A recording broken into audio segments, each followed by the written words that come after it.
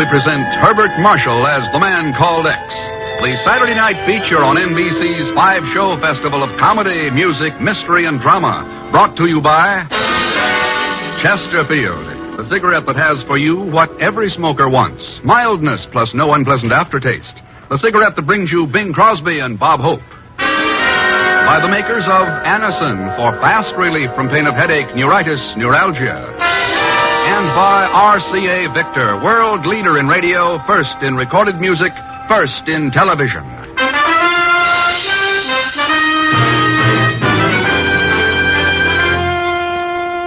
Herbert Marshall as the man called X.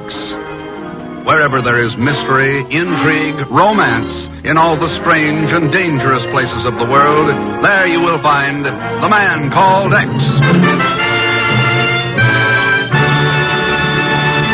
Hey, wait, listen to this. Now here's Chesterfield's answer to Cyrano de Bergerac. Bob Hope. I'd top you easy, Dad, but we only have a minute here to sell Chesterfield. Okay, well, let's get to it. Better tasting Chesterfield is the only cigarette that combines for you mildness with no unpleasant aftertaste. The mildness is a cinch to prove. You just make the Chesterfield mildness test. You know, open a pack and enjoy that mild. Smoke 'em, and you'll know that Chesterfields are milder. And Chesterfield leaves no unpleasant aftertaste. That fact has been confirmed by the country's first and only cigarette taste panel. So make our cigarette your cigarette. The reasons go together like this. Chesterfield always takes first place. That milder, mild tobacco never leaves an aftertaste. Oh ho, open a pack and give 'em a smell. Then you smoke 'em.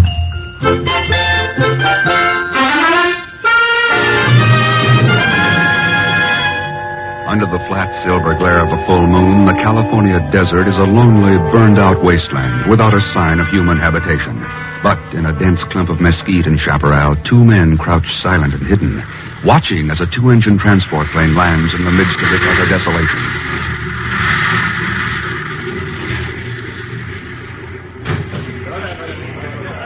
Hear 'em, Thurston?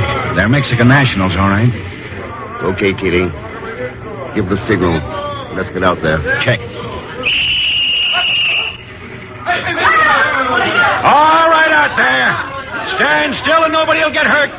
You're surrounded by men of the United States Immigration Service, so just stay where you are and we'll be... Look out, Kitty. The plane, Thurston! The pilot's getting away!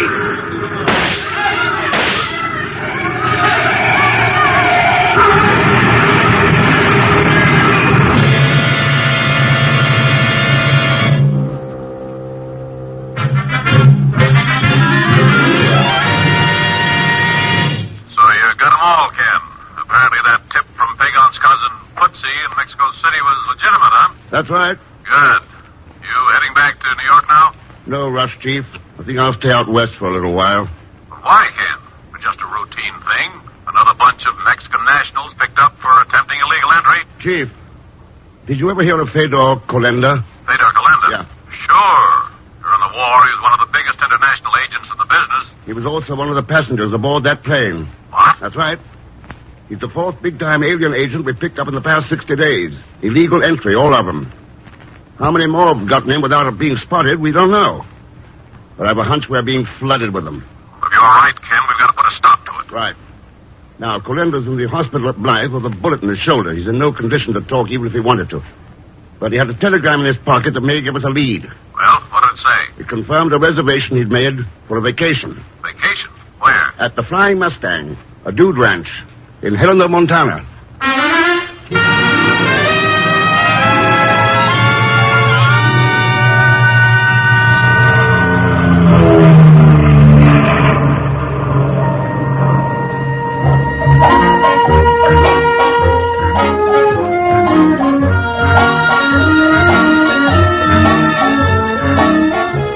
The Flying Mustang? Sure, I know where it is, stranger. About 100 miles from here as the crow flies. But it'll take 2 days easy by car, 10 by pack mule. What about flying in? Well, you maybe got a point there, stranger, if you ain't afraid of them mountains, that is. Pretty dang high, them mountains. I heard of fellas who were once... Plane ready yet, Zeke? Oh, howdy, Miss Doris. Yep. Gassed up, checked out, and all ready to skedaddle. Thanks, Zeke. Say, before you go, Miss Doris, the fella here been asking about the Flying Mustang. Seems he's trying to figure how to get out there.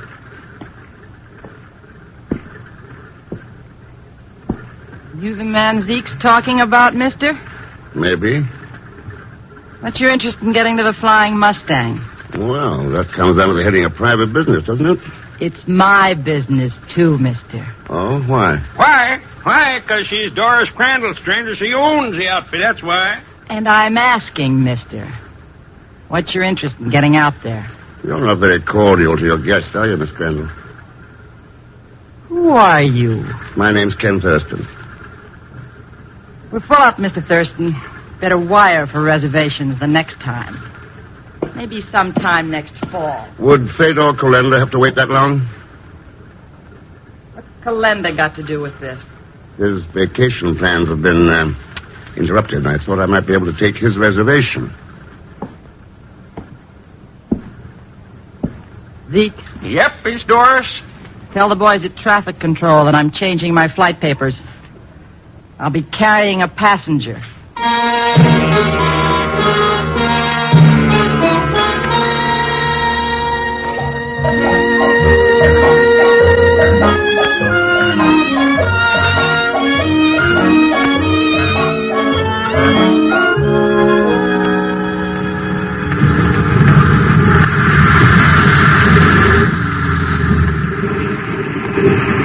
Here we are, Thurston. The Flying Mustang. Thanks, Miss Crandall. Nice landing strip. Couple of good-sized hangars. Looks like you handle a lot of traffic here at the Flying Mustang. Running a cattle outfit, even a dude ranch, is big business these days. And in big business, the airplanes replaced the horse. Or haven't you heard? Well, not being a rancher, I'll have to take your word for that. My handyman's riding up. He'll take you to your bunkhouse. When you get your gear stowed away, come up to the ranch house and meet the other guests. See you later. Yeah, see you later, Miss Crandall. Howdy, stranger. Howdy. Welcome on board the Flying Mustang. What the... Putsy. That's right, Mr. X. Long time no see, huh? What the devil are you doing here? I thought you were in Mexico City. Oh, I was, but this Senor Rocas flew me up here and got me this job with that luscious Doris Crandall. Who's Senor Rocas? Oh, a big hotshot cattleman from Argentina. He's the guy I heard talk about smuggling in the Mexicans when I called you and the chief about it. Huh? Believe me, Mr. X, I'm plenty glad you showed up. There's something screwy going on this ranch place. Like what, Putsy? Yeah, like what, Putsy? Oh, it's you, Mr. Sanders. You were saying there's something screwy about the Flying Mustang, Putsy. Like what? I didn't mean exactly screwy. Exactly. Oh, Mr. Thurston, this is Mr. Bert Sanders. He's the big shot in charge around here. That means I'm foreman of the spread, Thurston. And any information you want about the outfit, you can get from me. Not from any cookhouse waddy who's been pasturing on loco weed. What's the matter, Sanders? Has the Flying Mustang got something to hide? Look, mister, maybe you're here for a vacation.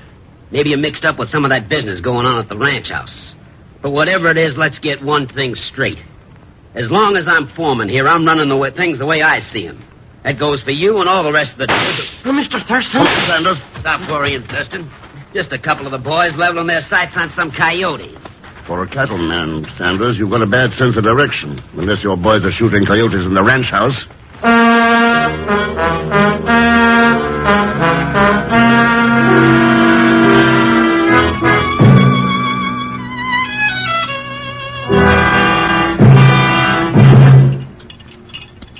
Here, Senor Thurston. Martini.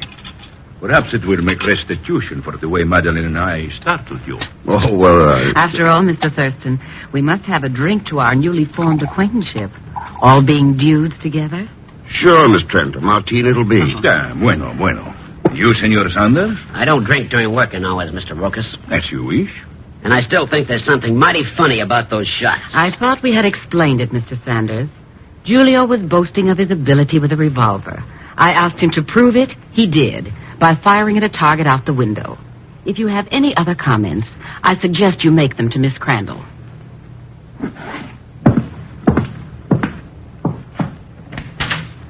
Your horse is saddled and ready, Miss Trent. I'll be at the corral any time you want to take that ride. Thank you, Mr. Sanders. You're very sweet. But you needn't wait for me. I'm going to try to persuade Mr. Thurston to ride with me instead. Well, Mr. Thurston, will you accept my invitation? Be glad to, Miss Trent. Oh, good. I'll be changed and ready in 15 minutes. Right. Yeah, she's a wonderful woman, Madeleine. Wonderful. Too rich, too bored, too willful, but wonderful. Another drink? Not just now, thanks, no. Tell me, Senor Rokas, where are the other guests? Other guests? Oh, but there are none, my dear Grant. We three have the Flying Mustang to ourselves. Oh? You are surprised at this? Well, a little. Just as you were surprised to find your friend Putzi at the rancho? See. I find him a most amusing person and most informative. Tell me, did you manage to capture those Mexican nationals who attempted to cross the border? We did, yeah. Ah, bueno. You're happy about it? Oh, but of course. Was it not I who learned of the plot in Mexico City and told Putzi of it? And now you and I meet here at a rancho in Montana. Strange coincidence, eh, senor? Is it? You know, Thurston, I am most intrigued with this idea of smuggling people over the border. Perhaps you would care to exchange information with me later at your bunkhouse. I'll be there. Bueno. I would not miss this opportunity for anything, Senor X.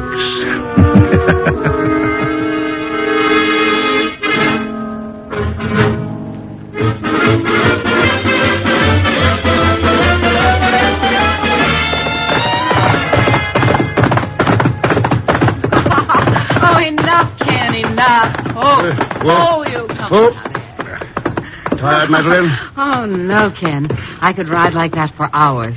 But we're nearly back at the ranch house. My main purpose in coming out here was to talk. What about? A friend of yours, Theodore Kolenda. What do you know about Kolenda? Oh, I met him once, casually, before the war, at an embassy ball in Budapest. What makes you think he's a friend of mine? Well, Doris Crandall told me you'd assumed his reservation. Frankly, I was a little surprised to learn he was in the country. I thought he was in disfavor with the government. Tell me a couple of things, Madeleine. Of course, Ken. You and Rokas were the only guests at the ranch when I arrived, but at first Miss Crandall said there wasn't room for anyone else. Any idea why? No. Except that Doris is a rather peculiar girl. Any other questions? Yeah, that shooting episode in the ranch house. What really happened there? You didn't believe my story to Sanders? I might have. If Rokas didn't have powder burns on the shoulder of his jacket. Powder burns? Yep. Rokas wasn't shooting at anything. He was the target. Oh.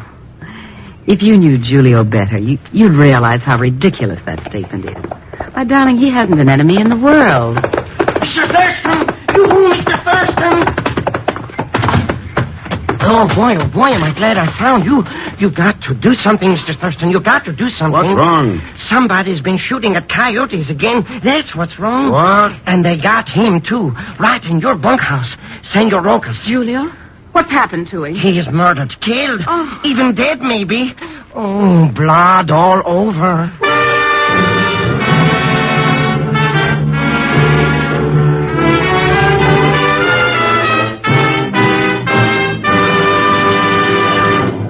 We will continue with The Man Called X in just a moment. When we ask you to try Anacin for the relief of pain due to a headache, neuritis, or neuralgia, we're not asking you to try a new or unproved method. For there are many people listening in now who have been introduced to Anacin tablets by their own dentist or physician. You who have received Anacin this way know the effective, incredibly fast relief these tablets bring. Anacin is like a doctor's prescription. That is, Anacin contains not just one, but a combination of medically proven active ingredients in easy-to-take tablet form.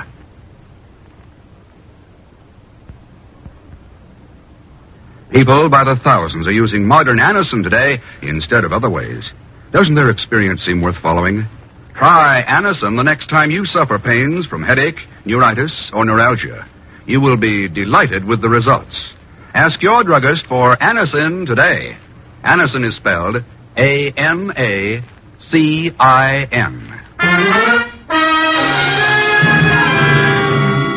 Now, Act 2 of The Man Called X, starring Herbert Marshall.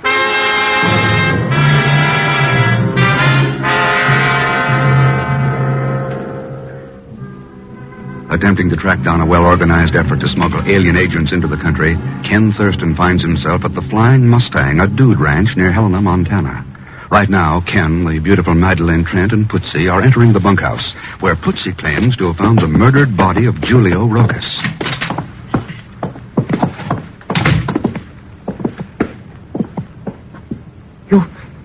You see what I mean, Mr. Thurston?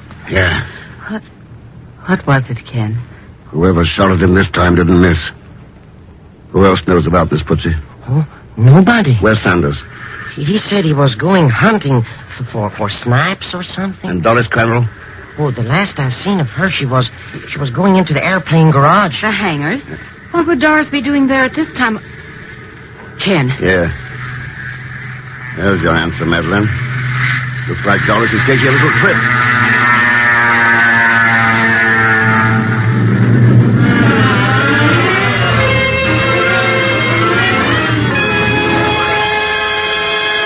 That's it, Chief. Will you get the reports back to me as fast as you can? Right, Ken. Now, I've got some hot news for you. I got a call from Keating of Immigration. He went into the hospital at Blythe early this morning to question Fedor Kalenda. Did he find out anything? I'll say he did. He found out that... Hello? Chief, can you hear me? Chief! What's the matter, Mr. Thurston? I think somebody just cut the phone wire, Putzi. Oh, that's all it... Huh? Cut the phone wire? That's right. Hey, I don't get it, Mr. X. What's going on this ranch place anyways? Cutting phone wires, murdering people? And why would anybody want to bump out that Rokas character anyway? The usual reason, he knew too much. Knew too much about what? Smuggling aliens into the country. Huh? I have an idea he was going to tell me about it when I got back from that ride. Somebody else must have thought so, too. Hey, what if that somebody thinks I know something? It's a possibility. Well, don't just stand there. Call the police. Call the... Mr. X, the telephone wires. We can't call nobody. That's right, Putzi.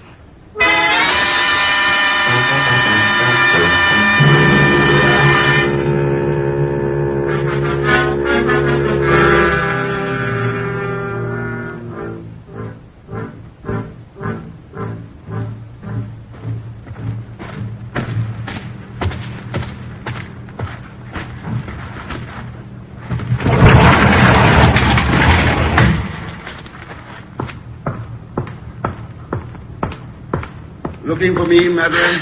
Ken. Oh, I was looking for you, yes, but... Well, I didn't expect to find you sitting in a plane. What are you doing up there? Oh, you might call it a test flight. Test flight in a closed hangar? You'd be surprised how much you can learn about a plane just doodling around. The fuel tanks are full, and there's a flight map in the pilot's... Know anybody in Victoria, British Columbia? Victoria? That's the flight destination marked off on the map. Oh, Canada's a long way to go to report a murder to the police, isn't it? Yeah, but not too far to pick up guests for a dude ranch in Montana. Either I'm very obtuse, darling, or you're being deliberately frustrated. Ken! Watch it, Madeleine.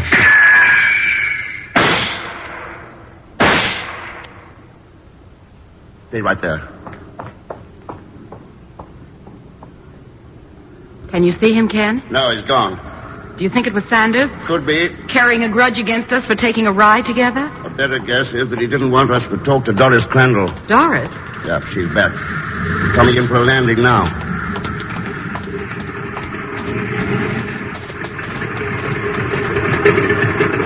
She has a passenger with her, Ken. She must have gone to Helena to pick him up. Recognize him? Should I? You met him once before the war. At an embassy ball in Budapest. Ken? Yeah. He's our old friend, Fedor Kalenda.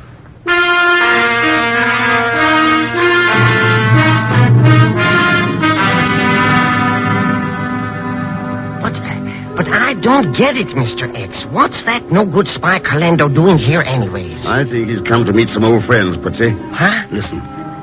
The minute it's dark, take one of the ranch cars. Head down the road to Helena. Uh-huh. First telephone you come to, put in a call for the chief and tell him Kalenda's here. He'll know what it's about.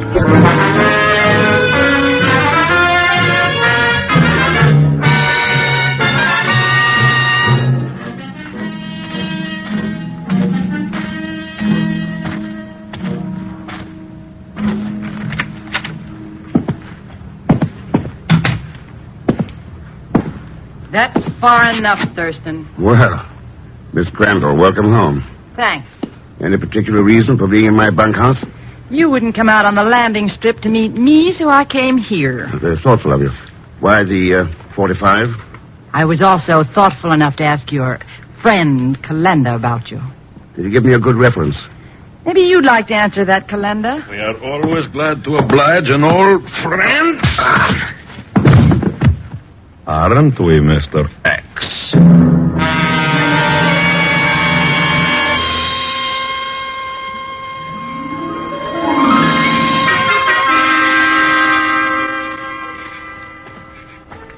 Oh, why I get myself mixed up in these things, I don't know. Shootings, killings, spies. Oh, I should have took my Uncle Ahmed's advice and married that rich dame in Vienna. So what if she did have to shave once a day? With $1 million, I could afford a barber. Now I got to sneak out of here in the dark. Maybe get shot at a couple of times. And all because Hello, Footsie. Huh? Going somewhere? Oh, it's only you, Miss Trent. Oh, nice night out, huh? I asked you if you were going somewhere. Oh, yes, sure. To get help before we all get bumped off out here. Maybe... Hey, what are you doing with that gun? Nothing. If you change your mind and head for the airplane hangar. Otherwise, you might join Senor Rojas. I joined Senor Rojas, but he's dead. He... Oh, my...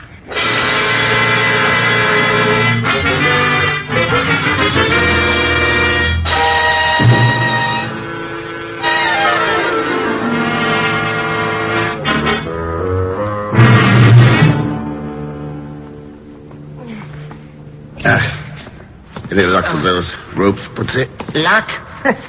These things got me tied tighter than a bum.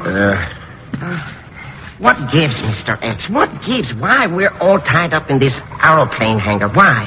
Who's after us and for what? Smuggling enemy agents into the country is a profitable business these days. What's that got to do with that Madeline pulling a gun on me? Just protecting her vested interests, Putsy. Huh? She's the boss of the outfit. Oh, that's different. For a minute, I thought you said they're boss of the outfit. That's why she had Sanders kill her boyfriend, Lucas. Huh? He tipped us off once and was going to do it again. When she tried getting him herself earlier, it didn't quite come off. But he said it was target practice or something. A cover-up for her. When you love someone badly enough. Oh. But what about little Doris Crandall? How does she figure in all this? Would you like me to take over on that one, Ken? Mr. X. Hello, Madeline. You see, darling, Doris is a nice girl, though rather stupid. When the blizzards of 2 years ago nearly wiped her out, she was very grateful when I financed her. So you told her I was the one who killed Wilkes. How long do you think you can keep fooling her, Madeline? Oh, just long enough for my next plane to arrive from Canada. It's due any minute, carrying one of the most valuable cargoes I've ever handled. I see. Then Doris will try to fly you and Putsy back to Helena in that plane. But unfortunately, it's going to crash. Crash? Sanders tells me it can be done quite easily. He'll take the plane up with the three of you aboard, set the automatic pilot, and bail out. Oh, but we could get killed that way, even hurt, maybe. The plane from Canada is coming in now, Madeline. And Sanders has Doris outside. What about these two? Cut their ropes, Fedor, and take them out to the runway. As soon as the others disembark, see that they climb aboard. I'll hold a gun on them while you tie them up again. Very well, Madeline.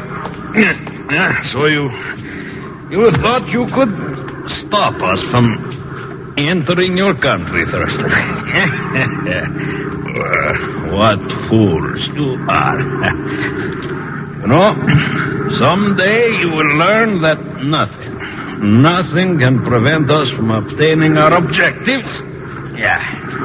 So, stand over there. Sure. Anything you say? Now, for you, Putsy. Hurry, Fedor. The plane is landing. All right, Madeline, all right. There, on your feet. Oh, okay. I'm on my feet. Here, Fedor. Take the gun and get them out there quickly. You see them, Thurston? 10 of the finest espionage agents in the world. Gubachev, Madison, Ferran, Stryker. It may take them time, but when they're through, there will not be a military secret left in this country. Pegon. Huh? There's something wrong there. What? Those men. They're not the ones we were bringing in. That's right, Madeline. All right, Chief, better take them. Chief? All right, all of you. Stand where you are. You're under arrest. Arrest! No! Shoot them, Fedor! Shoot! Don't bother trying. Fedor! Oh! Look at Sanders. He's trying to run away. Hey, what do you know? He didn't make it. Round them up, men. Watch out for snipers. How about it, Ken? You okay? Yeah, thanks, Chief. What about the plane from Canada? We waited until it got across the border. Then a couple of Army jets forced it to land. You had your information down pat. Good. Oh, Chief, this is Madeline Trent. She was operating the outfit. Yes, but apparently not quite smartly enough. How did you get that information out? Those planes in the hangars have shortwave radios, Madeline. Radios. I had forgotten. You forgot something else, too. Something that every American school kid knows and believes in. They say it every day. It might be a good idea if all of us said it every day. And meant it. It goes, I pledge allegiance to the flag.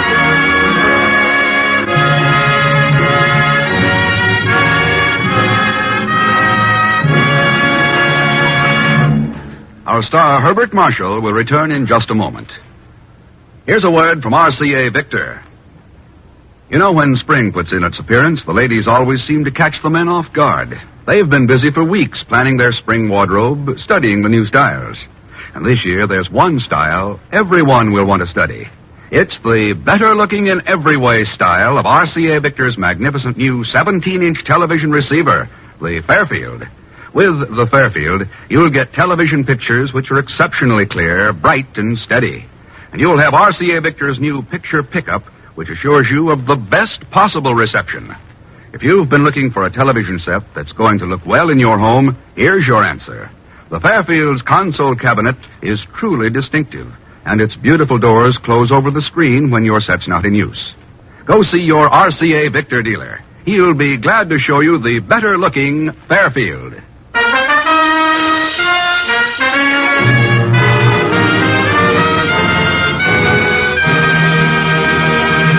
Now, here is our star, Mr. Herbert Marshall. Thanks for being with us. I think you ought to know that those in tonight's cast were Gene Tatum, Lucille Meredith, Will Wright, Sidney Miller, Bill Johnstone, Billy Hallopp, and Lou Merrill. Next week, Mr. X tracks down an old friend of his who is tied up with one of the most nefarious crimes in modern history. Of course, when you use a word like nefarious, you also have to mention Leon Belasco, who will be along as Pegon Zellschmidt. So join us, won't you, when next I return as the Man Called X. Good night.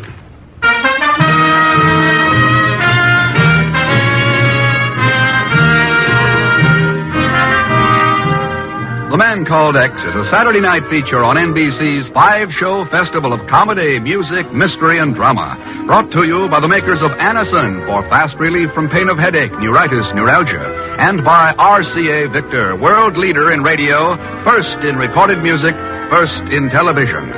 The Man Called X, starring Herbert Marshall, is produced by J. Richard Kennedy, with music composed and conducted by Felix Mills. Tonight's story was written by Sidney Marshall. All characters and incidents on this program are fictitious, and any resemblance to actual characters or incidents is purely coincidental. Be sure to listen tomorrow evening for The Big Show with Tallulah Bankhead and a great parade of stars. The Sunday night feature of NBC's All-Star Festival. And until next week, same time and station, this is Jack Latham saying good night for The Man Called X.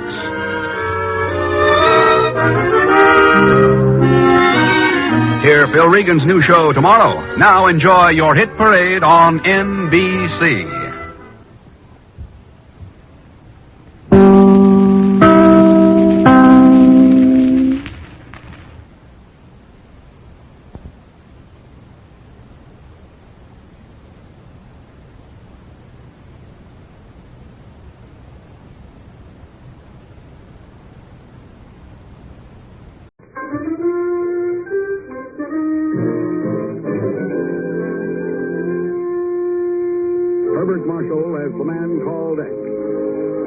Wherever there is mystery, intrigue, romance, in all the strange and dangerous places of the world, there you will find The Man Called X.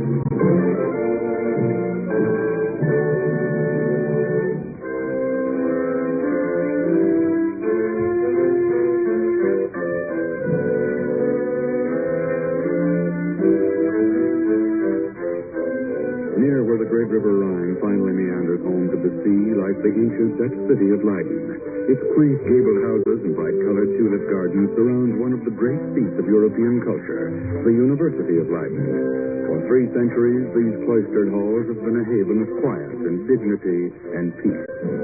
But now the silence is shattered. The old stone walls echo with the angry shouts of a student meeting.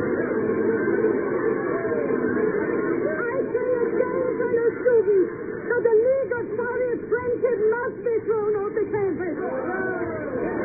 This dangerous minority has gone so far as to circulate the infamous Stockholm peace appeal here at Leiden.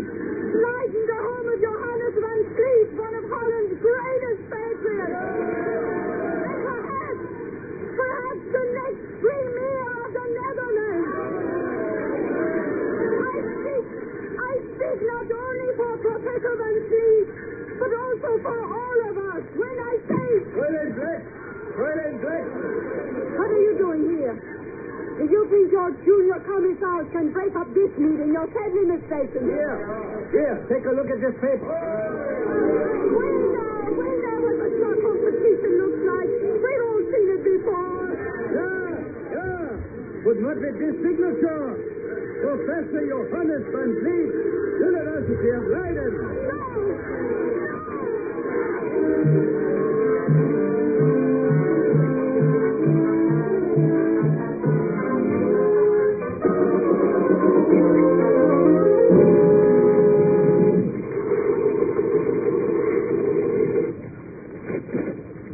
Here's the end of that teletype report from Leiden, Ken. 4 students killed, a dozen more severely injured. Police finally broke it up with tear gas. No, I just don't get it, Chief. Student riots are nothing new in Europe, Ken. This Van Vliet I can understand. His signing that Stockholm petition is practically an open switch to the communists. Oh, you knew the old professor during the war, didn't you? Yes, and he hated injustice and oppression and intolerance. It's hard to believe he'd fall for this Stockholm fraud. Ken, you don't think they forged this signature? Could be. They've got plenty of reason to. Van Vliet's Christian Republican Party is the most influential in the Netherlands. Sure, but... Suppose it falls apart. Then the radicals may be able to pull the Benelux countries clear out of the Atlantic Pact. You're right. But the Bureau hasn't any authority to interfere in the internal affairs of another country. Oh, Chief, I know. It's just that... Well, Professor Van Vliet was a pretty good friend. Let's see. I'm due to leave for Manila on Tuesday. Gives me a free weekend. Oh, now, wait a minute. So long, Chief. I'll send you some tulips.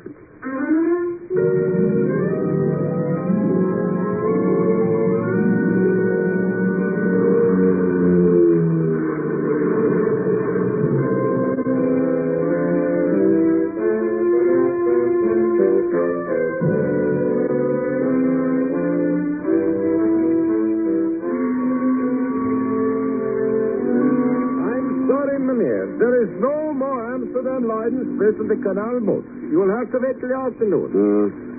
Well, perhaps one of your other passengers is willing to wait and resell your seat at a profit, of course. Oh, it's possible, Mynheer, but you Did have I hear somebody mention profit? Oh, hello, Mr. Thurston. Pegon. Well, I was going to let you have the seat at cost. But, of course, the price is no object. Surprised to see me in Amsterdam, Mr. Thurston? Not particularly. I was just passing through on my way back from Mexico City. Yeah, well, when I heard what happened to Professor Van Vliet, well... I knew you'd be here. Sorry, not one red cent. Oh, how can you say such a thing, especially after the way I've been saving your money? What? Well, sure. I bought this canal boat ticket for half price. Family plan. What? All right, Pegon, let's get aboard.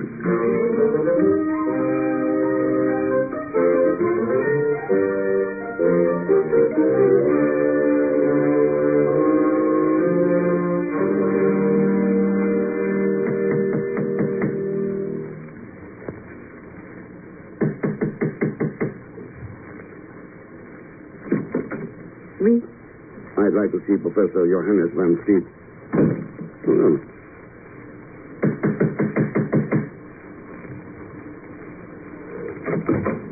Go away. This is Professor Van Fleet's house, isn't it? Oui, but he does not wish to see you. He does not wish to see anyone. I see. And please tell him Ken Thurston is here. I'll be at the Royal Orange Hotel. Monsieur Thurston, wait. Please, I did not realize there have been so many people, journalists, students, politicians. Forgive me for being rude. Won't you come in? Thanks. I'm Cecile Van Fleet. Yeah, I'd heard that Johannes had married again, but I hadn't realized that you'd be so... Young? That's what you were about to say. Well, I think attractive is the word I wanted. Who was it, my dear? Another reporter? Come in, Dr. Graumark. I want you to meet an old friend of the family. This is Ken Thurston from the United States. Oh, yeah. I have heard Johannes speak of you, young man. Dr. Graumark is our house guest, Ken. He's a famous historian, you know. How do you do, sir? I read some of your work, the biography of William the Silent. Oh, so really? They plow through me in America, too, eh? Glad to hear it. You teaching at Leiden now? I seem to recollect the Flyleaf mentioned you on the faculty at Prague. Yeah. I come to Leiden to do another book. New biography? Yeah, the biography of a country. The living story of my second home, the Netherlands. You know, millions of people think the only contributions the Dutch have made to human progress are the windmill and the creation of the tulip. When, as a matter of fact, but I must be boring you. Oh, no, I'm very interested, Doctor. I'd enjoy continuing our conversation after I've paid my respects to Professor Van Fleet. Oh, but my boy, didn't you know, that's impossible. You see, Ken, my husband is very ill. He can have no visitors. Oh, I'm sorry to hear that. He must have complete rest and quiet. It wouldn't even be possible just to say hello to him? Why don't you come back in a day or so? Perhaps he'll be stronger then. Believe me, Ken, there's nothing I'd like to do quite so much as to reunite you and Johannes. Nothing in the world. But just now, it's out of the question.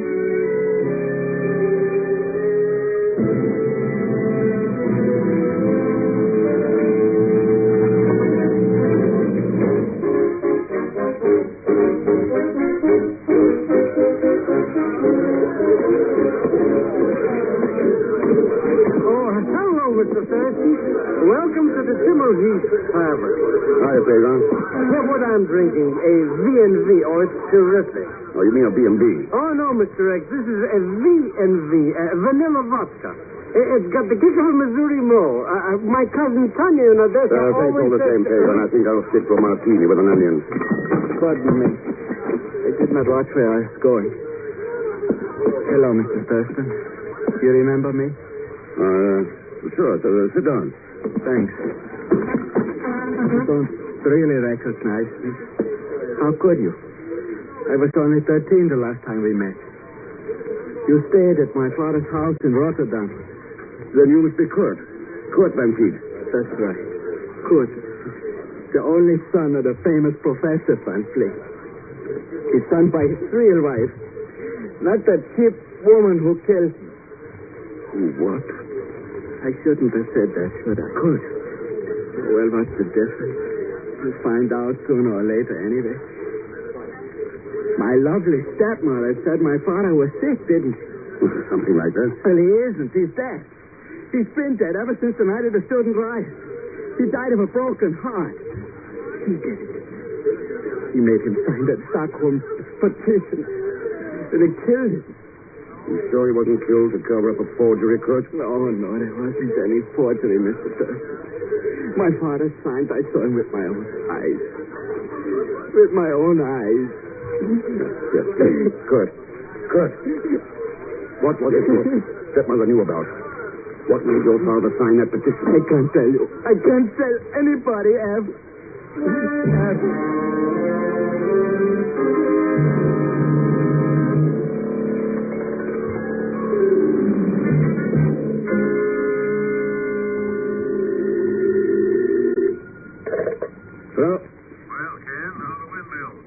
Chief. What's up? Just thought you might like to know we've received some pretty reliable dope back here that code designate Red Ranger is in Holland.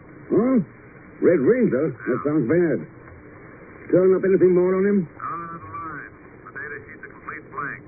We don't know who Red Ranger is, what he looks like, whether he's young, old, man, woman, nothing. Nothing except that for the past 5 years, every time a country has been yanked behind the Iron Curtain, Red Ranger got there first. I'll wait till you get a line on him.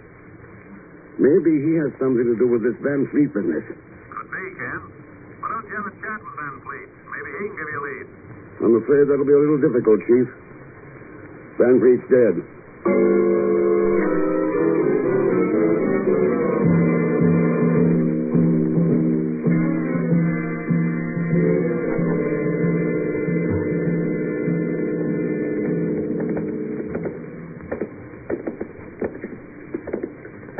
I don't like this place, Mr. X. Dark and spooky. What about all these guys under the sheet? Oh, take it easy, Pegon. This is the Hall of the Guild of Mourners. It's Leiden's morgue and undertaking establishment. Isn't that right, attendant? Yeah. The decadent remnant of a decadent society. You don't approve of the old traditions? Old traditions against the proletariat must be destroyed. Here's the one you seek. We'll take the torch and find your own way out. I've other things to do. Oh, poor old Professor Van Fleet. As broken-hearted he's Mr. X, what are you doing? Take a look at his ear. Been stuffed with wax. The what? The type and balm is used to conceal blemishes. Hair. But, Mr. X, why the wax spot? That's a bullet hole. Yeah. Professor Van Fleet may have had a broken heart, but he died from a 38 caliber bullet in his brain. From March 17th, 1951, the golden age of radio theater is presenting Herbert Marshall in The Man Called X.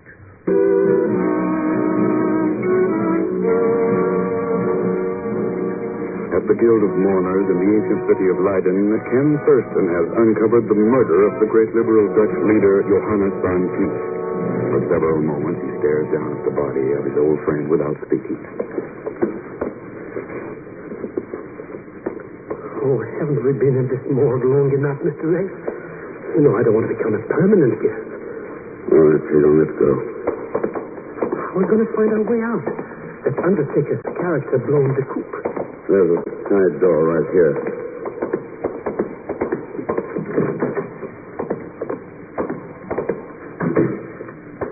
Now down this alley. What a place. Nothing but corpses. Wait. Mr. X.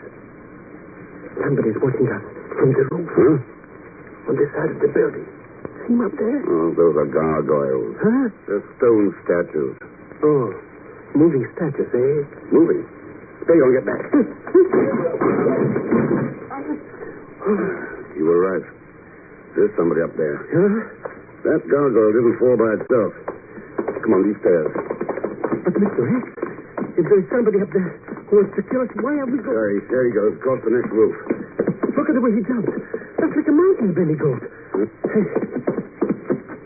Hey, he disappeared. Young fellow, red hair. Well, there's no way of catching him now. He probably knows every roof in the neighborhood.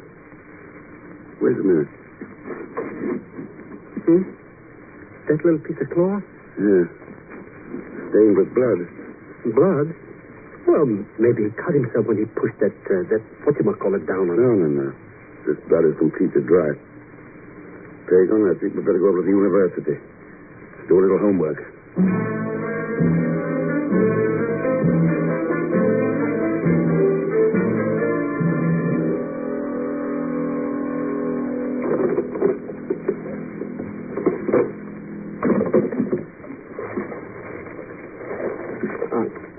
I don't like this, Mr. X. We shouldn't be going through the professor's desk. After all, he's not alive.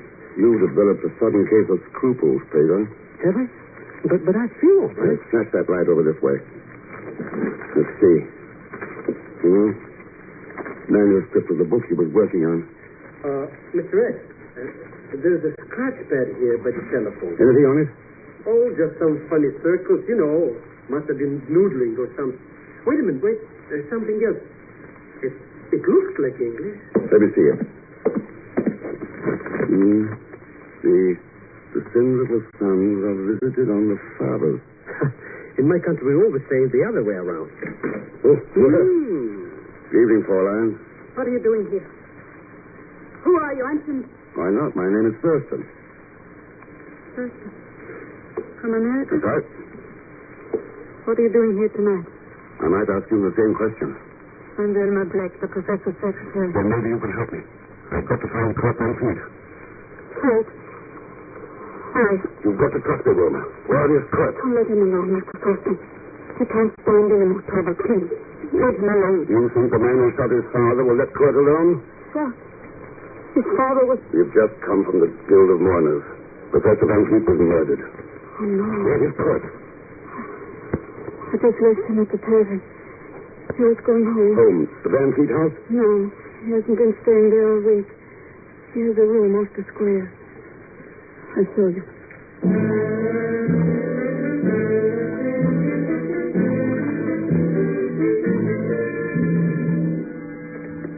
It's just around this corner. Only a few doors. There he is, Mr. Thurston, going up the steps. Yeah. Kurt. Kurt, look out! Hey, the guy is getting away. Yes, get away. That doesn't matter now. Let's see how Kurt is. Looks like a flesh wound. Help me get him inside.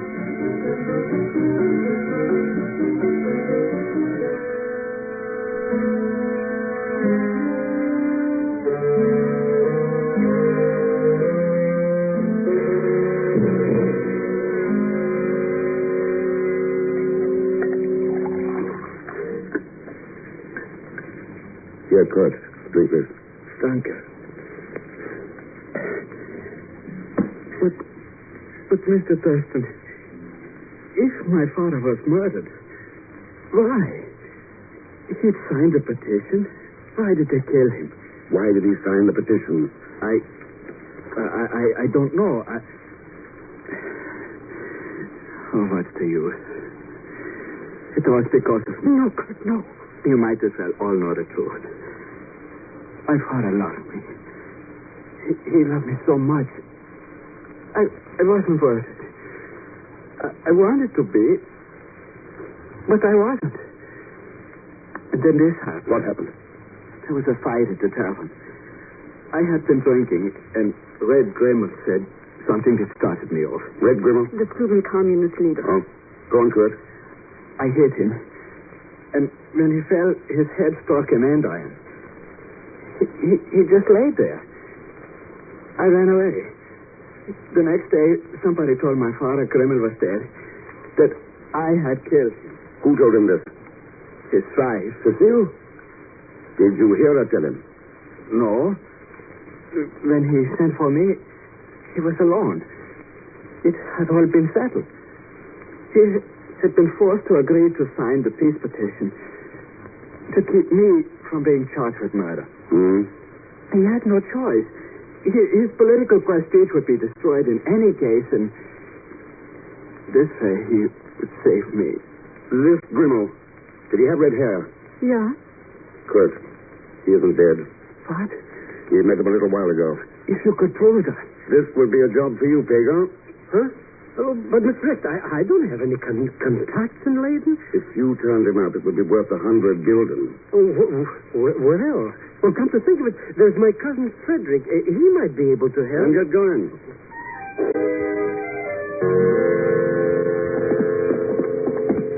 It's the last room of this corridor.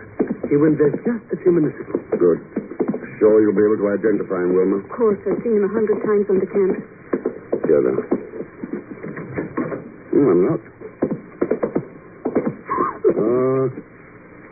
Is that Grimmel? Yeah. Mr. Richt. Yeah. A knife in his back. Good night. Yes? Go on, Wilma. Nothing. It's Kurt, isn't it? No. It used to be in his room. I remember seeing it when he was a little boy. Carved handle like a mermaid. Wilma, I want you to get to the police.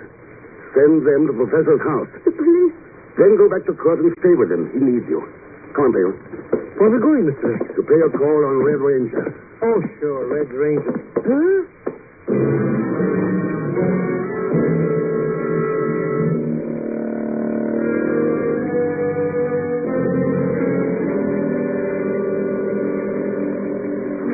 Yes, Ken, I remember that night very well. I saw it only yesterday when I was straightening out church things. Yeah. Cecile, why didn't you tell me Johannes was dead? Oh, we wanted to keep it a secret until after the election. Dr. Graumark thought that... Yeah, I take the blame. I know how much politics means to Johannes. He tells me why he signed this petition. He is no communist. And so, then he has a heart attack. Dr. Graumark. He was murdered. Murdered? Oh, no. That shouldn't surprise you, Doctor, since you killed him. Oh, no. I was one of Johannes' oldest friends. The real Graumark was his friend. When did he discover the switch? Just before you shot him? I don't understand this. Johannes and Dr. Graumark, the famous Czech historian, were close friends, but only by correspondence. The real Graumark was a fine scholar, fine enough to know that the tulip was not created in Holland, but imported from Constantinople during the 16th century. Go on, Mynheer. I don't know your name, but I do know a great deal about you. Whenever a country is about to be turned into a satellite, a top agent appears. In the Bureau, your code name is Red Ranger. Very illiterate. You were sent here to force Van Vliet into the communist camp. You set up the so-called murder of Grimmel and used it to blackmail Johannes. When he realized you were a fake, he got frightened and you killed him. But, I thought it was Johannes' house. A stooge in the Guild of Mourners managed to cover up the bullet wound. When we got on Grimmel's track, he was murdered, too. It was Kurt's knife. Sure, but you saw it here yesterday, and Kurt hasn't been home since his father's death. Oh, yes. That's just what I was thinking. You set the pieces of a jigsaw puzzle together remarkably well. But then, games are an American pastime. Reality is something else. Now, if you will excuse me, there's a plane waiting to take me away from Leiden. Afraid you'll have to miss this trip. No, I think this gun will enable me to keep my reservation. Got a point there. And killing a notorious American agent will add to the success of my mission, Mr. X. So... Maybe you better take a look out of that window. What? Hey, cops all over out there. Police? Thank heaven. But I still have this gun. I get away. Maybe even all the way back to Russia. But when Van Vliet's murder was exposed and his loyalty reestablished... What? Oh, no. If they find out I failed... Oh, you don't know them. Please take me prisoner yourself. Sorry. This is a matter for the Dutch government. No. They might send me back. Yeah, they might have that. Funny you never realize that the people you served and the hatred you spread could turn and strike you down. But it always happens. Anytime men live by destruction, they destroy themselves. Oh, that day, I'm calling the police. Now we present Herbert Marshall as the Man Called X, the Saturday night feature on NBC's 5-show festival of comedy, music, mystery, and drama. Brought to you by Chesterfield, the cigarette that has for you what every smoker wants. Mildness plus no unpleasant aftertaste. The cigarette that brings you Bing Crosby and Bob Hope. By the makers of Anacin for fast relief from pain of headache, neuritis, neuralgia. And by RCA Victor, world leader in radio, first in recorded music, first in television.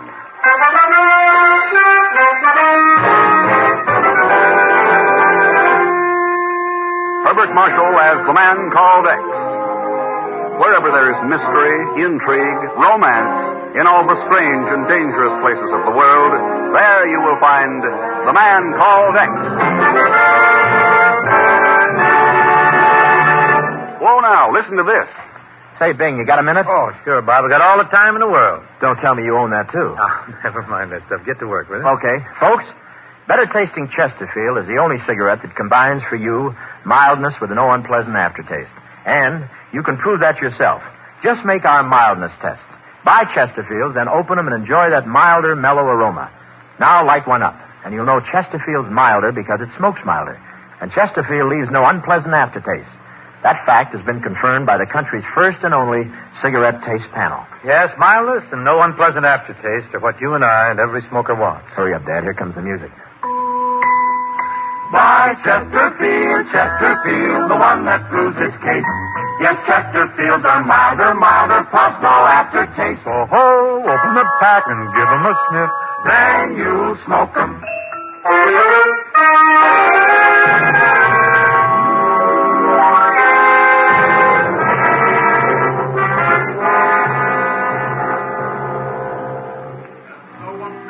It is early evening in New York City. In the offices of the Bureau high above Manhattan's teeming streets, two men are listening to a news broadcast. Now, as I've done for the past 4 weeks, I'm about to ask the big question. The question that has the people of Budapest, Prague, Warsaw, and Moscow laughing at these United States. And here it is once again, ladies and gentlemen. The big question. What is being done about John Verinder? I repeat, what is being done about John Verinder? Why is this enemy of democracy allowed to remain in this country? Why hasn't he been deported as this reporter has demanded time and time again? I tell you, ladies and gentlemen... What's the matter, Chief? Don't you like those questions about John Verinder? You know darned well I don't. He's got a right to ask them. Sure he has, Ken. So has the rest of the world. Everyone knows Verinder's a foreign agent. We're morally certain that he's responsible for 9/10 of the espionage going on in this country. And we haven't got one blessed shred of legal evidence to hang it on him. That's right. So what are we going to do about it? Well, we could beat a confession out of him. We could purge him. What? But, Chief, we're living in a country that believes in democratic rights, so I guess we've got to dig up some legal evidence.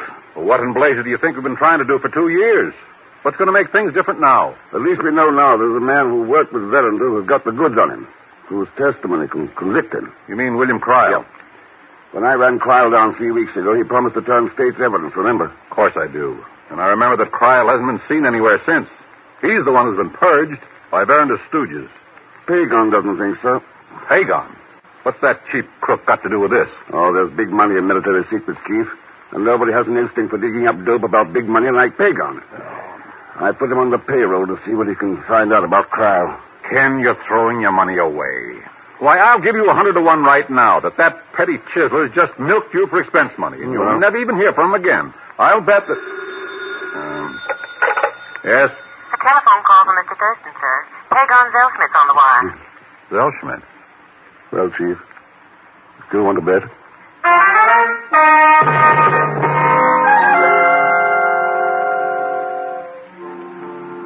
So William Cryle skipped the country, Pegon. That's right, Mr. X. He was scared to pieces.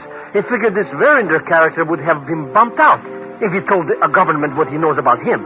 So Cryle took himself a fast brush-out powder. And this friend of yours, he knows where Cryle's gone? That's what he told me, and he said he'd tell you.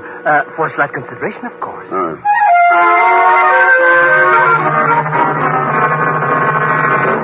See, Senor Thurston. This man whom you seek, this Senor Cryle. 3 weeks ago, he took an airplane passage to Guayaquil, Ecuador. Ecuador, That's in South America, Mr. Thurston. No.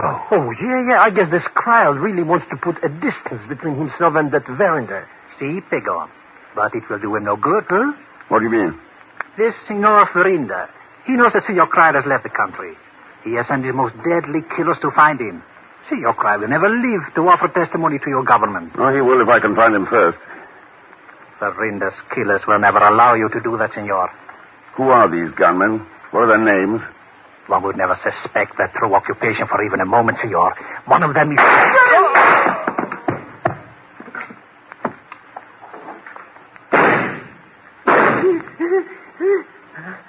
I'm shot. Killed who? All right, Pegon. They're gone. They are? But why are they shooting at me? They were not. Huh? Oh, look, Mr. X. He's dead. Yeah. Verinder's stooges aren't wasting time. Come on. Where are we going? To the airport. Airport? We've got to win a race. To Guayaquil, Ecuador.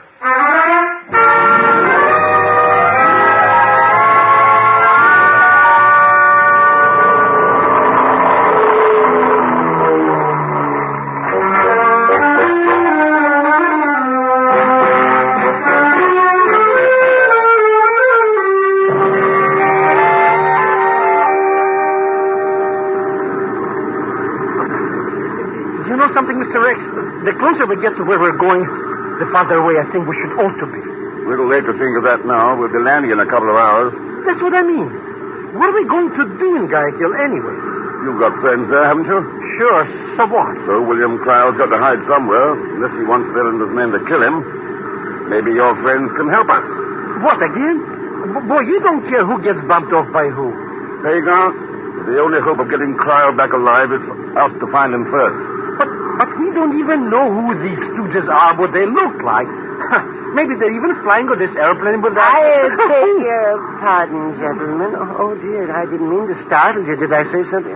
Oh, dear. Oh, that's all right. My friend gets a bit nervous in airplanes. Oh, he does? Well, now, isn't that strange? Strange? Yes, I'm affected that way myself, particularly on long ocean flights. But that wasn't what I wanted to speak to you about at all, now, was it?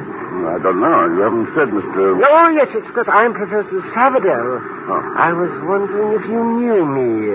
Well, that is, I mean, you don't happen to be Professor Williams of the Botany Department at Washington University, do you? No, I'm afraid not, Professor. My name's Ken Thurston. And I'm Mr. Zellschmidt. Well, Oh, dear. Oh, now, that's too bad. Huh? Well, I mean, I'm sorry I bothered you. I heard Professor Williams speak at a botanical convention some years ago.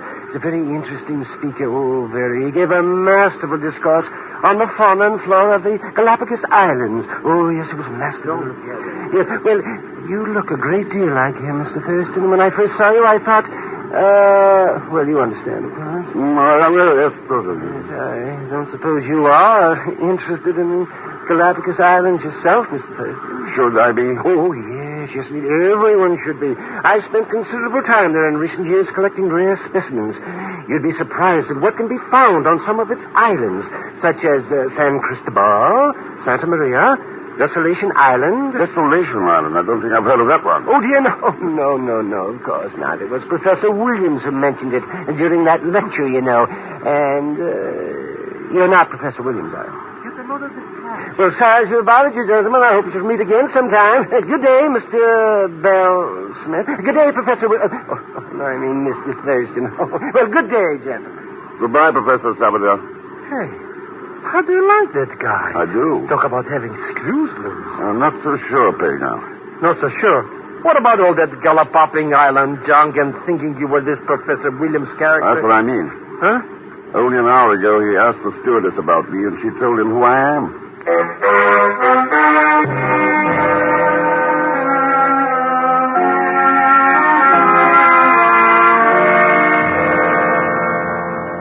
I don't get it, Mr. X. Why are we letting our heels get cooled off here at the airport anyway? I'm looking for somebody, Pegon. You mean that Robert Cryle? No, some of the Verinder boys. Verinder boys? But Cryle got here 3 weeks ago. They wouldn't be looking for anyone down here now, unless it was us. That's right.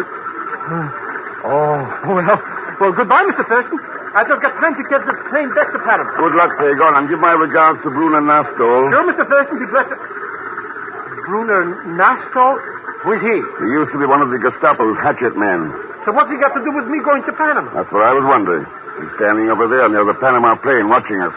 On a second thought, Mr. Thurston, how couldn't you leave you up a couple of trees or two? After all, you're liable to need me around to protect you.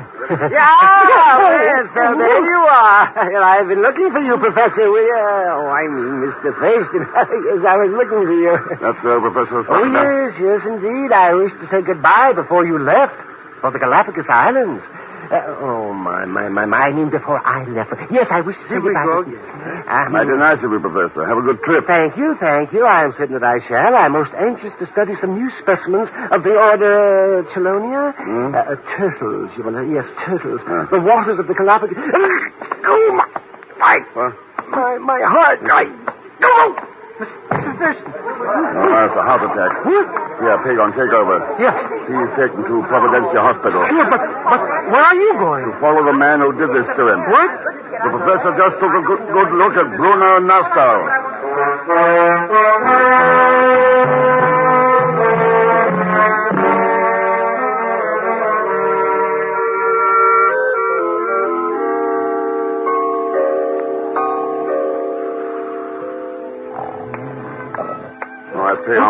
Wake up.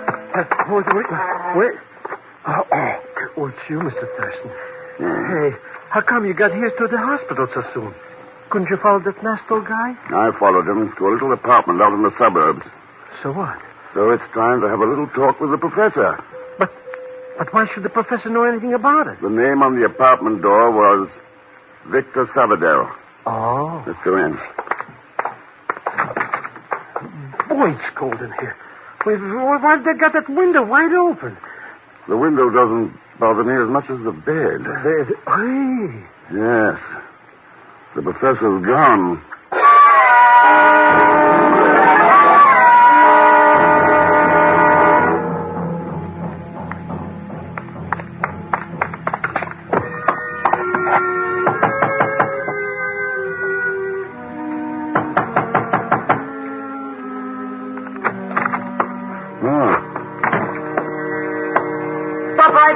Well. What are you doing here, senor? I might ask you the same, senorita. So long as I have the gun, you will answer the questions, not ask them. What are you doing here? I'm looking for Professor Sabadell. Sabadell? This is his apartment, isn't it? Who are you? My name's Ken Thurston. What's yours? Leave this apartment, senor. At once, before I call the police. You sure you want them here? Why not? Oh, I don't know. They might be curious as to what you're doing here, too. I can assure you, Senor Thurston, they will be entirely satisfied with my explanation. And it would be no crime to kill you when you're attempting to break into my home. Now leave at once or I can... What's that? I'll take that gun. Thanks. Now, who's in that closet? What? That's where the noise came from. I don't know, Senor. Stand here a minute. All right, get... Senor? Here. Who is he? His name was Bruno Nastro. Oh. You want to talk now, or do you still think it's safe to call the police? Senor, I know that you are looking for William Cryle because his evidence will convict John Verinder of being a dangerous alien agent. How do you know all this? Very simple, Senor. I know it because I... Look out! Senor, sir. Show that. He's gone. Why was he trying to kill you? He wasn't. What? Trying to kill you. Me? You saw him. Do you know who he was? Yep. A harmless old professor, name of Sabadell.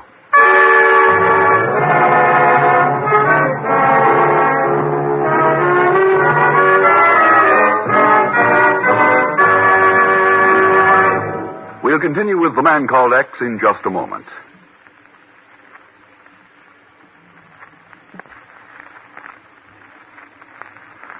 Every day you hear more and more about an incredibly fast way to relieve the pains of headache, neuritis, and neuralgia. It's Anacin, A-N-A-C-I-N. Now, the reason Anacin is so wonderfully fast-acting and effective is this. Anacin is like a doctor's prescription. That is, Anacin contains not just one, but a combination of medically proven active ingredients in easy-to-take tablet form. Thousands of people have received envelopes containing Anacin tablets from their own dentist or physician, and in this way discovered the incredibly fast relief Anacin brings from pains of headache, neuritis, or neuralgia. So the next time a headache strikes, take Anacin, A-N-A-C-I-N. Anacin in handy boxes of 12 and 30. Economical family-size bottles of 50 and 100. Ask for Anacin at any drug counter. Now, Act Two of The Man Called X, starring Herbert Marshall with Leon Belasco as Pegon Zellschmidt.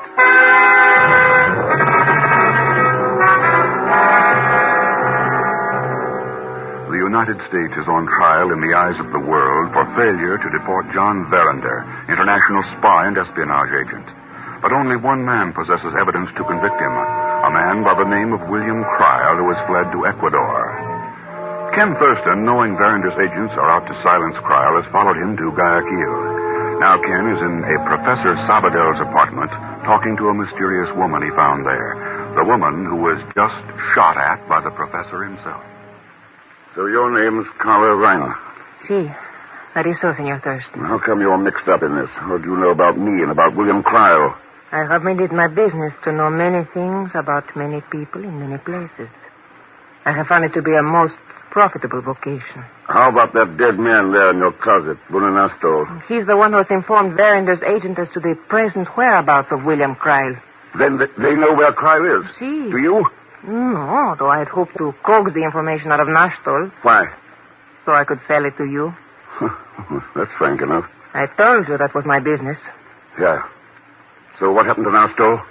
He told me to meet him here. When I arrived, I found him lying on the floor, dead. Just then you rang the bell. I had just enough time to prop him up in the closet before you walked in. You don't believe me? Go on. Well, you have the proof in your hand. If you will examine my gun, you will find it's not been fired. I know, I've checked. Then you will let me go. I'd still like to know why Sabotage wanted to kill you. So would I, senor. But unfortunately, I do not. Well? All right, Miss Reiner, you can go.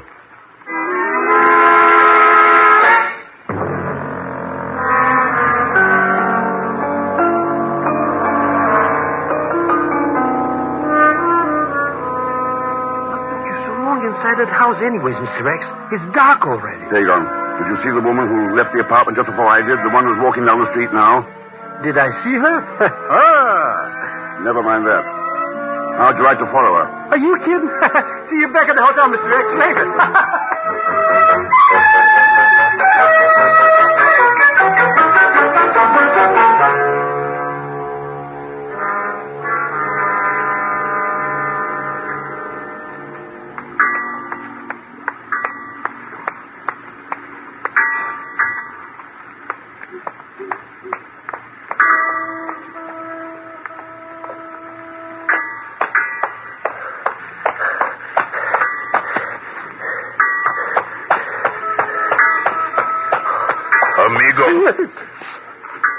Perdone usted, amigo. You have una Lucifero? Huh? Oh, a match. Oh, look, my oldest dearest friend, I'm in a hurry. See, they...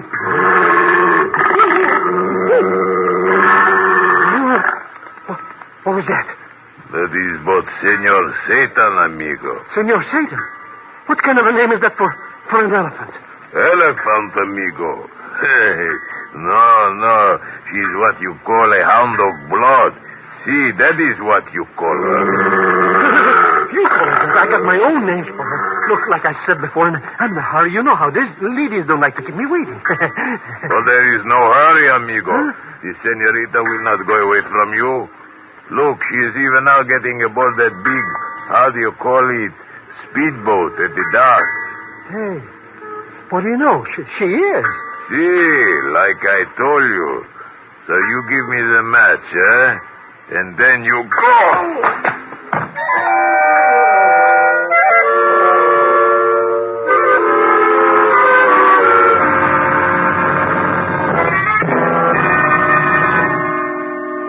That's all the dope I have, Ken.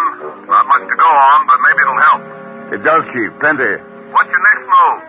As soon as Pegon gets back, we start out to pick up William Kreil.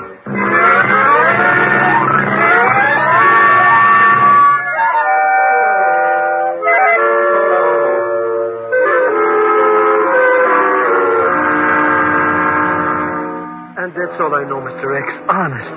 After this big guy with that bloodhound conked me, I didn't know nothing else. What happened to Carl Reiner and the speedboat? Who knows? When I got my conscience back, they were gone. Okay, Pegon, let's go. Go where? I have to go to a chemist. Then we'll see if we can borrow a seaplane from the government of Ecuador. Huh? What are we going to do all that for? What else would you do if you wanted to hunt a turtle on the Galapagos Islands? Huh?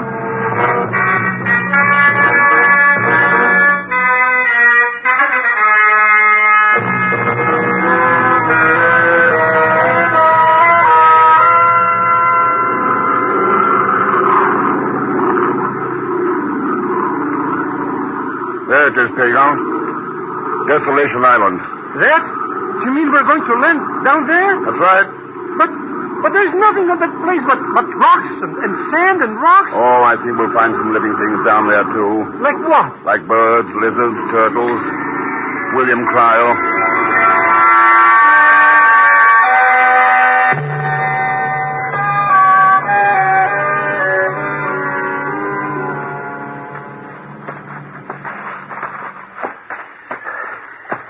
Mr. X. No, this is the end. I'm absolutely not walking anymore. One bleeding step. I'm kaput, finished, besides which I quit. That guy, Cryle, he just isn't in this place. We'll find him, Pegon. But what makes you think he's on here anyways? Because he's standing on top of that rock wall behind you. What kind of a reasoning is that? Believe me, Mr. X, he's standing behind me. Don't move. Either of you. I've got you covered. It's obvious. Who are you? What do you want here? My name's Thurston, and we had to take you back to the States. That's what I thought. Berender sent you after me, didn't he? Berender sent you. You're wrong, Cryle. I'm on government business. Government? Yeah. I want you to go back to testify against Berender. Go back? You must be crazy. Even if Berender didn't send you, he's got men looking for me. Looking everywhere. I wouldn't stand a chance if I went back. I can't go back. I can't. It finally got you, didn't it, Cryle? Got to me? What are you talking about? You picked the loneliest spot on earth to hide in. But you've learned that it doesn't work. It never does. You can't hide from yourself. How did you find me, Thurston? Professor Sabotage. Sabotage? Yeah. But he didn't tell you nothing about Cryle, Mr. Thurston. No, but the chief did. Sabotage and Cryle were old friends. What was he going to do, Cryle? Bring out some supplies for you? Never mind all that, Thurston. The only important thing is what happens to me now. You haven't much choice. We found you. It's only a question of time before Zellender's men find you, too. You take it from there. No. There must be another answer. There must be. Mr. X. Yeah. Sounds like your bloodhound friend. Bloodhound? What are you talking about? What's going on? Let's climb up here and take a look.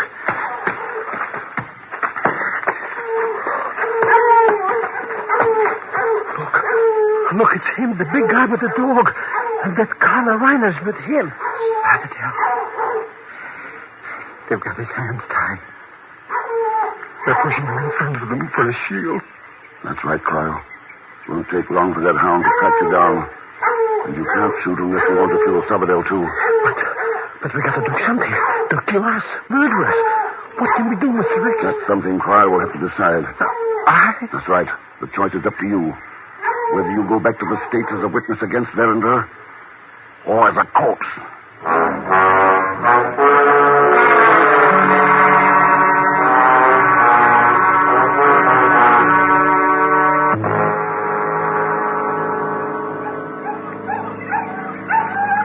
So this is the way that dog of yours will follow any trail, huh? Can't you see the fool has lost the scent? And I tell you, senorita, he will find it again. This dog can follow anyone anywhere. Then why does he not do it? Look at him, acting as though Cryle has spread wings and flown away. But I told you Mr. Cryle is not on this island. He is not here. Hold your mouth, you idiot. We know he is here. And when we have found him and killed him, then it will be your turn. If I had only managed to shoot you back at the apartment. Now, there is nothing that can be done. Don't be too sure about that, Professor. Hey, who is that? Don't bother turning round. That's right, my amigo friend. The professor is in front. There's nothing behind us but us and our guns. So, it is you, Thurston. That's right, Carla. The dog. He was the cause of this. Losing the trail, letting you sneak up behind us. Don't blame the dog, Carla. I used the old trick of spreading blood plasma and cocaine across the trail. But you used an old trick, too. When you killed Nastol. Are you mad, Thurston? You checked my gun. It hadn't been fired. That's what I mean. After you left, I found the gun you'd rarely used. Nastol's gun. Jala. All right, then, Pegon. Thanks, Cryle. Bill, then you're all right. Mr. Thurston found you first.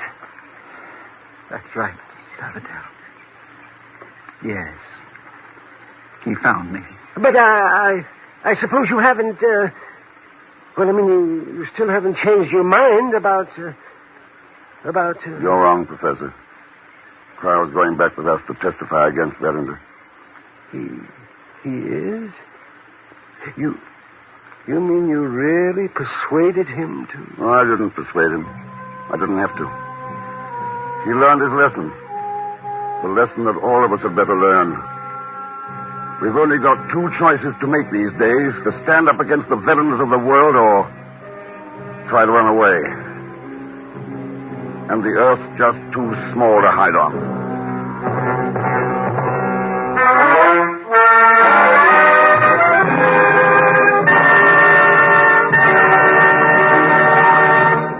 Our star, Herbert Marshall, will return in just a moment. Here's a word from RCA Victor. Fill your life with a new magic world of fun. Enjoy yourself. Have a Highland fling.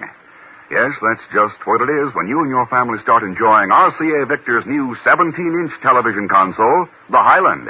It's fun, it's fine, and it'll be the favorite of your family.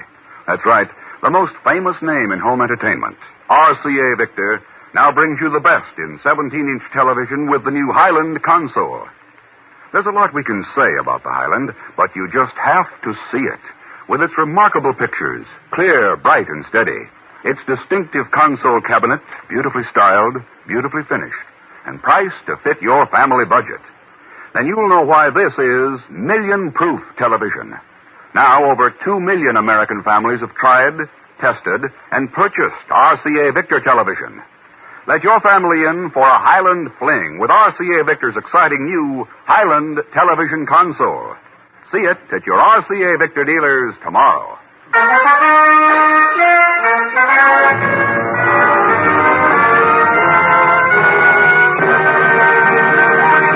Now, here is our star, Mr. Herbert Marshall.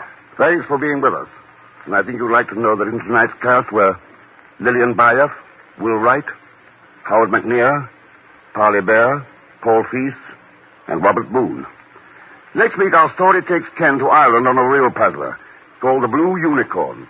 But believe me, it has nothing to do with animals, despite the fact that, as usual, Leon Belasco will be along as Pegon Zellschmidt. So join us, won't you, when next I return as The Man Called X. Good night.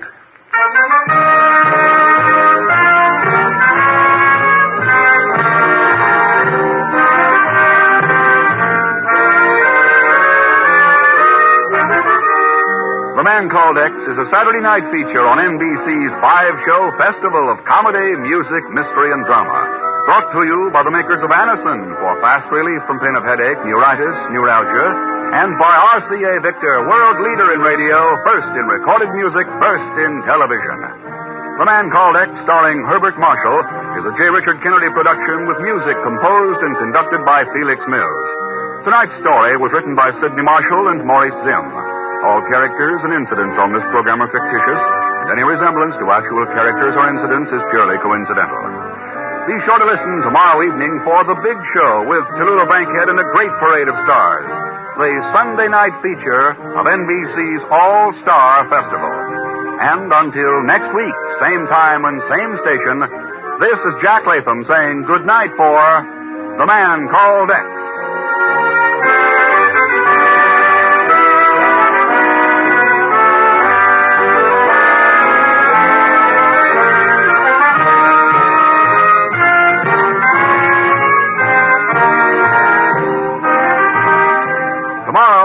Tallulah's Big Show. Now it's your hit parade on NBC.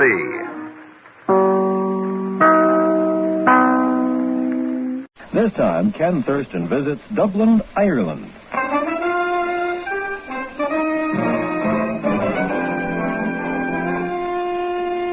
Herbert Marshall as The Man Called X.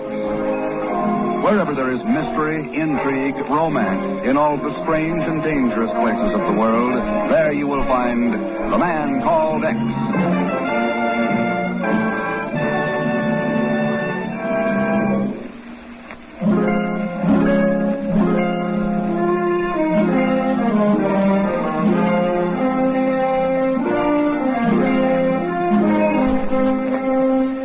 Dublin, Ireland. A city born of invasion, bred on rebellion, matured in violence. But the world changes and Ireland with it.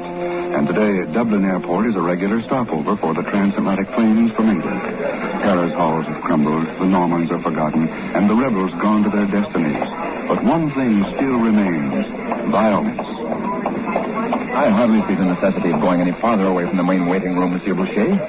You know, I'm not supposed to be separated from the guards who are traveling with me. Well, I can understand that, considering what you're carrying, and that's why I want to speak to you alone. But isn't this far enough? We're out of sight from everyone. Yes, I know. Sealed metal case handcuffed to your wrist. Highly secret papers, huh? The British government really didn't see fit to confide in me. Now, you were going to tell me about... Yes, about the plot to waylay and rob you. Well, it's simply a matter of this. Go! The plot was mine, my stupid little messenger. And as for the clever little trick of handcuffing the container to your wrist, well, thank you very much.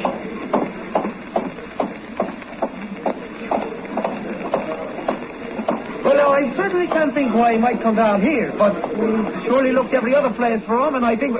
Huh? Down there on the floor. Danny, don't let anybody in the corridor. And get a doctor. Hurry!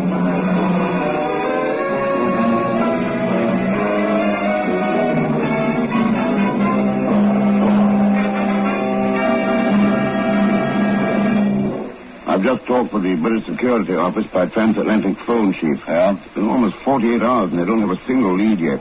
Okay, Ken, I know what you're driving at. You want to get into the case yourself, right? Chief, is there any other case more important at the moment? Yeah, no. A complete set of progress reports from the British Atomic Energy Commission in the hands of somebody. And so far, nothing's been done to get them back, right? Well, apparently not. At least not with any success. And that passenger, Boucher, if that's his name, he's still missing, right, Chief? Well, he seems to have disappeared. Dublin's not an easy city to hide out in unless you've made plans ahead of time. Don't you agree? Well, yes, as a matter of fact. But wait a minute, Ken. I started out asking the question. Chief, I'm going to Dublin. Well, in that case, you better use the reservation I made for you on this afternoon's plane. You... Well, I'll be... Ken, those reports are being sent to Oak Ridge. Some of the secret material in them would... Well, get them back, that's all. Not quite all. I want Boucher along with the reports. Takes someone pretty cold-blooded to steal a handcuffed dispatch case by cutting off their hand.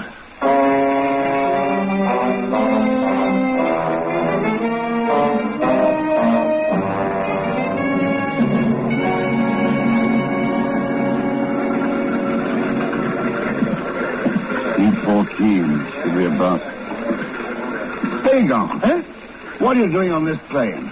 Mr. X? You're going to Dublin, too? Too? You mean you are? Oh, no. Why do you say no like that? Pegon, when you're happy to see me, it means you're not broke. And when you're not broke, you're usually mixed up in something crooked. Mr. Thurston, honest, I swear by the father of my now, father... since you're going to Dublin, it might be the same thing I'm interested in. I knew it. The second I saw you, I knew you were going to louse up the whole act. Act what act, Pegon? Act? That is what I mean is... Act? What act? I beg your pardon, Pegon. You two. Zora, oh. So I'm going to have competition, huh? Competition? Yeah, well, I'll see you, Zora, around somewhere. Pegon, aren't you going to introduce me? Well, you know, I'm Ken Thurston, Miss... Dane, Zora Dane, how do you do? Well, all flying to Dublin. And are you also going to the Blue Unicorn Inn, Mr. Thurston? Oh, no, Zora, no. He always stays at the Shelburne. I mean, I guess he does. He's only a casualty acquaintance, you understand? Of course I'm going to the Blue Unicorn. After all, where else?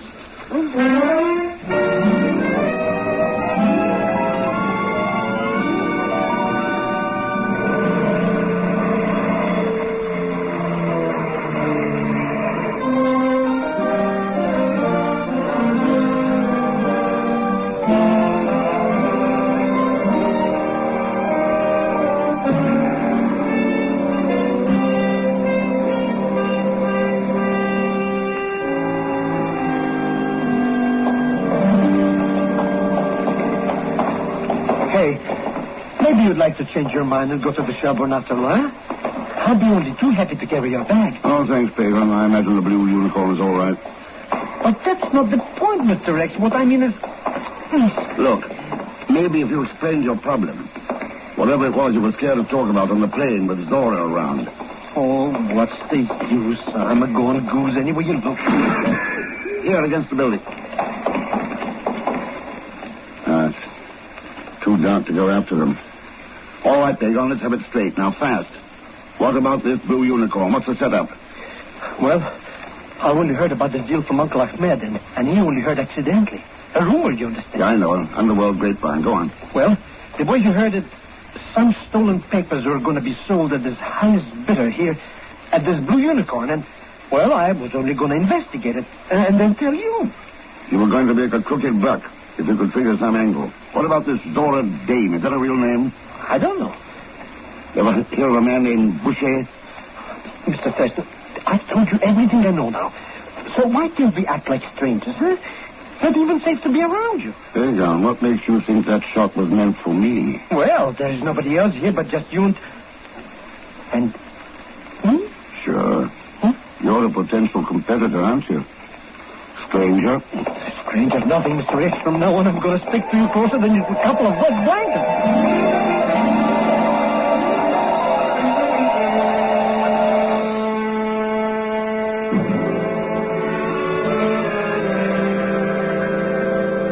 Welcome to the Blue Unicorn, Mr. Thurston, Mr. Zellschmidt. Hello. My name is Jensen. Now, just put your names down in the book here, and I'll have the boys show you up to your rooms. Good.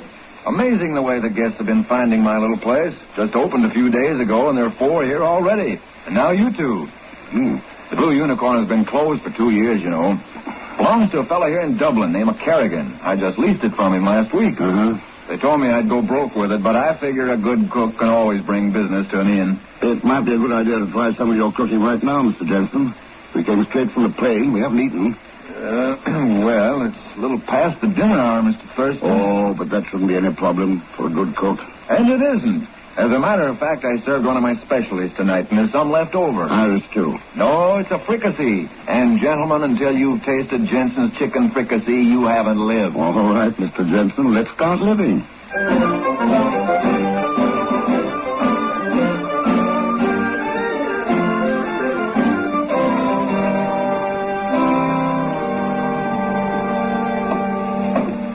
There you are, gentlemen. 2 pints of stout.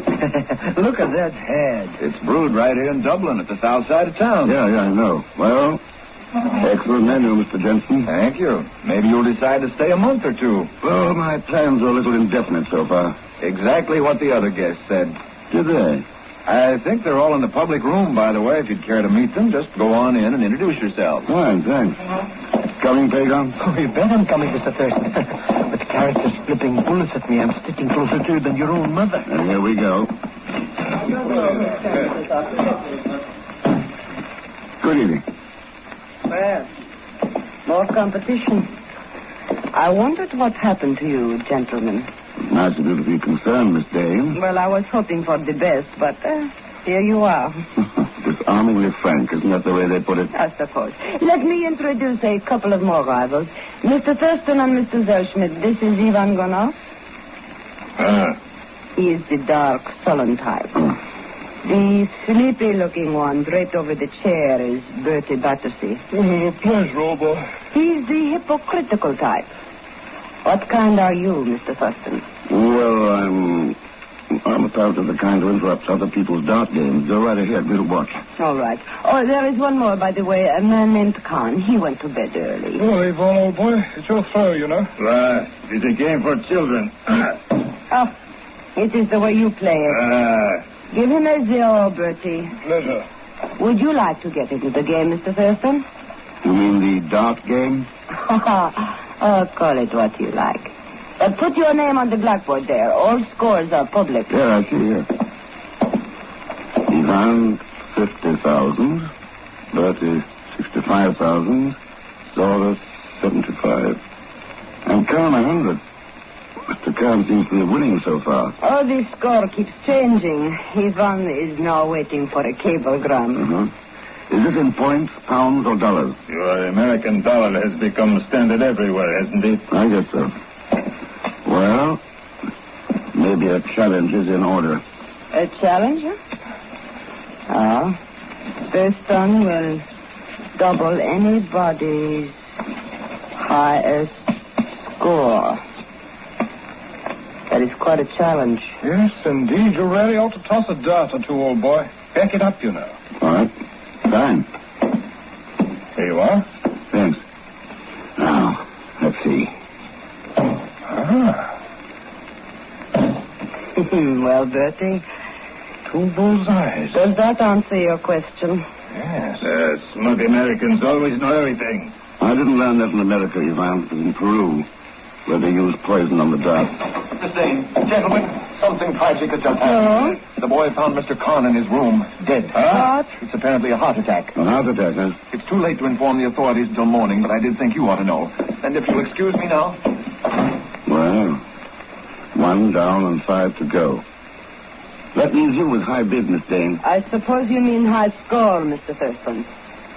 But aren't you forgetting your offer to double anybody else? Yes, actually, you're a high man, old boy.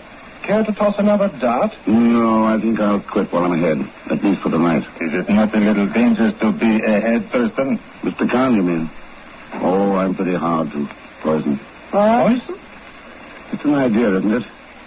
In Peru, they use it on the darts. Here, they use it on the players. Well, I'm in room 21, 2nd floor, 3rd door from the stairway. Good night, all. From March 31st, 1951, you're listening to Herbert Marshall as The Man Called X. The name Boucher disappears at the same time, and Ken Thurston arrives at Dublin's Blue Unicorn Inn, posing as a possible buyer of the documents in competition with 4 international criminals. A half hour ago, one of the 4 was found dead in his room, and now Ken enters his own room.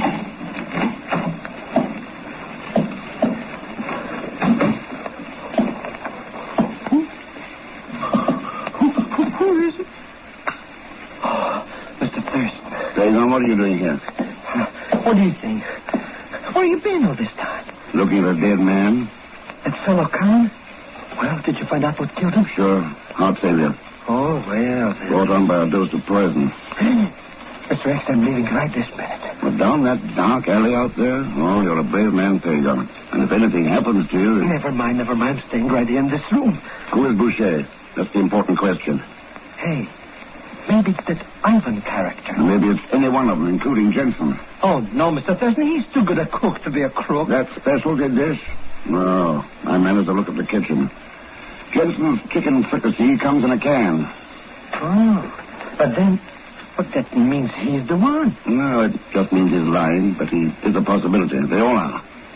And they all know the authorities will move in on Kahn's death tomorrow, so the heat's on.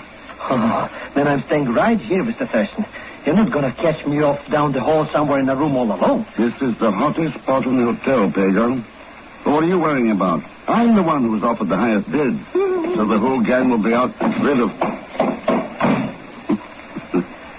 Good night, Pegon.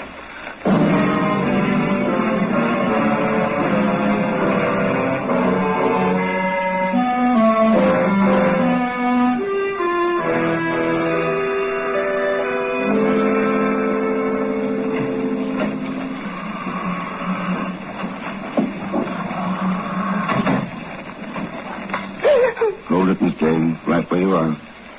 You're not in bed. No, it's my night for insomnia. Yours, too? I slipped in here to make a deal with you, Mr. Thurston. Huh? Look, we have the 2 top bids. Why do we not pull them and then split the stuff between us? Why don't you just outbid me and take the whole thing? Because I don't have enough money. Ivan will beat us both out if we let him. His government is backing him. They will go to any length. Who is Boucher, Miss Jane? How do I know? Maybe you are. Maybe, or you. Do I look like a man? You could be a partner to one. Who poisoned Kahn? Ask Ivan. He used the same trick once in Casablanca. And your trick seems to be a knife in the sleeve. Give it to me. Stop it. Stop, you're hurting my arm. Out to eliminate competition, huh? I always carry it for self-defense. Well, I'm afraid you'll have to defend yourself without it for a while. Good night, Miss Dane. No deal, Mr. Thurston. No deal. If you change your mind, you know where to find me. Yes, sure.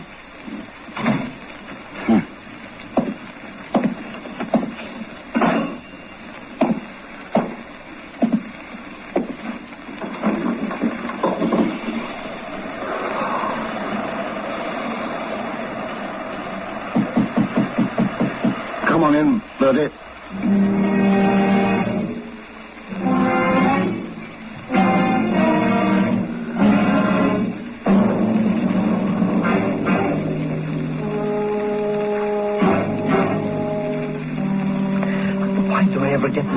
But, Mr. X, if I get out of this, I swear by the...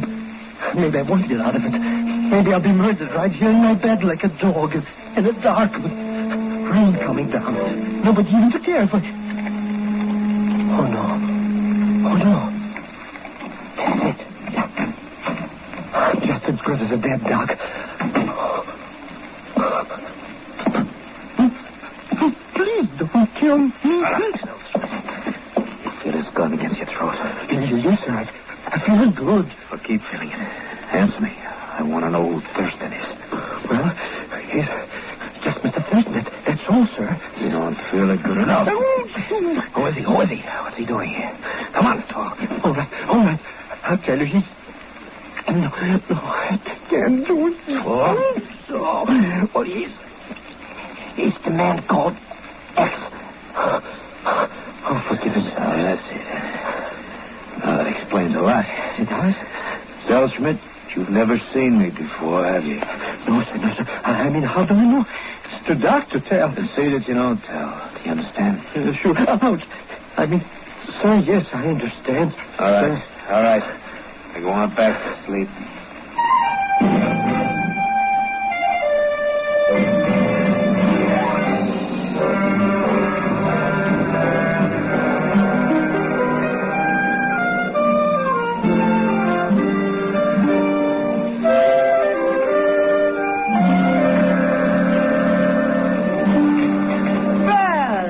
Good morning, Mr. Thurston. Miss Dane, Ivan, good morning. See you now.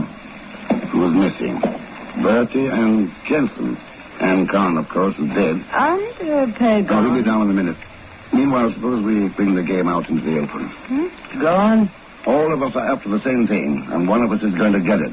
So let's talk to Boucher and settle the deal. Fine. Only who is Boucher? Wait, they will not permit any deal until I hear from my... Mr. Thurston! What is it, Pegon? The Jensen guy. I went to his room like you said, and he's not there. He didn't sleep in his bed. No, he wouldn't run out without trying to close the deal unless he... Maybe he's in the kitchen. Come on.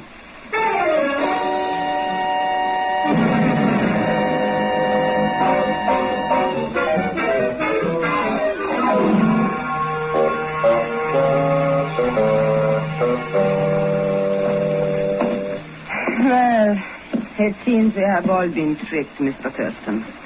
Jensen, Boucher, whoever he is, has got away. Doesn't seem to make sense. And yet... Maybe he was the one last night, Mr. Thurston, eh? You know, that made me tell about... No, he's too tall. That man was short. More like Ivan here. What? And anyway, even if he did know, I think he'd make some attempt to close the deal. Perhaps it was closed. Bertie is gone too, you know. Wait a second. What's that noise? It's coming from the closet door, Mr. Thurston. Yeah, I know. Keys in the lock. Well. Who is it? Well. Let's get this gag off. Find out. Where is he? Where is he? Just show me where he is, and so help me, I'll kill him with my bare hands. Kill who? Criminal idiot who calls himself Jensen. Sure, do you realize he's kept me bound and gagged for 2 days, a prisoner in my own pantry? Huh? Said he wanted to lease the place, overpowered me, tied me up. So help me if I ever get Wait a second. Jensen's run out on all of us. Who are you? Kerrigan is the name, sir. I'm the owner of the place. Just help me out of these ropes, I'll tell you all about it.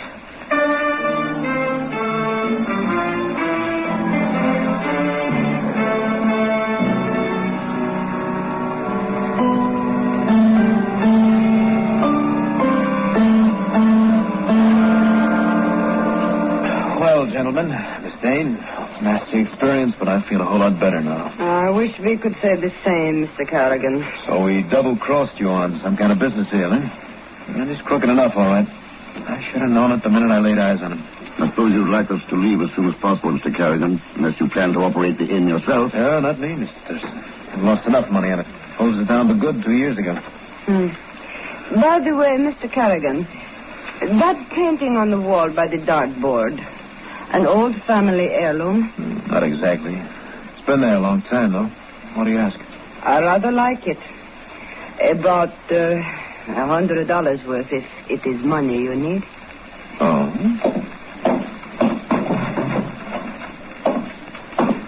It's a nice frame, Miss Dane. 200, maybe?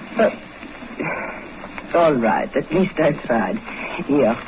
Gentlemen, I call you as witnesses that I made no claims about the painting. What do you mean? I know what you thought, but you're wrong. It is not an original Utrillo. I see. Well, taken again. I guess I had better get out of the game. Wait. Notice the heavy layer of dust on the frames of the other paintings in the room. Interesting. This one is so clean. So the deal was closed, Miss Dane, Mr. Carrigan, or rather Mr. Boucher. No, don't move. You're talking like a fool. You found out who I am from Pegon last night, so you had your partner Jensen run out to throw me off. Then you closed the deal with Miss Dane. Delivery was just made. The papers are hidden somewhere in the back of that painting. Hold it, Ivan. Stay where you are. You're making a big mistake, Thurston. My name is Carrigan. Is it? Look. If you've been locked up for 2 days, how did your shoes get wet from last night's rain, Boucher? You know, that's really a very good question, old... Herbert, come on in. Watch him, Mr. Thurston. He's got a gun. Yeah, I know. But aren't you going to do something? Shoot him or something? And have the British Secret Service who's one of their best men? Secret Service. Thanks. We picked up that Jensen individual, Mr. Thurston, about 3 streets away. Good. My chap's searching Ivan's room at the moment. Matter of poison, you know. We'll need that cable dam. Well, Mr. Thurston, it looks as though you have the high score. Pick up the marbles. Thanks. There's a lot more involved, though, than that. The same old story and the same old game. Anything for a crooked buck. It's being played all over the world, too. With no umpire, no rules. By people who aren't worth their powder to... Well, we've just got to keep on winning, that's all. We've got to keep on winning.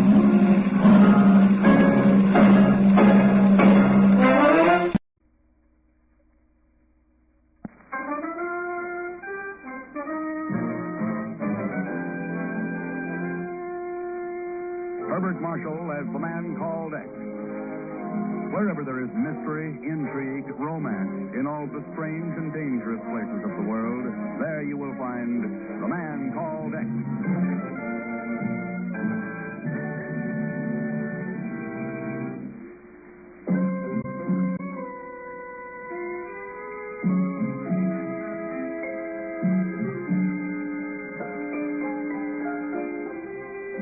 Known as Kalachar winds its crooked, filthy way through the colorful heart of the jewel of India, the city of Bombay.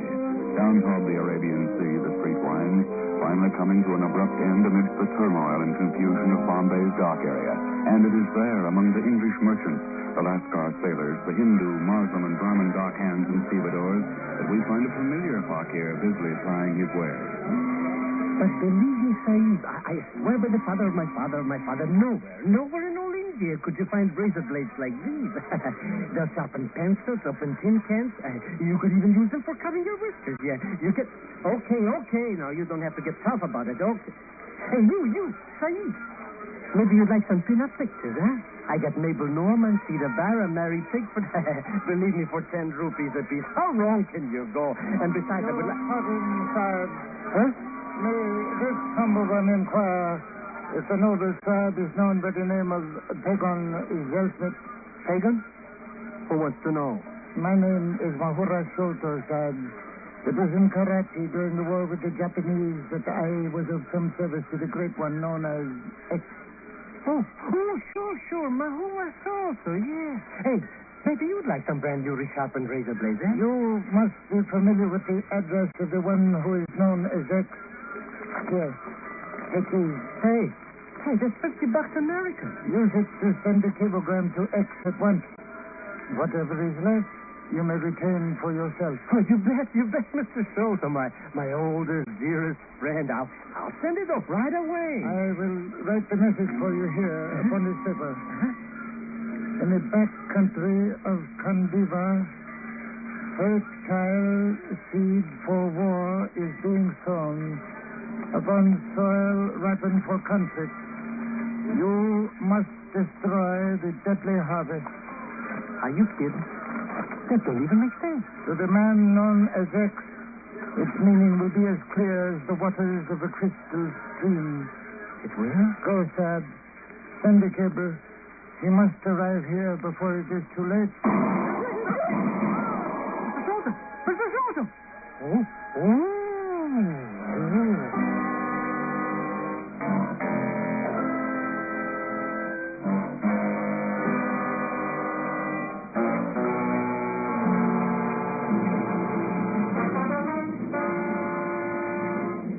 make sense, Ken. Just because you get a cablegram filled with gibberish from Pegon, that's no reason for you to go running off to India. Mahuba Salter has been murdered, Chief. Sure, I know. And this is the Bureau, not a homicide division. Chief, did you ever hear of Khan's grass? Khan's grass? Yeah. Well, sure, it grows wild in India. It's the curse of India. Only 5 feet high, virtually indestructible. Over 10 million acres of once fertile land in the central provinces are now overrun by it. Well, that's their problem. No, you're wrong, Chief. Unless that land can be reclaimed from the Khan's grass, millions of people will face famine, starvation. And starving people are ripe for anything. Well, remember what happened to China. Now, but wait a minute. Didn't I read about an English agriculturist, Dr. Stanley, planning on doing something about that grass with some new farm machinery or something? That's right. He's in Bombay now, getting ready for a trip to the interior. He's going to try out that machinery in Kandiva province. Kandiva? Yeah.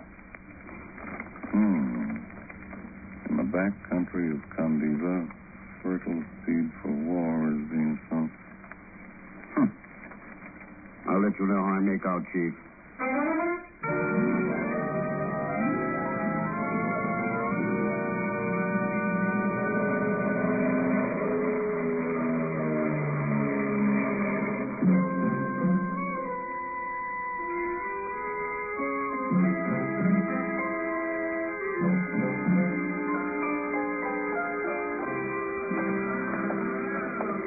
I can't tell you how pleased I am to meet you in person, Mr. Thurston. Mahuva Shoto spoke to me about you so often I felt that we'd almost become friends, and now I'm certain of it. Nice of you to say so, Dr. Stanley. But I didn't know that Mahuva was connected with your land reclamation project. Oh, there was nothing he wouldn't do for the benefit of his people, Mr. Thurston. When he learned of the machines that I was building, he was willing to sacrifice anything to help me. Huh? Is that why he was killed, Doctor? Here is the building where I've been working. Will you please come into the office? Thank you.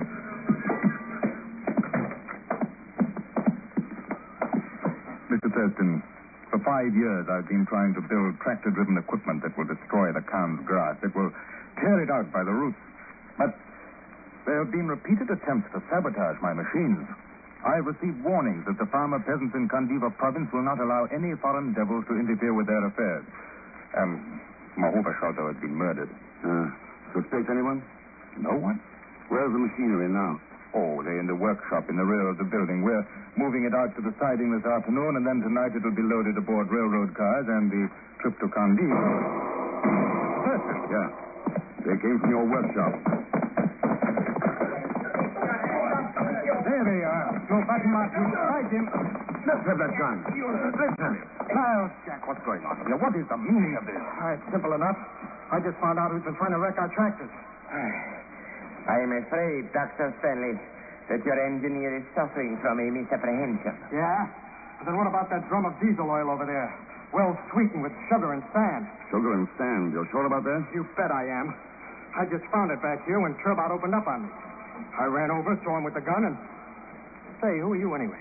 My name's Ken Thurston. He's an old friend of Mahuva Shoto's. Mr. Thurston, this is Jack Martin, my tractor engineer, and this gentleman is Lal Turbat. He has been working for us at Delhi University. What's your explanation, Turbat? I was outside the workshop when I heard the shot. I rushed in, saw that gun on the floor, picked it up, and then Martin attacked me. Do you expect anyone to believe that story, Turbat? What do you mean, Martin? It could be true. See for yourself. This gun hasn't been fired. What? Oh, but that's impossible. What difference does it make, Mr. Martin? Patty, I didn't hear you come in. I have been here for several moments, Dr. Stanley, being amused by this rather childish conversation. You are Ken Thurston, are you not? That's right. I am Barry Sholto. Sholto? Mahuva Sholto's daughter, Mr. Thurston. Oh, I'm glad to know you. But why do you think it makes no difference who fires those shots? Because whether it is now or later, Mr. Thurston, you will learn that this project of yours is doomed to failure. Oh? India can handle her own problems. Her hopes, her future, lie within herself, with her own people, with Asia. Those were hardly your father's sentiments, Miss Sholto. And today he is dead. He would not listen to me, Mr. Thurston. I would advise you not to make the same mistake.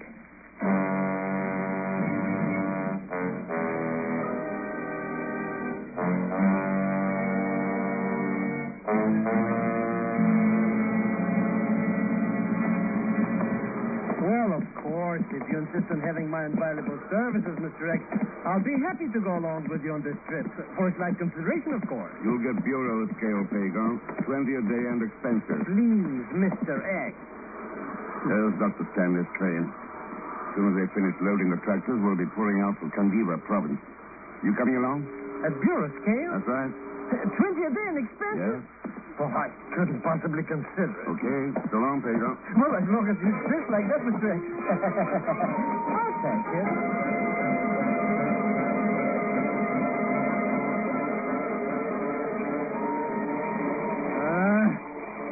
How soon do we leave this Candiva joint anyways, Mr. X? Cheer up, Pegon. We shall get there sometime tomorrow. Believe me, it won't be one hot box too soon. Boy, what a trip. What did you find out about, well, Turbat or Jack Martin? All Martin does is talk about tractor engines, and Turbat don't say nothing. Just keeps on making eyes at that Barry cookie. What gives, Mr. Thurston? What's going on with this trip anyway? Somebody's trying to commit murder. Murder? But who's trying to bump off who? India is the target, Pegon. India? Now, what kind of a talk is that? How can anybody murder a country? Hang on to your head. I think we're going to find out.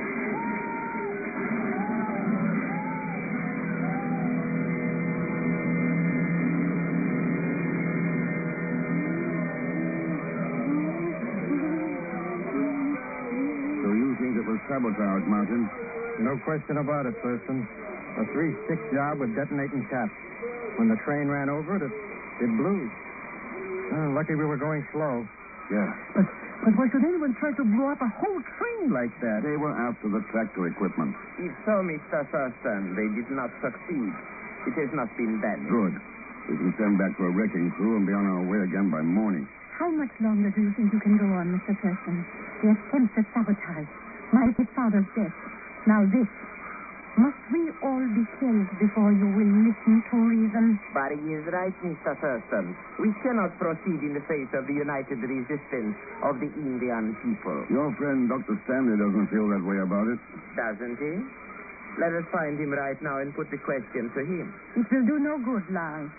I have just been to his compartment. And he wouldn't agree to turn back? He could not agree to anything. Killed by the wreck, Miss Salter? No, Mr. Thurston. By a knife in his throat. With over 10 million acres of once fertile grain land overrun by the almost indestructible Cannes grass, the dark shadow of famine looms ominously over the great land of India. Dr. Roger Stanley believed he had tractor-operated equipment that could destroy it. But the train carrying the equipment was wrecked and Dr. Stanley murdered. Now, 2 days later, Ken Thurston has arrived with the reclamation party and the rerouted equipment at the home of Barry Sholto in Candiva province.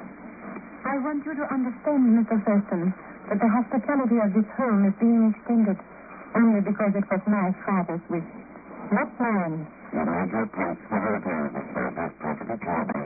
Parents are not clear enough. We would not make sure that project as you are doing. Miss Sholto, we're here to test Dr. Stanley's equipment. If it works, it means new life for millions of your countrymen. The wishes of starving people are more important than yours and mine. It is the wish of my people to be sufficient unto themselves. They want no interference from foreigners. There's only your word for that. And the dead bodies of my father and Dr. Stanley. What makes you think they were killed as a protest? What other explanation is there? The fact that starving people will listen to promises from anywhere. Somebody will be trying to sell them on the idea of Asia for the Asiatics. Have you anything better to offer? Yeah. Tools. So they can help themselves. Begin to kill. Murderers, even. Wow, there's a mob outside, Thurston. They always put the equipment away in the barns, and they don't like any part of it. Yeah, that's obvious. Starting with the rocks, are they? Put down that gun, Martin. If they want to play rough, they came to the right place. Put it down. Are you nuts, Thurston? There's only one way to handle a mob like that. If there is, it's not with bullets. What else do you think could work? Maybe someone ought to talk to him. Talk? That's crazy. Lal Turbat doesn't think so? Lal, what do you mean? He's out there talking to them now. Hey, that's right, Mr. Thurston. And look what's happening with those lynchers. The mob's breaking up. They're leaving. See what goes on here anyway. What could Turbat have told them that would quiet them down like that? We'll find out in a minute. He's coming in here now.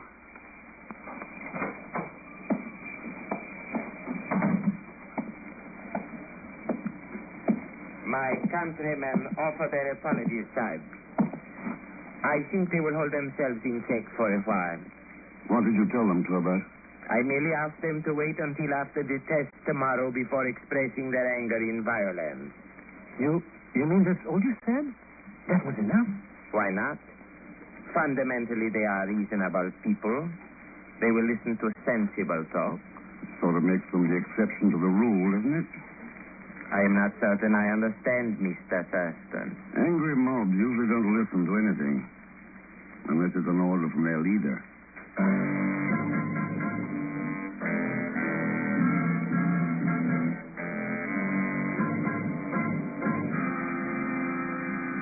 Look, Mr. X, let's take a quick brush out powder away from here tonight before this mob changes its mind and kills somebody like me.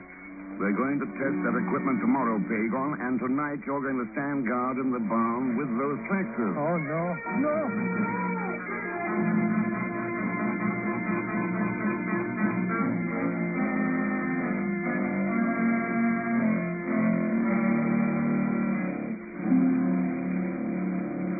Do you mind if I share this hilltop with you, Ken? There are some things I would like to talk over with you. What things, Barry? First, my father was killed. Then Dr. Stanley. Any one of us could be next. And why? Because someone who thinks he is right is trying to prevent you from doing something you think is right. It somehow does not make much sense. Maybe not, but this does. The world's too small these days for any country to stand alone and hope to survive. Then every nation, every man must choose his side. Yes. For your sake, I hope you'll choose the right one. For the world's sake, I hope India does.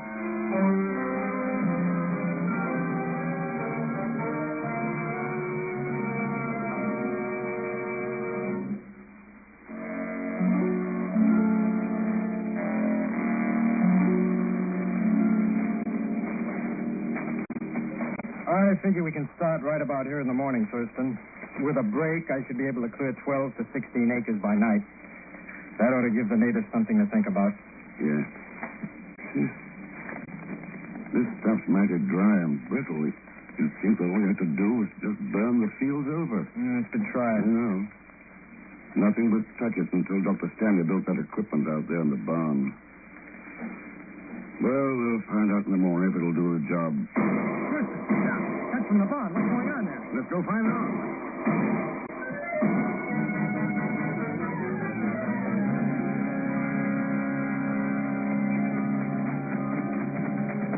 Hit the side door, Martin. Right.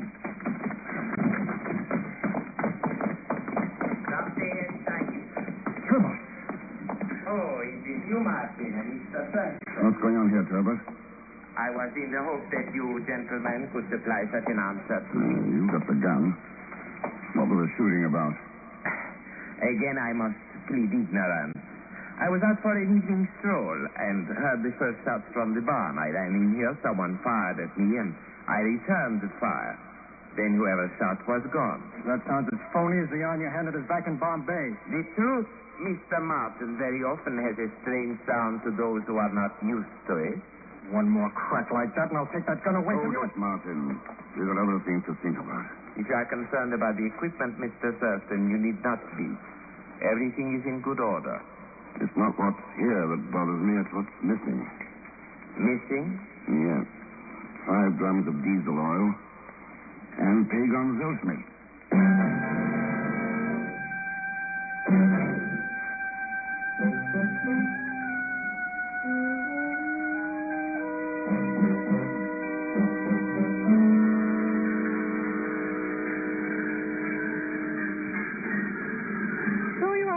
With the test of the equipment anyway, Ken.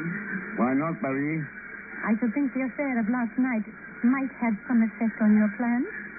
Your friend, Pegon, is still missing. Does that not mean anything to you? If they wanted to kill him, they'd have done it last night.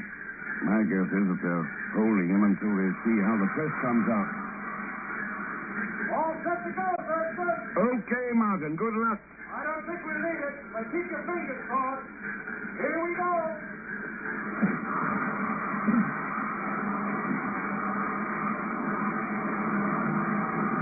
Come to the Kansgras, Thurston. And look, it is working. Look at this swath he is cutting across the grass. It is unbelievable.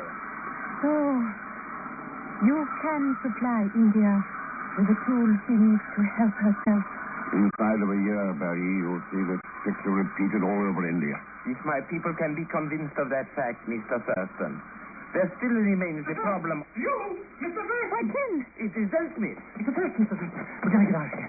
Fast, we gotta get out of What's here. up, Pegon? Oh, those crooks last night, the one who shot me and kidnapped me. I just got away from them. And we gotta get out of this grass quick, or we'll be cooked like a couple of goose. What are you talking about? The fuel oil, that's what. They got it spread all over the grass over there. But why should they spread oil in the grass? There's your answer now, Barry. Look over there. The Kansgras is on fire. That wind is carrying it this way. Come on, Mr. Rex, let's get out of here before we're toast. Okay, Pegon, climb aboard this machine. I'm right ahead of you. Do not be a fool, Thurston. You cannot hope to save the equipment. Those tractors cannot outrun the flames. You and Barry run for the house. Martin's out of the path by now. I'll handle this end of it. But that is insane. You do not stand a chance. All right, Pegon. Hang on.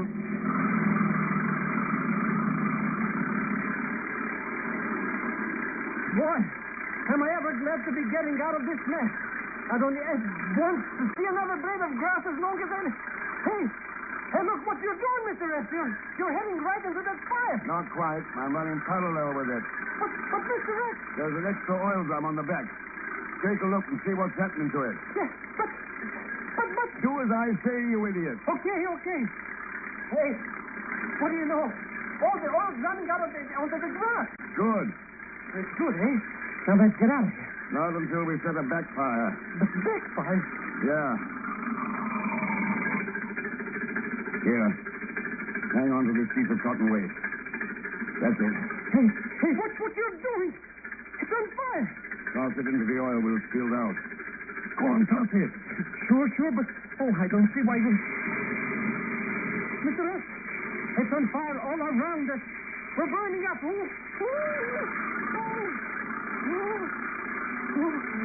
right, now relax, Pegon. The only thing that will burn around here now is the town's grass. As soon as those two fires meet, they're going to call it quits.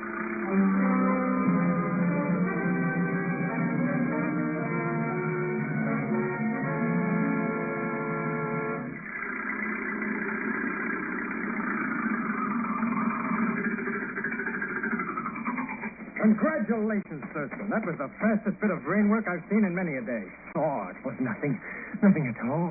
The fire put out. All that equipment saved. You call that nothing?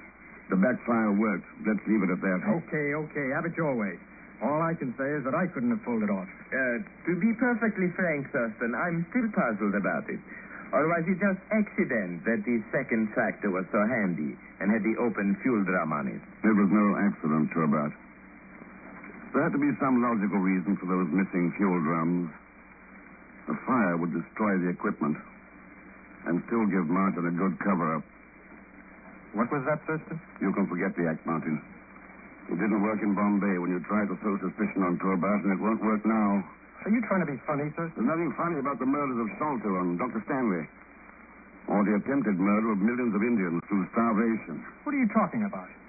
How do you know there was sand and sugar in that sealed oil drum in Bombay unless you put it there yourself? And the explosive that wrecked the train, how do you know it was 3 sticks and a cap? Unless you ordered it that way. You seem to have made a little slip yourself, Thurston. You've forgotten to get any proof for all those wild statements. Oh, now Herbert can supply plenty of that. Herbert? Yes, Mr. Martin. Last night I spoke with many of my people. Not all of them were deceived by your propaganda. They promised if we could prove that the Kansgras could be conquered, they would tell us the name of the one who was inciting them to unrest and violence. No, I would not advise you to move, Mr. Martin. Well, guess we cleaned this up okay, eh, Mr. X? We haven't cleaned up anything yet. Huh? We haven't? No, Pegon. Not as long as Martin and those like him are still around, trying to sow the seeds of war, feeding starving people on false ideas instead of bread. No, we haven't cleaned up anything yet.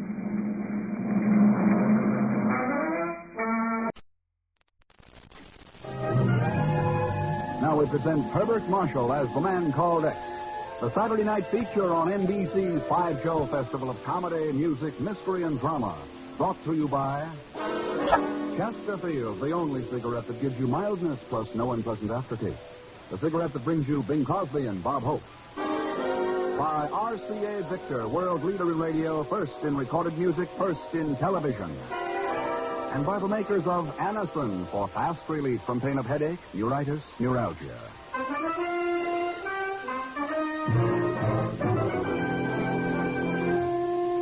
Herbert Marshall as the man called X. Wherever there is mystery, intrigue, romance, in all the strange and dangerous places of the world, there you will find the man called X.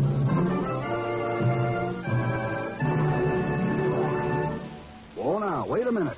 A couple of fellas I think you know seem to have some time on their hands. Or have they? Say, Bing, you got a minute? Oh, sure, Bob. We got all the time in the world. Don't tell me you own that, too. Oh, never mind that stuff. Get to work, will you? Okay. Folks, better tasting Chesterfield is the only cigarette that combines for you mildness with no unpleasant aftertaste. And you can prove that yourself. Just make our mildness test. Buy Chesterfield, then open them and enjoy that milder, mellow aroma. Now light one up, and you'll know Chesterfield's milder because it smokes milder. And Chesterfield leaves no unpleasant aftertaste. That fact has been confirmed by the country's first and only cigarette taste panel. Yes, mildness and no unpleasant aftertaste are what you and I and every smoker want. Oh, yeah, Dad, here comes the music. Buy Chesterfield, Chesterfield, the one that screws its case. Yes, Chesterfield's a milder, plus no aftertaste. Oh, ho, open the pack and give 'em a sniff. Then you smoke 'em.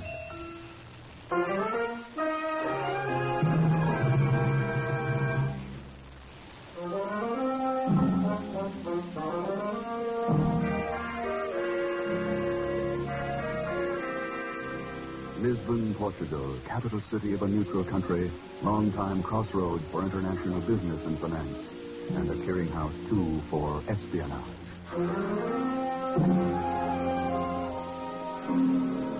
It's midnight, and two men make their way along a dark, narrow street near the harbor. One of them is a Portuguese CID agent, and the other, Ken Thurston, the man called X. This is number 316. That next shop must be the one. Quite correct, Senor Thurston. I was here this afternoon. Is there a rear entrance to the place? No.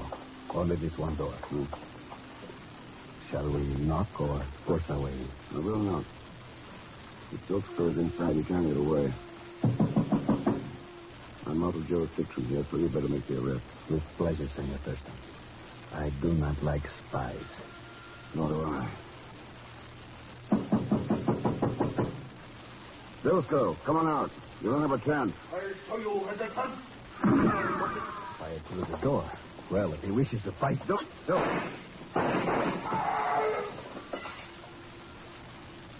Belasco! Oh, never mind. He can't hear you. Too bad. Too bad? Yeah. That's always the trouble when you shoot first and ask questions later. What? Who's going to answer the questions now?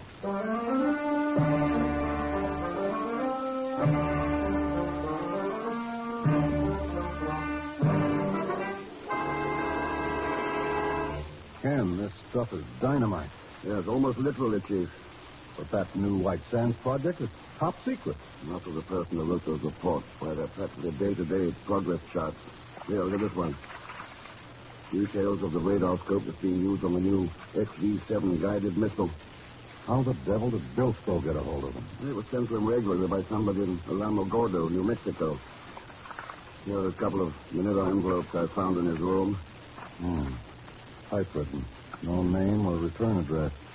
Postmarked Alamogordo. It's too bad Belasco was killed. He might have gotten him to talk. How long are the Lisbon police going to keep his death quiet, Ken? 4 days. That's the best they do. Not much time. And there's not much to go on. Well, I can look at the typewriter that Flanders out and something else, Chief. I don't think Belasco's agent is actually connected with the White Sands project. What do you mean? I mean, these reports are worded as though they're second-hand information. I think the spy is somebody who has a good chance to talk with workers from the project.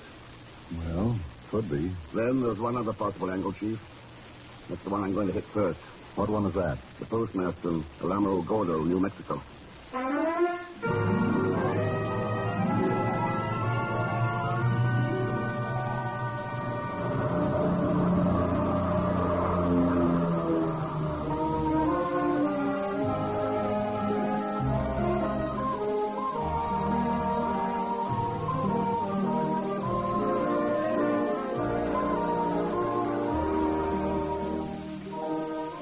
Ordinarily, I wouldn't be able to help you much, Mr. Thurston. We process a pretty heavy volume of mail for a town this size. Yeah, I imagine.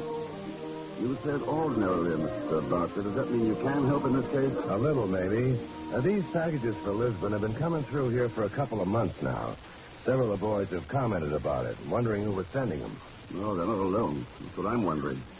What do you think? I'm afraid I can't tell you. But I do know where they're being dropped. We pick them up from a mailbox at the Desert Butte Hotel.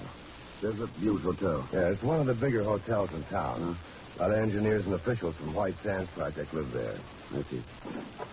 Well, I guess that's all for now, Mr. Barker. I wonder if you'd call me if any more of the stuff comes in. Glad to, Mr. Thurston. We'll cooperate in every way possible. Where can I locate you? I'll be at the Desert Butte Hotel. Goodbye, Mr. Barker. I beg your pardon. Oh, no! Hello, Mr. Thurston. Pegon. Small world, isn't it, Mr. Thurston? Too small. Wonder how they're coming along on that rocket to the moon. Well, the way I heard it, they think that they will... Never mind, Skipper. What's the idea of the violin case? This? Oh, it's to carry my violin in. No. No, honest, this is the truth. I sing and play simultaneous. Strictly Strauss, you understand. La-dee-day-day, stuff like that. Well, Strauss is the father of all other things. By the way, do you happen to know a man named Belasco? Belasco? Oh, you mean the big shot spy? Oh, well, I've heard of him, of course, from mutual friends, acquaintances. That is, I mean from people I don't even know. Pegon, is it just coincidence you happen to be here in Alamo Gordo? Coincidence? Nothing, Mr. X. That lousy little booking agent in New York said he'd get me jobs in big spots. So where does he put me? I'm afraid to ask. It might even be the Desert Butte Hotel. Yeah.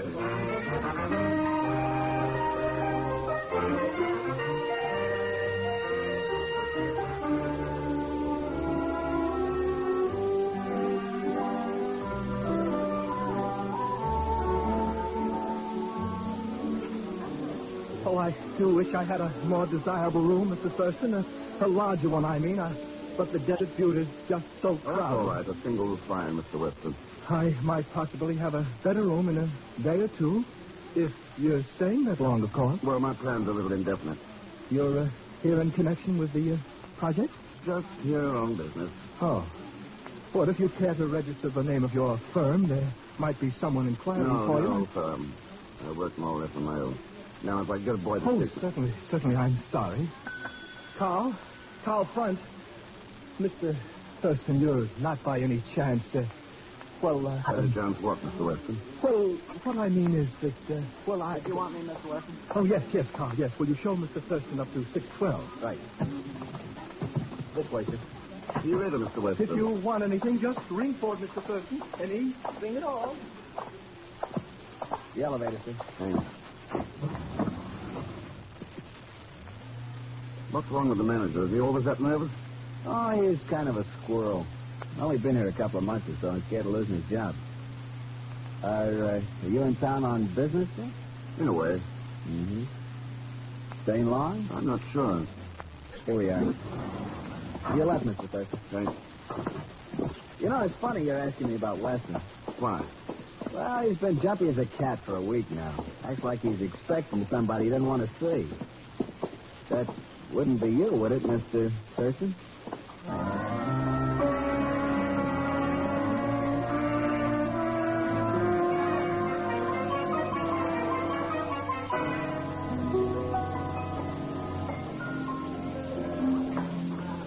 How many in your party, sir? Oh, just me. Well, I'm afraid I don't have a small table at the moment. If you'll give me your name. Thurston, Ken Thurston. Mm-hmm. Are you staying here in the hotel, Mr. Thurston? Yeah, I checked in this afternoon. No, I'm sorry. You'll have to wait. We do try preference to our guests. Oh, that's all right. My name is Eva Lane. If you're going to be with us long, I'll reserve you a table from now on. Well, I haven't decided definitely yet. Mm-hmm. I suppose you're here on business? You, too. Good evening, Miss Lane. Oh, how are you, Miss Weatheridge? Simply ravenous, my dear. No, I have a table all ready for... Miss Weatheridge, would it be an imposition if Mr. Thurston joined you? Mr. Thurston? Oh, this gentleman, Miss Weatheridge, Mr. Thurston. Oh, how do you do? Miss Weatheridge is our town librarian. No, look, I don't want to impose. Oh, nonsense. It's not every day I have a chance to corner a handsome man for dinner. You come along now. Oh, right, thanks. This way, please. Are you staying here at the hotel, Mr. Thurston? Yes, I came in this afternoon. Something to do with that white sand thing, I suppose? No, not exactly. Here we are, right next to the window. Oh, lot of good that does. With nothing out there but a dark alley. You can dream, Miss Weatheridge. With you. I'll send the waiter. Mr. Thurston, I do hope you can talk about something besides sines and cosines or whatever it is these engineers around here get all excited about. I imagine the town is pretty well overrun with scientists. Overrun? It's crawling with them. Everybody works for the project. Ladies and gentlemen, I shall now render for you a little number. Oh, he's terrible, Mr. Thurston. Absolutely terrible. You don't say. This one's a special Pegon Zellschmidt arrangement. Now, 1 and 2 and...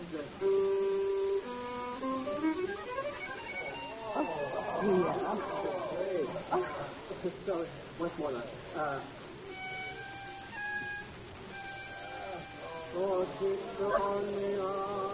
Miss Weatheridge, I see what you mean. I simply cannot understand why they don't get rid of it. Oh! Yeah, back away from that window. What happened, Mr. That was a Thurston? shot. Came from the alley. Well, whoever did it got away all that. Mr. Thurston, what happened? What was that? Somebody fired a shot through the window, Miss Lane. A shot? But why would they do anything like that? I don't know. Maybe they didn't write that thing. What's his name? Zellschmidt. Telephone. Well, you can take it there at the reservation desk, Mr. Thurston. Oh, thanks. Excuse me. Of course. Thurston speaking. Mr. Thurston, this is Bartley at the post office. Oh, yes? I have a new shipment here, addressed to Lisbon. I think you might be interested. Interested enough to be over there right away. Goodbye.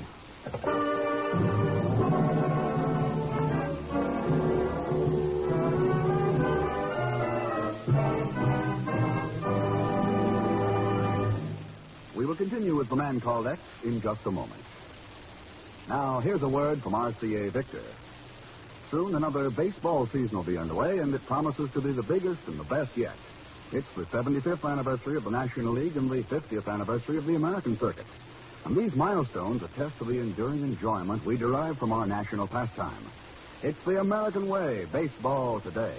So get out to the park as often as you can, and when you can't, do the next best thing. Root for your favorite team on RCA Victor Million Proof Television. Its quality is proven in over 2 million homes. That one word, quality, explains why RCA Victor is America's most owned television. See your RCA Victor dealer soon. While you're there, order your copy of a truly unusual RCA Victor record, Fran Warren's Recording Session. Only 25 cents for the purchase of any one of the 27 great records in the RCA Victor's new Singers Single Series. And now to continue with The Man Called, starring Herbert Marshall with Leon Belasco as Pegon Zellschmidt.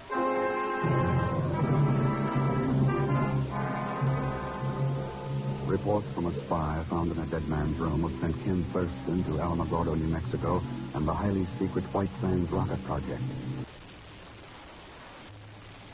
So far, Ken has been shot at, questioned by several people, and has obtained a letter mailed a few hours ago by the unknown spy. At the moment, Ken awaits in his hotel room for a man he sent for earlier. Come in. Mr. S., why are you pointing the gun at me? Not a reason in the world, Pegon, now that I know it's you. Come on in. Ask me some questions. Huh? What for? Well, everybody else in the place does. Not me. I should run every time I see you. All I get around is a lot of trouble. And a buck or two now and then. Now, like tonight, for instance. All set for my big number, and what happens? You have to go and get shot at. Not necessarily. That shot could have been meant for you. Happens every single time I... Me? You just couldn't resist talking, could you, Pegon? Talking about what? I just picked up a letter with the post office mail from this hotel. I broke a few regulations and opened it. Here, take a look. Why, you don't even sign or anything. Just typewritten. Read it. Well, it says, the man called X is here. We'll try to eliminate him and his stupid assistant before sending any more reports. Well, it looks like you're in a lot of trouble, Mr. Thurston. Yes. Who do they mean by stupid assistant? Oh, I guess it's somebody I mean somebody who, Oh, no. Come on, Pegon. Who did you talk to? Mr. Inside, I swear by the father of my father, Somebody's outside the door. Yeah, stay where you are. The door's unlocked, Mr. Weston. You didn't need that key. Well, I didn't know you were in, Mr. Thurston. Obviously. I mean, I simply wanted to check your room and be sure everything was all right, I mean. It is. Good night, Mr. Weston. But that is, Good night, Mr. Thurston. Is that the guy who paid you to tell who I am, Pegon? Mr. Thurston, sure help me. Well, the only one I just might have mentioned, it was that Eva cookie. The hostess in the dining room, huh? Yeah, I only wanted to impress her, you understand. It's a possibility, all right. In contact with lots of people, she's plenty of opportunity. Yeah. She's a real frosty tomato. That is, you know what I mean. No, I don't exactly. But I'll try to find out. Tomorrow at lunch.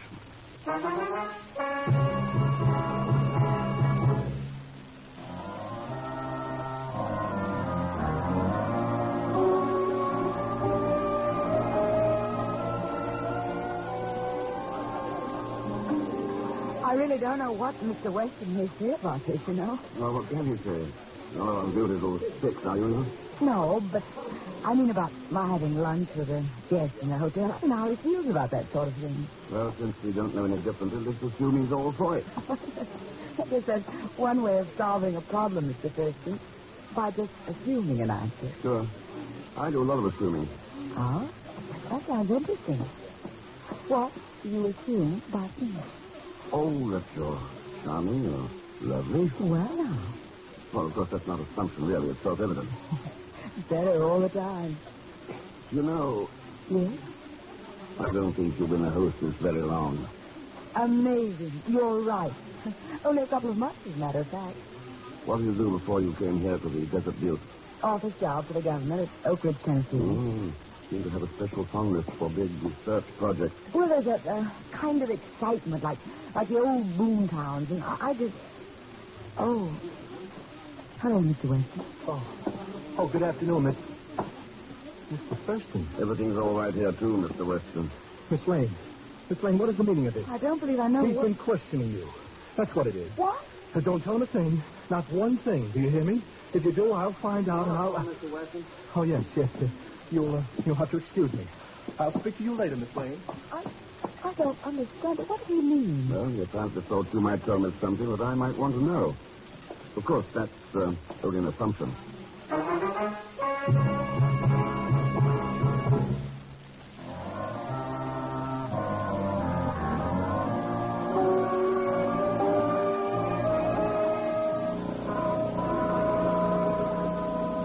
This ought to be worth $1,000, Mr. Thurston.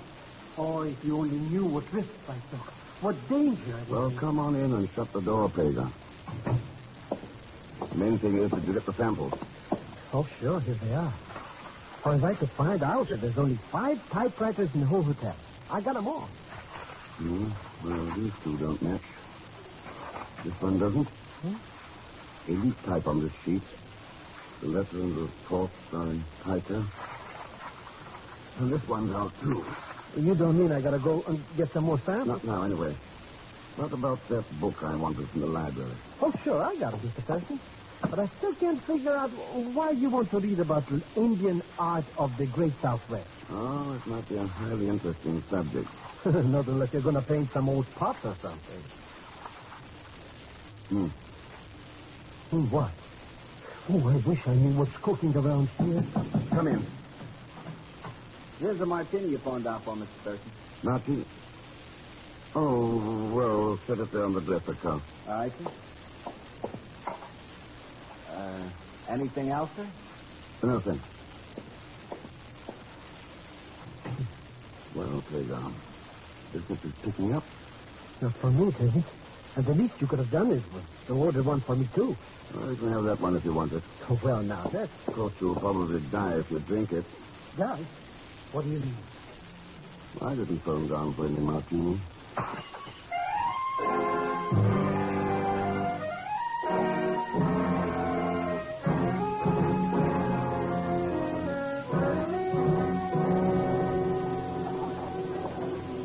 Good evening, Mr. Thurston. How are you, Eva? I saved the table for you, now. Good. Oh, there you are, Mr. Thurston. You're late this evening. Yeah, I guess I am at that. How are you, Miss Beveridge? Just stuffed. I gorged myself on 3 French pastries while waiting for you. They'll have coffee when they want you. Oh, I love it. But I've got a foot-high stack of work waiting over at the library. Perhaps tomorrow night. Fine. Good night, Miss Beveridge. Good night. This way, Mr. Thurston. Thanks. Did you convince Mr. Weston that you hadn't told me anything? No. Funny, he hasn't even mentioned it. Here we are. I'll have the table cleared right away. Good evening, Mr. Thurston. Oh, hello, Pegon. Just in time for my act. Only this time, please don't foul it up, eh? You mean it was my fault I got shot at? Well, you antagonized people, Mr. X, and I worked 2 days on this number. All right, Pegon.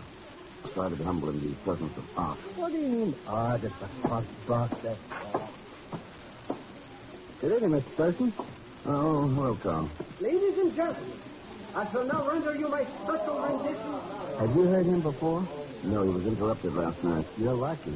There ought to be a law. Quiet. Quiet, please. See you later, Mr. Thurston.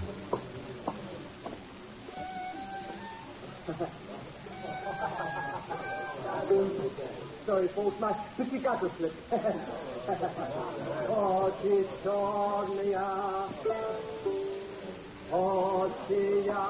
I'm sorry, Mr. Thurston. I almost forgot there was the package for you. Oh, thanks. I'll send a waiter right away. Now,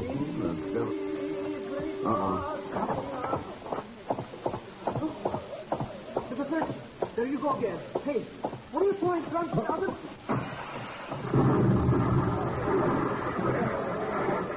Mr. Thurston, I think you'd do anything to break up my act. Anything. Yeah.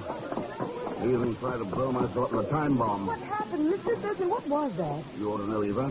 You brought me the package. But I don't know anything about it. Mr. Weston gave it to me and said that... Said what? What did I say? Mr. Weston, where did you get that package you sent in to me? Why, I didn't get it anywhere. Somebody left it at the hotel desk, that's all. Mr. Thurston, you can tell the owners any story you please. But... What owners? Why, the owners of this hotel. You're an investigator for them, aren't you? So that's why you're so nervous. Scared of your own shadow.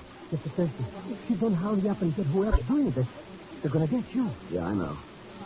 Pegon, do you still carry that set of skeleton keys? Well, as a matter of fact, it's just an accident.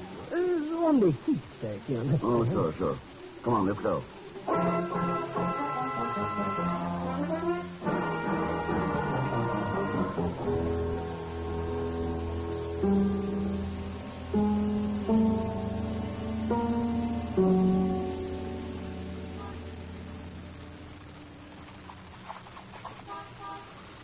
I think this one will do it, Mr. X. Yeah, that's the last key on the ring. Just a second. I told you so. Quiet, let's go in.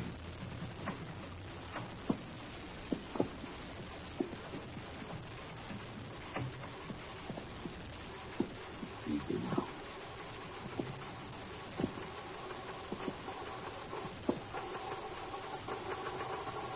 Good evening, Miss Weathers. That's an interesting letter you're typing. A man called X has now been eliminated, so we'll resume reports within the next few days. Mr. Thurston, you're making a mistake. The typing itself is even more interesting. It matches some reports I found in Lisbon after Belasco was killed. Belasco is Yes. Also matches the typing on the library card Pegon took out this afternoon. So that's why you wanted that book. And it matches the typing on the package of dynamite. At least it smelled like dynamite. I don't know what you mean. It's a nice position for a spy, a librarian. Good chance to discuss technical matters with engineers, scientists, so on. Why did you do it, Miss Weatheridge? Money? That's right, Thurston, money. Now, don't move. Well, Carl, I plan to call on you later. There's a lot of trouble this way. You didn't like my martini, huh? Not when I found it hadn't been charged to my room bill. Well, we can't think of everything. I guess I'd better be going now. I just came over here to borrow a book, you understand? Zellschmidt, come back here. Huh? Why, I never saw this paper before in my life. I said come back. All right, Carl, give me that. Sure, you, Thurston. Let go of it, Carl.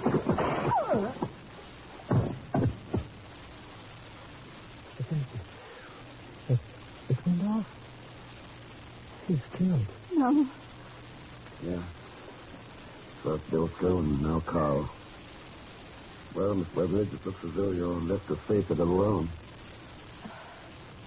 I've thought for a long time it was going to end like this.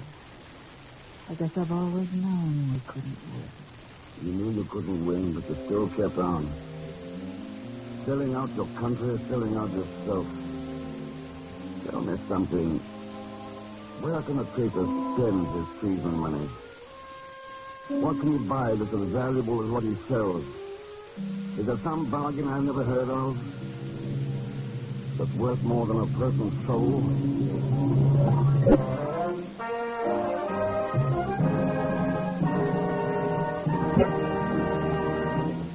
Our star, Herbert Marshall, will return in just a moment. When we ask you to try Anacin for the relief of pain due to a headache, neuritis, or neuralgia, we're not asking you to try a new or unproved method. For there are many people listening in now who have been introduced to Anacin tablets by their own dentist or physician. You who have received Anacin this way know the effective, incredibly fast relief these tablets bring. Anacin is like a doctor's prescription.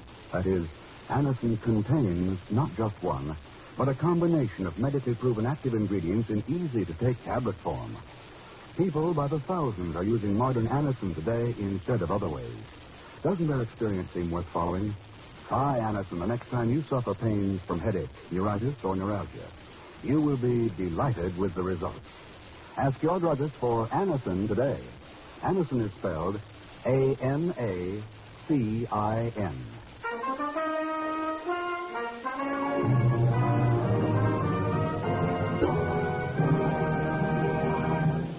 Now, here is our star, Mr. Herbert Marshall. Thanks for being with us. The folks you heard in tonight's cast were Betty Lou Gerson, Eleanor Audley, Bill Wright, Peter Lee, Harry Bartell, and Carlton Young. Next week's Puerto Rico, where an innocent fishing trip turns into a race against death. And, of course, there'll be Leon Belasco along with Pegon Zellschmidt. So join us, won't you, when next I return as the man called X. Good night.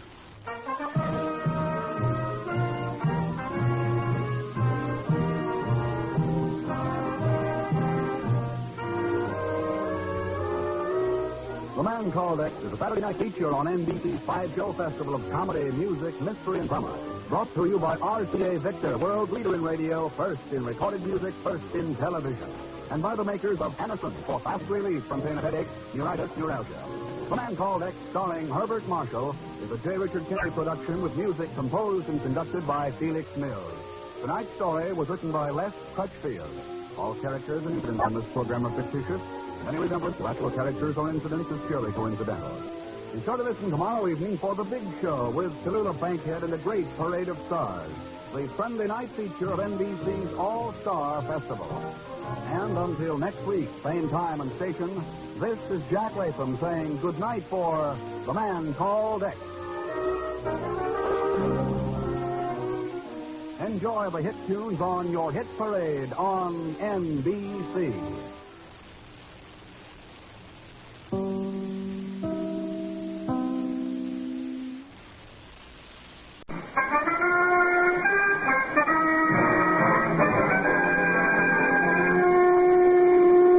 Herbert Marshall as the man called X.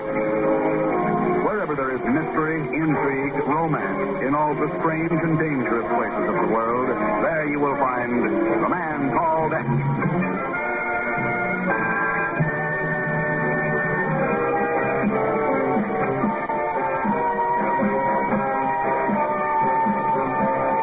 Miles to the south of Florida it lies. South of the Bimini Islands, Nassau, and ancient Hispaniola. A land of surf and palm-lined shore. A paradox of modern buildings and tropical splendor. It is the island of Puerto Rico. A land of peace and native songs and exotic flowers. And of violence. Talk, you pig. I said talk, Rubira. Talk. No, I would tell you nothing. Nothing. You will tell us who else knows of your suspicions, or Enough, Carlos. It is enough. But, Senor Jimenez... If he will not talk, he will not talk. Not to you, Jimenez. Not to a traitor to Puerto Rico. To the United States. You are quite right, amigo. You will not talk to Pedro Jimenez. Not to anyone else.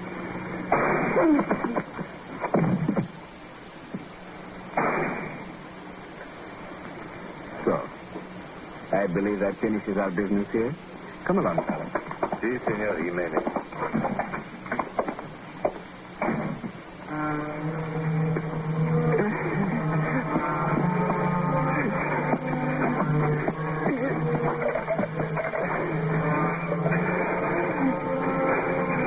Operator. The man called X.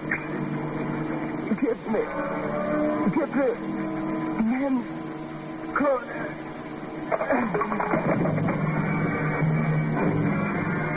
We'll return to the adventure with Ken Thurston, the man called X, in just a moment. Central Texas, budding and blooming. And to make sure your lawn and garden will, visit Xanadu 2 Nursery. X marks the spot at Xanadu, where there's a full line of plants and trees to beautify your Texas yard, Texas style. Plus many flowering, ornamental, and shade trees, such as crepe myrtles, red buds, and Chinese tallows. Xanadu 2 can do it all, including the complete design and installation of entire residential and commercial landscape plans, complete sodding and hydromulching supplies and services. Plus, they also design and install irrigation systems. For that finishing touch, Xanadu can also add a rock retaining wall and walkway to your yard. And at Xanadu 2, delivery and planting services are always available. Remember the original Xanadu Nursery on Highway 150 near Onion Creek in Driftwood, Texas, which carries fountains and statuary, and the new Xanadu 2 at 1900 Barton Springs Road at Wright Studio, where they're celebrating their grand opening by giving away a free 1-gallon Sotinia shrub with every purchase. Xanadu 2 Nursery. Once again, our star, Herbert Marshall.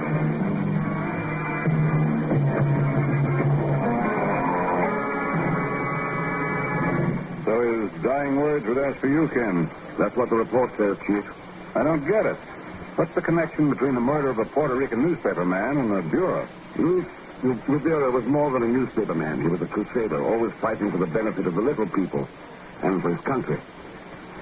This time I think he bit off more than he could chew. Like what? Like the Nacionalista Party. Oh, wait a minute, Ken. The Nacionalista Party's no threat anymore. After a couple of their gunmen made that assassination attempt in Washington, they were broken up. Mm-hmm. Or did they go underground?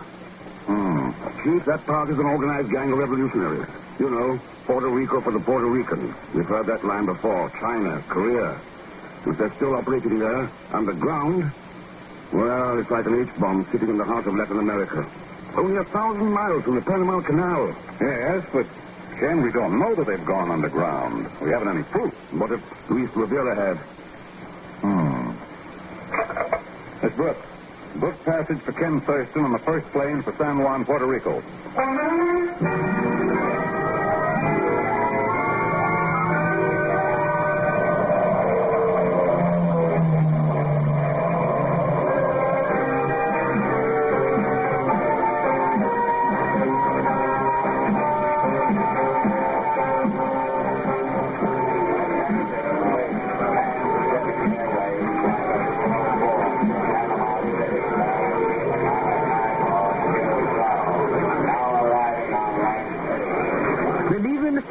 You won't ever regret taking me along here to Puerto Rico. I know every hacha dive in San Juan. That's it. Sure, whatever it is you want here, I'm the guy who can fix it up. What do we have for now, Mr. X? Wine? Songs? Women? Pegon, I want you to get me some information about the Nacionalista Party. That's the sense. When it comes to arranging parties, I'm the Nacionalista Party. That's right.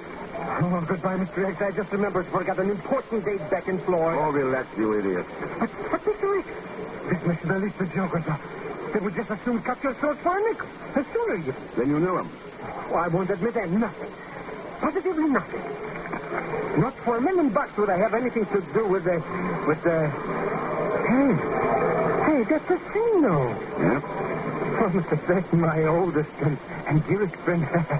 If there's any less thing I can... Please. Here you are, Pegon. But you tore it in 2 pieces. And you're only giving me half. You'll get the other half when you get me some dope about the Nacionalista. And why Luis Rubira was killed. Oh, but Mr. Thurston... Find me at the offices of La Libertad, Rubira's newspaper. But Mr. X... So long, Pegon.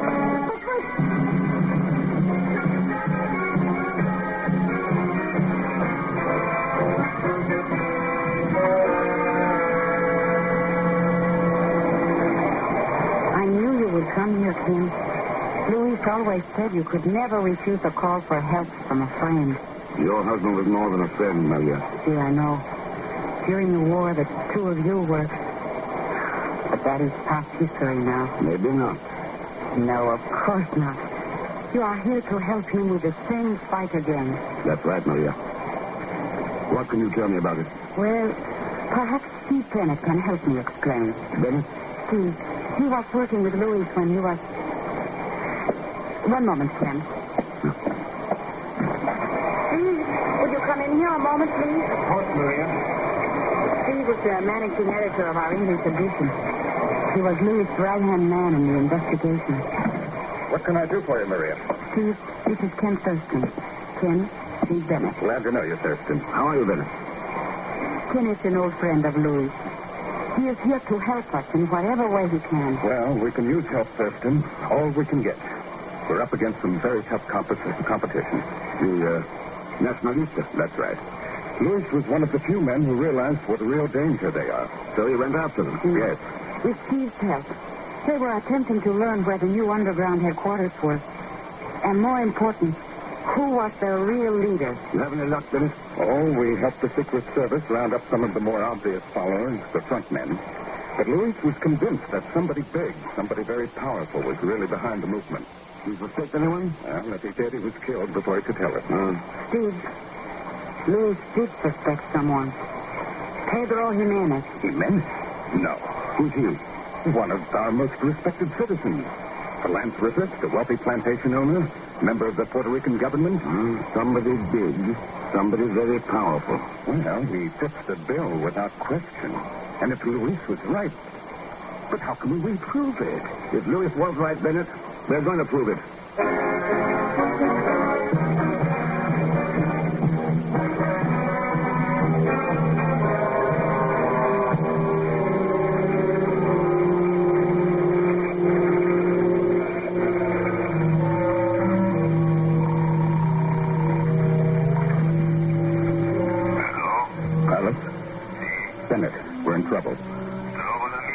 A man called Treason just came to San Juan. He's investigating the party. Others have attempted to investigate the party. Yes, but this man's different. And he's after Jimenez. Senor Jimenez, the Jennings suspect? Yes.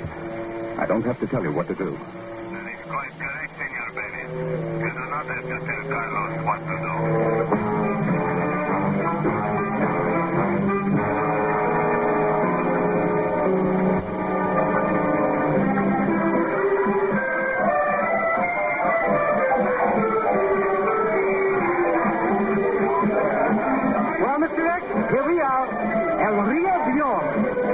The river of gold, you understand?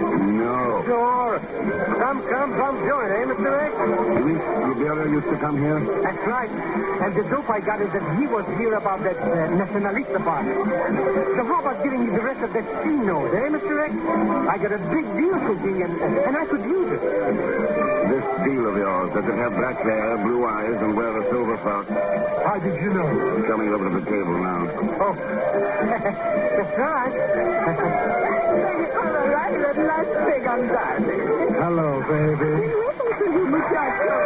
I did not know you're going to bring us rest. Oh, don't let it bother you, baby. I got a little banking-type business to talk over a minute, and then you and me will go out for the town. That sounds most intriguing, Pegon. But are you not forgetting something? Forgetting what? My name's Ken Thurston, senorita. Oh. And mine is Nina Rodriguez, Ken. Yeah, that's right. Nina Rodriguez. How about that half-a-scene note, Mr. Thurston? Pegon told me so much about you, Ken. About the way in which the two of you work together so well. Oh. Look, baby. On the second thought, business can wait. Let's brush out of this place right now, eh? I must find it most thrilling, Ken, to work with a man such as Pegon. Oh, sure. Now, like I was saying, complimentary to you that he's made this his first assistant. Yes, isn't that nice? Well, you know how they don't you, Mr. Would you like to dance, Nina? I'd love to. If Pegon does not mind? Well, He won't mind. Will you, boss? Huh? Oh, sure. Go right ahead. Go on, Nina. Don't mind me. I'll just wait here at the table.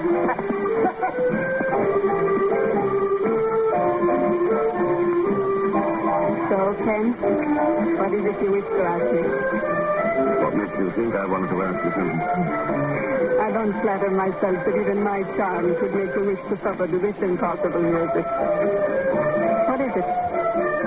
Silver fox and expensive jewelry hardly belong in a dive like this. And your heart is the type to go for Pegon. But he has such a darling accent. He's also got a habit of giving out information. See? I discovered that fact. So? I still have that habit, but with a difference. Pegon is susceptible to flattery and charm. I'm only susceptible to money. Shall we say $10,000? Really? What information could be worth that kind of money? Oh, no. Perhaps if one were interested in the death of Luis Rubira, or in the Nacionalista Party, or in Senor Pedro Cimento. You may not have too much time in which to decide. Why not? You'll learn when you return to your table. To my... So you notice, Pegon is no longer there. Who is the man sitting there now? The one who will inform you why you do not have much time. Thank you for the dance, Ken. We'll meet again soon. And when we do, I would prefer to have the money in cash. Hasta la vista, muchachos.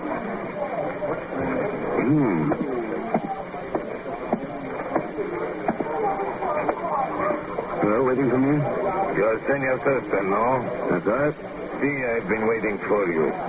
My name is Carlos Mendoza. Is that supposed to mean something to me? I am a captain of the police. Oh? See, I'm here to place you under arrest for the murder of Luis Rubira.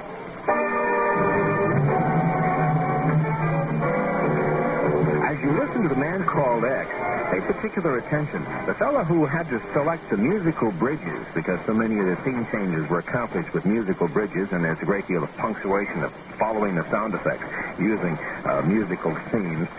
He had to really work overtime. Hard-working fellow, but most effective. We'll return to Ken Thurston, the man called X, and all his musical bridges in just a moment. The power, the tension, the excitement and challenge of the Legends of Golf. Get your tickets now and be a part of all the thrilling action at the 10th Anniversary Liberty Mutual Legends of Golf, April 20th through the 26th at the Onion Creek Club Course. Some of the biggest names in golf will be there, as famous celebrities will be teaming up in the tournament as well. Daily tickets are available starting at practice day Monday, April 20th. Tuesday, see the big shootout and clinic with P.C. Rodriguez. Wednesday, Celebrity Pro-Am. See the players and the stars.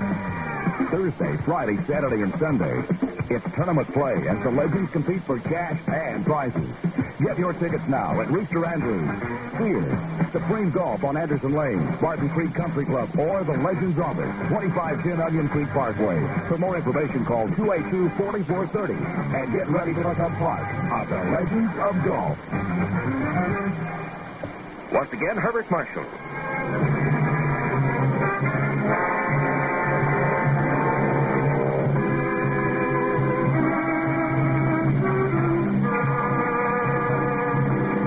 At a dockside cafe in Puerto Rico, Ken meets Nina Rodriguez, who offers to sell him information about the Nacionalista Party and about Pedro Jimenez, a wealthy plantation owner suspected of being the party's leader.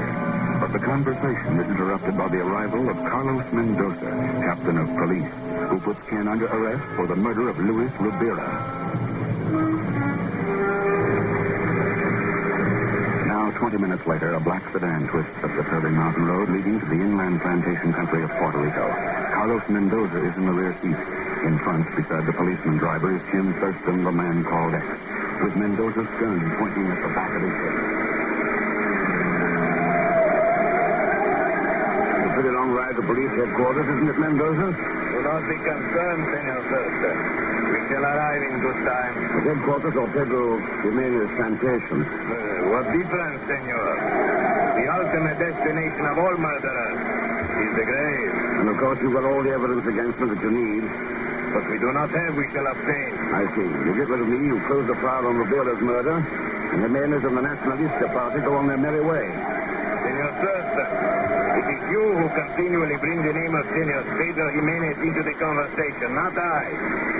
I am merely performing my duty in bringing a murderer to justice. Of course, and I wouldn't want your conscience tortured by the thought that you might have helped to convict an innocent man, so I'd better take that wheel. But you fool, you have killed a dog. You will.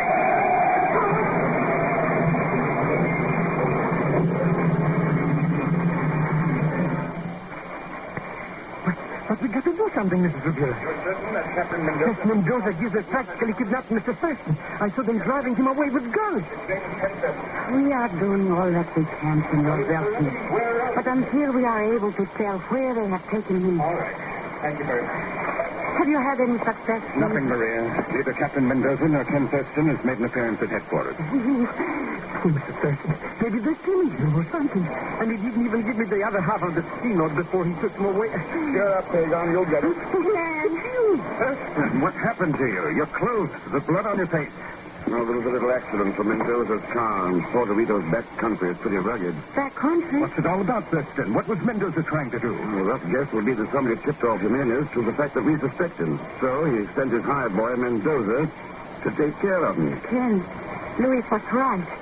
Jimenez is the leader. They're on the right track, Maria. But proof, Thurston. Where are we going to get proof?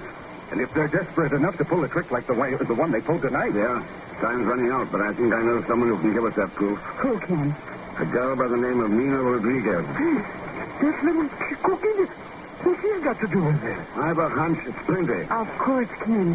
She used to be Jimenez's girlfriend. Luis mentioned her to me. If she could be persuaded to testify against him... I'm afraid that's an impossibility. Why, Bennett? This piece of coffee came into the desk a little while ago. There was a murder in the parking lot of El Rio Doro tonight. The victim, Nina Rodriguez.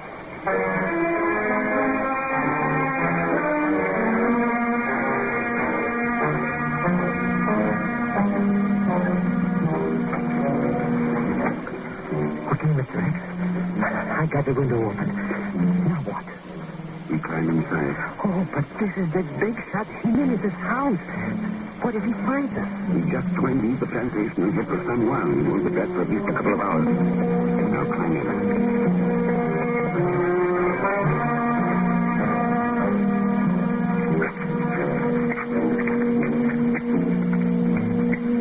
All right, Pegon. Let's come in. Let's get out of here. But what if they see the wires? In some places they couldn't hide them so good. That's the chance we'll have to take. Come on.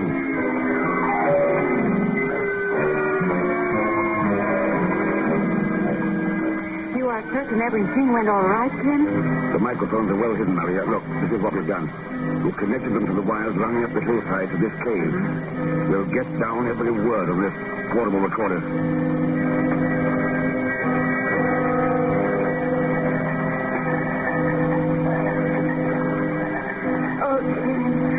afraid something has gone wrong. It is already half an hour since we saw the lights of their cars pull up to the hacienda. And we have heard nothing yet. That only means they haven't gone into the library yet. But what if nobody in the joint feels like reading tonight? After all, maybe there's some good radio programs or something. And anyway, didn't you say the chief was going to... I think I heard a door. Come in, gentlemen. We may as well be comfortable in here while discussing our future and the future of the party. Ken, they're coming into the library now. Start the recorder, Pegon. You bet. Now, our plans have been well laid. If you carry out your assigned tasks as directed, within a week the Nacionalista Party should be in control of Puerto Rico. Do not worry, Senor Jimenez. We should carry them out. Mendoza. You didn't carry them out so well with Thurston last night, Carlos. Who else could have told him as I was after him? Accident shall not happen again. Before tomorrow night, Senor Thurston shall be quite dead. And do not forget the others, Carlos. The lovely Senora Rubira. And that stupid fool Zellschmidt. I am rather weary of having to act the executioner for you as I did with Luis Rubira. Easy, Maria. However, our concern now is with the overall plan. So, at the meeting of the Senate tomorrow, we assassinate the governor. There will be coincidental rioting throughout the city. Carlos' men will protect the members of our party. You, Bennett, will be in charge of our propaganda machinery. I expect that propaganda to result in my being elected as the new governor. Oh, Ken. A well-established pattern, Maria. Are there any questions? Just one, Jimenez. Why did you find it necessary to have a recorded transcript of our conversation here tonight? What are you talking about, Ben? That wire running along the molding leading to the microphone in the base of this lamp. Microphone? I put no microphone into it. Carlos, this is Senor Jimenez. Get the record. Your police car out onto the road to San Juan. Do not let anyone reach the city from here if you have to shoot to kill. Out to the car, fast. We've got about one chance in 10 of getting to San Juan before they catch us.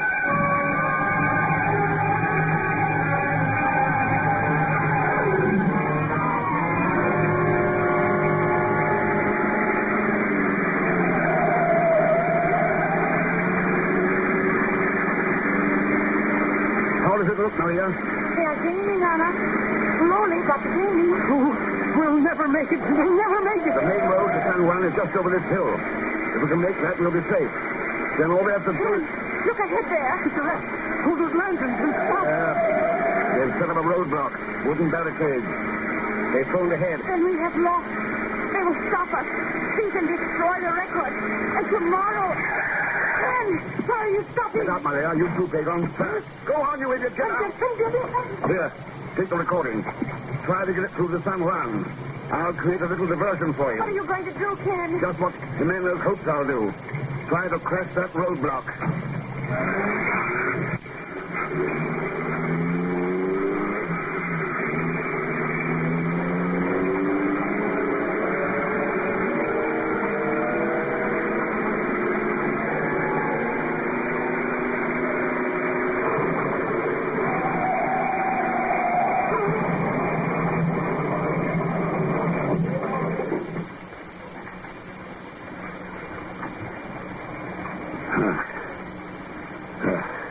So, Senor Thurston, you regain consciousness at last. Yeah. You must be Pedro Jimenez. At your service, senor. Yeah, Back in your library, I see. I had you brought here after your little accident. I thought you might rest more comfortably in familiar surroundings. That's mighty nice of you. I trust the ropes are not too tight? Oh, no. Very satisfactory. Good. I've always prided myself on being a considerate host. Well, thanks. It is too bad that you and I found ourselves pitted against one another on opposite sides of the world, as it were. Working together, we might have accomplished much. Working against each other, we have merely succeeded in achieving a stalemate. Is that what it is? Regretfully, I must confess it. Oh, Bennett and Carlos are still searching for your friends and the recording, but I do not delude myself into believing they will find them in time. That sounds more like a checkmate, Bennett. Oh, no, not at all, my friend. While you have defeated me, I just as surely have defeated you. For I am going to kill you, you see.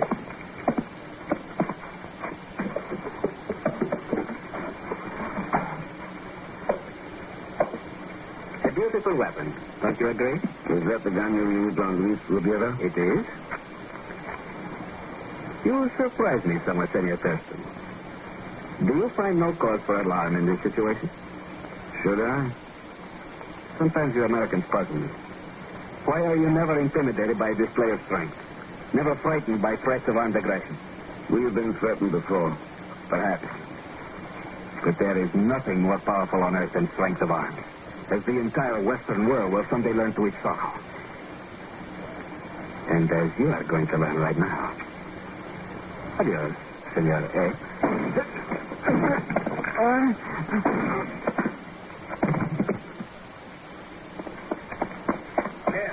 Ken, are you all right? Yes, Chief, thanks. Pegon and Maria got through then. Yeah, they did.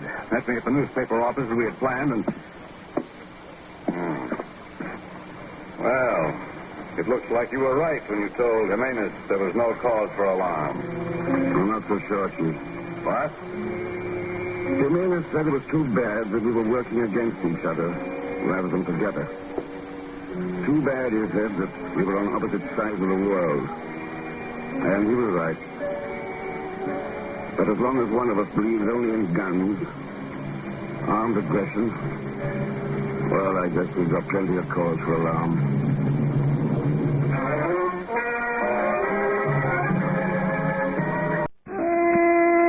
Herbert Marshall as the man called X. Wherever there is mystery, intrigue, romance, in all the strange and dangerous places of the world, there you will find the man called X.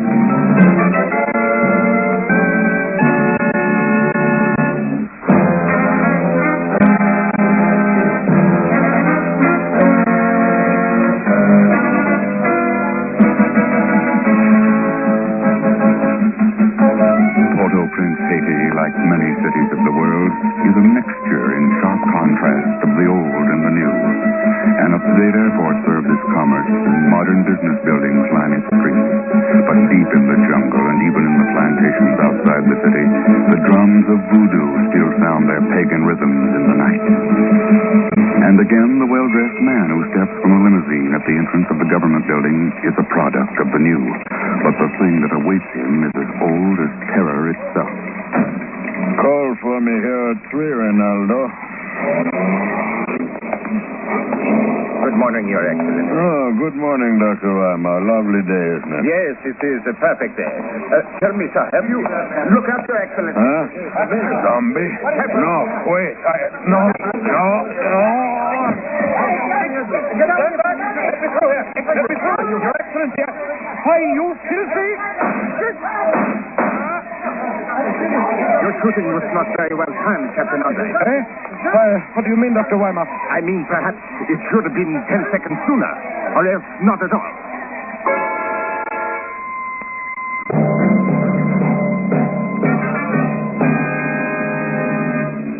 5 assassinations in 3 weeks, and every one of the victims a government official. I just phoned the Haitian consul a few minutes ago, Chief. Says the whole island's in a turmoil down there. Well, what gets me, Ken, is this business about zombies. The Walking Dead. Why, it's right out of a dime novel. It's ridiculous. All right, Chief. You don't believe in zombies, and I don't. But a lot of the natives in Haiti do, and that's the point. Oh, I know there's still plenty of superstition left in the world, but this whole thing just doesn't make sense. I've seen it done before in Ceylon, the Sudan, India. It's a matter of hypnotism and drugs.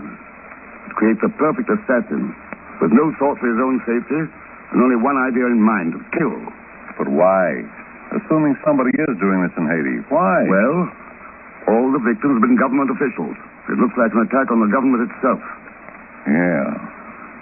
And the little hot spots have a habit of turning into big ones. Sure. Serbia, Spain. All right, Ken. Go to it. Somebody stands to profit by this. The problem is to find out who. And the answer? Well, I guess I better look for it in Haiti. So long, Chief.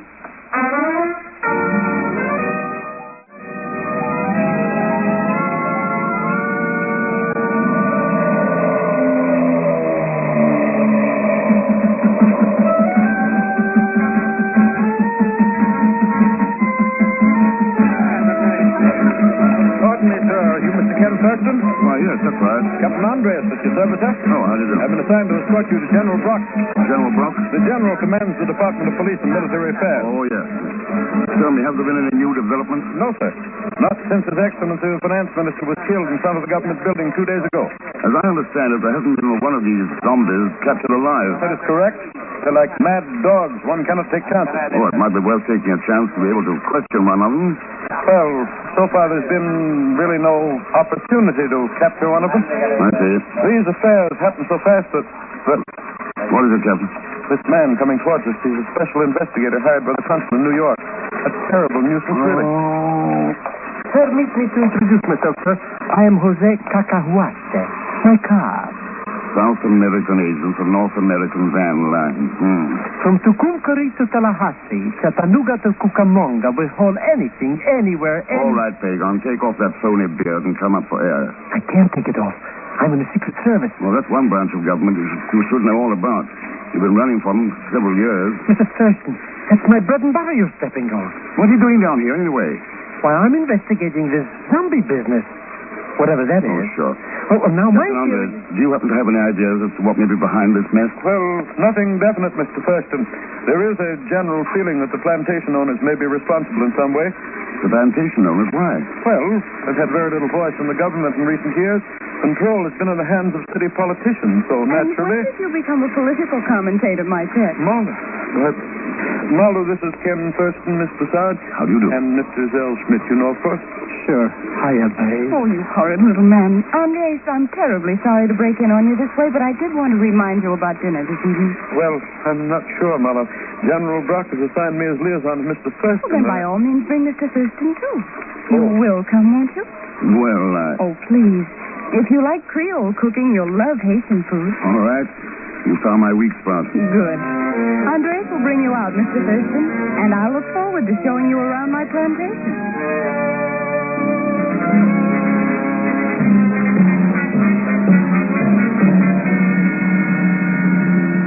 I don't mind confessing that it's a relief to have you here, Mr. Thurston.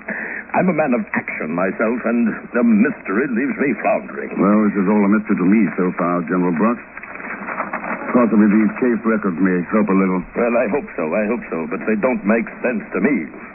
5 men in a row, struck down on the streets without any rhyme or reason. Oh, I think there's a rhyme and a reason. Matter of finding them. Well, I hope that happens soon, sir. One more murder will mean martial law, and then the whole business will be dumped right on my shoulders. Yes, I see what you mean.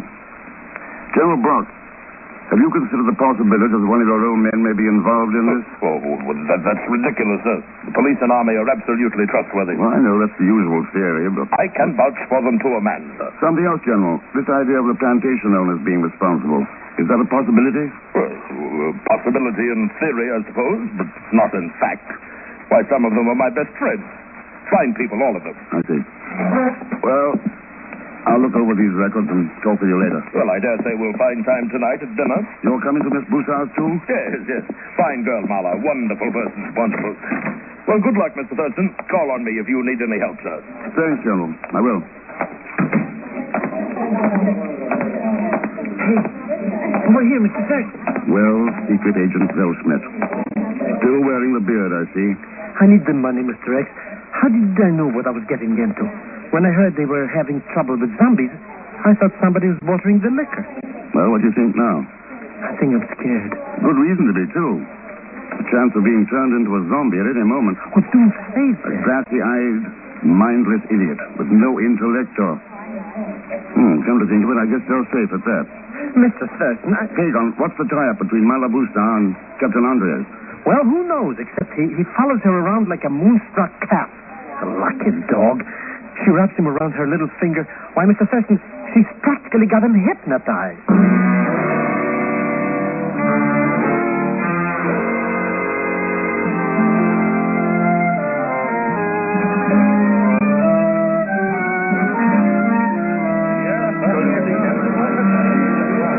And this is my only guest whom you haven't met. Mr. Thurston, Dr. Weimar. Doctor, I knew a Dr. Weimar in Vienna before the war. Karl, I think his name was. My brother, Mr. Thurston. He is no longer living. Oh, I'm sorry. Psychiatrist, wasn't he? Yes, with a specialty in hypnotherapy. Oh, your field too, Dr. Weimar? It was originally. My practice here, however, is primarily medical. I see. Listen, everyone. It's such a lovely night that I decided we'd have dinner on the veranda.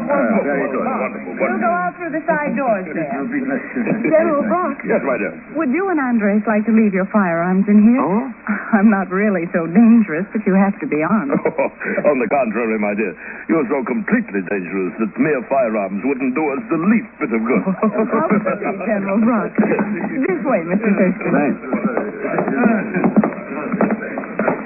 Ah, you're right. It is lovely out here. I wouldn't trade it for all the rest of...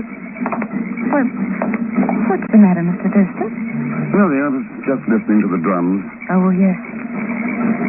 Voodoo drums or signal drums. Opinions vary. Mala, you excuse, eh? Oh, yes, Granaloo. Is a trooper with you if me go now? Of course, Granaloo. I'll see you in the morning. Good night, Missy Mala. She's been with me for years. Devoted.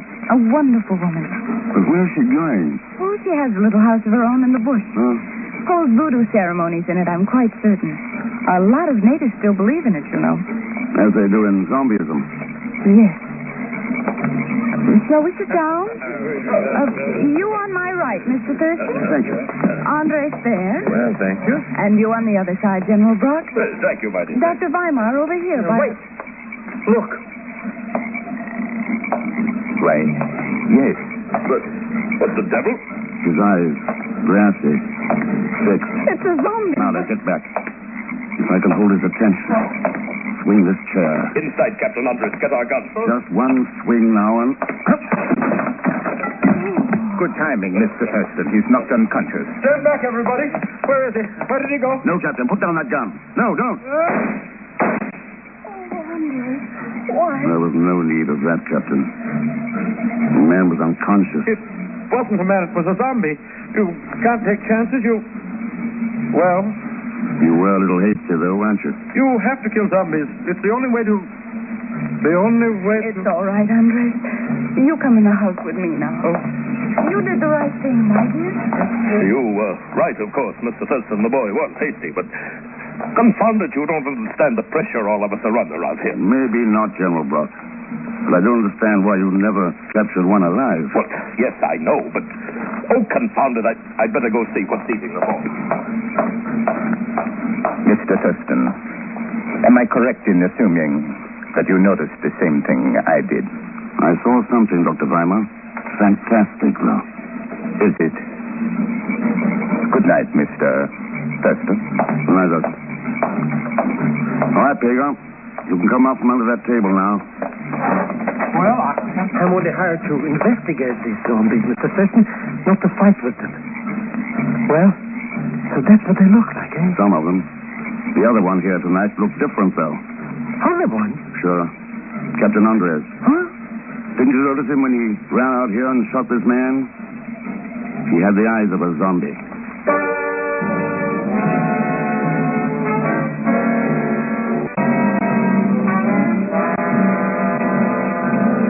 5 assassinations in 3 weeks, and the island of Haiti is swept by a wave of terror. One word is whispered over and over on the plantations and through the dark hills. Zombies, the walking dead. Ken himself was an eyewitness to killing number 6. And now he and Pegon make their way cautiously through the midnight bush, heading for the hut of a voodoo oracle, old Granaloo. Not so fast, Mr. Thurston. Are you trying to root me out here in this... I mean, how bad can it get? You mean how scared can you get? Come on, Pegon. I want to take care of this in a hurry and get back to that house. What do you want with this Granaloo woman anyhow? Just checking. That zombie came out of the bush about a minute after she went into it. And she may be a voodoo leader. She's devoted to... Wait a second. Huh? There she is in front of the hut. Creepers. Let's get out of here, Mr. Thurston. Please come on up here where I can see you. Come on, Pegon. I've been waiting for you. Mr. X. Why, Granaloo?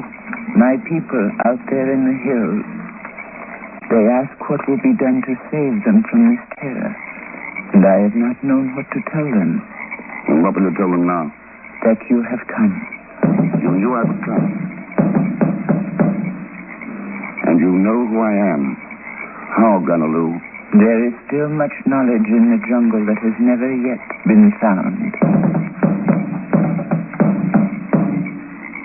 Have you found the answer, Mr. X? Yes, I found it. But I don't know yet how to deal with it. You will. My people will be very happy when I tell them. I thought there on the veranda that your pidgin English was all put on. One must play many roles in this life, Mr. X. Yes, I know. I will speak to my people now. Good night, Granaloo. Come on, Pegon.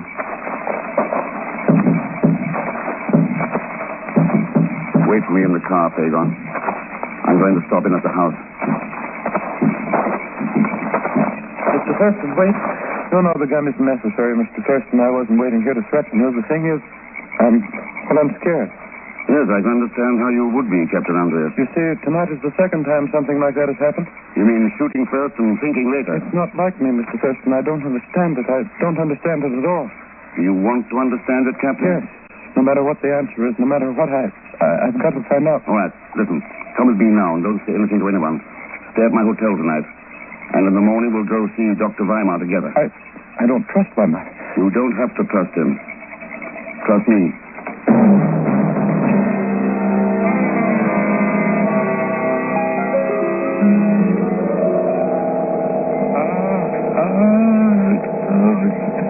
He's rather far under the drug now, Mr. Thurston. And the trance, too, is about as deep as I care to take him just now. Well, it's entirely up to your judgment, Dr. Weimar. It's a little out of my field here. Then I think we might try for some of the phrases, some of the commands that were given him when he was hypnotized previously. Do you agree, Mr. Thurston? Yeah, go ahead, Doctor. Captain Andres, can you hear me? Yes, sir. I can hear you. And do you understand who's here with you and what's happening? Yes, sir. You're Dr. Weimar. Mr. Thurston is here, and you've hypnotized me. A part of me is asleep, a part of me is awake and listening to you. You called it, dissociation. Yes, sir. Now, the awake part of you, Captain Andres, is the part I'm talking to. It's the part that remembers everything, including the last time you were hypnotized. Yes, sir. I remember. What were you told at that time, Captain? I was told to forget all about it. But you did not forget. You remember, don't you? I remember. And what were you told about zombies? I was told to kill zombies, take no chances. How were you told? What were the words? You can hear the command now. What is it, Captain? What is it? Kill all zombies after they've killed. Kill all captured zombies.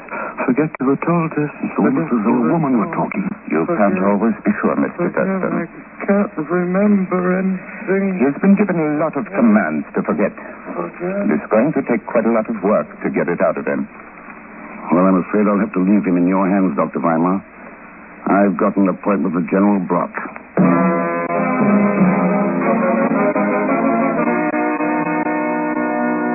Those case records then, Mr. Thurston, no use to you at all, so it seems, huh?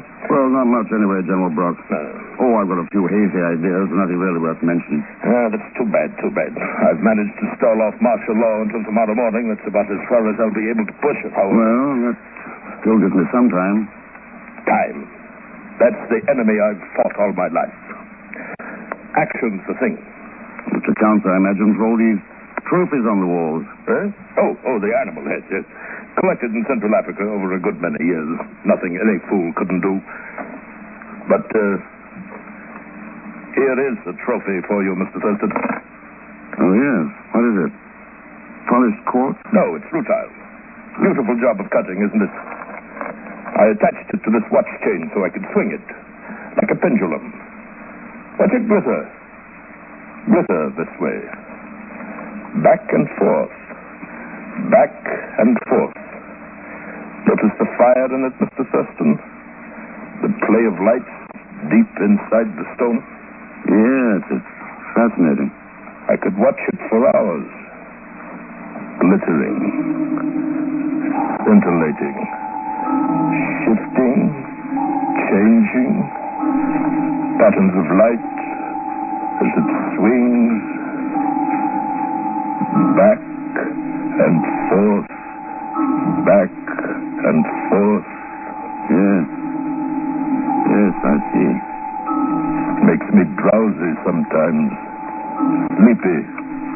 My eyes get heavy, like yours are now. Yes.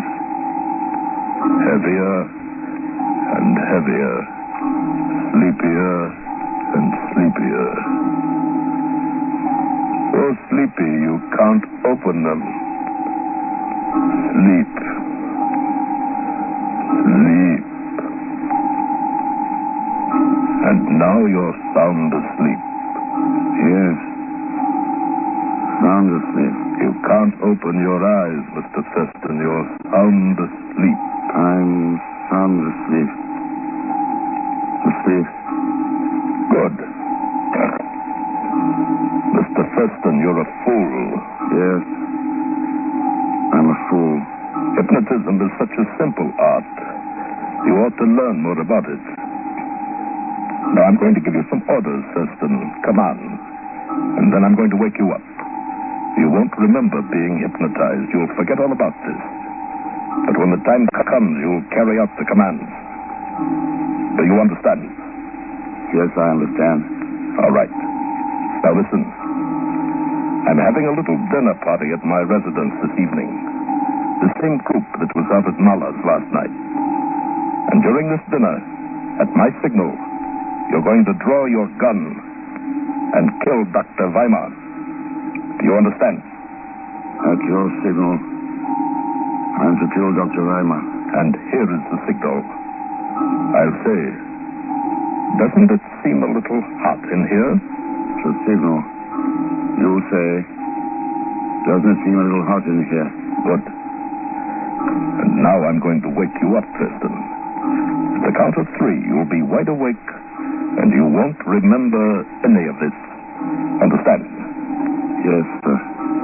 All right, then. 1, 2, 3. Natives of that particular area polish the stones by some method all their own. I never could discover how they did it. That's very interesting, General. Well, I guess I better get back to work. Oh, by the way, Mr. Thurston, I'm having a little dinner party here at my place this evening. Like to have you join us. Fine, what time? Oh, let's make it 8 o'clock. All right, General. I'll see you at 8.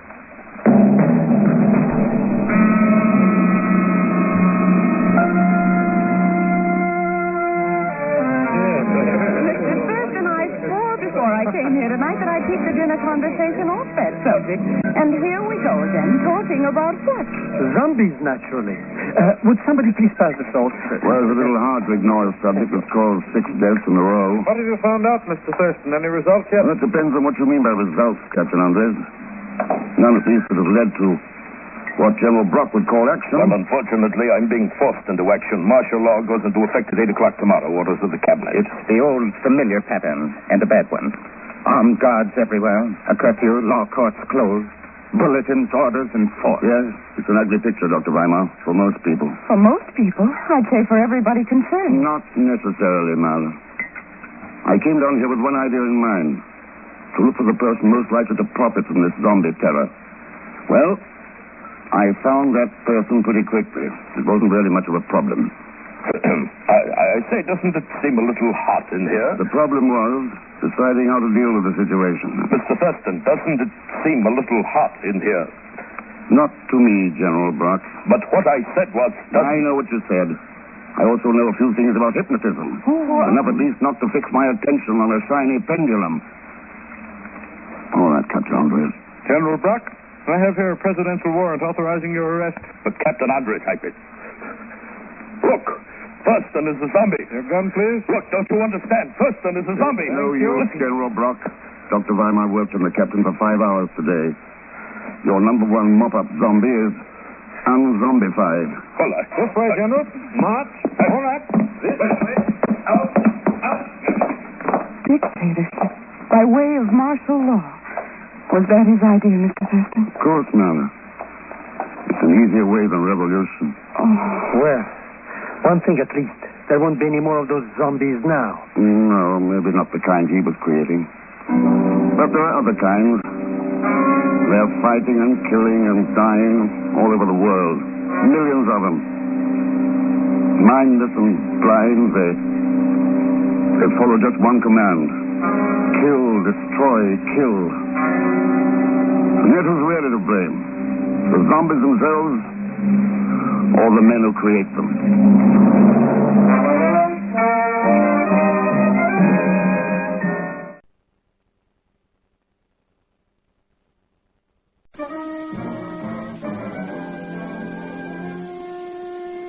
Herbert Marshall as the man called X.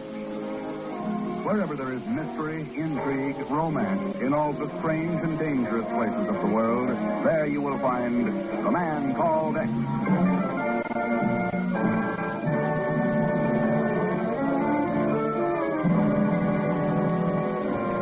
From Cannes to the Italian border, the maritime Alps push almost to the sea, forming a narrow known as the Côte d'Azur of the French Riviera. Here are assembled the dissolute and the disenchanted, the rich, the noble, the greedy, by day lounging at the edge of the blue Mediterranean, at night cramming the casinos, pushing forward their chips with trembling fingers. Only at dawn is the wild clamor of desperate gaiety silent. At dawn, the game is over. But in the garden of a villa just inside the borders of the tiny Principality of Monaco, another game is in progress. And the stakes? Death. Two men stand back to back, small antique pistols in their hands. Gentlemen, you know the rules. When I begin to count, take 5 paces, turn and face one another. Then you may fire at will. An aging British novelist counts off the paces. 3, 4, 5. A paunchy, mustachioed Egyptian prince turns, takes careful aim, and squeezes his fat finger against the trigger.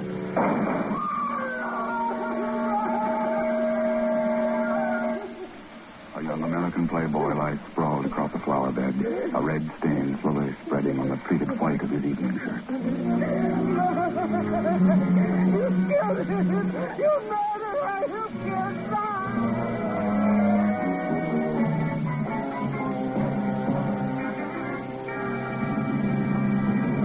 Here's another one, Ken. This time it's the Tribune. Want to look at it? No, thanks, Chief. I've read enough of them already. Playboy, scion of wealthy senator killed in duel. Shocking disregard for moral standards. Fight over married woman shows depravity of the international set. That's about it. The whole thing just doesn't add up, Chief. Mark Whitney wasn't the kind to get involved in a foolish mess like that. What's more, he had a serious job in his hands. Sure, Ken. Whitney was a good man. One of the best the Bureau ever had. But around those crazy people, anything could happen. But even a crack marksman missing a 300-pound target at 10 paces? Oh. You think the duel was fake? Oh, well. Where's that last letter we got from Whitney? The top drawer there.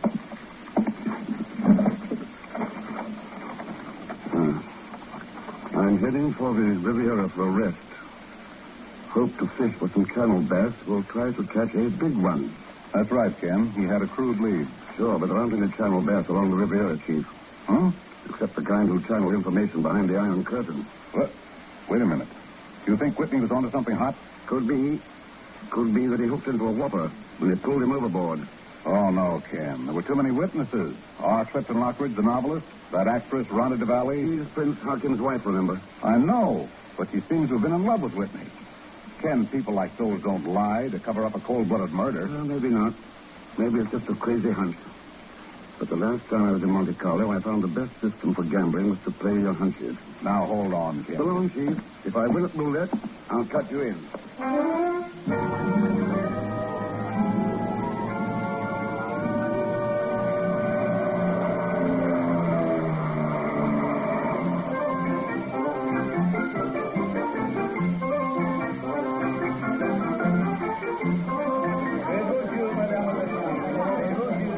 Monsieur Thurston, welcome to Monte Carlo. Oh, hi, Oreo. I expected to see you up front. Monsieur, I have been promoted since you are last in Monte Carlo. No longer am I the bouncer. Now, I am assistant manager. Number 3. And you, monsieur, what brings you to Monte Carlo? I felt lucky and decided to play a few hunches. Besides, I came to settle the estate of a friend of mine. Perhaps you knew him, Julio. Mark Winston III. Oui, I knew him, poor boy. Had I known how it would end, I would have let them finish the fight here. Huh? Well, did they have a fight at the casino? Mais certainement, it was magnifique. First, the American sinks his teeth in the prince's stomach, all the way to the wrist. Yeah. Then the prince knocks him down and jumps on him. Then the American rolls him over like a ball. I hated to break it all. Oh, sure. Did you happen to know how it started? Alas, no, mon ami. I arrive when things are already going good. The American sinks his teeth into... You said that. Is there anyone who might have seen the fight begin? Oui, Georges, the croupier. Young Whitney, the prince, his wife, they were all playing at George's table. I can call him over if you like. Oh, don't bother. I'll have to send you this chip somewhere. As you say, mon ami. The fourth table on the right.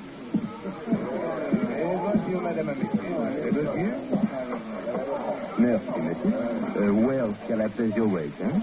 Any number you choose. I do not bet, monsieur. I know the odds too well. I'm betting you know a great deal more than that. Perhaps I do. A friend of mine had a quarrel here last week. I'm curious about it. Curious enough to double my stakes. Monsieur, I watch the wheel. The faces of the players come, go, change. I do not notice. Faites vos yeux, madame. His name was Mark Whitney. Well? You lose, monsieur. Take my advice. Do not gamble anymore. You are sure to lose. Someone has to win. I've always been pretty lucky. The percentages are against you, monsieur. No matter what the stake, money, information, life even. Take my advice. Leave Monte Carlo before you lose more than you can afford. Remember, the percentages are against you. Thanks for the tip. Wait, don't move. I have to talk to you. Huh? What month were you born in? I know, December. Oh, yes. I knew it, a Sagittarius. I could tell it the minute I looked at you. I need a Sagittarius in my orbit. Sure. The stars are just right for it. I do everything by the stars, you know. You've got to come to my party tomorrow night. Oh, that's very kind, but I'm afraid... I'm Mrs. Farrar, you know. Helen Farrar. You must have heard of me. My party is a world famous. I've heard of you now. I do hope you're coming tomorrow. Of course, it won't be anything elaborate. Just a little get-together at my villa. A few games of chance. No one really important, except, of course, dear Rhonda and Baby. Baby? Prince Hacken, you know. We all call him Baby because he's so fat, of course. Of course, that follows. I heard you mention being a friend of poor Mark. I do hope you won't hold it against Baby. It wasn't his fault. Oh? Rhonda's been disconsolate ever since. So has Baby. So have I. Yes, and it must have been pretty hard on your business. I don't know what you mean. Don't you? Or has giving parties become so profitable that you've abandoned your little sideline of... Just a minute. As I recall, Mrs. Farrar, was it? When you left the United States 2 years ago, it was to avoid prosecution on several counts of blackmail. I've never been so insulted in my life. Good night.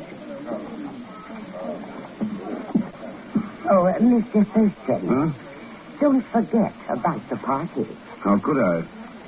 After all was written in the stars.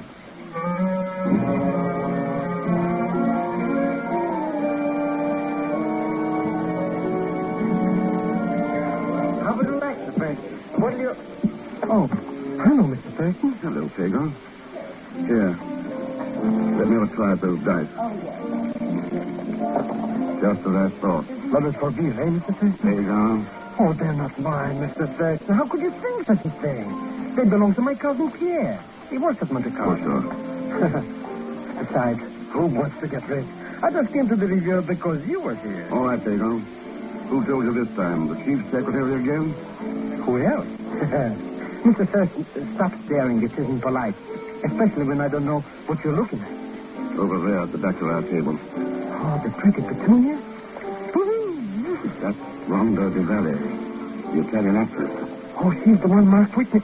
Well, come on, Mr. Thurston. What are we standing here for? Easy, Pegon. That's her husband. Is that character in the uniform? Oh, don't be silly. What could she see in here? Prince Hakim Raid is one of the richest men in the world. Well, I don't see what... Oh, America's connivance, eh? Something like that. Come away from the table, Rhonda. You've lost enough. I lose what I like. $1 million times 2 million. You can afford. It doesn't please you, go home. I'm staying. Oh, How can he talk this way to all that money? Rhonda, we will leave together. Take your hands off me! Hey, there, up with some fresh air.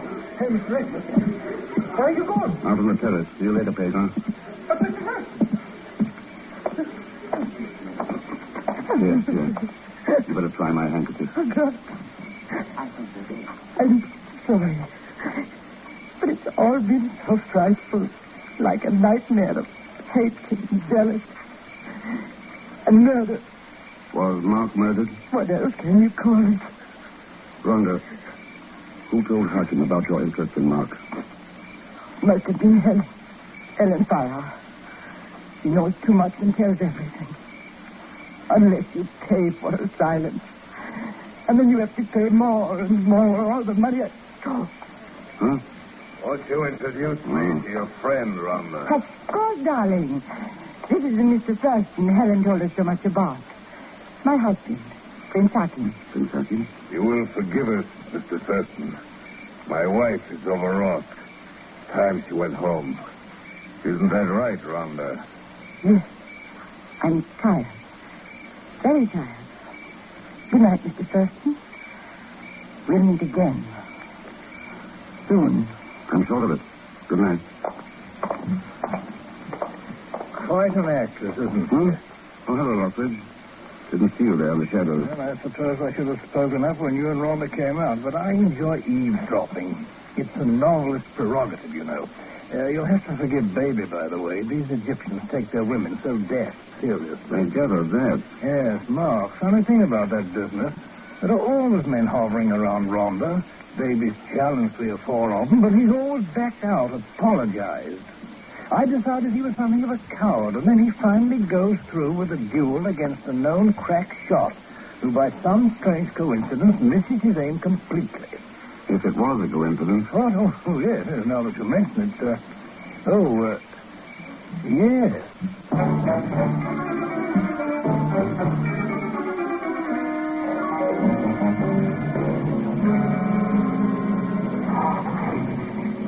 Hey, Mr. Thurston, wait for me. I don't want to walk home. Okay, Pegon, hop in. What a party, Mr. X. I haven't had so much champagne since my sister Olga got... Hey, Mr. Thurston, looks like you got a ticket. Hmm? Oh, she's stuck under the windshield wiper. Here, I'll get it. It's a near fixed. My cousin has some good connections. Hey, this is some kind of a note. Let me see it. If you are truly a friend of Mark Whitner's, come to Eden Rock by 1:30 this morning. Block printing, no signature. Eden Rock? Garden of Eden. Let's go. Hang on to your head. We haven't got much time. Just take it easy, Mr. X. If I gotta go to the Garden of Eden, I don't want to get there in one.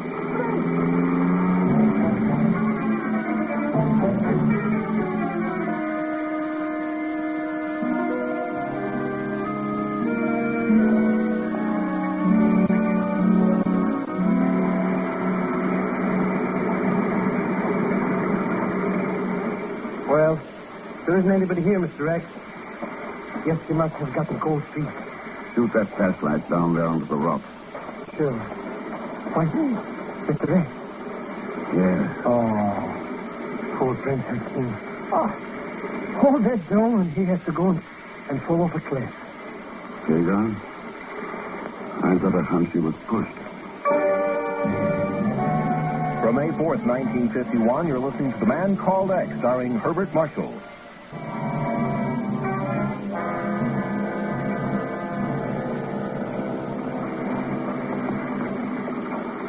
Why do we have to climb all the way down here, Mr. X? He's dead anyway, isn't he? Well, then? I'd just like to see if... Yes, he's already been searched. Nothing on him. Well, what are we waiting for? It's cold, and I'm getting wet. Wait a minute. Look at his head face. Bold as a billiard cue. Yeah. But, Mr. X, in the casino, he had black hair. Maybe he just so scared it just all fell out. Or maybe he wore a toupee. Give me that flashlight. Let's see. Yeah, there it is. Up on this rock. How do you like that, Miss Rex? Oh, it just shows you can trust nothing you see. Why, I bet you that... What are you doing? Where'd you get a piece of paper? Fastened inside the toupee. Red 38, red 21. If you lose, cut stakes in half. Red 7, black 4. It's a system for playing roulette, Mr. X. Hey, baby, that's how the Prince Hakim got so rich. Not with this system. Come on, Pegon. Let's get back to the casino and lose some money. Sure. Lose? But Mr. X... Come on.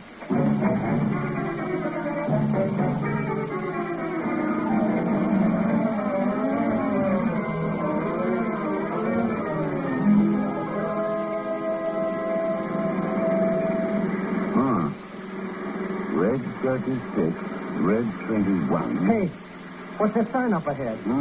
Oh, detour. Just like back home, eh? Now, where were you? Oh, yeah. Red 36. Mr. X, look out! Hey, what kind of a detour is this anyway, bringing us right to the edge of the cliff? A very special detour, Pegon, meant just for us. For us? Yeah. Let's get back on the highway.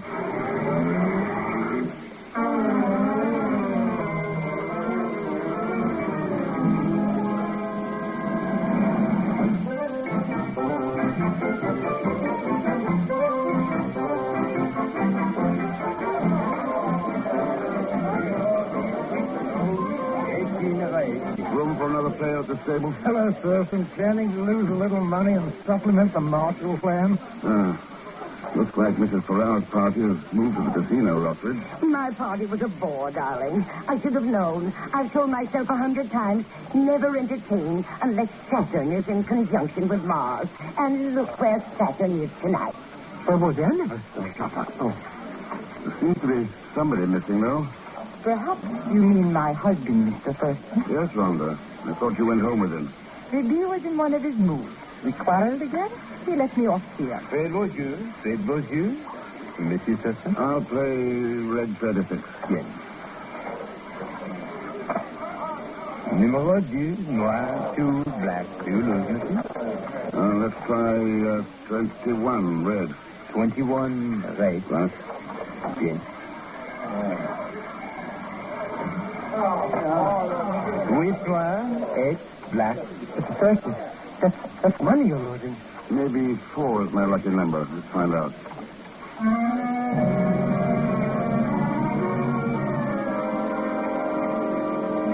With noir, 10, black. Oh, I can't stand to watch anymore, Mr. Thurston. All this money going out and nothing coming back. 14, red.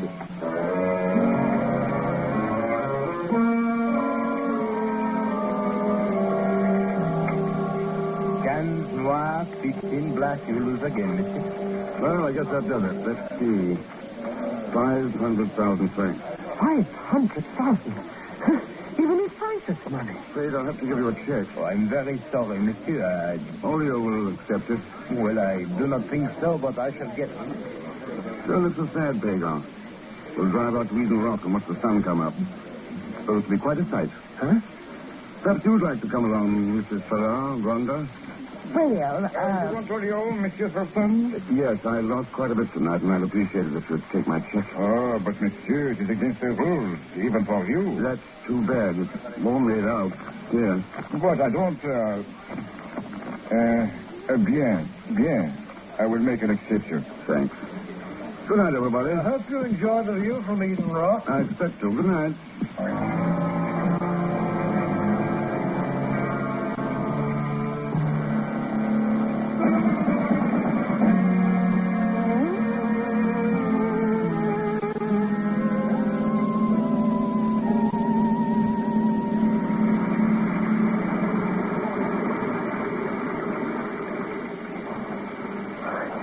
What are we doing out here, Mr. X? It's dark as a coal bin, and the prince's body is still down at the bottom of the cliff. Take it easy, Pegon. And you didn't tell nobody he was even there. Whoever murdered him already knew it. Well, sure, but this is no... You lost money, too. It was a good investment. Huh? That wasn't a roulette system on that slip of paper. It was a code. I'll continue. It's said to cut your bet in half if you lose. No gambler ever does that. You'll never get even. But if you were sure you were going to lose, At least one of the other players knows that same code. The one who murdered Hakim. I made it plain we were coming here, so we ought to have a visitor before they... Well... Good evening, Mr. X. Am I prompt enough for you? Right on time, Princess. Then you're not surprised? No. Hakim's body was successfully... Well, it was searched very carefully. But whoever killed him knew he was bald. Otherwise, they'd have been puzzled and searched for the hairpiece. Poor baby. So vain about his hair. As if that wig covered his ugliness. And what else have you managed to deduce, Mr. X? Not enough, I'm afraid. I thought maybe you would help me. The code was used for passing information for a Russian agent, wasn't it? Yes. To the croupier. One thing I don't understand, why you and the prince would be mixed up in a thing like this. Money, Rhonda? For me, yes. For him, power. His grandfather was one of the strongest men in Egypt. Baby hoped to recoup his strength. The communists made him promises. And you? I told you. I can believe in giving a woman nothing. I had to beg for every penny. But the communists say, well, much better than your East Americans. Unfortunately, baby was disturbed. I am afraid he did have a conscience. He wanted to talk to you. Mrs. Farrar had told us who you were. I could not permit him to see you. So you killed him? What was baby disturbed about? Mark Whitney's death, of course. He had finally managed to figure out it was murder. Baby was such a coward. It took me days to get him to challenge Mark. Go on. With a little pressure from croupier, Mark accepted the challenge. Perhaps if he had known his revolver was loaded with a blank... Whitney was killed because he found out about this code of yours. You're right again. So? Oh, put that gun away. Killing us wouldn't look like an accident. I have no intention of firing. Unless you force me. Now, if you will just back up to the edge of the cliff. Mr. X, I don't think she's kidding. Sorry, Rhonda, I'm not moving. Then I must kill you. I have no choice. You can turn yourself over to the police. They're almost here, you know. What? The check I gave Olio tonight was a message to bring them. He's quite good about following instructions. Learned it in the Foreign Legion. I do not believe you. Car's turning in. No, it is not possible. I will get away. Back to Italy. The party will help me there. It is only a few kilometers to the border. I will be... Rhonda! No.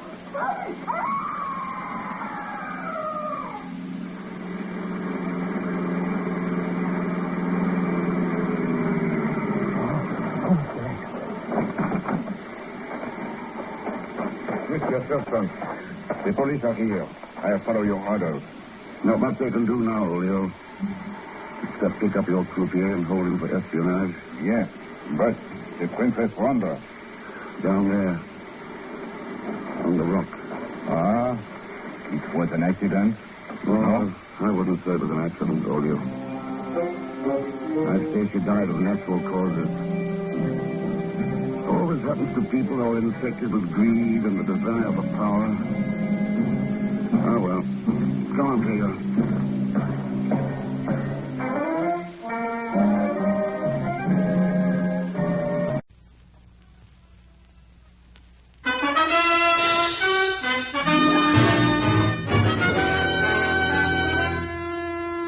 Herbert Marshall as the man called X.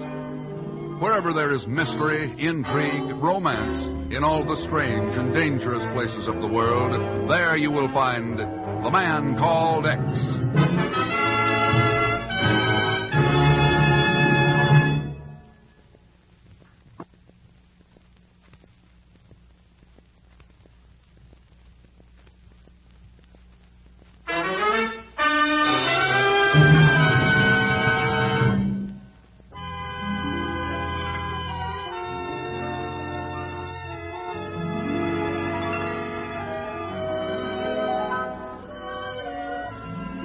It has been said many times, of course, that wherever there is danger in all the far-off places of the world, there you will find Ken Thurston, the man called X. And rare it is when Ken finds time to sleep even one night in his own Manhattan apartment. And rarer still when he sleeps there uninterrupted.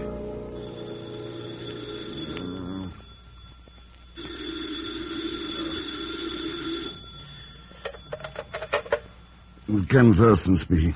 Mr. Thurston, you're home. Oh, Pegon. Only by living such a good, clean life do I get so lucky. Oh, sure. What time is it anyway? Well, here it's one time, there's some other. Who knows? Mr. X, you gotta help me. Help you what? Why do I have to do it at 5 a.m.? So long, you. Call me later. Mr. Thurston, wait. Wait nothing. Go get some sleep. But you don't understand. I just run into a dead man. Oh, fine. Now get yourself a hotel room and sober up. But it's true, Mr. X. He just got in from Honolulu, and I met him accidentally in San Francisco, and then he brought me down here, and you know who it is? It's George Koloff. George Koloff? Oh, Koloff's been dead for 6 months. That's what I told him, but he says he can explain the whole thing. Mr. Thurston, I'm scared. I think he's planning to give me the business. Where are you calling from? Where are you now? Who knows? It's a big house that belongs to somebody down here at... Pegon. Operator. I'm sorry, sir. Your party has hung up. Operator, this is Ken Thurston. Oh, yes, Mr. Thurston. Will you trace that call, please, and phone me at the bureau right away?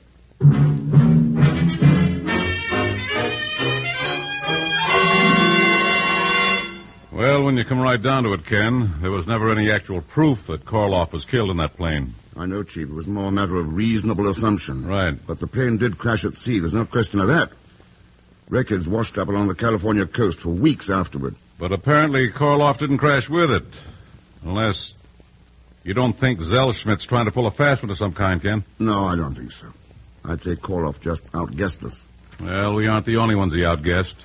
Walked into that Los Angeles aircraft plant wearing a phony beard, handed them a forged letter, and flew off in their latest model test plane. Their top secret job. Yeah, and he's been doing things like that for years, Chief. One of the slickest boys in the whole espionage business. Well, at least he slipped up on that job. Maybe. Huh? I got a hunch that plane crash was part of Koloff's plan. That it wasn't an accident.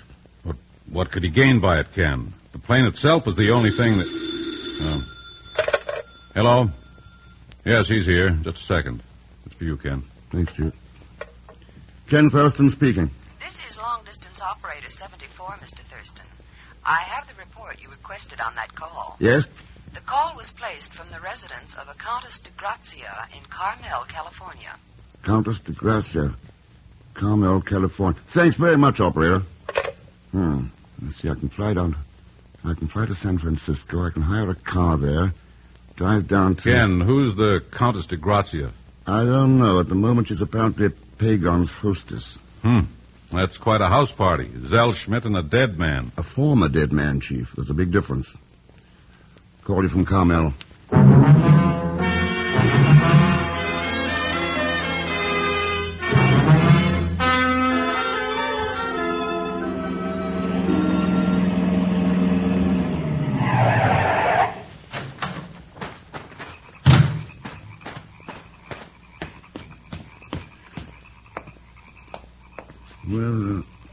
Well, here we are.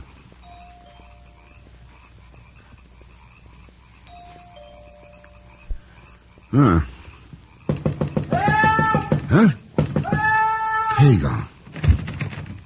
Locked. Well. Pegon. Well, should I let you out, or would you rather beat the door open? Mr. Thurston! Just relax and out. Well, so that's the game. What's the good? I want out of here. All right, just as soon as I disconnect this booby trap. There. Well, your friend, the Countess, seems to have some unusual ideas of hospitality. Countess? Hey, Mr. X. The only one I saw was George, the double-crossing crook. He was supposed to pay me $500 to keep my mouth shut. I mean to, well... You never were much good at blackmail, Pegon. Mr. Thurston, I swear, but... Never mind. So he lured you down here from San Francisco and then locked you in a broom closet. Where's he now? Who knows? I haven't heard a sound for the last hour. I guess he... Oh. Well, let's take a chance. Countess de Grazia residence? Hello, is the Countess there? Not at the moment, but I'm her business agent. Could I help you?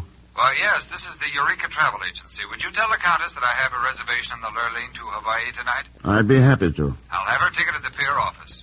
Oh, and the ship sails in 4 hours, you know. Yes, I know. I'll tell her. Thanks a lot. Come on, Pegon. I got a car parked out in front. Where are we going, Mr. Thurston? Hawaii. Oh, I'm fine now that... Hawaii?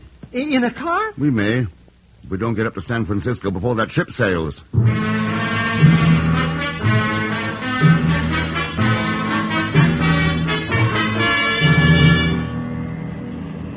The way I figured, Mr. Thurston, this Korlov guy just wanted everybody to think he was dead. That's the way it figures. You mean I'm right?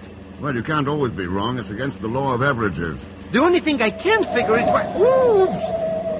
Hey, are we trying to break a speed record or something? No, we're trying to find out whether that car back there is following us or... Hold on. Well, they're sure sticking to us tighter than a wet bathing suit. I know. And I think it's the same car that was parked down the street from the Mr. Countess. X, they're going to pass us. Wish I could get some speed out of this thing. Look, there's a car coming. They're crowding us. Crowding us. Crowding us. Pegon.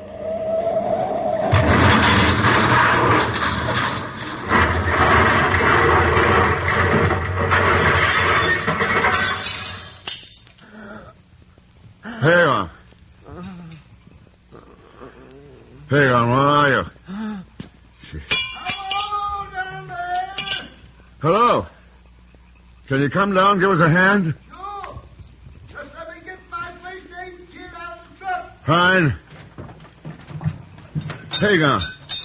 Pegon, can you hear me? I saw your lights go over the bank. Stopped my truck as quick as I could. Is anybody hurt? I'm all right. I guess my friend's knocked out. Here, help me lift him up. Right. Okay. Now... Another car passed me doing 80 or better. What'd they do, sideswipe you? I guess so. It happened pretty fast. Here, turn the light on his face. Cut in the forehead. It's not bad. A compress will stop the bleeding. Here. Let me get one here. One sure thing. We can always count on you boys in an emergency. Well, when you spend most of your time on the road, you get used to helping people. Never know when you need help yourself. There. You'll be all right in a few minutes. You heading towards San Francisco by any chance? No, I'm going south. I'll take you as far as Salinas Junction, though. Good, I can phone from there. You, got an important date of some kind up in Frisco? Oh, fairly important. It's for the Countess and a dead man. Huh? We're sailing for Honolulu together. If I get there in time. What?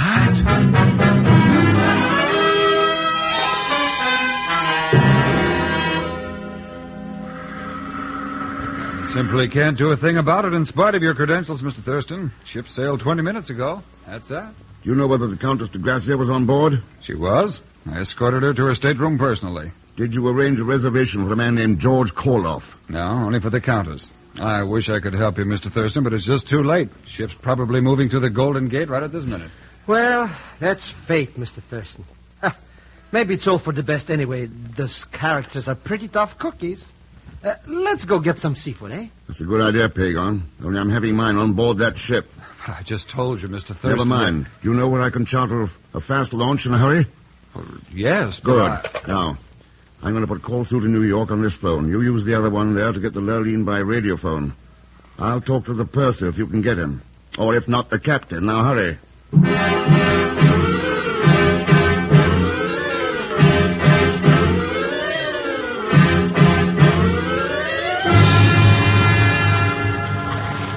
Mr. Thurston, you mean we got to climb all the way up to the deck on that little ladder? Yeah, now wait, Pegon.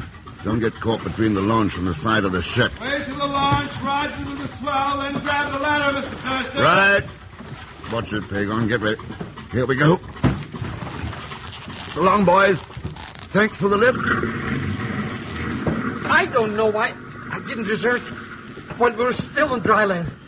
Climbing up ladders in the middle of the ocean. People trying to kill us. Oh, relax, Pegon. Now you'll have another chance to blackmail Korloff. Hey, I never thought of that. Here, let me give you a hand. Thanks. That's it. Well, we seem to have quite a welcoming committee. Well, it's a little unusual to break the schedule, slow down the ship, and take on passengers I at sea. imagine, yeah. But I've had radio calls from New York, Washington, the Maritime Bureau, even from the owners of the line. Well, I pulled all the rank I could think of to get aboard, Purser. Yes, sir. My name's Blake. I've arranged a pair of cabins for you, assigned your table, and... Oh, here's one of your table companions now. I was afraid I would have to make myself obvious, Mr. Blake. Countess, this is Mr. Ken Thurston, Countess de Grazia. I've been looking forward to this, Countess. Really? Well, I must say it is a little unexpected on my side. Well, you have to admit that neither of your two attempts was particularly clever. Touché? I didn't know that you had met. Only indirectly, Mr. Blake. Yes. And now that we do come face to face, we are outside the 12-mile limit. Fortunately. Which means, of course, that we can make our own rules. Tell me, how's George? Koloff? Oh, I think you are going to be a highly entertaining dinner companion, Mr. Thurston. I'll try my best.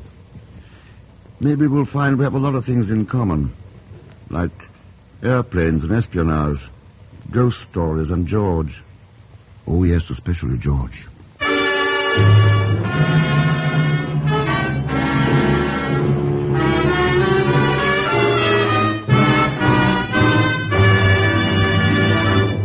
We will continue with The Man Called X in just a moment.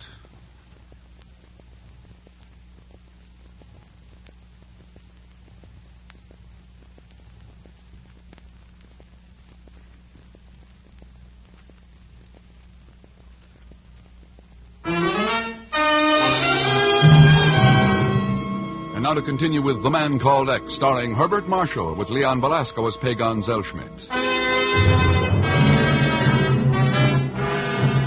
An international espionage agent named George Koloff, supposedly dead for 6 months, is seen in a San Francisco bar, and the resulting chase finally leads Ken Thurston to a cabin aboard a ship, now 1 day out of Honolulu. Also aboard is Koloff's confederate, the Countess de Grazia, but so far the quarry himself has not been found. As far as I'm concerned, Mr. X, I don't even care if we never find that character. Oh? What's happened to your enthusiasm, Pegon? Enthusiasm? I've looked at passengers all week until I'm green in the face. And so what if I did find him? You wouldn't let me blackmail him anyhow. So that was your reason for trailing him down to Carmel?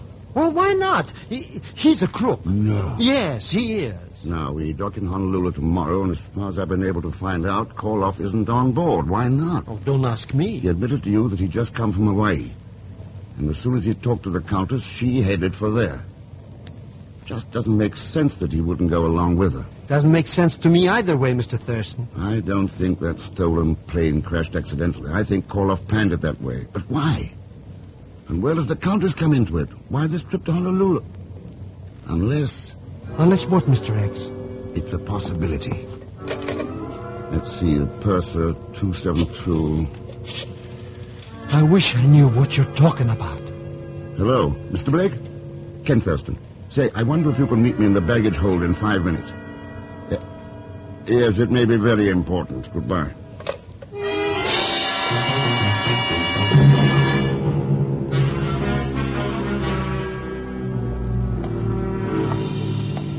Let's see now. The Countess de Grazia's baggage should be in cubicle 17 right here ahead of us, Mr. Thurston. Of course, she has a pair of wardrobe trunks and some other luggage with her in her cabin. I know, and it'll be tough to get into it. I'm hoping we find something here. Find what, Mr. Thurston? I don't know, Pegon. Oh, here we are.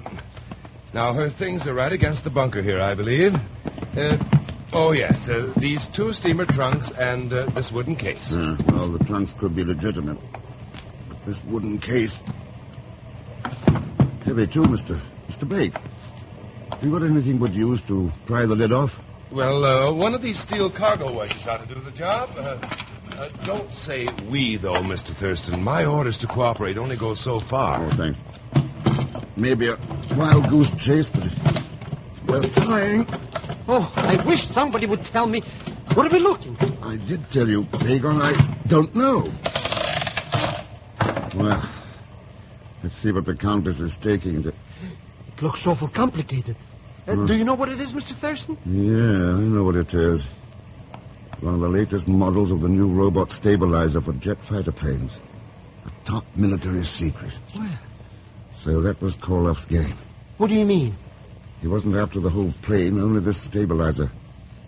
He must have taken it off, parachuted into the water with it, and left the plane to crash into the ocean. I wonder if the Countess owns a yacht. As a matter of fact, she does, Mr. Thurston. I heard her discussing it with one of the other passengers a few evenings ago. And she probably has a prospective buyer for this thing waiting in Honolulu. Only what's happened to her partner, Cola? Look, Mr. Thurston. This name on the outside of the case. Leo Bornlin, Honolulu. Yeah, she's keeping herself covered. In case of trouble, she can claim she never saw the case before. I think I'd better find out a little more about the Countess. Well, the ship's radio is yours, Mr. Thurston, anytime you want to use it. Thanks. Meanwhile, I wonder if I could borrow about a dozen of those steel cargo wedges.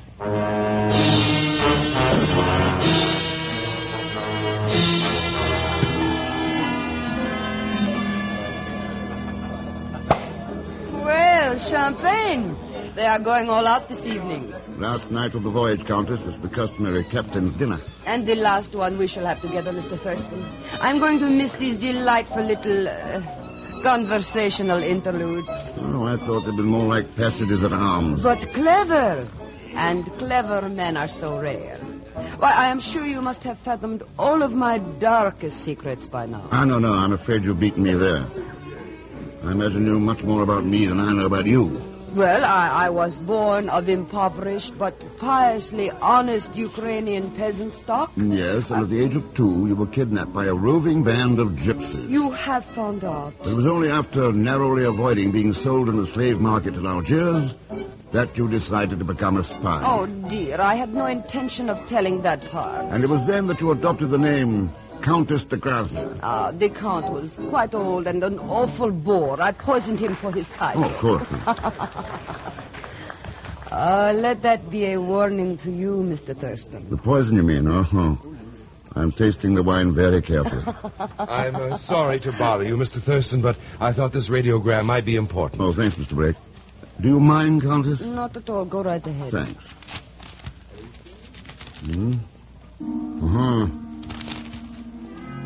Will you excuse me? What? Aren't we going to go on with my history, Mr. Thurston? I don't think so. You see, it's quite unnecessary now. Good night.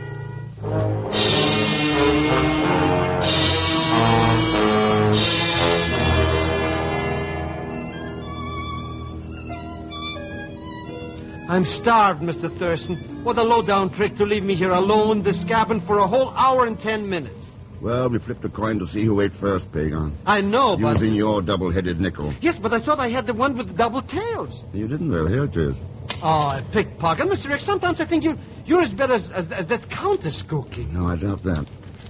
And according to this radiogram, she's not the Countess. What do you mean? That's only one of the aliases she uses. She manages to hold passports from 3 different countries.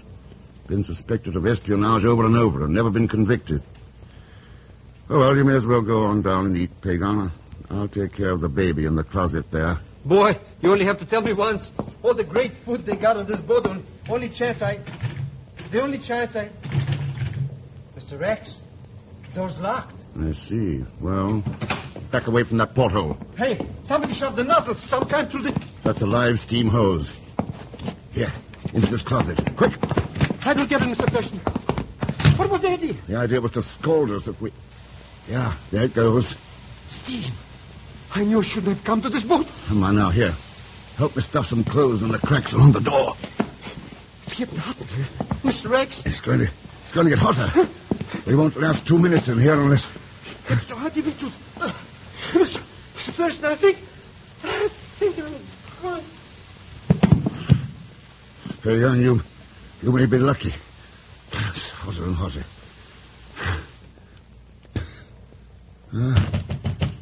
Help! In here. Where? Here they are. Now give me a hand. That's it. Drag them out into the air. Boy, it's hot in here. That's it. Now, there. Mr. Thurston. Mr. Thurston, can you hear me? That's you, Blake? Yes. What happened, Mr. Thurston? Somebody tried to boil us with a steam hose. I can't understand it. Nobody but the crew would know where to find a hose, and they... The crew? What, of course. What?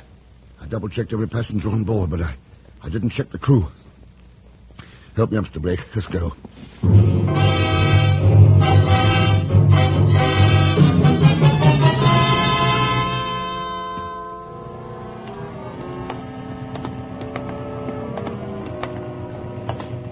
This is Mr. Hawkins, our chief engineer. Mr. Thurston, Charlie. Oh, how do you do? I told you about Mr. Thurston's authority. Oh, yeah. Well, anything I can do to help. Well, what we're doing is checking the crew, Charlie. We've pretty well covered the deck gang already. Looking for a man named Korloff. Korloff? No, there's nobody by that name in my bunch. Well, he's probably using an assumed name, Mr. Hawkins. In fact, how about Bornlin? Leo Bornlin. Bornlin? Oh, yes. One of my oilers is named Bornlin. Good. He's working down there now on the number 2 injector pump. You want to talk to him? If he's the right man, I want a good deal more than just a talk. Oh, come on, I'll show you where he is. Oh, watch your step. These deck plates get kind of slippery with oil sometimes. Oh, sure. Oh, there you are, Mr. Thurston. He's not working in the galley. I looked over the whole bunch. I think we found him, Pegon. He's a man here in the engine crew with a name the same as the one on that wooden case. He ought to get life, trying to make a clam bake out of us. That's Bornlin yonder, bending over that pump slide. That's him, Mr. Thurston. That's Gordon. Yeah. Well, the rest of you better wait here. Wait. He's seen us, Mr. Thurston. Oh, look out, he's got a gun. Korloff, drop it. I'll drop it! Get back, all of you. Korloff, stop. Oh, he's running around behind that pump. Yeah. Korloff, drop that gun.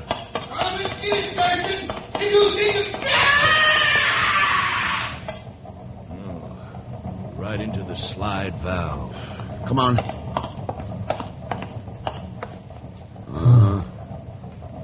Oh, that pump, Mr. Thurston. Look, it didn't even slow down. Let's go on deck and get some fresh air.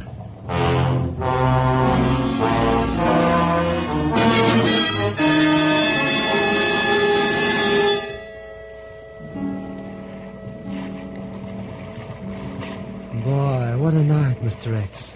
1,000,000 stars. For once, you didn't make an overstatement.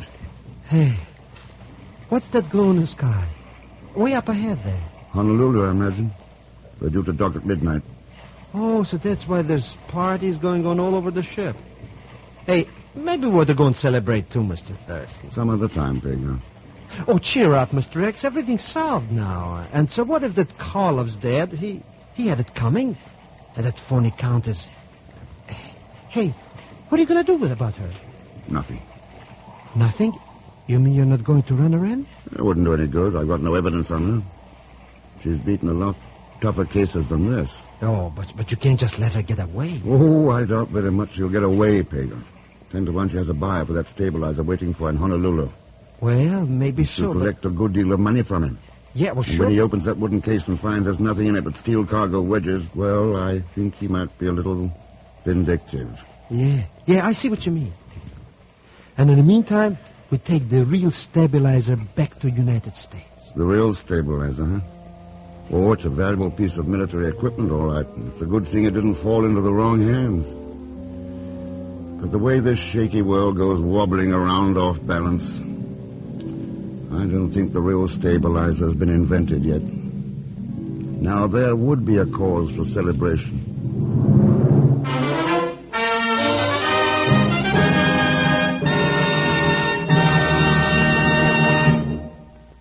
Our star, Mr. Herbert Marshall, will return in just a moment.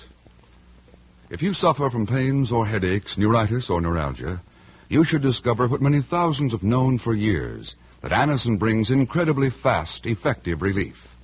Anacin is like a doctor's prescription. That is, Anacin contains not just one, but a combination of medically proven active ingredients in easy-to-take tablet form. Probably at some time you've received an envelope containing Anacin tablets from your physician or dentist. Thousands of people have been introduced to Anacin this way. Try Anacin yourself the next time you suffer from the pains of a headache, neuritis, or neuralgia. You'll be delighted at how quickly relief can come. Anacin is spelled A-N-A-C-I-N. Your druggist has Anacin in handy boxes of 12 and 30 tablets and economical family-size bottles of 50 and 100 for your medicine cabinet. Ask for Anacin today.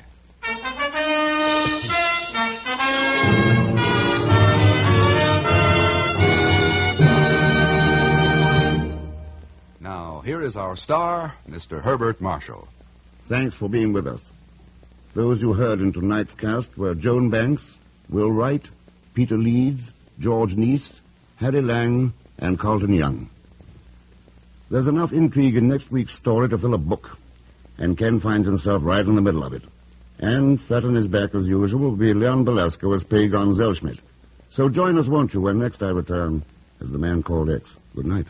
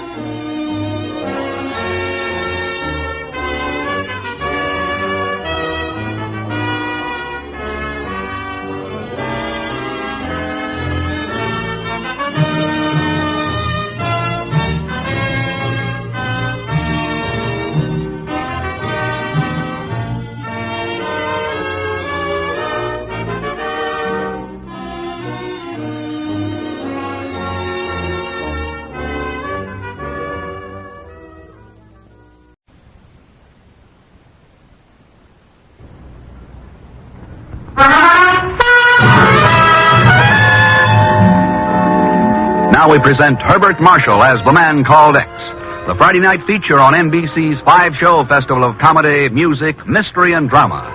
Transcribed for you by the makers of Anacin for fast relief from pain of headache, neuritis, neuralgia.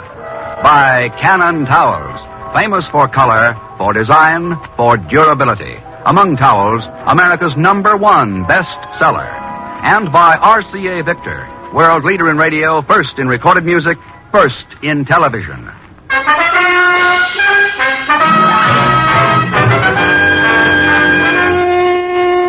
Herbert Marshall as the man called X. Wherever there is mystery, intrigue, romance, in all the strange and dangerous places of the world, there you will find the man called X.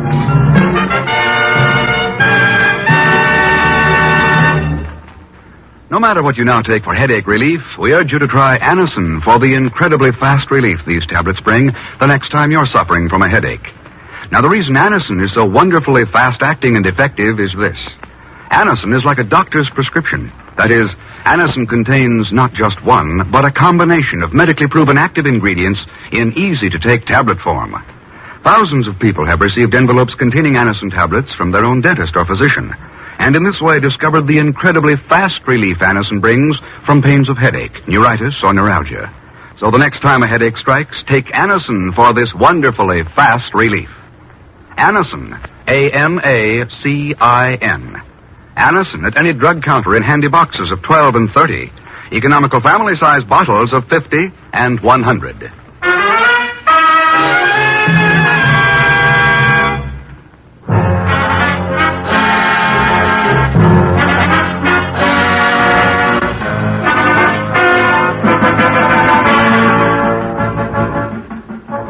Port-au-Prince, Haiti, like many cities of the world, is a mixture in sharp contrast of the old and the new. An up-to-date airport serves its commerce, and modern business buildings line its streets. But deep in the jungle, and even in the plantations outside the city, the drums of voodoo still sound their pagan rhythms in the night. And again, the well-dressed man who steps from a limousine at the entrance of the government building is a product of the new. But the thing that awaits him is as old as terror itself. Call for me here at 3, Rinaldo. Good morning, Your Excellency. Oh, good morning, Dr. Lima. Lovely day, isn't it? Yes, it is a perfect day. Tell me, sir, have you... Look out, Your Excellency. Huh? Zombie? No, wait. No. Get up! Let me through here! Let me through! Your Excellency, Why, you filthy... Your shooting was not very well timed, Captain Andre. What do you mean, Dr. Weimer? I mean, perhaps it should have been 10 seconds sooner, or else not at all.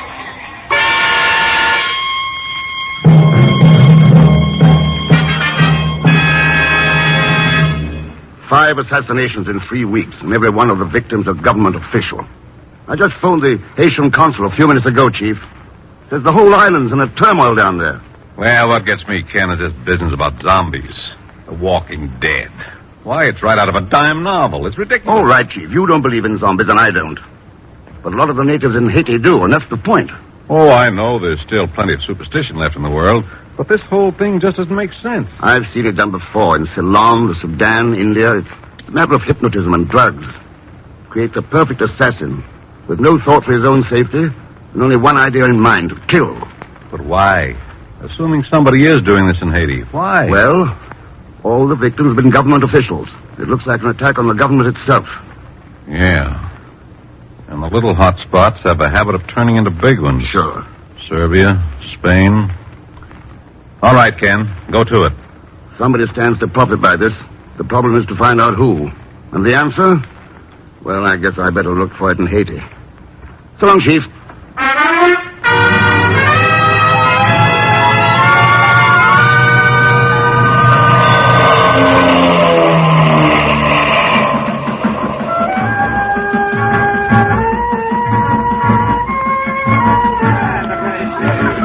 Pardon me, sir. Are you Mr. Ken Thurston? Oh, yes, that's right. Captain Andreas at your service, sir. Oh, how do you do? I've been assigned to escort you to General Brock. General Brock? The General commands the Department of Police and Military Affairs. Oh, yes. Tell me, have there been any new developments? No, sir. Not since His Excellency the Finance Minister was killed in front of the government building 2 days ago. As I understand it, there hasn't been one of these zombies captured alive. That is correct. They're like mad dogs. One cannot take chances. Oh, it might be worth taking a chance to be able to question one of them. Well, so far there's been really no opportunity to capture one of them. I see. These affairs happen so fast that... What is it, Captain? This man coming towards us, he's a special investigator hired by the consul in New York. A terrible nuisance, really. Oh. Permit me to introduce myself, sir. I am Jose Cacahuate. My car. South American agents of North American van line. From Tucumcari to Tallahassee, Chattanooga to Cucamonga, we haul anything, anywhere, All right, Pegon, take off that phony beard and come up for air. I can't take it off. I'm in the Secret Service. Well, that's one branch of government you should know all about. You've been running for them for several years. Mr. Thurston, it's my bread and butter you're stepping on. What are you doing down here, anyway? Why, I'm investigating this zombie business. Whatever that is. Oh, sure. Well, now, Captain my Andres, do you happen to have any ideas as to what may be behind this mess? Well, nothing definite, Mr. Thurston. There is a general feeling that the plantation owners may be responsible in some way. The plantation owners? Why? Well, they've had very little voice in the government in recent years. Control has been in the hands of city politicians, so naturally... And when did you become a political commentator, my pet? Marla, this is Ken Thurston, Miss Broussard. How do you do? And Mr. Zellschmidt, you know, of course. Sure. Hiya, babe. Oh, you horrid little man. Andres, I'm terribly sorry to break in on you this way, but I did want to remind you about dinner this evening. Well, I'm not sure, Marla. General Brock has assigned me as liaison to Mr. Thurston. Well, then by all means bring Mr. Thurston, too. You will come, won't you? Well, Oh, please. If you like Creole cooking, you'll love Haitian food. All right. You found my weak spot. Good. Andres will bring you out, Mr. Thurston, and I look forward to showing you around my plantation.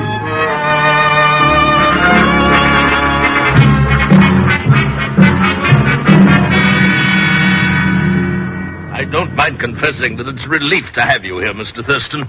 I'm a man of action myself, and the mystery leaves me floundering. Well, this is all a mystery to me so far, General Brock. Possibly these case records may help a little. Well, I hope so, but they don't make sense to me. 5 men in a row, struck down on the streets without any rhyme or reason to it. Oh, I think there's a rhyme and a reason. Matter of finding them. Well, I hope that happens soon, sir. One more murder will mean martial law, and then the whole business will be dumped right on my shoulders. Yes, I see what you mean. General Brock, have you considered the possibility that one of your own men may be involved in this? That's ridiculous, sir. The police and army are absolutely trustworthy. Well, I know that's the usual theory, but... I can vouch for them to a man, sir. Something else, General. This idea of the plantation owners being responsible. Is that a possibility? Well, a possibility in theory, I suppose, but not in fact. Why, some of them are my best friends. Fine people, all of them. I see. Well, I'll look over these records and talk with you later. Well, I dare say we'll find time tonight at dinner. You're coming to Miss Broussard's, too? Yes. Fine girl, Marla. Wonderful person. Wonderful. Well, good luck, Mr. Thurston. Call on me if you need any help, sir. Thanks, General. I will. Over here, Mr. Thurston. Well, Secret Agent Zellschmidt. Still wearing the beard, I see. I need the money, Mr. X. How did I know what I was getting into? When I heard they were having trouble with zombies, I thought somebody was watering the liquor. Well, what do you think now? I think I'm scared. Good reason to be, too. The chance of being turned into a zombie at any moment. Oh, don't say that. A glassy-eyed, mindless idiot with no intellect or... come to think of it, I guess you're safe at that. Mr. Thurston, Pegon, what's the tie-up between Malabusa and Captain Andres? Well, who knows, except he follows her around like a moonstruck calf. A lucky dog. She wraps him around her little finger. Why, Mr. Thurston, she's practically got him hypnotized.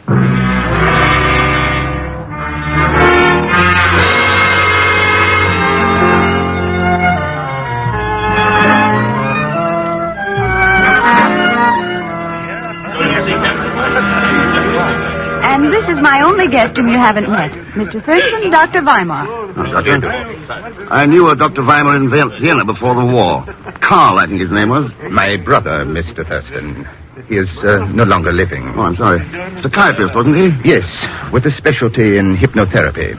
Oh, your field too, Dr. Weimar? It was originally. My practice here, however, is primarily medical. I see. Listen, everyone. It's such a lovely night that I decided we'd have dinner on the veranda. Very good. Wonderful. We'll go out through the side doors there. General Brock. Yes, my dear. Would you and Andres like to leave your firearms in here? Oh? I'm not really so dangerous that you have to be armed. On the contrary, my dear. You're so completely dangerous that mere firearms wouldn't do us the least bit of good. How pretty, General Brock. This way, Mr. Thurston. Thanks. Ah, you're right. It is lovely out here. I wouldn't trade it for all the rest of... What's the matter, Mr. Thurston? Nothing. I was just listening to the drums. Oh, yes. Voodoo drums or signal drums. Opinions vary. Mr. Mala, you excuse, eh? Oh, yes, Granaloo. Is approval with you if me go now? Of course, Granaloo. I'll see you in the morning. Good night, Mr. Mala. She's been with me for years. Devoted. A wonderful woman. But where's she going? Oh, she has a little house of her own in the bush. Oh. Holds voodoo ceremonies in it, I'm quite certain. A lot of natives still believe in it, you know. As they do in zombieism. Yes. Shall we sit down? You on my right, Mr. Thurston. Thank you. Andres there. Well, thank you. And you on the other side, General Brock. Thank you, my dear. Dr. Weimar over here. Wait. Look. Why, yes. But what the devil? His eyes, grassy, fixed. It's a zombie. Now, get back. If I can hold his attention. Swing this chair. Inside, Captain Andres. Get our gun. Just one swing now and...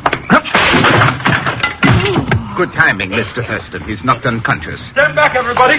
Where is he? Where did he go? No, Captain. Put down that gun. No, don't. There was no need of that, Captain. The man was unconscious. It wasn't a man. It was a zombie. You can't take chances. Well... You were a little hasty, though, weren't you? You have to kill zombies. It's the only way to... It's all right, Andres. You come in the house with me now. Oh. You did the right thing, my dear. You were right, of course, Mr. Thurston. The boy was hasty, but...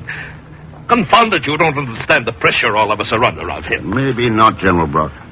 But I don't understand why you never captured one alive. What? Yes, I know, but... Oh, confound it, I'd better go see what's eating the phone. Mr. Thurston, am I correct in assuming that you noticed the same thing I did? I saw something, Dr. Weimar. Fantastic, though. Is it? Good night, Mr. Thurston. Good night, Doctor. All right, Pegon. You can come out from under that table now. Well, I'm only hired to investigate these zombies, Mr. Thurston, not to fight with them. Well, so that's what they look like, eh? Some of them. The other one here tonight looked different, though. Other one? Sure. Captain Andres. Huh? Didn't you notice him when he ran out here and shot this man? He had the eyes of a zombie.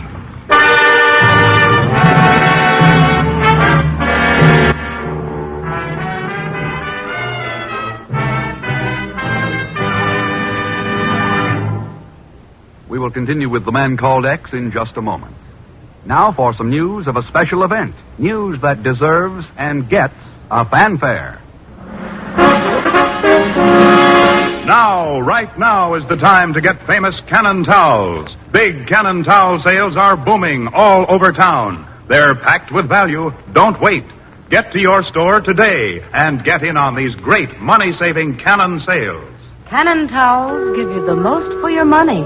Cannon towels absorb more, wear longer, stay lovely longer. You'll need more towels for summer. Get famous Cannons now. The big, fluffy, thirsty towels in every size. Bath towels, hand towels, and washcloths to match. Complete ensembles. 18 beautiful colors to choose from. More people buy Cannon towels than all other towels combined. Get the most for your money. Get Cannons. Get them now, right now, in the big, big, big, value-packed Cannon towel sales.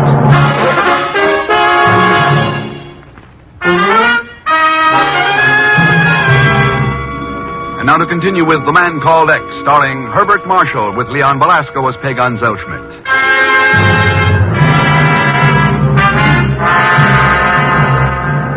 5 assassinations in 3 weeks, and the island of Haiti is swept by a wave of terror. One word is whispered over and over on the plantations and through the dark hills. Zombies, the walking dead. Ken himself was an eyewitness to killing number 6. And now he and Pegon make their way cautiously through the midnight bush, heading for the hut of a voodoo oracle, old Granaloo. What do you want with this Granaloo woman anyhow? Just checking. That zombie came out of the bush about a minute after she went into it. And she may be a voodoo leader. She's devoted to... Wait a second. Huh? There she is in front of the hut. Jeepers creepers. Let's get out of here, Mr. Thurston. Please come on up here where I can see you. Oh, it's too late. Come on, Pegon. I've been waiting for you, Mr. X.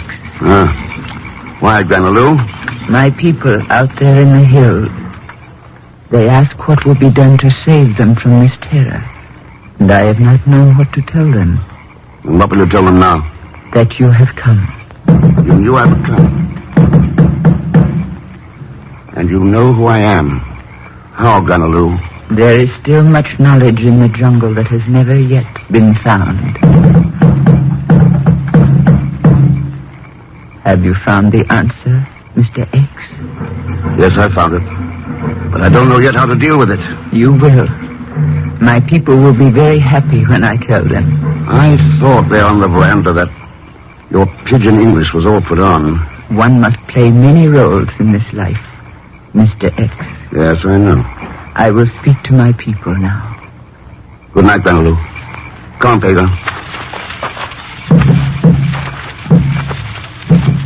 Wait for me in the car, Pegon. I'm going to stop in at the house.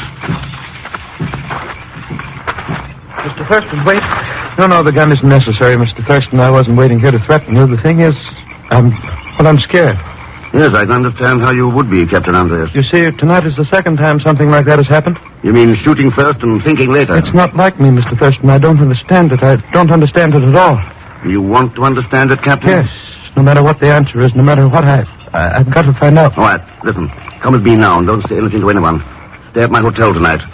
And in the morning we'll go see Dr. Weimar together. I don't trust Weimar. You don't have to trust him. Trust me.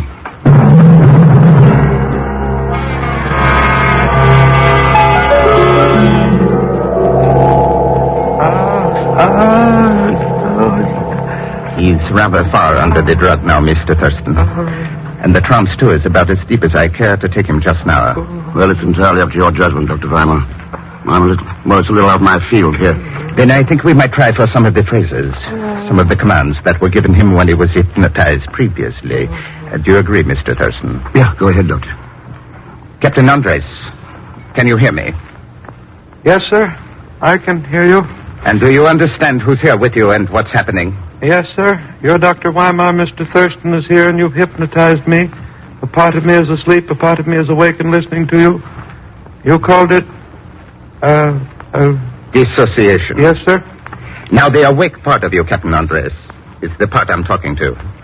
It's the part that remembers everything, including the last time you were hypnotized. Yes, sir. I remember. What were you told at that time, Captain? I was told to kill zombies, take no chances. How were you told? What were the words? You can hear the command now. What is it, Captain? What is it? Kill all zombies after they've killed. Kill all captured zombies. Forget you were told this. It's almost as though a woman were talking. You can't always be sure, Mr. Thurston. I can't remember anything. He's been given a lot of commands to forget. It's going to take quite a lot of work to get it out of him. Well, I'm afraid I'll have to leave him in your hands, Dr. Weimar. I've got an appointment with General Brock.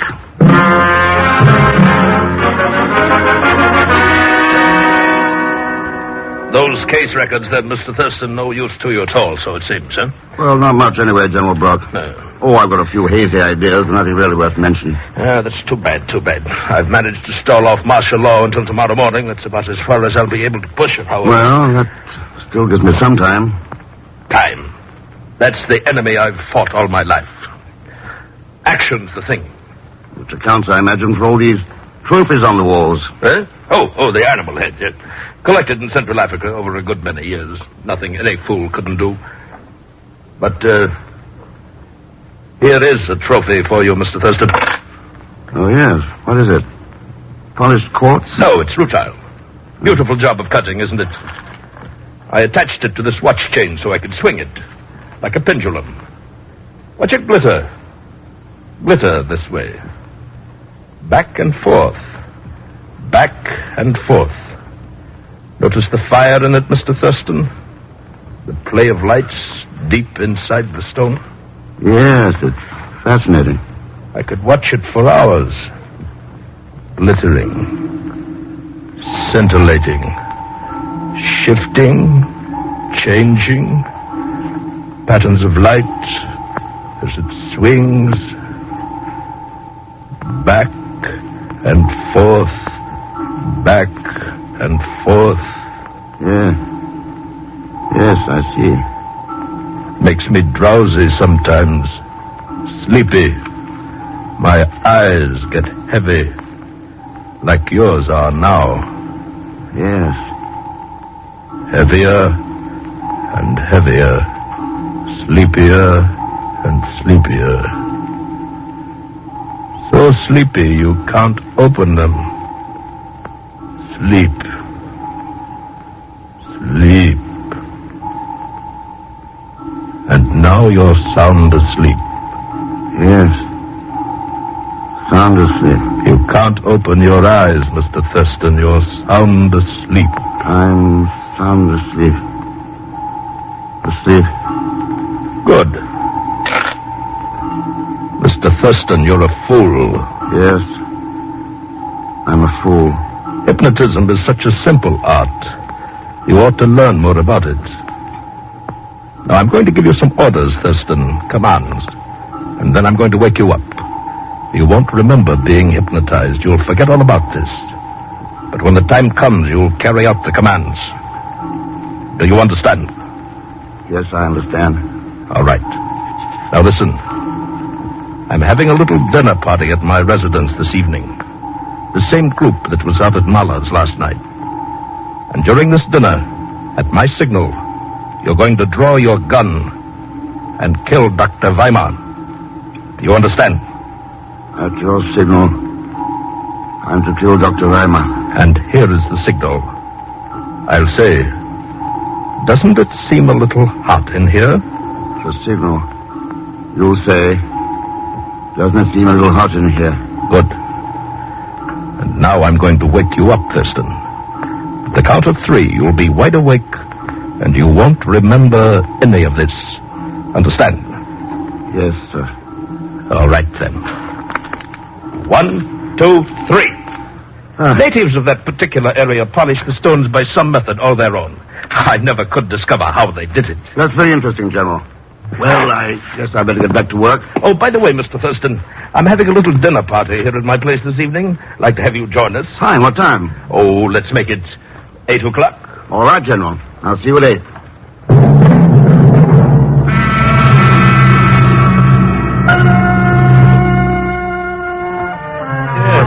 Mr. Thurston, I swore before I came here tonight that I'd keep the dinner conversation off that subject. And here we go again, talking about what? Zombies, naturally. Would somebody please pass the salt? Well, it's a little hard to ignore a subject that's caused 6 deaths in a row. What have you found out, Mr. Thurston? Any results yet? Well, it depends on what you mean by results, Captain Andres. None at least that have led to what General Brock would call action. Well, unfortunately, I'm being forced into action. Martial law goes into effect at 8 o'clock tomorrow. Orders of the cabinet. It's the old familiar pattern, and a bad one. Armed guards everywhere, a curfew, law courts closed, bulletins, orders enforced. Yes, it's an ugly picture, Dr. Weimar, for most people. For most people? I'd say for everybody concerned. Not necessarily, Marla. I came down here with one idea in mind. To look for the person most likely to profit from this zombie terror. Well, I found that person pretty quickly. It wasn't really much of a problem. I say, doesn't it seem a little hot in here? The problem was deciding how to deal with the situation. Mr. Thurston, doesn't it seem a little hot in here? Not to me, General Brock. But what I said was... I know what you said.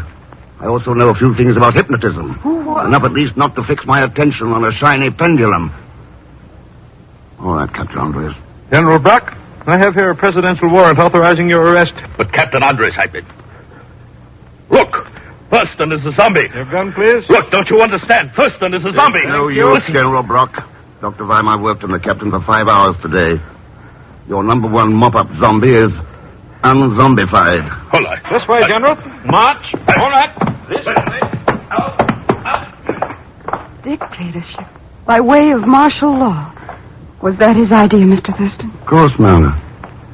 It's an easier way than revolution. Oh. Well, one thing at least. There won't be any more of those zombies now. No, maybe not the kind he was creating. But there are other kinds. They're fighting and killing and dying all over the world. Millions of them. Mindless and blind, they follow just one command. Kill, destroy, kill. And yet who's really to blame? The zombies themselves or the men who create them?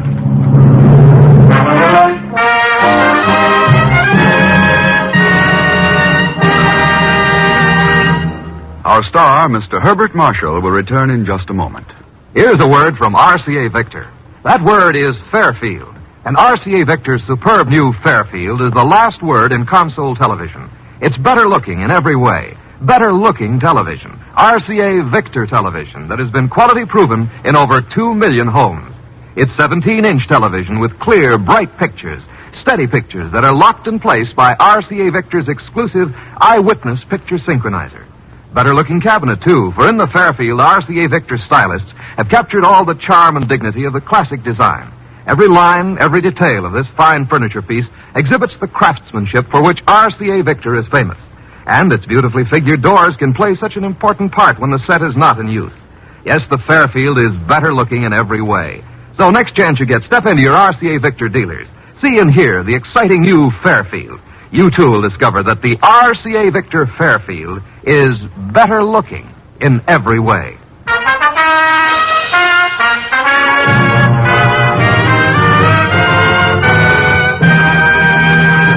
Now, here is our star, Mr. Herbert Marshall.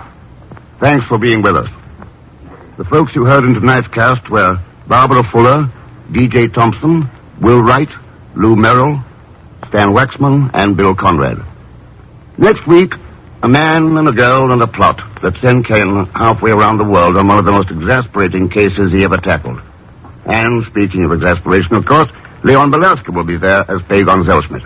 So join us, won't you, when next I return as the man called X. Good night.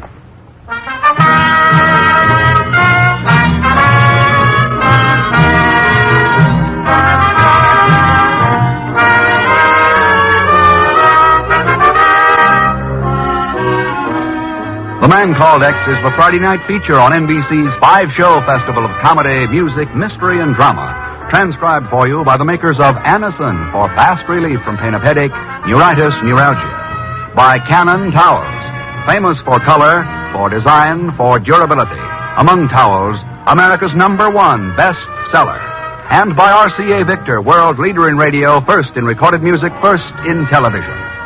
The Man Called X, starring Herbert Marshall, is a J. Richard Kennedy production with music composed and conducted by Felix Mills. Tonight's story was written by Les Crutchfield. All characters and incidents on this program are fictitious, and any resemblance to actual characters or incidents is purely coincidental. Be sure to hear The Magnificent Montague with Monty Woolley, formerly heard on Friday, now brought to you as the Saturday night feature of NBC's All-Star Festival. And until next week, same time and station, this is Jack Latham saying good night for The Man Called X.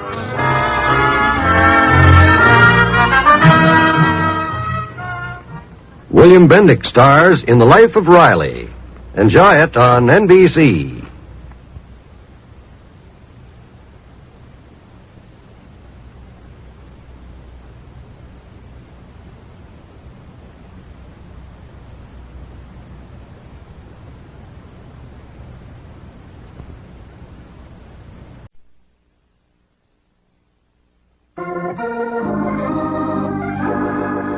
The Man Called X, tonight starring Van Heflin, who is taking over during Herbert Marshall's illness.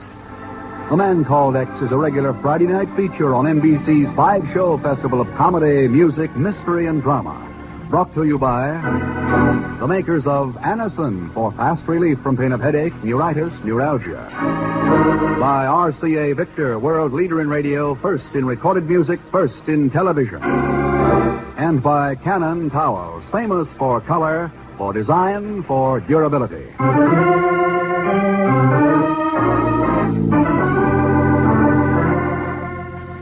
Van Heflin in The Man Called X.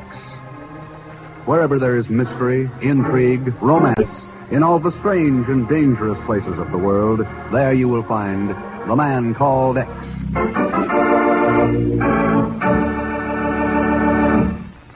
When we ask you to try Anacin for the relief of pain due to a headache, neuritis, or neuralgia, we're not asking you to try a new or unproved method. For there are many people listening in now who have been introduced to Anacin tablets by their own dentist or physician. You who have received Anacin this way know the effective, incredibly fast relief these tablets bring. Anacin is like a doctor's prescription. That is, Anacin contains not just one, but a combination of medically proven active ingredients in easy-to-take tablet form. People by the thousands are using modern Anacin today instead of other ways. Doesn't their experience seem worth following? Try Anacin the next time you suffer pains from headache, neuritis, or neuralgia. You will be delighted with the results. Ask your druggist for Anacin today. Anacin is spelled Anacin.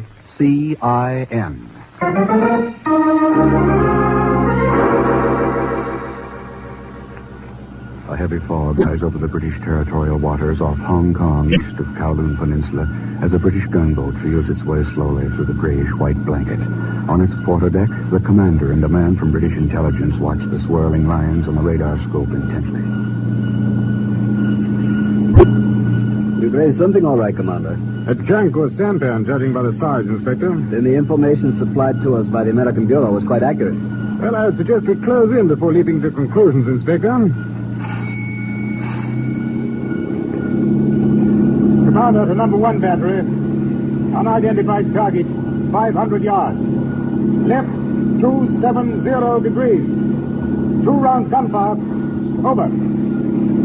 Thank you, Inspector. I find it difficult to believe that we'll come up with anything. Mr. Ken Thurston has worked with us very successfully before, Commander. But from what you say, his colleague radioed from San Francisco. Now, do you believe that a man halfway around the world can possess information about these waters that we don't have? I do.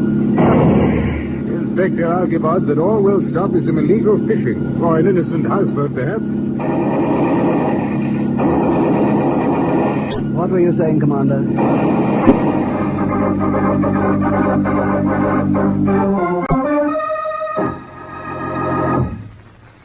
So, my friend, you have received word from the British in Hong Kong? Yes, Mr. Lee. They picked up a sampan full of illegal medical supplies. Serums, plasma, antibiotics, running from Hong Kong into Red China. I still don't understand how you knew about it, Mr. Lee, and got in touch with Jim here in San Francisco. As my friends Jim Kendall and Mr. Thurston know, Mr. Chief, the House of Lee owns the largest Chinese pharmaceutical business in the world.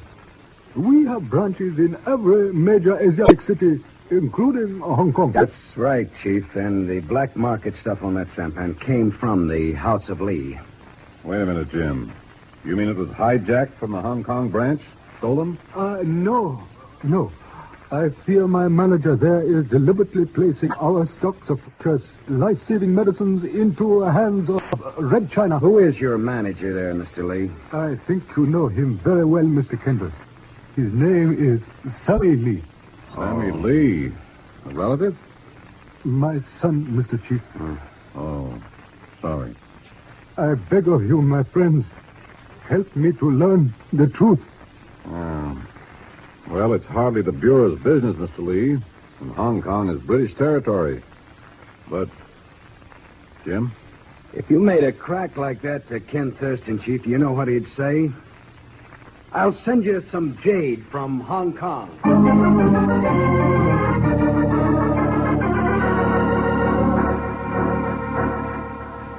Trans-Pacific Airways, flight number 207 for Honolulu, Wake Island, Guam, Manila, and Hong Kong, now ready at gate 2. Trans-Pacific Airways, flight number 207. But, Mr. Kendall, you simply got to take me along with you. I'm sorry, Pegon. But sorry. you don't know how invaluable I could be to you in Hong Kong's place. I got cousins who got cousins there. I'll even pay for my own ticket. That ain't the way I heard it. Well, that is, if you could advance me just, a slight consideration first. Okay. Here. Huh? Well, thank you, Mr. Kendall. I'll go to the window and... Hey, this is only $10. I can't buy no ticket with this. That's for helping me with my bags. So long, Pegon. But, Mr. X, I mean Mr. Kendall, I mean... How do you like that? Turns me down flatter than a flapjack. I bet if Mr. X wasn't sick, I'd go along. Your pardon for interrupting your most worthy thoughts, my friend? Huh? Perhaps, my dear Mr. Zellschmidt, your transportation to Hong Kong might be arranged after all. It could. Hey, who are you? My name, sir, is Chen Wong, and I am in need of a capable assistant in my business. Inasmuch as you expressed a desire to visit Hong Kong, and my business happens to be located there. Well, you understand, Mr. Wong, I'm a pretty busy financial type executive. Yeah, thousands of dollars invested. I couldn't work for peanuts. Would this aid you in arriving at a decision? That. Let me see. 10, 20. My stocks and bonds, of course. 50, 60, 75. A big merger coming up with that Las Vegas Street Cherries and Jackpot Company. 80, 90, 100. You know something, Mr. Wong? Yes, Mr. Zellschmidt? I'm hired.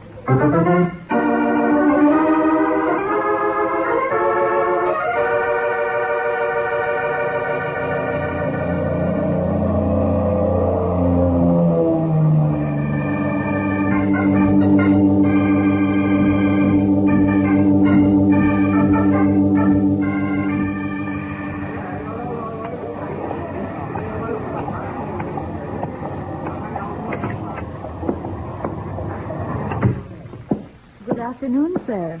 Welcome to the House of Lee. Well, thanks. Is there something we could do for you, sir? Yeah, I'd like to speak to the manager, please. The manager? Yes, Sammy Lee. Is he in? May I ask who you are, sir? My name's Jim Kendall. Oh, I'm sorry, but Mr. Lee is not in at the moment. I am Marlis Tai Singh, his assistant. Could I not be of help to you? Oh, I'm afraid not, Miss Tai Singh. I'll just hang around and wait till he gets back. But you cannot do that, Mr. Kendall. Why not? Because Mr. Lee has left Hong Kong on a business trip. Where'd he go? I do not know. I thought you said you were his assistant. I am. And he left without telling you where you could get in touch with him? Yes, that is so. Because his business concerns sampans operating off of Kowloon Peninsula, carrying illegal cargoes, huh? Who are you? I've already told you. You know what I mean. Who are you? An answer, quickly. Wow, it's not very courteous, is it, Marlette? Answer me, Mr. Kendall, before I... You better put that gun back in your sleeve unless you want a witness to your intended homicide, huh? Oh, good afternoon, Marlis. Lovely day, is it not? Yes, positively lovely. Well, my dear, has my order arrived yet? Has it? Your order, Dr. Harvey? Oh, come now, Marlis. Don't tell me you've forgotten it again. Aureomycin, streptomycin, chloromycetin. Should have a familiar ring by now, my dear. You're interested in antibiotics, Doctor? Well, what man of medicine isn't these days, sir? Well, Marlis, the ship from Singapore docked yet? Well, I'm afraid not, Doctor. But it's 3 days overdue, my dear.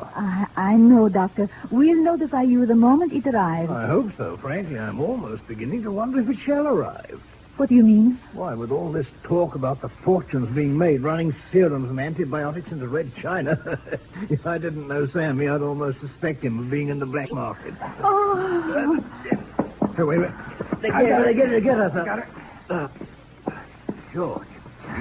Fainted dead away. Now, what on earth could have caused that? Well, I would say that it was your crack about Sammy Lee in the black market. Yes, of course. How stupid can I be?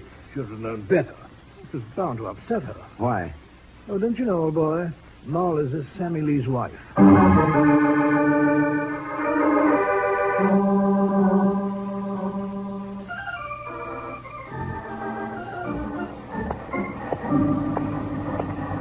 you Mr. What? Kendall? Oh, no. Hello, Mr. Kendall. Ha! Surprised to see me here, Hang eh? on, how in the devil did you get here? Oh, there are still some people in this world who'd appreciate me. Yeah, like Mr. Cheng Wong, friend. Chen Wang? Yeah, my new business associate. Believe me, it's a wonderful job. I already got a paycheck. Before or after you told him that I was working with a man called X? Before, naturally, I'm no dope. I wouldn't have... Oops. That's what I thought. Come on, Pegon. Where are we going? Have a little talk with your new boss, Chen Wang.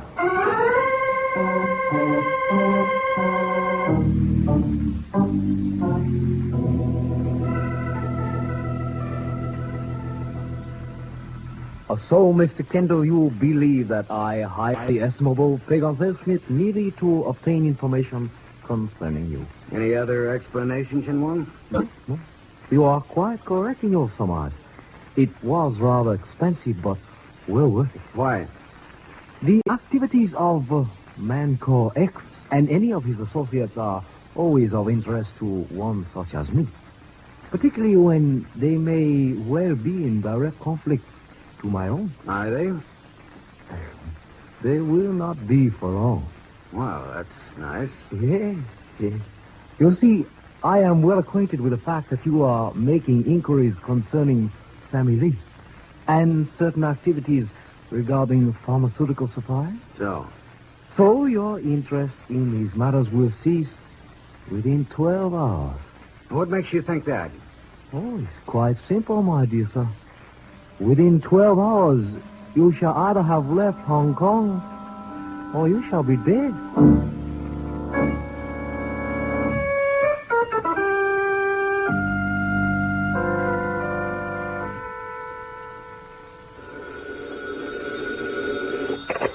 Hello.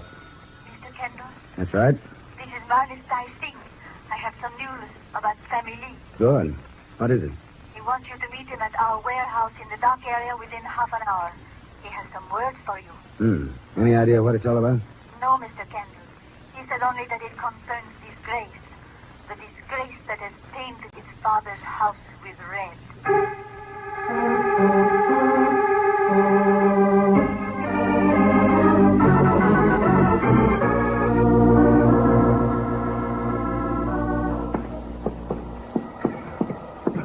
What's this all about anyways, Mr. Kendall?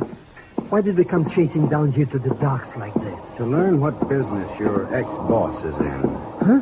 The Chen Wang guy?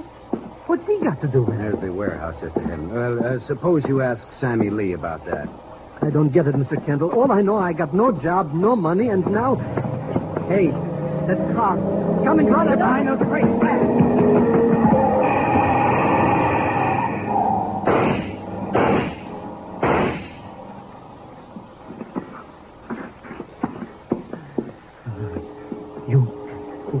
You know something? I don't think that guy likes us. Well, you might have a point there, Pegon. Come on. You mean you're going into that warehouse after all that? Why not? But that car just pulled away from this joint. Maybe it was this Sammy Lee who tried to bump us out. That's what I want to find out.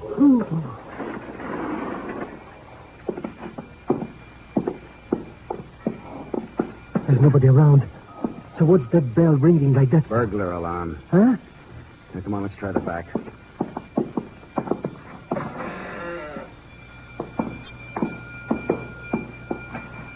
See? There's nobody here either. So why don't we give this joint a brush up and get back to the hotel before the rain gets any worse? Rain? What in the devil are you talking about? Oh, sure, the roof is leaking. I just got a couple of drops of that on the back of my hand. Look, here they... Uh-huh. Mr. Candle, those drops, they're not rain. You're right, Pegon. Look up there on the hook of that pulley. On the hook of this pulley? Yeah. Sammy Lee.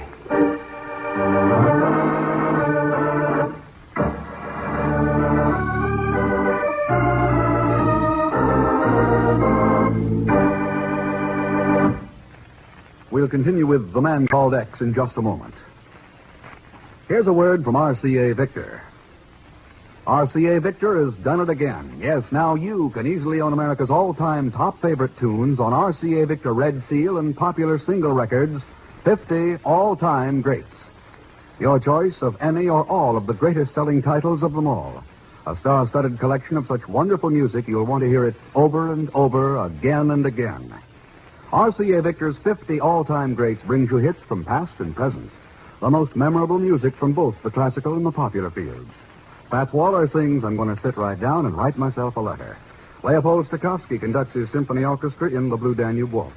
Iturbe plays Claire de Lune. And Vaughn Monroe sings There, I've Said It Again. Yes, these are just an inkling of the many titles contained in RCA Victor's 50 all-time greats, recorded on 78 and 45. Be sure to treat yourself to these wonderful favorites, beautifully performed for you by the greatest stars on RCA Victor's roster. See your nearest dealer tomorrow about RCA Victor's 50 all-time greats, recorded by RCA Victor. Now, Act Two of The Man Called X, tonight starring Van Heflin, with Leon Belasco as Pegon Zellschmidt.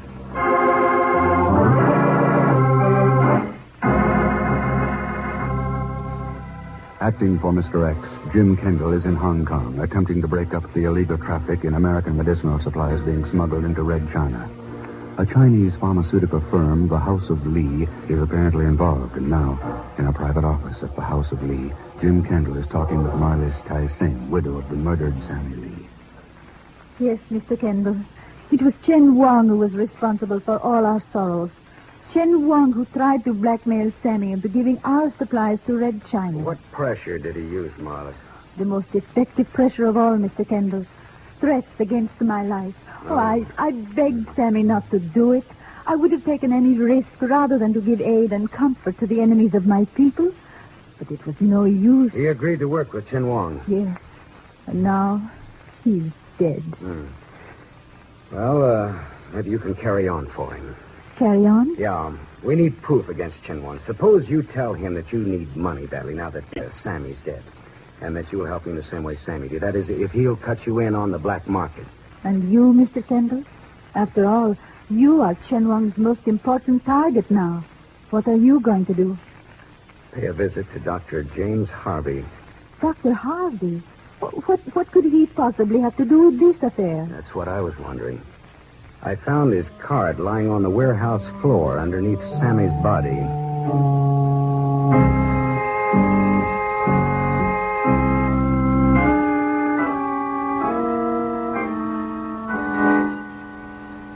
Delighted to have you drop in, Kendall. Delighted, though I must say you don't look as though you required my services. A picture of health, my boy. Picture of health. Did you say that about Sammy Lee, too, Doctor? Sammy Lee, I don't quite get the connection. Sammy's dead. Oh, surely you must be joking. Why, I examined him not 3 weeks ago. Not a blessed thing wrong with him, I swear to that. He was murdered, Doctor. A little over an hour ago. Murdered? By George, that's difficult to believe. Most difficult. Is it? Well, then maybe you can explain a few things about the bloodstains on this card of yours. Card of that? Yeah. By George, it is my card, and those stains do look like blood for a fact. Where'd you get this? Was lying on the floor underneath Sammy Lee's body. Doesn't mean a thing, of course. You realize that. No proof that I shot him. Matter of fact, it's not really proof of anything. No, but it might be interesting to learn just how it got there. And how you knew he'd been shot when all I said was that he had been murdered. You like to clear that up for me, Doctor? Yes. I think it's high time that I did. I'm with British intelligence, Kendall, working on the same thing you are. The smuggling of illegal goods into Red China. Now, that could be just a little too pat, Harvey. True, but perhaps this will convince you. You work with a man called X with the Bureau. You wirelessed our office from San Francisco with certain information. It enabled us to pick up a sampan carrying contraband off Kowloon Peninsula. Does that convince you? Well, it should, shouldn't it? By the way, were you anywhere near the warehouse tonight? Why, no. Why? On my way up there, I exchanged a few shots with somebody in a car. I thought you might have known something about that. Why should I know anything about it? Well, it was just an idea. I saw your car parked outside here, a couple of bullet holes in the body. Good night, Doctor.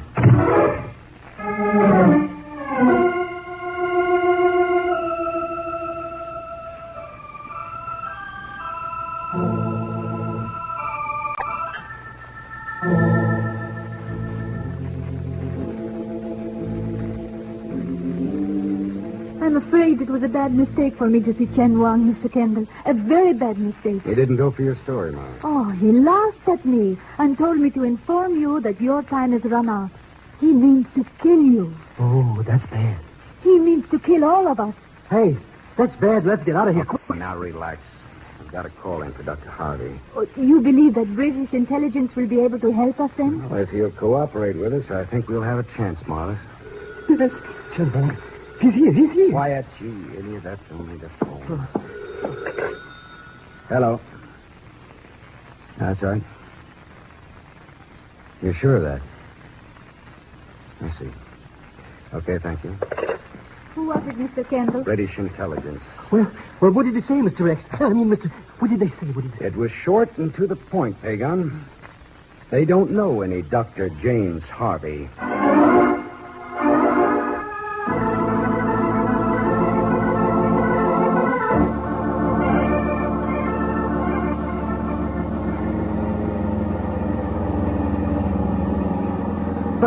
But why do we have to go back to that Lee warehouse like this? Don't you realize that you're taking my life in your hands? I just want to check on a shipment of antibiotics. And who? What shipment are you talking about, Mr. Kendall? One Dr. Harvey was so interested in. 3 days overdue from Singapore. But it is still overdue, and we'll receive no word as to when it will arrive. Maybe you didn't, Marlis, but somebody did. I saw that shipment in the warehouse this afternoon.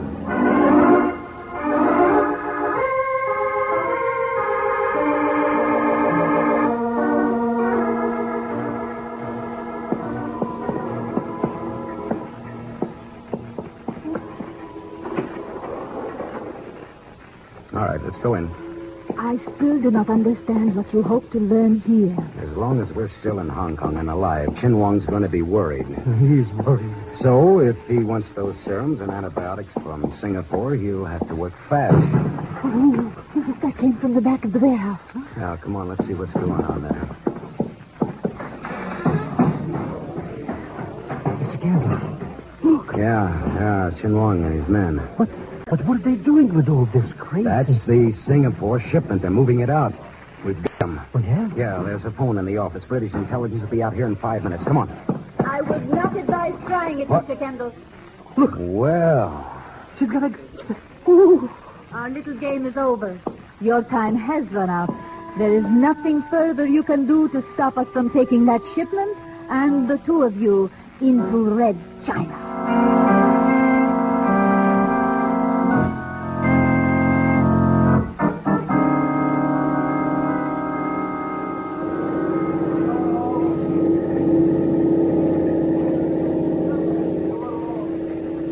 I trust you find the cabin of our little ship quite comfortable, gentlemen? We might if you'd put that thing away there. Merely a slight precaution. We will rendezvous with a gunboat in a few moments. The medicinal supplies will be transferred aboard. Then the commissar of the gunboat will decide what is to be done with you. You mean there's a choice? If he believes the People's Republic can make use of you, you will be taken to the mainland. If not, you will be disposed of at sea. But that puts us right between the devil. Well, that's more of a break than Sammy Lee got, Pegon. You must have planned this for a long time, Marlis, making Sammy fall in love with you and then pulling that fake blackmail gag on him. What was it? We have reached our rendezvous, Zellschmidt. That rocket was fired to inform the gunboat of our presence. It will be alongside in a few moments. Look, baby, before it gets here, couldn't we make a deal of some kind? The People's Republic does not make deals, Zellschmidt. We take what we need, whether it is antibiotics, serums, or your lives. That sound. What is it? Mr. Kendall.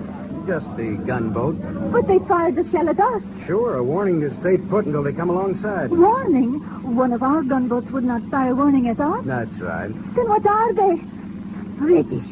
It is a British gunboat. With Dr. Harvey aboard, Marlis. What? Harvey? He's the one who called me at the hotel to give me a go-ahead on our plan. But you said it was British intelligence reporting that Harvey was not... Ken! Not so fast, Marlis. Come on, out. Get that gun. Oh. It's better, huh? Ollie, what's happening here? Drop that gun, Ken. No, Kendall. Now the cabin door, Pegon. Fast. You bet. All right, Marlis. Now, if you want something to do until Harvey gets here, we'll just fix up Chen's shoulder for him. Maybe that'll keep you out of trouble. Not that time, I see you. Well, they cooked their geese all right. Don't have to worry about them trying to steal anything again. No, I'm afraid you're wrong, Pegon. Huh? As long as Marlis and Chen, those like him, are still around, we've got plenty to worry about. You heard what she said. They'll try to take anything they want. Antibiotics, lives, even the world.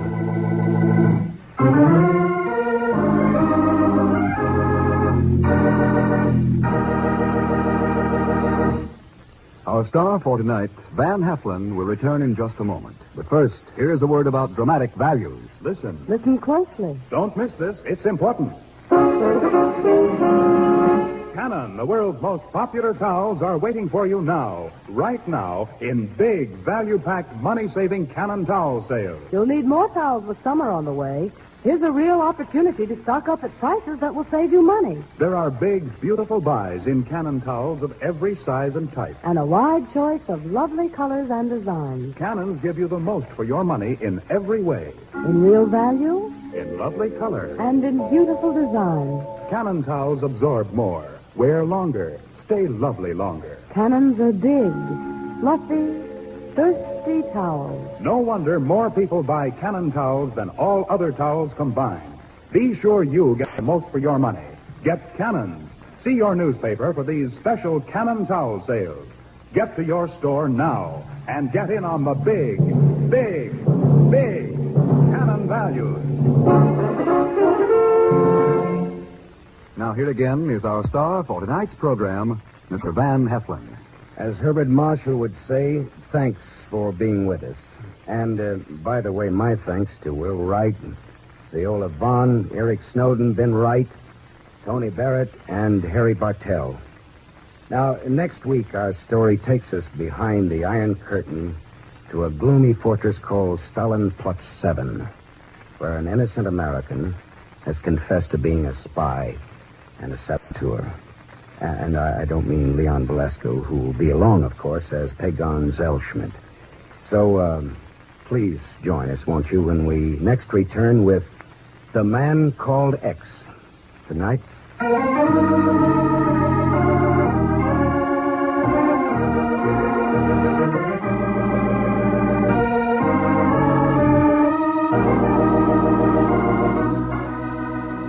The Man Called X is the Friday night feature on NBC's 5-show festival of comedy, music, mystery, and drama. Brought to you by the makers of Anacin for fast relief from pain of headache, neuritis, neuralgia. By RCA Victor, world leader in radio, first in recorded music, first in television. And by Canon Towels, famous for color, for design, for durability. Among towels, America's #1 bestseller. The Man Called X is a J. Richard Kennedy production with music by Milton Charles. Tonight's story was written by Sidney Marshall. Van Heflin is currently seen in the Theater Artist production of The Prowler. All characters and incidents on this program are fictitious, and any resemblance to actual characters or incidents is purely coincidental. Be sure to hear the magnificent Montague with Monty Woolley, formerly heard on Friday, now brought to you as a Saturday night feature of NBC's All-Star Festival. And until next week, same time and station, this is Jack Latham saying good night for The Man Called X.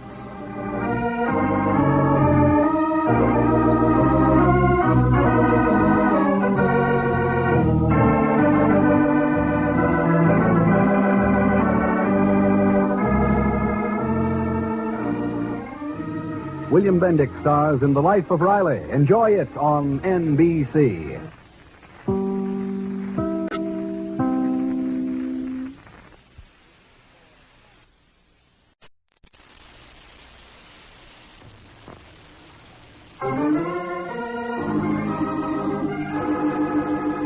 The Man Called X, tonight starring John Lund, who is taking over during Herbert Marshall's illness.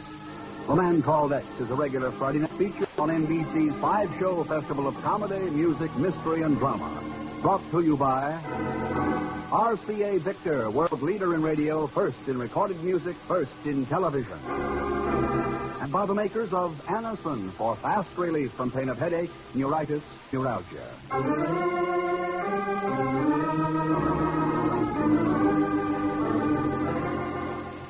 John Lund in The Man Called X. Wherever there is mystery, intrigue, romance, in all the strange and dangerous places of the world, there you will find The Man Called X.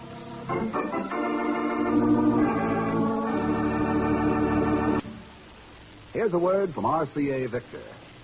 5 in 1. 5 superb instruments in one great combination. That's what you get when you invest in RCA Victor's new television, radio, phonograph combination, the Rutland. Yes, here in one beautiful cabinet, you'll find big 17-inch RCA Victor million-proof television. Television that brings you clear, bright pictures. Steady pictures that are locked in place by RCA Victor's exclusive Eyewitness Picture Synchronizer. You'll enjoy the latest and greatest RCA Victor AM and FM radio, plus 2 superb automatic record changers for recorded music at all 3 speeds. Yes, 5 superb instruments. Yet, because you pay for only one sound system, only one cabinet, their cost is far less than what you'd pay for comparable console instruments. So when you invest in a television set, insist on the best. Insist on RCA Victor television. See and hear the Rutland. And the many other fine RCA Victor television sets available now at your RCA Victor dealers.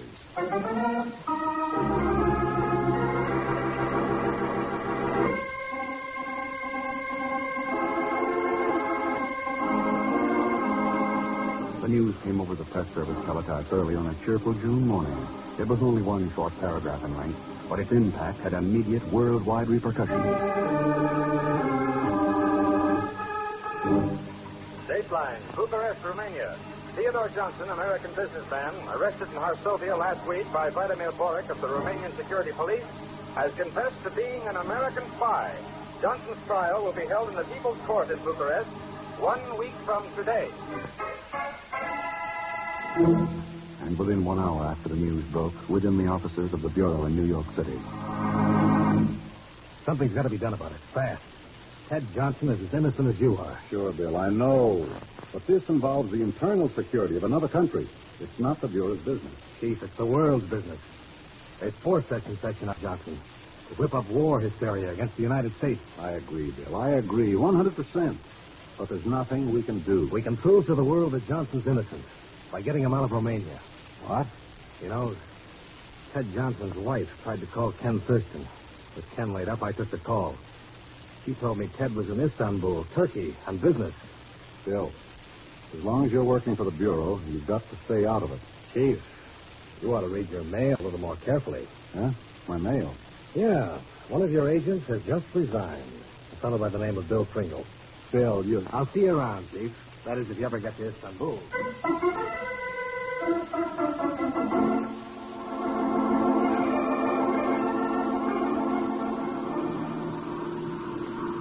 Believe him, Rex. I mean, Mr. Pringle. You're one plenty smart cook is taking me along. Nothing I don't know about that Istanbul place. All right, Pegon. How about digging out the characters who handle the underground escape route from Romania? That's a cinch. When it comes to the underground, Huh? Yeah. There's an underground escape route in every country behind the Iron Curtain. For people who'd like a taste of liberty for a change. I want you to find out how they get out of Romania and into Turkey. Oh, believe me, Mr. Pringle, it's as good as this. I got friends who tell me anything. For a slight consideration, of course. Also, would say, $100. Okay. Absolutely not. I wouldn't consider it for a penny less. Huh? You mean you'll pay? Sure. Well, okay. Okay. But why do you want to know about this escape route? We're not coming out of Romania. That's right, Pegon. We're going in.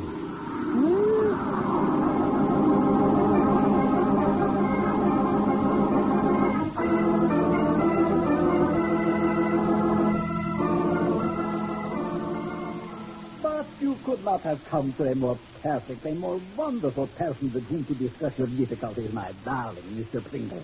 I am Baron Laszlo Tagore at your service. I'm glad to know you, Baron. But of course, why should you not be? Now, why is it you have come to visit the magnificent Baron Tagore?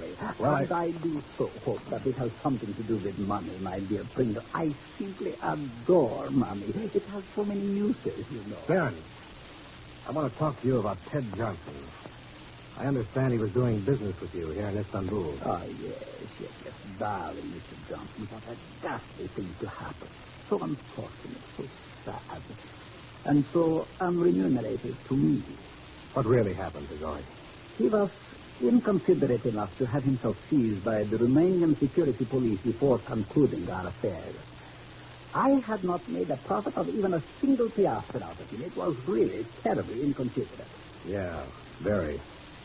How did it happen he was arrested in Romania when his business was with you here in Turkey? My darling Pringle, all I know is that Mr. Johnson came to me regarding certain silks and perfumes he used to purchase.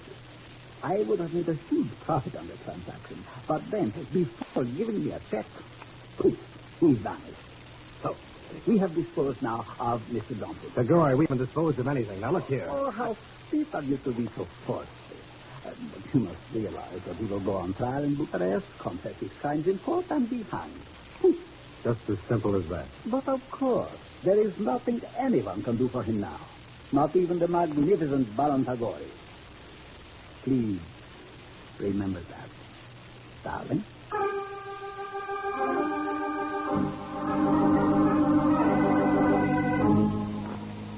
That's right, Mr. Pringle. If you want any dope about people escaping from Romania, the place to go is the Konaksin Cafe down at the docks, at table number 53. Konaksin Cafe, table 53. Then what? It's simple. Tell whoever sits down with you that you want to go fishing.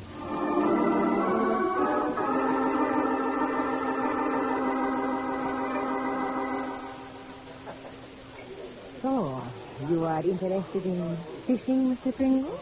That's right, Miss, Oh, Miss Arya. Okay, Talia. Right now, I'm looking for a guide. Know of any? Well, there are all kinds of guides, Mr. Pringle. What kind of a catch are you after? Oh, a big one. Oh. Like the one they landed near Varsovia last week. Name of Johnson. The catching of such a prize is up to the fishermen. All that the owner of a boat can do is take him to the proper fishing ground. Well? I will have my own boat ready to leave in half an hour.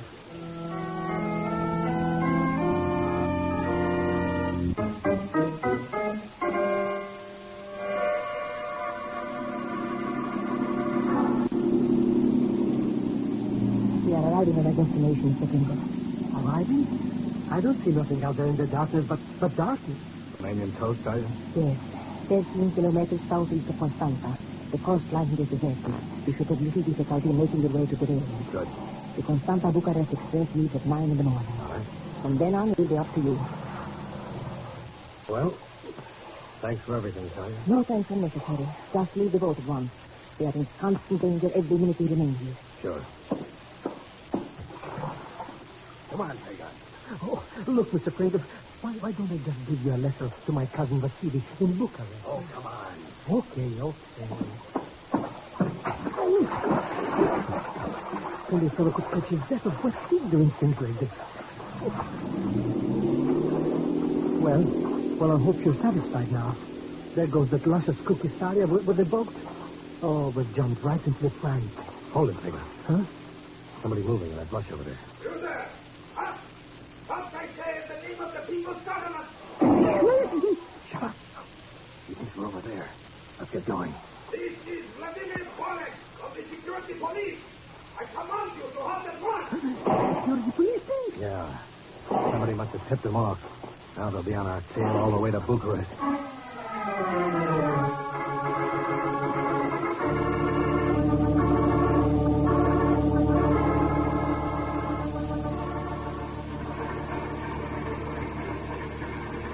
Oh, I should have my head examined coming along with you this way. How long do we have to stay on the board of this shuttle trap train anyway? We'll be in Bucharest in a few minutes. So we'll be in Bucharest. So what? It'll only make it easier for this Vladimir Borek to latch on to us. Not if we can get to Mikhail Andescu first. Huh? Mikhail Andescu? Who's he? Ken Thurston and I worked with him in the resistance during the war. Now, what's that friend of yours doing behind Iron Curtain? The same thing he was doing then. If there's a prayer of saving Ted Johnson's neck, he'll know the people who can help us. Oh, so who cares? Can they help us save my neck? Good afternoon, comrades. As loyal patriots of the People's Republic of Romania, I know you will not mind sharing your compartment with a brother. Brother? Why, not at all. Come in. Thank you. I would not trouble you this way, but I understand that two enemies of the state are traveling with us today. Oh, I hadn't heard about this. What's going on? No, there is nothing to fear. Naturally, those of us whose identification papers are in perfect order have nothing to be concerned about. So, but your pardon for not having introduced myself earlier. I am Vladimir Borek, head of the security police. Of course, two such loyal subjects of our great republic do not mind the slight inconvenience of showing me your identification. Merely a matter of routine, you understand? Sure. I'll be glad to, Comrade Borek. I have my papers right here. Oh, what did you want to come here for? Now he'll be sore. I'll bet he's got plenty of students aboard with him. That's right. So, out this window, Pegon. Fast. While we still got a chance to find Andescu.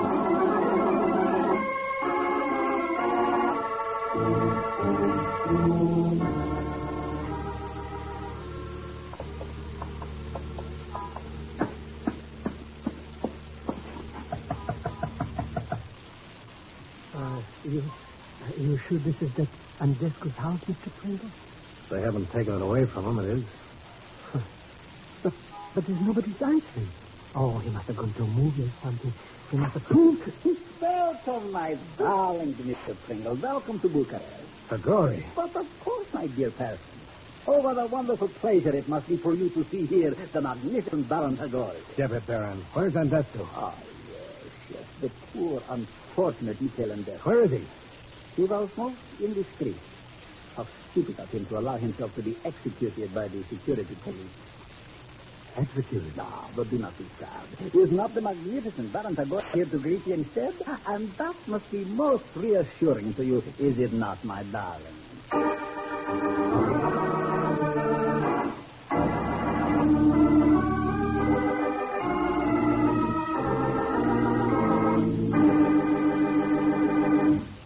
We will continue with The Man Called X in just a moment. Every day you hear more and more about an incredibly fast way to relieve the pains of headache, neuritis, and neuralgia. It's Anacin, A-M-A-C-I-N. Now, the reason Anacin is so wonderfully fast-acting and effective is this. Anacin is like a doctor who discovered the incredibly fast relief Anacin brings from pains of headache, neuritis, or neuralgia. So, next time a headache strikes, take Anacin, A-M-A-C-I-N. Anacin in handy boxes of 12 and 30. Economical family-size bottles of 50 and 100. Ask for Anacin at any drug counter. Now, now Act 2 of The Man Called X, tonight starring John Lunt with Leon Belasco as Pegon Zellschmidt.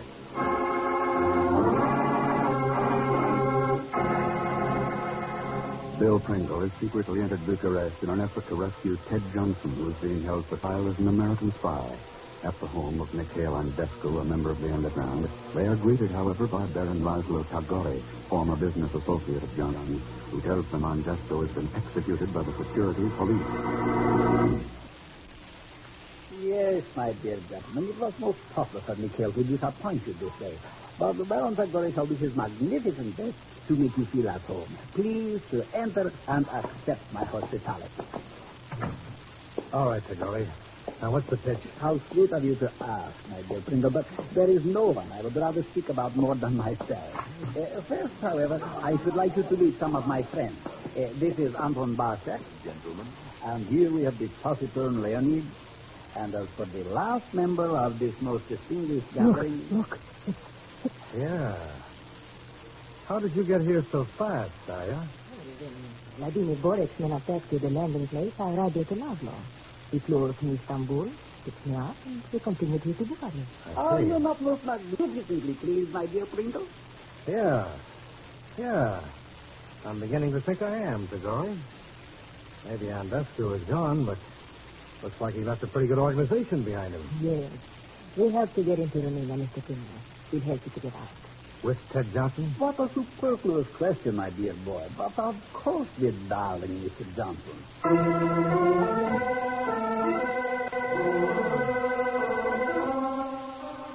That's where Johnson's trial will be held, Bill. In the People's Court, Stalin Plus 7. Stalin Plus 7, huh? Looks more like a fortress than a court building. It is. The headquarters of the security police are there. And it is where Johnson is being held prisoner. Have you learned the name of the trial judge? But of course, my dear Pringle. He is one Andras Principos, known to his most flattering enemies as the Butcher. Principo? Unfortunately, we have been able to ascertain nothing detrimental about his service to the state. Maybe not, but there's always Pegon's cousin, Vasily. Oh, but how would our dear Mr. Zellschmidt's cousin help us in this matter? If Principo's ever been mixed up with anything crooked in Romania, you can bet your life that Zellschmidt will know about it.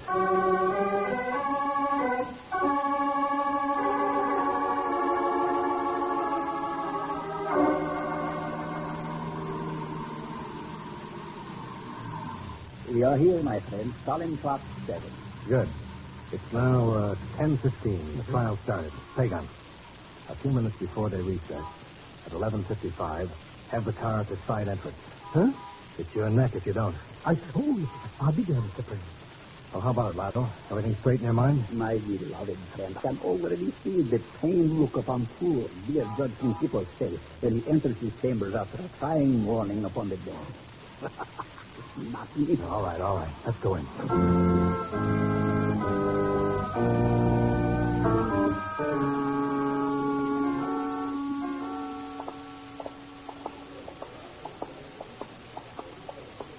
I can now fully appreciate the wonderful enjoyment experienced by the man in the circus who places his head into the mouth of the lion.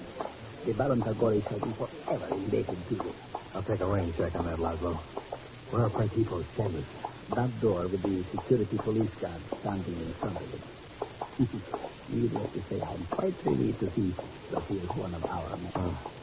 Where's the side entrance? In the short corridor that runs to the left. Good. We should go. What is it, my friend? Look, that woman leaving those offices up ahead. Huh? Isn't she? Oh, I lost her in the crowd around that corner. As much as it pains me, my darling Pringle, need I remind you that this is a time for affairs of action, not of the heart. Whose offices are they? The den of that most vicious of all the Romanian bosses, Vladimir Borek. Surely you do not wish to visit him at a time like this. No.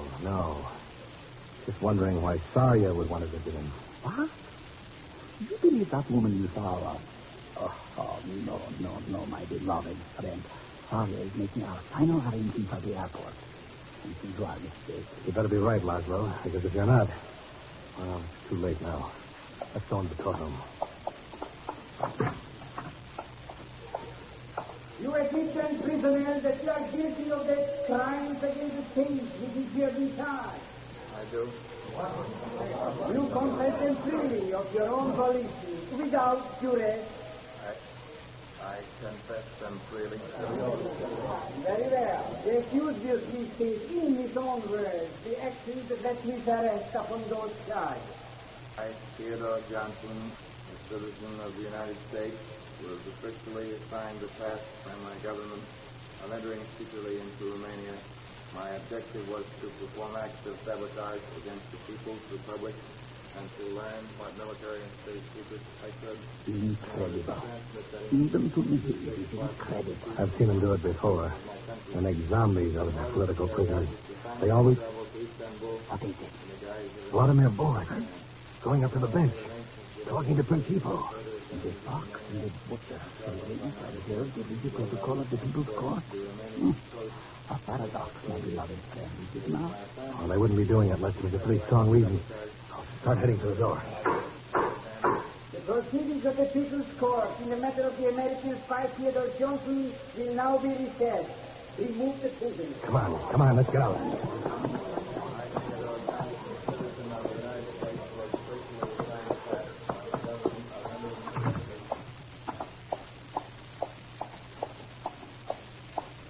Frankly, it is most distressing to me to be involved in such an undignified flight, but apparently your eyesight is keener than my sense of suspicion. That woman you saw leaving Borek's office. Yeah, she was Sawyer, and she sold us out.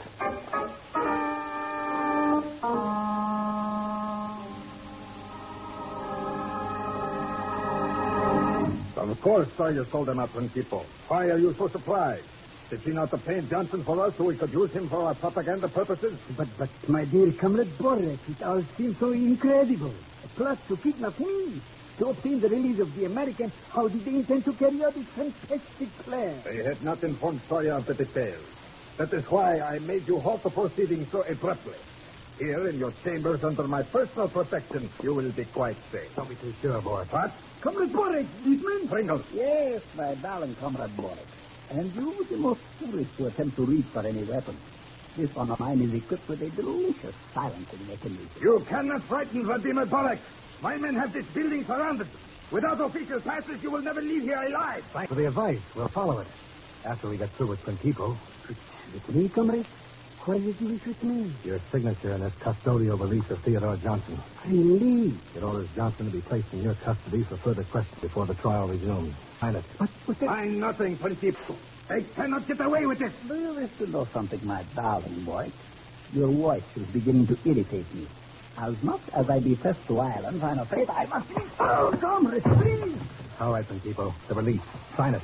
No. I will sign nothing. You should have thought of that in November of 49. November 49? Yeah. Ever hear of a man by the name of Vasily Zellschmidt? Oh, Zellschmidt. What has he got to do with this? He had plenty to do with you. And a black market operation of roller bearings. Maybe you'd like to explain to the Politburo how they wound up in Yugoslavia instead of the Romanian factories they were intended for. I don't know what you're referring to. There's another little item, June 1950. A shipment of industrial diamonds. No. That turned up in Western Germany instead of Russia. Does the Kremlin know what happened to your bank balance about that time? You have no proof. You've got a lot more proof than you have against Ted Johnson. The security police found a way to make him confess. I don't think they'll have too tough a job with you. Well? All right, I will sign.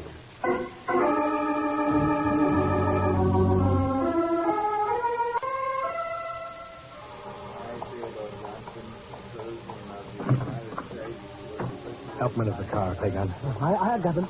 You're next, Principo. So what do you wish with me now? You're going to be our official passport out of Romania. Get in. Oh. Laszlo? Yes, my beloved friend. Good. All right, let's head for the airport fast.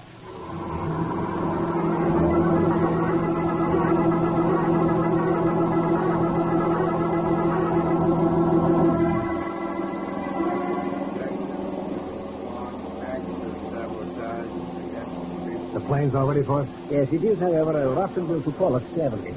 Perhaps I should have inquired earlier as to whether or not you can fly it without me. It's their copy of our own C-47. I can fly it. Oh, sure. Only how do we get past all the guards out there in that airport? The same way we got out of Salmon Plot 7, Principo. He's got the authority.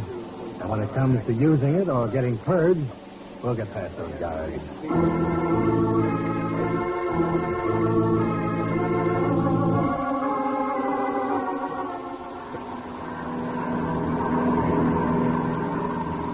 We've been flying for hours already. When do we get to Turkey anyway? We'll get there, Pegon. But I don't like just flying in the clouds all the time. We could bump into something or something. We'd bump into a lot more if we flew above them. According to the radio, every fighter plane in Romania is up looking for us. No, don't say things like that. You give me good sense. Maybe I should have stayed in Bucharest with that own shot already. Hey, look. We're out of the clouds. Yeah, there's the Black Sea. And that's Turkey, dead ahead. Will I ever be glad to get down on solid Burma? Well, I guess we can relax now, eh? That's right. Huh? Look back, up there. Look, please. They're diving down on us. Yeah, 2 jet fighters, Russian-built MiGs. We gotta do something. Don't hang on to your hat. The first one's making it fast now.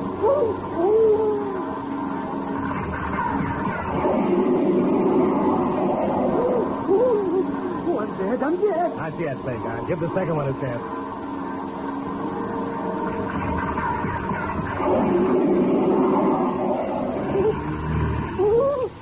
That did it. That did it. Oh, relax, you idiot. They just hit our engine. They were going to crash up into the Black Sea. That's what I hope those MiGs will take. Then maybe they'll... Hey, yeah. They're heading back to Romania. Hey, you mean we're not going to crash? I'm going to try for a landing. Beside that Turkish destroyer down there. If we can make it.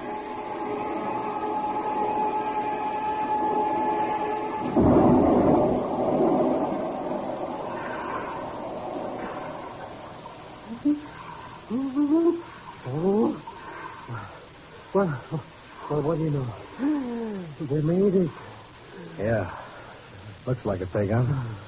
And that destroyer will pick us up in a minute. Look, that Mr. Johnson slept all through. Oh, the poor guy. Boy, what they did do to him there in Romania. Yeah. But he'll be all right once we get him back to the States. Too bad we can't say the same about the others. Huh? What are they? The millions who are still behind the Iron Curtain. Prisoners of their people's republics. Drugged by propaganda. Tortured by their fears of the secret police. I wonder how long it'll take to make them well again.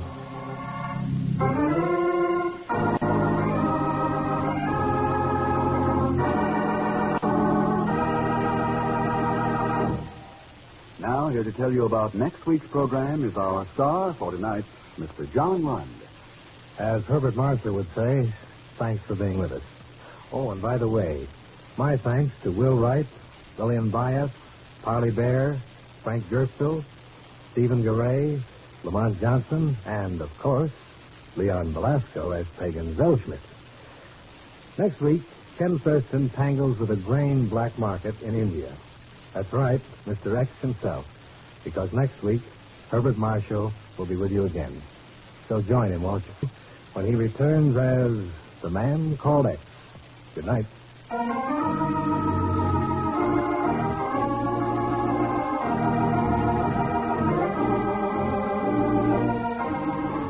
The Man Called X is the Friday night feature on NBC's 5-show festival of comedy, music, mystery, and drama. Brought to you by RCA Victor, world's leader in radio, first in recorded music, first in television. And by the makers of Anacin for fast relief from pain of headache, neuritis, neuralgia. The Man Called X is a J. Richard Kennedy production with music by Milton Charles. Tonight's story was written by Sidney Marshall. John Lund may now be seen in the Paramount production of The Mating Season. All characters and incidents on this program are fictitious, and any resemblance to actual characters or incidents is purely coincidental. Be sure to hear the magnificent Montague with Monty Woolley, formerly heard on Friday, now brought to you as a Saturday night feature of NBC's All-Star Festival. And until next week, same time and station, this is Jack Latham saying good night for The Man Called X.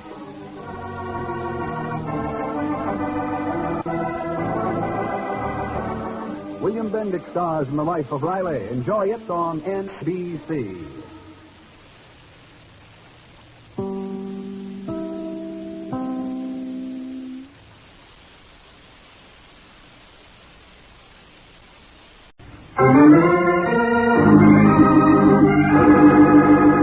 The Man Called X, tonight starring John Lund, who is taking over during Herbert Marshall's illness. The Man Called X is a regular Friday night feature on NBC's 5-show festival of comedy, music, mystery, and drama. Brought to you by RCA Victor, world leader in radio, first in recorded music, first in television. And by the makers of Anacin for fast relief from pain of headache, neuritis, neuralgia.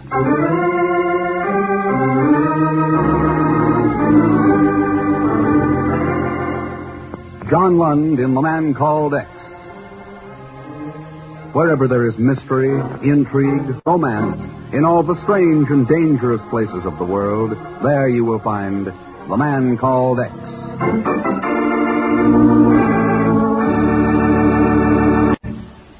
Here's a word from RCA Victor. 5 in 1. 5 superb instruments in one great combination. That's what you get when you invest in RCA Victor's new television, radio, phonograph combination, the Rutland. Yes, here in one beautiful cabinet, you'll find big 17-inch RCA Victor million-proof television. Television that brings you clear, bright pictures. Steady pictures that are locked in place by RCA Victor's exclusive eyewitness picture synchronizer. You'll enjoy the latest and greatest RCA Victor AM and FM radio, plus 2 superb automatic record changers for recorded music at all 3 speeds. Yes, 5 superb instruments. Yet, because you pay for only one sound system, only one cabinet, their cost is far less than what you'd pay for comparable console instruments. So when you invest in a television set, insist on the best. Insist on RCA Victor television. See and hear the Rutland and the many other fine RCA Victor television sets available now at your RCA Victor dealers.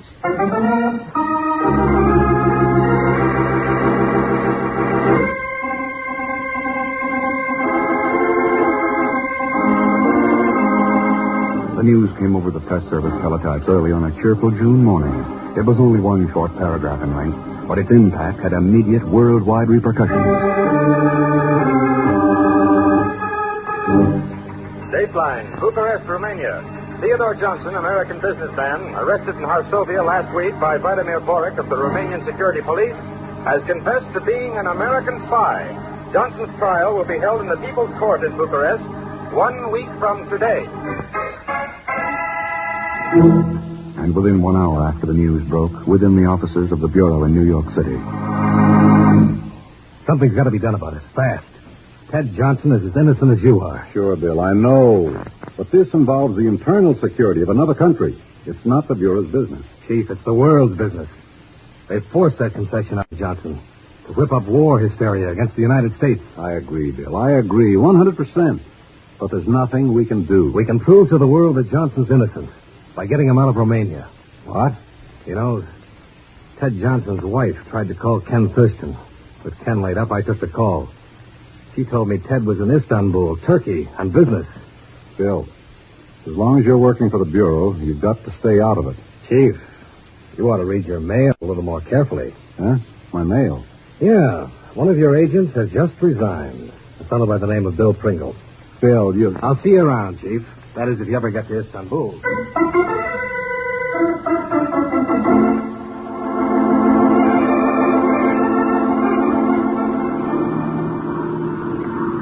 Believe me, Mr. Rex, I mean Mr. Pringle.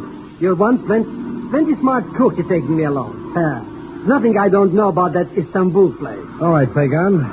How about digging out the characters who handle the underground escape route from Romania? What's the sense? When it comes to the underground... Huh? Yeah. There's an underground escape route in every country behind the Iron Curtain. For people who'd like a taste of liberty for a change. I want you to find out how they get out of Romania and into Turkey. Oh, believe me, Mr. Pringle, it's as good as this. I got friends who'll tell me anything. For a slight consideration, of course. Oh, shall we say, $100? Okay. Absolutely not. I wouldn't consider it for a penny less. Huh? You mean you'll pay? Sure.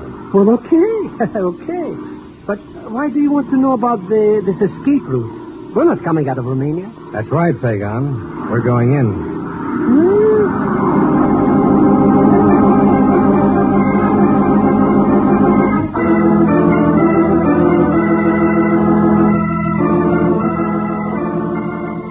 But you could not have come to a more perfect, a more wonderful person with whom to discuss your difficulties, my darling Mr. Pringle. I am Baron Laszlo Tagore at your services. I'm glad to know you, Baron. But of course, why should you not be? Now, why is it you have come to visit the magnificent Baron Tagore? Well, I do so hope that it has something to do with money, my dear Pringle. I simply adore money. It has so many uses, you know. Baron, I want to talk to you about Ted Johnson. I understand he was doing business with you here in Istanbul. Oh, yes.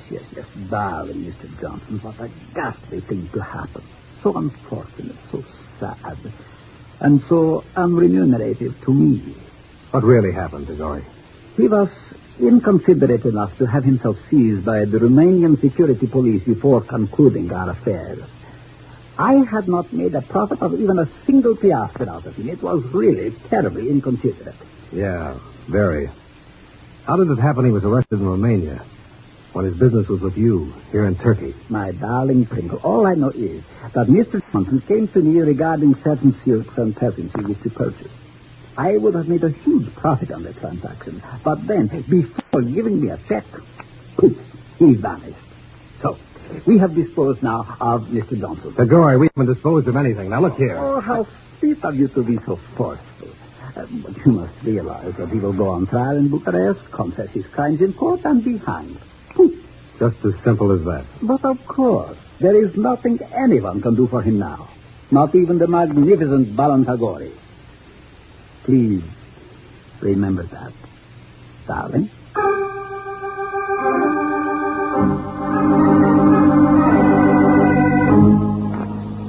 That's right, Mr. Pringle.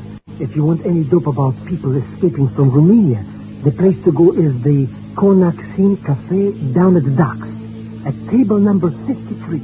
Konaksim Cafe, table 53. Then what? It's simple. Tell whoever sits down with you that you want to go fishing.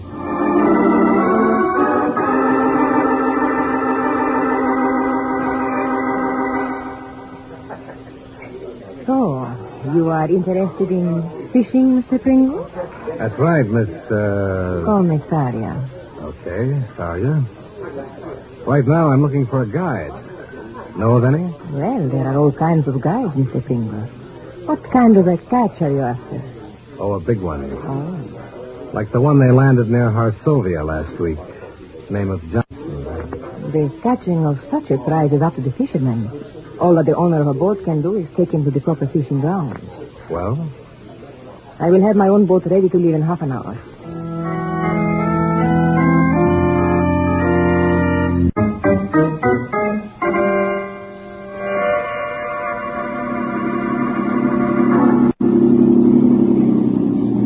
We are arriving at our destination, Mr. Pringle. Arriving? I don't see nothing out there in the darkness but darkness. Romanian coast, are you? Yes. 13 kilometers southeast of Constanta. The coastline here is deserted. You should have little difficulty in making your way to the railroad. Good. The Constanta-Bucharest Express leaves at 9 in the morning. All right. From then on, it will be up to you. Well, thanks for everything, Saria. No thanks are necessary. Just leave the boat at once. We are in constant danger every minute we remain here. Sure.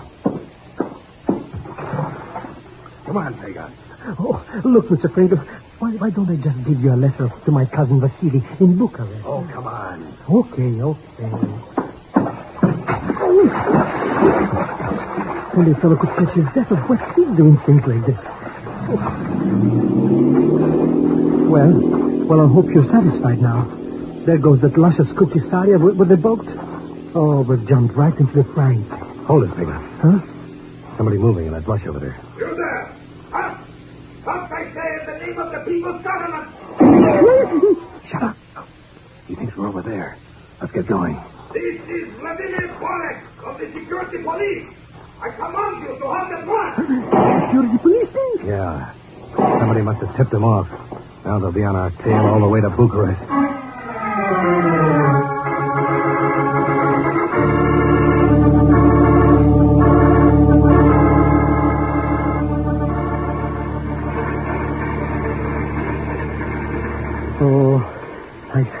should I have my head examined coming along with you this way? How long do we have to stay on that board of this trap train anyway? We'll be in Bucharest in a few minutes. So we'll be in Bucharest. So what? It'll only make it easier for that Vladimir Boric to latch on to us. Not if we can get to Mikhail Andescu first. Huh? Mikhail Andescu? Who's he? Ken Thurston and I worked with him in the resistance during the war. Now, what's a friend of yours doing behind Iron Curtain? The same thing he was doing then. If there's a prayer of saving Ted Johnson's neck, he'll know the people who can help us. Oh, so who cares? Can they help us save my neck? Good afternoon, comrades. As loyal patriots of the People's Republic of Romania, I know you will not mind sharing your compartment with a brother. A brother? Why, not at all. Come in. Thank you. I would not trouble you this way, but I understand that two enemies of the state are traveling with us today. Oh, I hadn't heard about this. What's going on? Oh, there is nothing to fear. Naturally, those of us whose identification papers are in perfect order have nothing to be concerned about. So, but your pardon for not having introduced myself earlier. I am Vladimir Boric, head of the security police. Of course, two such loyal subjects of our great republic do not mind the slight inconvenience of showing me your identification. Merely a matter of routine, you understand? Sure. I'll be glad to, Comrade Boric. I have my papers right here. What did you want to come here for? Now he'll be sore on us. And I'll bet he's got plenty of stooges aboard with him. That's right. So, now out this window, Pegon. Fast. While we still got a chance to find Andescu.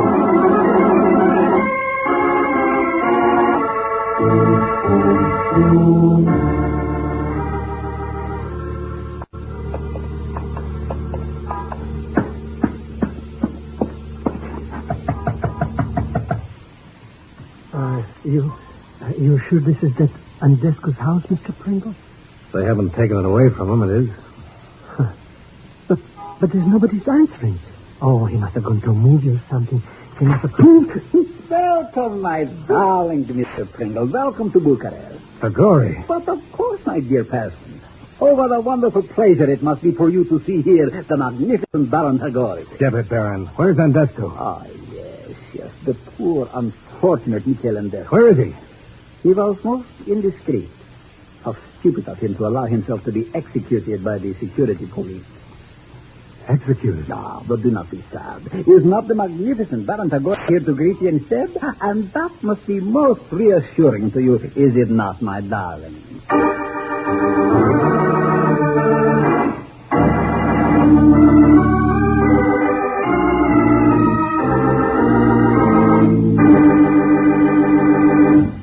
We will continue with The Man Called X in just a moment. Every day you hear more and more about an incredibly fast way to relieve the pains of headache, neuritis, and neuralgia. It's Anacin. A-N-A-C-I-N. Now, the reason Anacin is so wonderfully fast-acting and effective is this. Anacin is like a doctor's spray discovered the incredibly fast relief Anacin brings from pains of headache, neuritis, or neuralgia. So the next time a headache strikes, take Anacin. A-N-A-C-I-N. Anacin in handy boxes of 12 and 30. Economical family-size bottles of 50 and 100. Ask for Anacin at any drug counter. Now, Act 2 of The Man Called X. Tonight starring John Lund with Leon Belasco as Pegon Zellschmidt.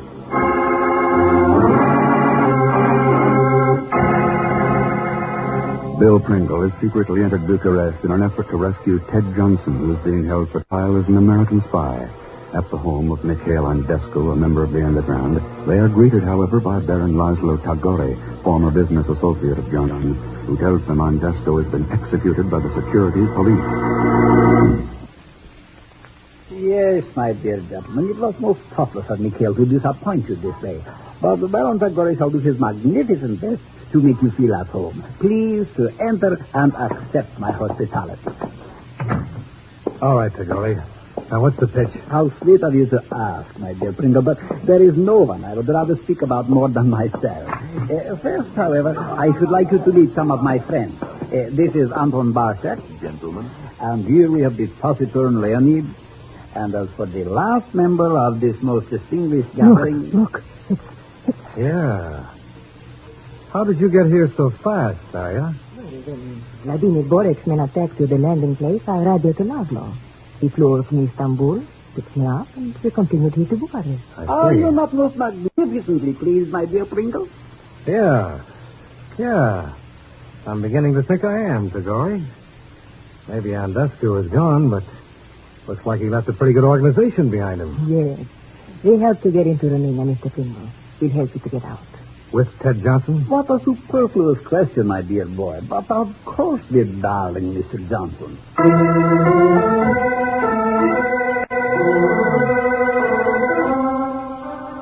That's where Johnson's trial will be held, Bill. In the People's Court, Stalin Plot 7. Stalin Plot 7, huh? Looks more like a fortress than a court building. It is. The headquarters of the security police are there. And it is where Johnson is being held prisoner. Have you learned the name of the trial judge? But of course, my dear Pringle. He is one Andras Principo, known to his most flattering enemies as the Butcher. Principo, huh? Unfortunately, we have been able to ascertain nothing detrimental about his service to the state. Maybe not, but there's always Pegon's cousin, Vasily. Oh, but how would our dear Mr. Zellschmidt's cousin help us in this matter? If Principo's ever been mixed up with anything crooked in Romania, you can bet your life a Zellschmidt will know about it.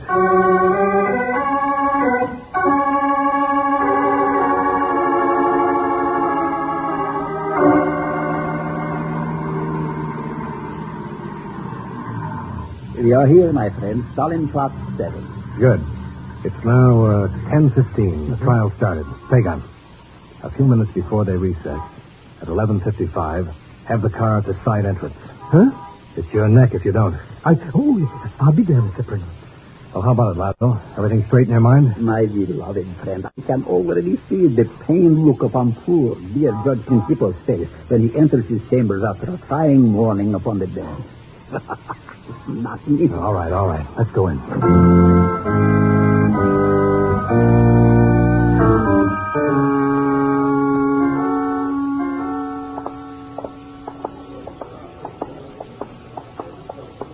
I can now fully appreciate the wonderful enjoyment experienced by the man in the circus who places his head into the mouth of the lion.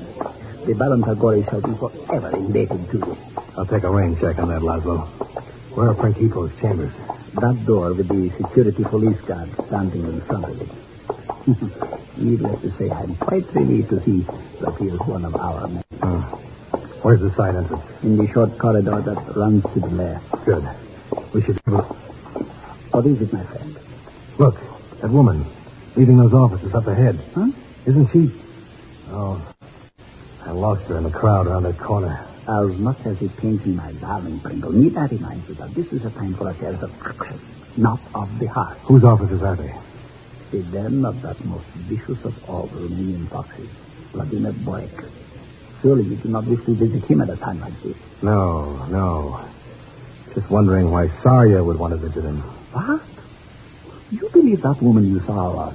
Oh, no, my beloved friend. Sarya is making our final arrangements for the airport. You are mistaken. You better be right, Laszlo, because if you're not, well, it's too late now. Let's go into the courtroom. You admit, prisoner, that you are guilty of the crimes against the state which you have been charged. I do. You confess them freely of your own volition, without duress. I confess them freely. Very well. The accused will please state in his own words the actions that led to his arrest upon those charges. I, Theodore Johnson, a citizen of the United States, was officially assigned the task by my government of entering secretly into Romania. My objective was to perform acts of sabotage against the People's Republic and to learn what military and state secrets I could. Incredible. Even to me, it is incredible. I've seen him do it before. They make zombies out of their political prisoners. They always... What is it? Vladimir Borek, going up to the bench. Talking to Principal. The fox and the butcher. The ladies observed the rigid protocol of the People's Court. A paradox, my beloved friend, is it not? Well, they wouldn't be doing it unless there was a pretty strong reason. I'll start heading to the door. The proceedings of the People's Court in the matter of the American spy Theodore Johnson will now be recessed. Remove the prisoner. Come on, let's get out.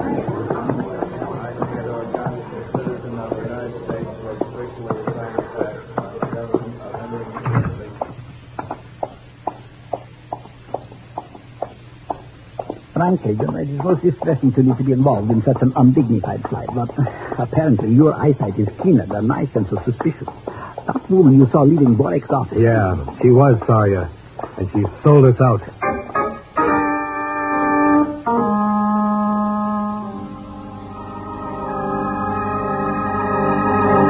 Of course, Sarya sold them out, Principal. Why are you so surprised?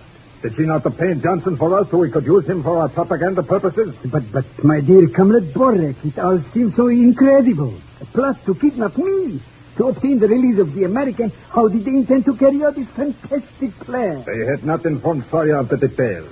That is why I made you halt the proceedings so abruptly. Here, in your chambers under my personal protection, you will be quite safe. Don't be too sure, Borek. What? Comrade Borek, these men... Pringle. Yes, my darling comrade Borek. And you would be most foolish to attempt to reach for any weapon. This one of mine is equipped with a delicious silencing mechanism. You cannot frighten Vladimir Borek. My men have this building surrounded. Without official passes, you will never leave here alive. Thanks for the advice. We'll follow it. After we get through with Principal. With me, comrade? What is it you wish with me? Your signature in this custodial release of Theodore Johnson. Release? It orders Johnson to be placed in your custody for further questioning before the trial resumes. Sign it. But Sign nothing, Principal. They cannot get away with this. Do you wish to know something, my darling Borek? Your voice is beginning to irritate me. As much as I detest the violence, I'm afraid I must... Oh, comrade, please! All right, Principal. The release. Sign it. No, I will sign nothing. You should have thought of that in November of 49. November 49? Yeah. Ever hear of a man by the name of Vasily Zellschmidt? Oh, Zellschmidt.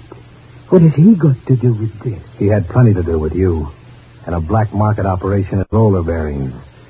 Maybe you'd like to explain to the Politburo how they wound up in Yugoslavia instead of the Romanian factories they were intended for. I don't know what you're referring to. There's another little item, June 1950.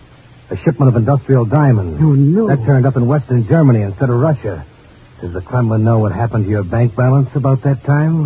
You have no proof. You've got a lot more proof than you have against Ted Johnson. The security police found a way to make him confess. I don't think they'll have too tough a job with you. Well? All right. I will sign.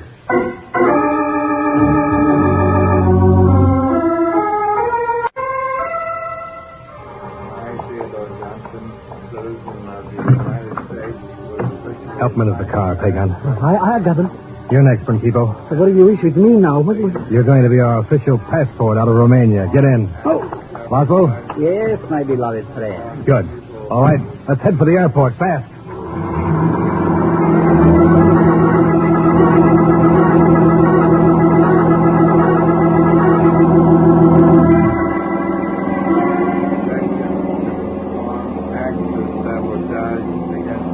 The plane's all ready for us? Yes, it is, however, a Russian will to call us carefully.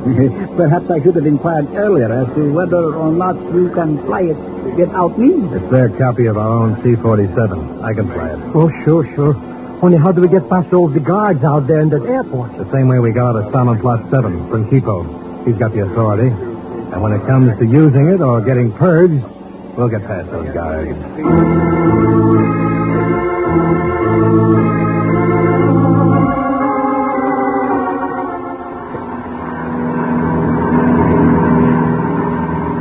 We've been flying for hours already.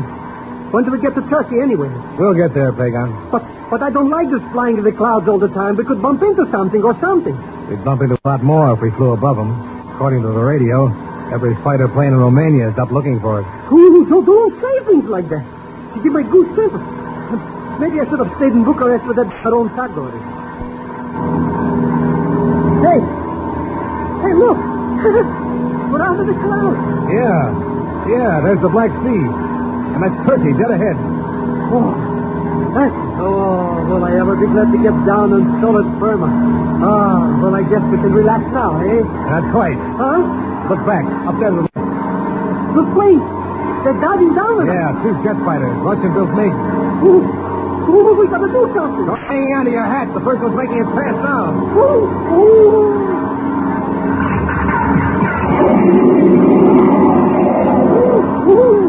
One's dead, I'm dead. Not yet, Pegon. Give the second one a chance.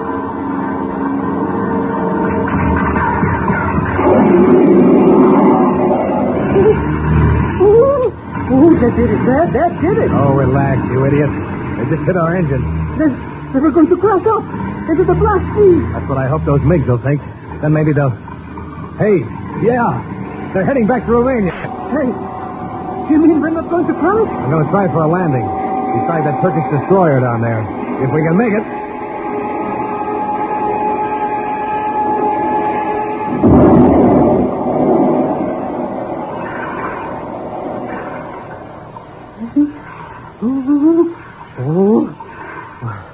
Well, what do you know? They made it. Yeah. Looks like it, Pegon. And that destroyer will pick us up in a minute. United States. Look at Mr. Johnson slept all through it. Oh, the poor guy. Boy, what they did do to him there in Romania. Yeah. But he'll be all right once we get him back to the States. Too bad we can't say the same about the others. Huh? What are they? The millions who are still behind the Iron Curtain. Prisoners of their people's republics. Drugged by propaganda. Tortured by their fears of the secret police. I wonder how long it'll take to make them well again.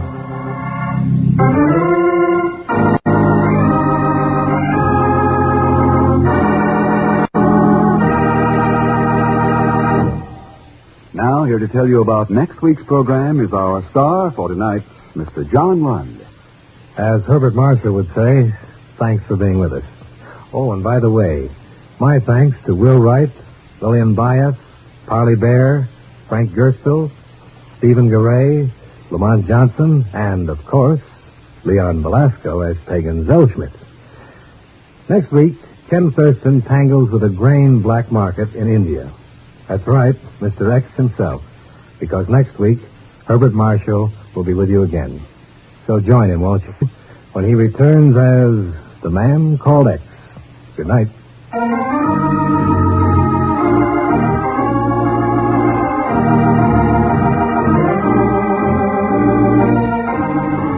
The Man Called X is the Friday night feature on NBC's 5-show festival of comedy, music, mystery, and drama. Brought to you by RCA Victor, world leader in radio, first in recorded music, first in television. And by the makers of Anacin for fast relief from pain of headache, neuritis, neuralgia. The Man Called X is a J. Richard Kennedy production with music by Milton Charles. Tonight's story was written by Sidney Marshall. John Lund may now be seen in the Paramount production of The Mating Season. All characters and incidents on this program are fictitious, and any resemblance to actual characters or incidents is purely coincidental. Be sure to hear the magnificent Montague with Monty Woolley, formerly heard on Friday, now brought to you as a Saturday night feature of NBC's All-Star Festival. And until next week, same time and station, this is Jack Latham saying good night for The Man Called X.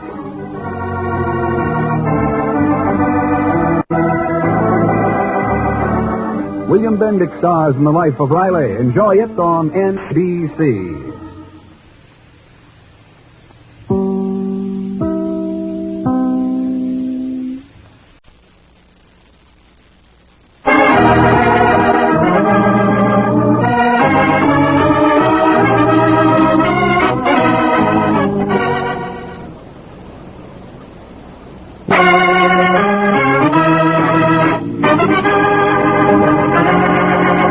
Listen to Herbert Marshall as The Man Called X. Wherever there is mystery, adventure, intrigue, in all the strange and dangerous places of the world, there you will find The Man Called X.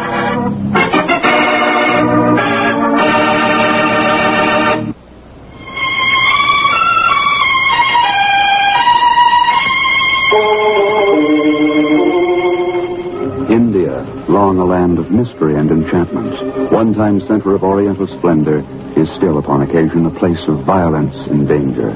And especially is this true when man's great enemy, hunger, walks the streets. For hunger breeds death.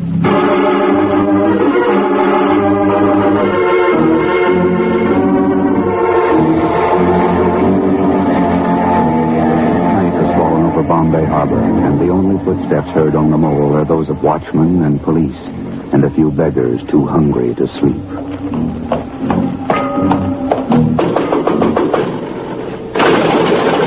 Watchman? Watchman? Now, where the devil can he be? What's this? He's been killed. Stabbed to death. Another one. I wonder if they took the grain in the warehouse. 200 tons of wheat.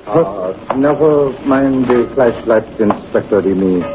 The warehouse is empty. Roger the color. What are you doing here? A very good question, Inspector. One which might apply to you as well. Why, I belong here. It's my duty to protect the harbor warehouses. What's more, it's no affair of yours. Hunger is the affair of every human being in Bombay. People are starving by hundreds, by thousands. But no Raja has starved. Remarkable how one never sees a hungry Raja. Is that not so? Hunger is relative, Inspector. And even more remarkable is your singular habit of always arriving just after a robbery. Well, it is impossible for one to be everywhere. How can I know where... What? Why should I offer you explanations, Roger Dakala? I have work to do.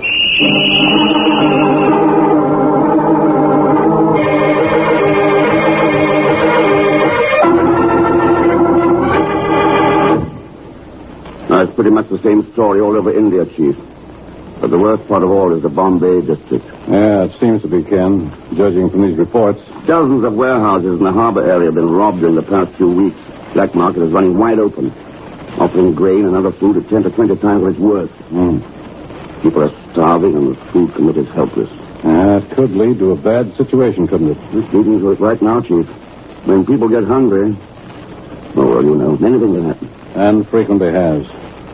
All right, if you're trying to convince me it's our job to stop it, I agree. So, where do we go from here? Bombay. Or at least that's where I'm going. Yeah, but what I mean, I Ken... know, Chief. Leads, angles, ideas. Well, we don't have any. What about the Bombay police? We can find out their status when I get there. Well...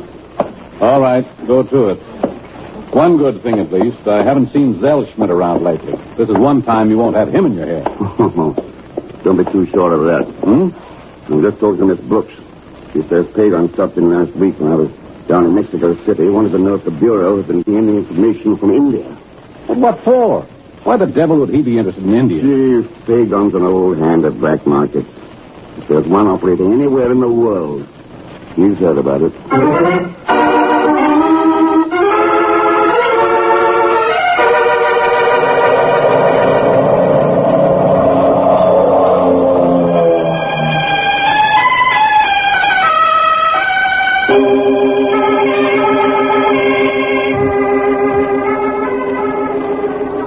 As you can see, Mr. Thurston, the harbor front circles off to our right for more than a mile. An immense jungle of piers, wharves, storage yards, and warehouses. It is a tremendous problem to guard it properly. And guarding it is your responsibility. Is that right, Inspector Remy? Yes. Perhaps too much of a responsibility, judging by recent events. It's a busy area, all right. Congested, crowded. Exactly. Without such conditions, the robberies would not have been possible. So, shall we go back to my office? Fine. You need more police, Inspector Remy? India needs more of everything, Mr. Thurston. Food, money, and police. Which makes it worse that food is being lost. Any idea who's back of this black market and relief grain? The same, you would call it gang that steals it, I believe. Gang? Here we are. After you, sir.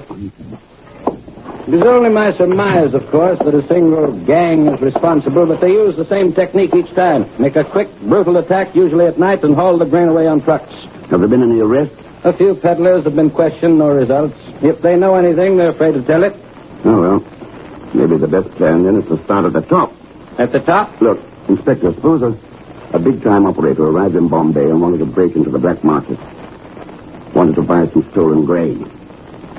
Now, what's the first thing you would do? Yes, I think I understand, Mr. Thurston. If such a man were unknown in Bombay, he might go to the Cosmo Club. The Cosmo Club, eh? And he might permit himself to be overheard talking about his plan. What kind of a place is it? An underworld front? Not so far as we know, but it is sort of a crossroads for notorious international personalities. I see. If nothing else, Mr. Thurston, a chance to meet the hostess of the club would justify your visit. Oh? Her name is Karma. Beautiful, mysterious, and but go, see for yourself. Thanks, I will. By the way, Inspector, do you happen to know whether a man named Pegon Zellschmidt has arrived in Bombay during the last week? Zellschmidt? No, Mr. Thurston, the name is totally unfamiliar. A friend, perhaps? Well, he's beginning to worry me. After all, this run of luck can't last forever.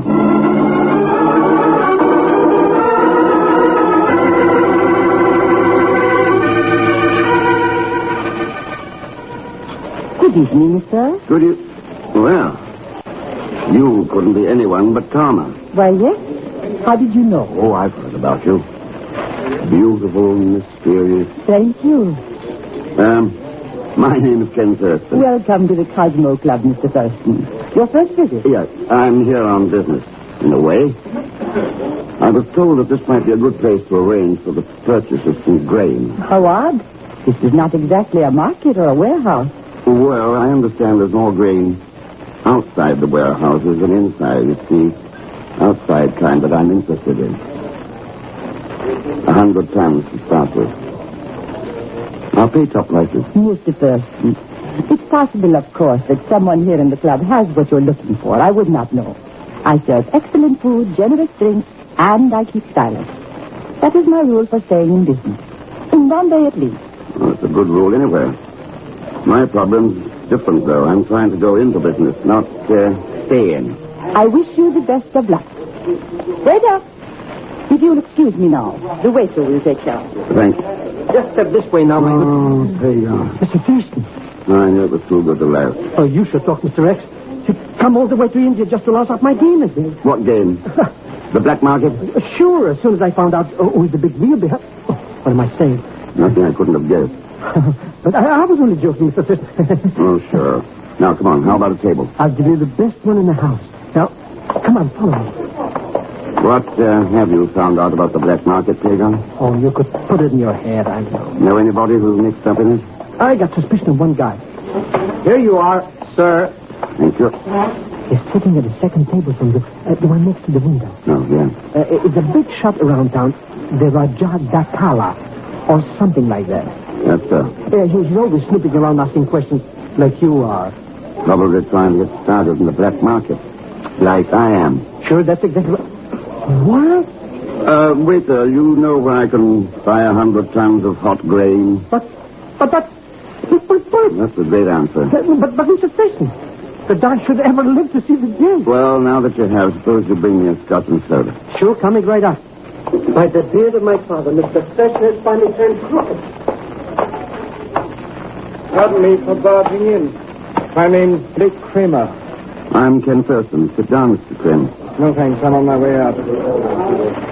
Where would you be planning to sell that grain, Mr. Thurston? Not locally, if that's what you mean. Know where I can get it? It might be arranged. Where are you staying? Alexander Hotel. Fine. I'll get in touch with you. Good night. So long, Mr. Kramer. There's a phone call for you, Mr. Thurston. I'll try it in here by the table. Pegon.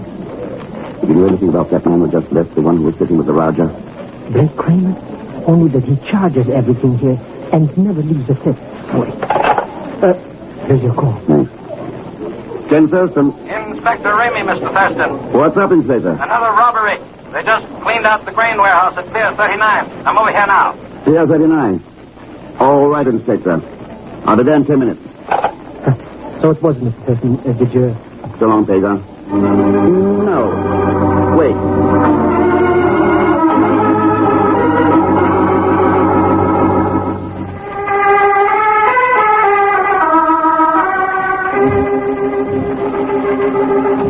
They used the same technique again, Mr. Thurston.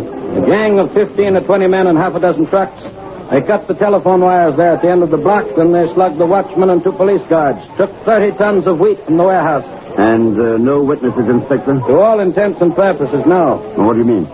Some of those beggars there under the lights undoubtedly saw the gang leave, but they regard the whole thing as just a piece of good fortune. Good fortune?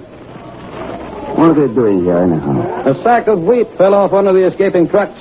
Most of it is gone, of course, but they're sifting the dirt for any grains that may be left. Oh, poor devils. Inspector, do you know anything about a man named Blake Kramer? Blake Kramer? No, I've never heard of him. Who is he? He's my one contact so far with the black market boys. Beyond that, I don't know. Well, there's a call box there by the warehouse. I'll check the name of my office. Thanks. Mr. Thurston, where are you? Over here, Pegon. Boy, what a sucker I am. Leaving a soft job at the club and running around the foggy docks. There's only one reason you'd do it, for a buck. Oh, Mr. Now, Thurston. what about Blake Kramer? Well, I followed him out of the club, like you said, and he got in a taxi and told the driver to take him to the Burda. Oh, the Burda? Yes. It's a slum district over south of the harbor place. Good.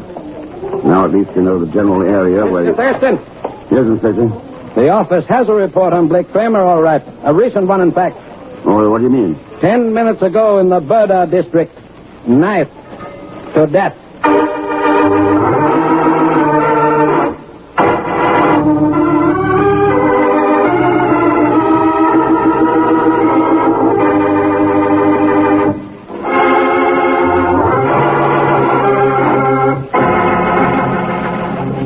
Robbery and terror has swept the harbor district of Bombay, and while people starve in the streets, the stolen grain is sold openly on the black market. The police are helpless, and now Ken Thurston's only contact, a black market operator named Blake Kramer, has just been wiped out by murder. There's something slightly out of focus, Inspector Remit. That murder shouldn't have happened. The murder was probably committed by the black market gang, and yet Kramer was a member of the gang. That's right. Doesn't make sense. Unless... Yes, Mr. Thurston? There's one explanation, of course, but better eliminate... Could be. Inspector, will you call your office? Ask them to trace back on Kramer? Find out when he arrived in Bombay and so on? Yes, I'll be glad to, Mr. Thurston. What do you think, Mr. X? Who's behind it? I don't know, Pegon. Maybe we're about to find out now. What do you mean? How will we... Oh. Permit me to introduce myself, Mr. Thurston. I am the Raja Dakhala. You? Another warehouse robbery. Looks like it, doesn't it? Ah, yes. And more grain gone to the street with no women. Street with no women? Perhaps Mr. Kramer could take the time to explain it to you. I doubt it, Raja. He's going to be busy attending a funeral. A funeral? I don't... His own. He was murdered tonight. Ah. But they pity. Kramer was a friend of yours? No. Merely the sort of acquaintance one meets in a public club. Ah, but Inspector Rini is returning. It is best, perhaps, that I leave now. Is he another acquaintance, Sergeant? Do not trust the Inspector, Mr. X. Good night. Thurston, he knows who you are. Looks like it. Well, what did Raja Dakhala want, Mr. Thurston? Oh, he stopped by to give me a little advice. So? Do not trust him. More advice. Inspector, what I need is information. I do not have it to give, Mr. Thurston. Then maybe I'd better dig up a little. Come on, Pegon, let's go.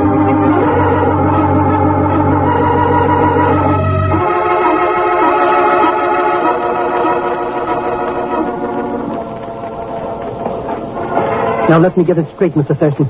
I'm supposed to find this hack driver who took that Kramer character out to the Burda this evening, right? That's right, Pegon. And then what? Hang on to him until I come back out of the club. Now, go to it. I'll only be a few minutes. Well, good evening, Mr. Thurston. You are going to become a regular customer if you are not careful. Yes, I might as well arrange for a monthly charge account. Why, it's the same rule for everyone. Cash on the line. Part of your system for staying in business in Bombay? It works. I'm still in business. Would you like a table, Mr. Thurston? No, thanks, Thomas. I'm only here for information this time. Oh? Information in general or about something in particular? Both. Anything in general about 3 particular men. The Raja Takala, Blake Kramer, and Inspector Rini. Well, Inspector Rini has never been to the club as far as I know. The other 2 are occasional customers. That is all I know about them. I see. Part of the system again? Hear nothing, say nothing. That's quite right, Mr. X. Well, the last bit of information I needed. Surely you were aware of your own identity. Not aware that everybody knew it. Everybody but Blake Kramer, that is. It's too bad he didn't. Because that's why he's dead.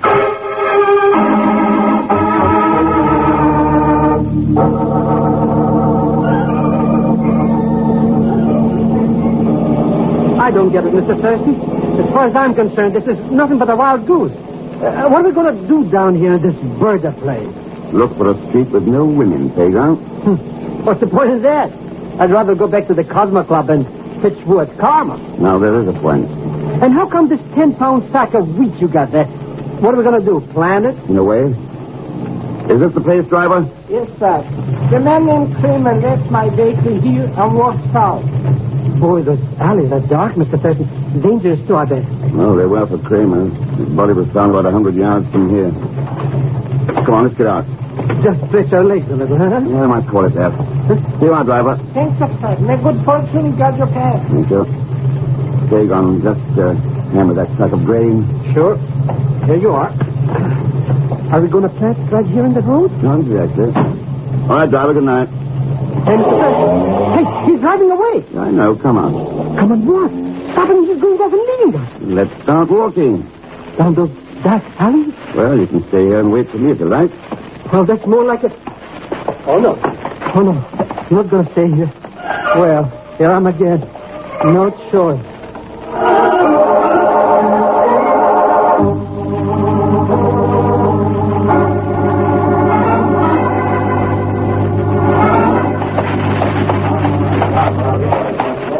How much farther, Mr. Thurston? I've got cold shivers in my back waiting to get stabbed in a minute. You told me that my feet hurt. Well, you came to India to be a big operator on the black market, didn't you? Who's operating there? And why do we have to walk down 4 dozen alleys just to do it? Anyhow, I don't think even you turned crooked, Mr. Gass. Don't be too sure, Pegon. I'm carrying a 10-pound sack of black market grain. Yeah, but you got an angle of some kind, yeah. Oh, I wish we'd hurry up and find that street without any women. Oh, we've already found that. This is it. Huh? Haven't you noticed in the doorways of these huts? Everywhere else at the burger were the women and children, but not here. But maybe they've gone to bed or something. They hadn't in the other alleys. Oh, sure. Who are these guys, Mr. Thurston? The men who live on the street with no women. Yes, but... Keep walking, sir. Straight ahead. He's got a gun. Then you better do as he says. Come on. Excellent advice, Mr. X. No sudden moves, if you please. You will enter the last hut on the left. All right, fine. Who are these guys, Mr. Thurston? Grain robbers, hijackers, black market boys. They live here? No. The huts are used to store the grain. What's in the last hut? Probably the head of the black market. The head? Who is it? Good question, Pegon. Who do you think?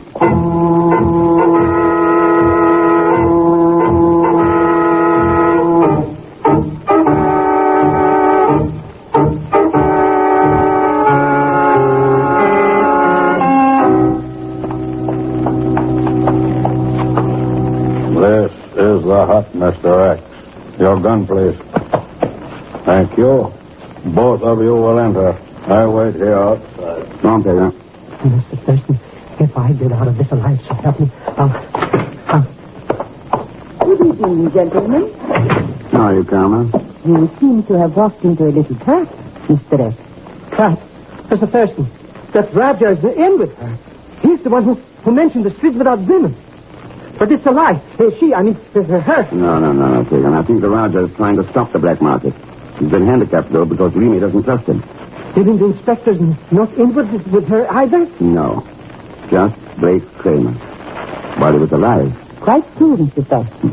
I had to eliminate Blake because he tipped himself off to you before I could warn him who you were. Yeah, I kind of thought it might be that way.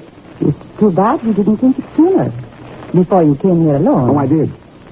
Remember your new cricket rule? Why didn't it apply to Kramer? That's right. He was charging all this his dreams. And yet you came here anyway. Why? To stop these grain robberies? Stop the black market? Stop you? That's a high ambition for an unarmed man surrounded by 30 of my boys. Maybe. And did you plan to carry the grain away with you, Mr. Thurston? Is that the reason for the empty sack? Empty? What do you mean empty? No, she's right, Pegon. The sack is empty.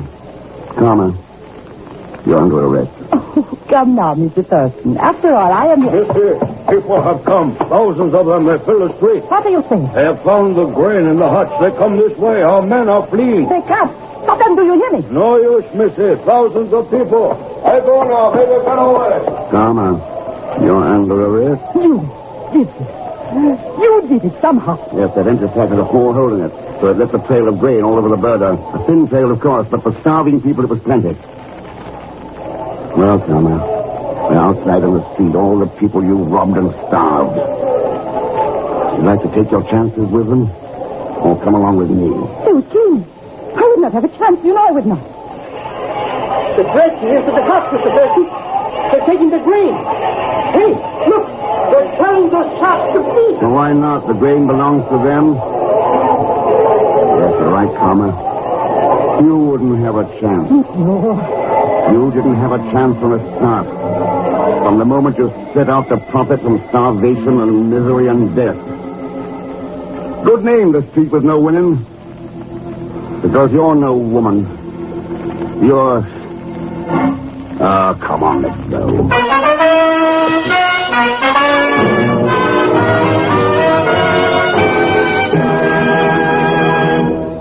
Now, here is our star, Mr. Herbert Marshall. Thanks for being with us.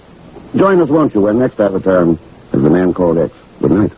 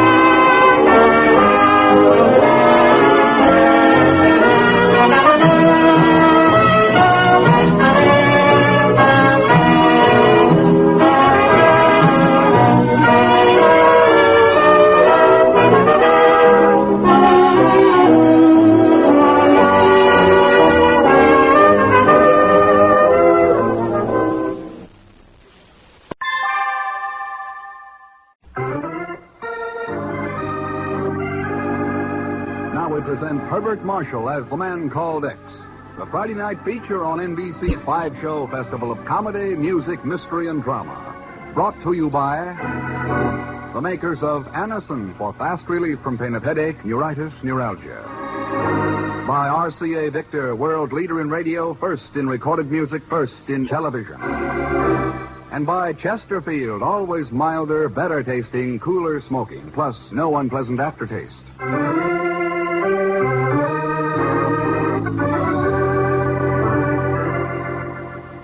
Herbert Marshall as The Man Called X.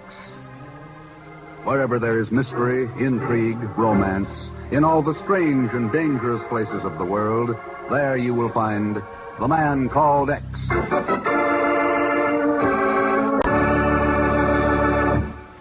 When we ask you to try Anacin for the relief of pain due to a headache, neuritis, or neuralgia, we are not asking you to try a new or unproved method. For there are many people listening in now who have been introduced to Anacin tablets by their own dentist or physician. You who have received Anacin this way know the effective, incredibly fast relief these tablets bring.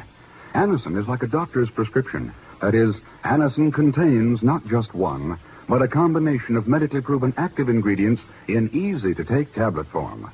People by the thousands are using modern Anacin today instead of other ways. Doesn't their experience seem worth following? Try Anacin the next time you suffer pains from headache, neuritis, or neuralgia.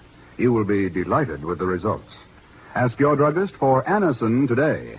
Anacin is spelled Anacin.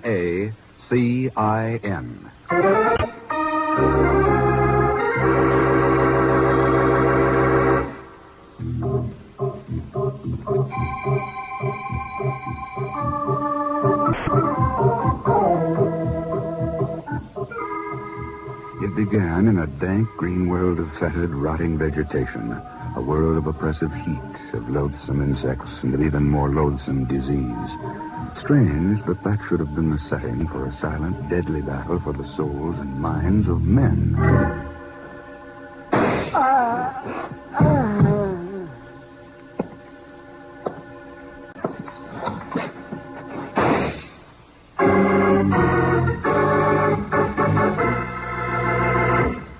So Dr. Merritt's been murdered. That's right, Ken. Sorry to hit you with news like that about an old friend on your first day back from Calcutta. Where did that happen, Chief? In a little village called Belterra, up the Amazon River in Brazil. What was he doing there? Establishing a new medical clinic? Yeah. You knew, of course, that he was working with the Institute of Inter-American Affairs, cooperating with the Brazilian government. Yeah. Trying to stamp out disease, malnutrition.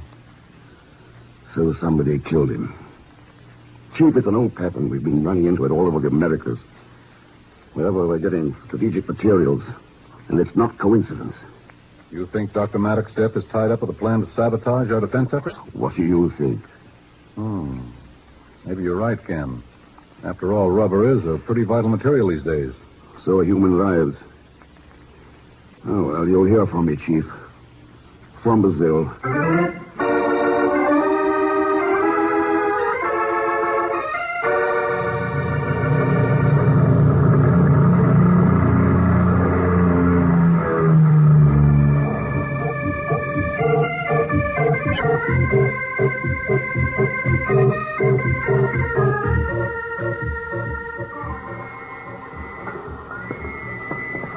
It's lucky you got here when you did, Mr. Thurston. The boat going upriver to Belterra is ready to leave. A pretty sudden trip for you, wasn't it, Dr. Northrop? I understood you were stated for a return to the States. I was, but they had to have a replacement for Dr. Maddox in a hurry. I'd been his assistant, was familiar with the territory. Oh, well, that makes sense. One of the few things about this affair that does. Look, Thurston, I'm going to be frank. Brazilian government. So I'm taking you along with me. But I don't like any part of it. Why don't you? Because there's liable to be trouble on the Amazon. The native rubber workers aren't very happy with North Americans right now. Somebody could get hurt. Well, you sound pretty solicitous about my welfare. I don't give a hang about your welfare, but I do care about those poor devils in the jungle, hag-ridden for centuries by disease and malnutrition. There's a full-time, 24-hour-a-day job waiting for me in Belterra as a doctor.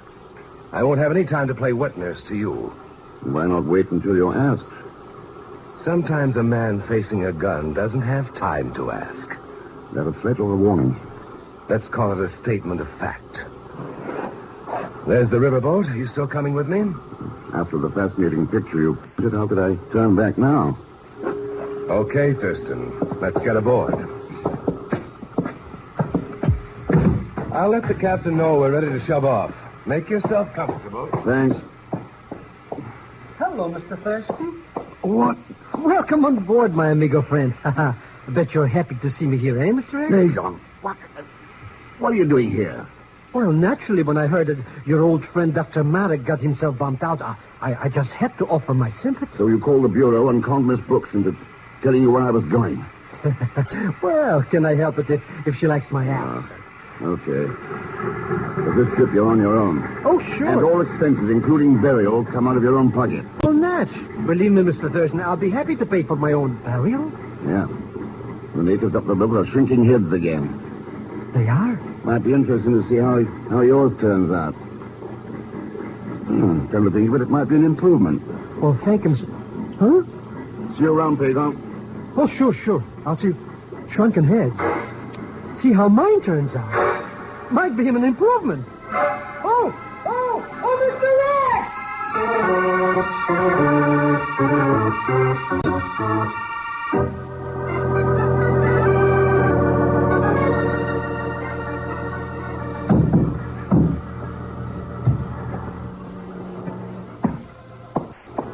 our clinic, Thurston.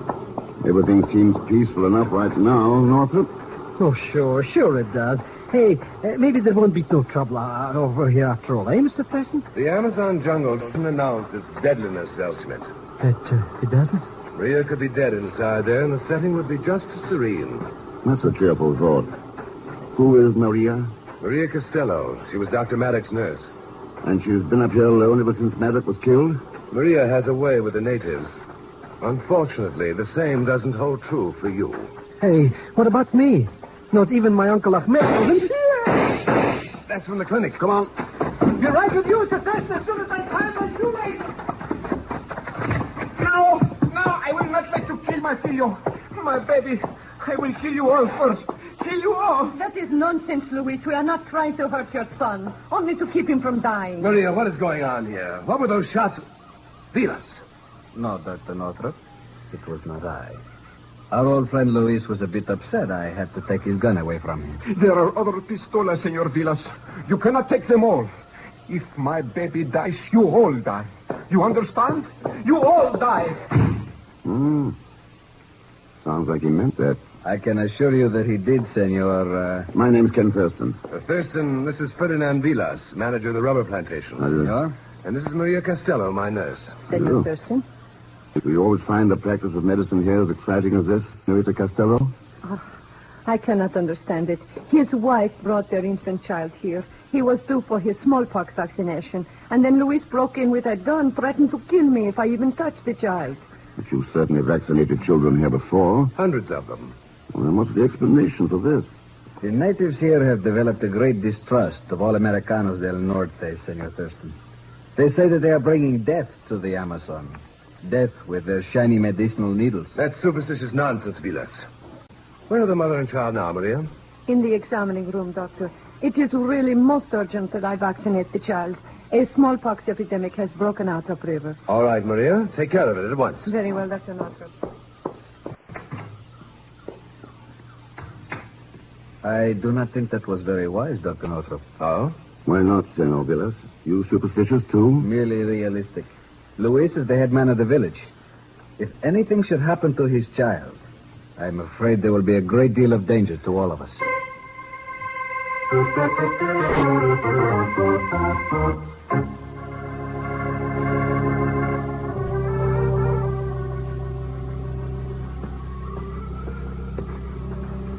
Hello, Maria. Huh?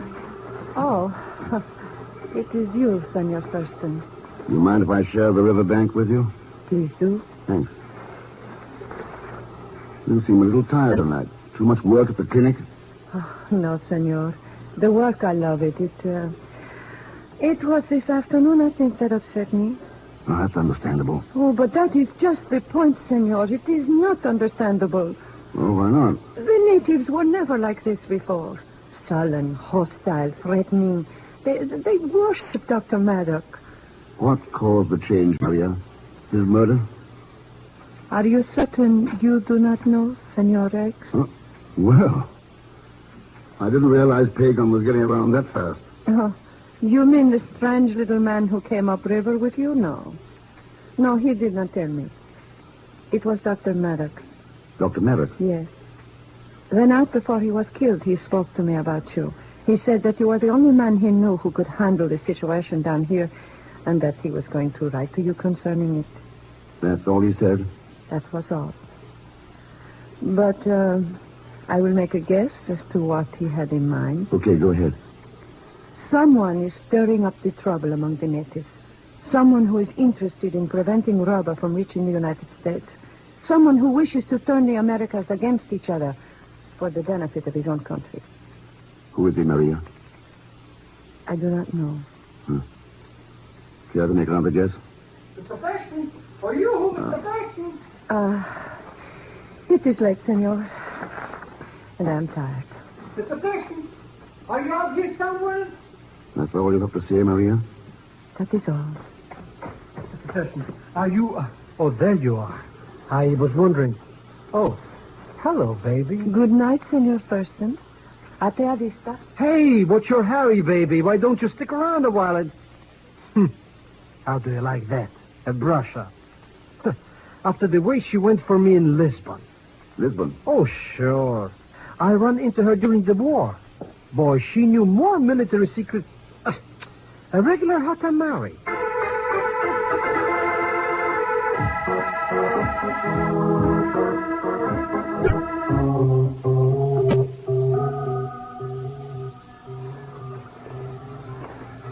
Is that you, Senor Thurston? That's right, Vilas. I thought you'd gone back to the rubber plantation. No. I wish to speak with you first. About what? Northrop tells me you came here with papers from the Brazilian government. Is that true? Go on. Someone in authority must persuade Maria and Northrop that their tactics with the natives will lead only to disaster. They are antagonizing the natives. The incident of the baby this afternoon is a case in point. Oh, somebody's got a cart before a horse, Vilas. The natives were worked up before this afternoon. Before Dr. Merrick's murder. That is unimportant. Is it? What matters is that they are worked up. To such a pitch that the slightest spark will bring about an explosion. And if anything happens to that baby of Luis, believe me, Senor Thurston, our lives will not be... Senor. Came from that hut. Come on. But that is Dr. Northrop's hut. Yeah.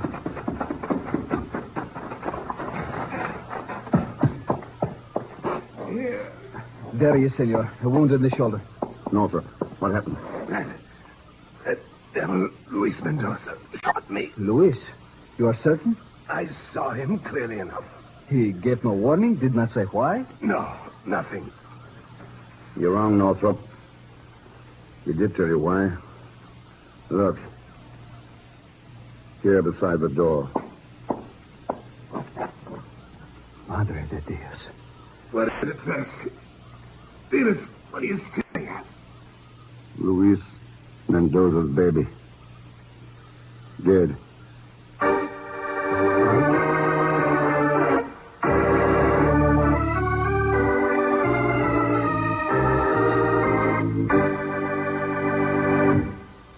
We will continue with The Man Called X in just a moment. Here's a word from RCA Victor. Tagliavini, the great Italian tenor, toast of two continents, can be enjoyed whenever you choose to hear him on RCA Victor Red Seal Records. Yes, now you can hear the superb new album, Neapolitan Folk Songs, beautifully sung by Tagliavini and brilliantly recorded by RCA Victor in all 3 record speeds. This wonderful album is available now at your record dealers, and it will be a magnificent addition to your record library, these Red Seal records, you'll want to own and play over and over again. You'll hear Tagliavini's warm lyric tenor in all its natural magnificence as he sings these beloved, sun-drenched Italian folk songs. Tagliavini's incomparable bel canto has never sounded better than in his unforgettable performance of the album Neapolitan Folk Songs. Tagliavini has been hailed by critics the world over, acclaimed by audiences everywhere. Now you can buy his exciting new RCA Victor Red Seal album. Ask your RCA Victor dealer for your album copy of Neapolitan Folk Songs, sung by the one and only Tagliavini.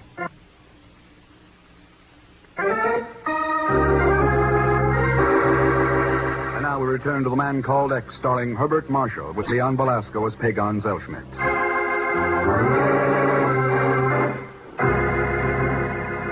Ken Thurston is in a small native village far up the Amazon River, trying to determine the motive behind the murder of Dr. Maddock.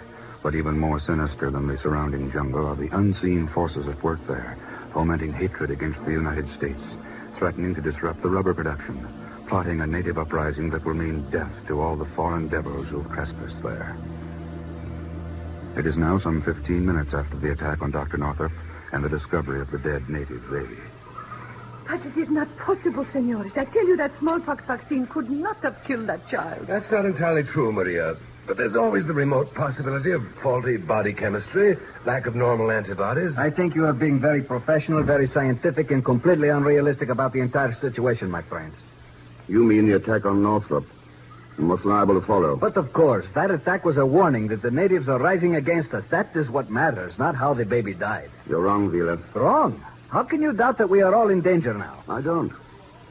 And the way the baby died proves it. What kind of double talk is that, Thurston? Did you or Maria examine the child's body?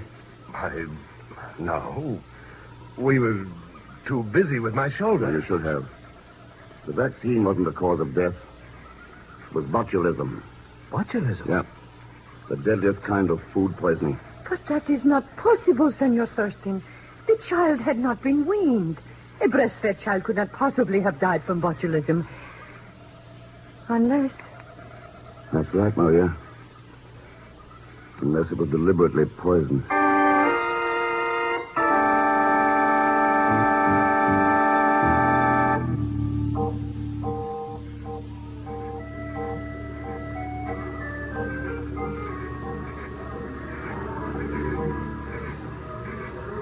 Look, Mr. X, why do we have to go sightseeing in a rubber plantation at this time of night anyways? Your idea to come along with me, Pegon. Go on back alone if you don't like it. I don't like that idea even better. Listen to those natives in the compound over there. I'll bet they're already arguing about who's going to get my head for their mantelpiece. Could be. Ooh. Hey, what's this place? The Rubber Plantation Laboratory. Phyllis gave me the key. Let's go in. Hey, what are we looking for here anyways? Phyllis told me he'd turn part of this lab over to the clinic. Northrop's using it until they get their own built. So what? Look here. You mean those funny glass bottles with that stuff inside? That stuff happens to be cultures. This one looks like rabbit's blood. This, yeah, probably based on a beef broth. Beef broth. Very interesting. So let's get out of here now before somebody comes in and looking for heads or something. Okay, there's a plantation speedboat over at the dock. Take it downriver to the clinic at Monte Alegre. Now get a list of things to pick up and bring back here. Believe me, I'm practically there already. You know, Sura. Huh? Bring some stuff back. That's right. Oh, what a joke. I wouldn't come back for $1 million. How about 50? I'll take it.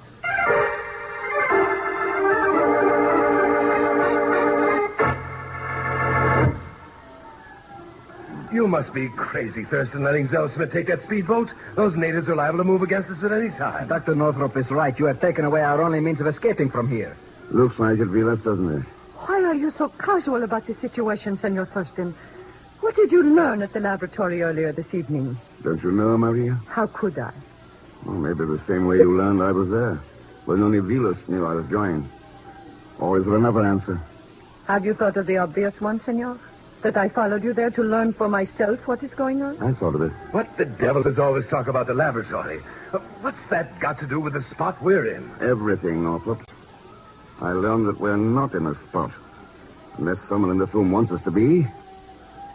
That is a rather strange statement to make, Senor Thurston. Is it? Somebody murdered Dr. Merrick, then poisoned that little child. To stir up those natives. Now, why? Why? There is no answer. None of it makes any sense. No, that is not so, Dr. Northrop.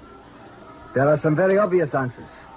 To stop the production of rubber, turn natural allies against one another. Now I see what you mean, Senor Thurston. Only one of us could have had the opportunity to do all these things. That's right, Vilas. I can't believe it. You two are actually serious about all this. Of course they are serious, Doctor.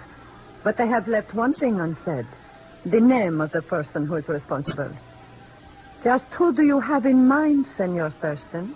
Suppose the three of you work it over for a while. Oh, and let me know how you come out, will you? I'm going to get some sleep.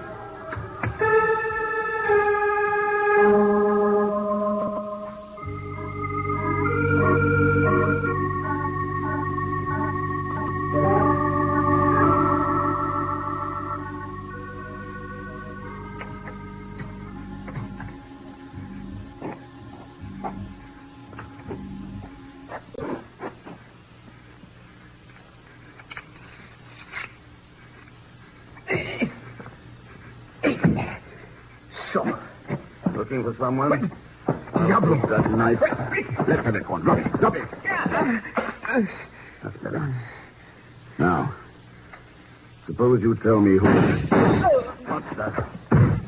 You all right, Thurston? Northrop. I hope I didn't nick you. I had to snap him off in that split second when you shoved him away. Why? Why?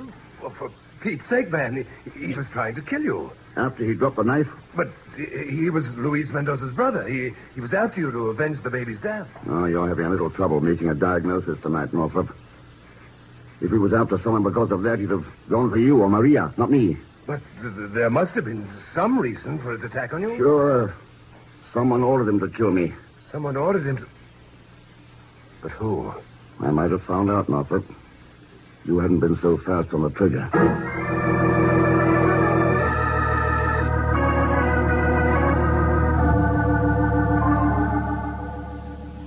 You brought the stuff back with you? Oh, sure.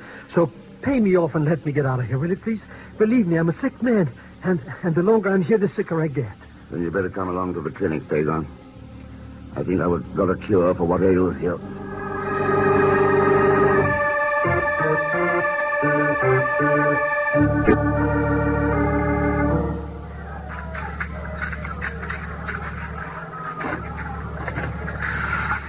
Well, going somewhere, Dr. Northrup? What? Oh, it's you, Thurston. Yes, we're leaving.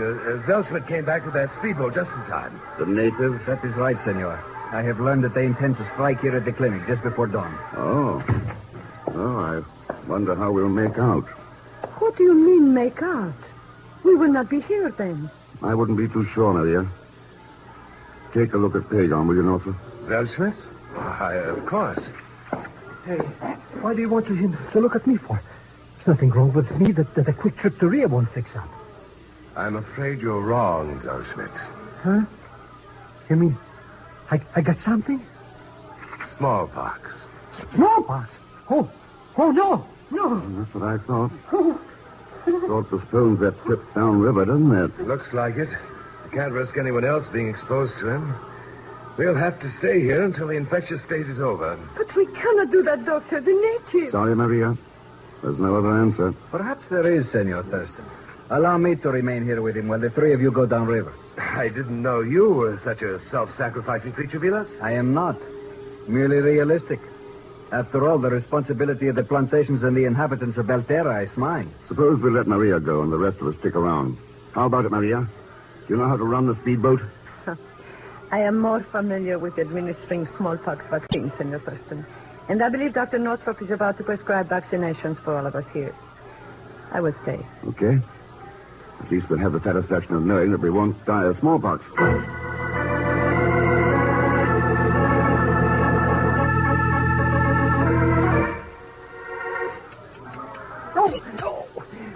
Oh, you're killing me. You're killing me. Quiet, you idiot. It doesn't hurt.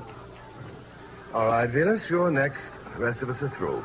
If you do not mind, I will forego the pleasure. There's no time to waste joking, Vilas. He's not joking, Northrop. What?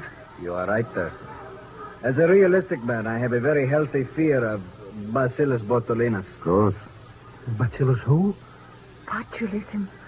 What the baby died of. Yes, Maria. And what all of you are about to die from very shortly. What does he mean? What does he mean? Remember those beakers we saw in the lab, Pegon? With the rabbit's blood? Yes. Beef broth? Well, our pal Vilas was cultivating death in them. Bacillus botulinus. The vaccine. We gave it to the baby, and he died of botulism. Vilas must have introduced the culture into all the vaccines. Sure. He was doing a pretty good job for the country that was paying him. Stirring up anti-American feeling. Sabotaging that rubber plant production. Vilas. But why did you kill Dr. Maddox? Because he was on to you? Yes, that is quite right, Thurston. I am certain you will all excuse me now if I leave. I cannot bear the sight of suffering. And they tell me that death from botulism is quite painful. Goodbye, comrades. Senor Thurston. We're going to die. We're going to die. Okay, now relax. You haven't got smallpox. And there's nothing wrong with that vaccine. Jokes, he cracks at the drum like this. No, nothing wrong. I took up the smallpox diagnosis of Northrop. Just to trap Vilas. But the vaccine, Senor Thurston. Fresh, untampered stuff. That's why I sent Pegon to Monte Alegre. He brought it back with him. It worked out as you figured, Thurston. I'll hand it to you for that. But what about Vilas? He's getting away. I don't think so, Northrop. I had Luis Mendoza listening at the window. He heard enough to learn the truth. He'll take care of Vilas. Oh. You know, Vilas said he was being realistic. But he wasn't. He was living in a bad dream. A nightmare of terror and conquest and murder. the only thing realistic about it. Mr. X. Yes. Come on, Pegon.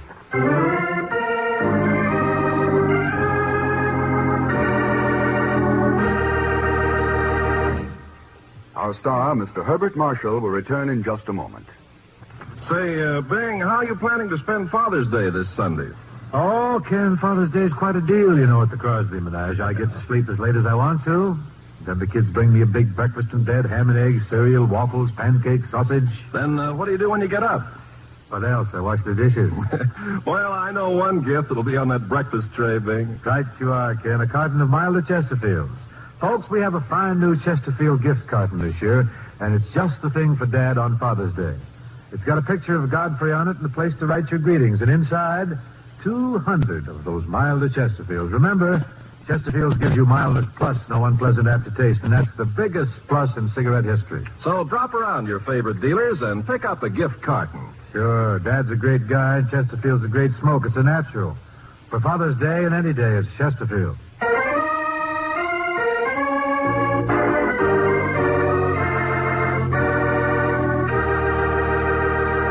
Now, here again is our star, Mr. Herbert Marshall.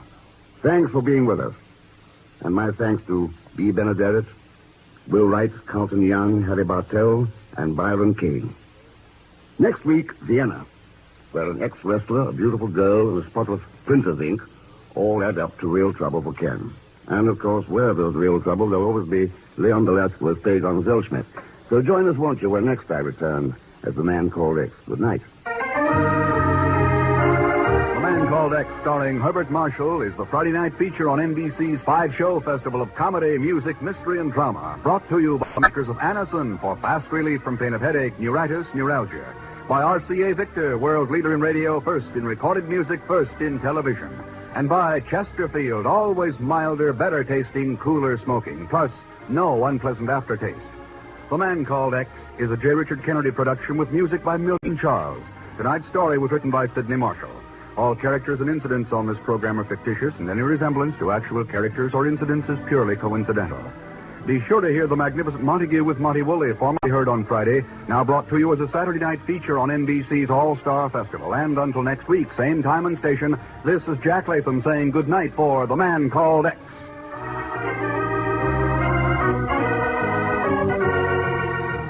William Bendix stars in The Life of Riley. Enjoy it on NBC.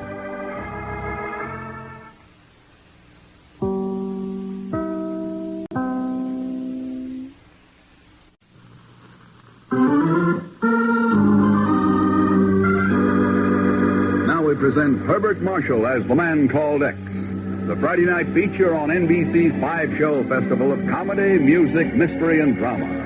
Brought to you by RCA Victor, world leader in radio, first in recorded music, first in television. By Chesterfield, always milder, better tasting, cooler smoking, plus no unpleasant aftertaste. And by the makers of Anacin for fast relief from pain of headache, neuritis, neuralgia.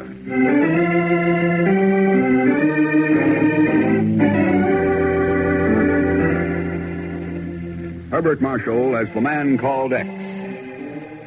Wherever there is mystery, intrigue, romance, in all the strange and dangerous places of the world, there you will find The Man Called X.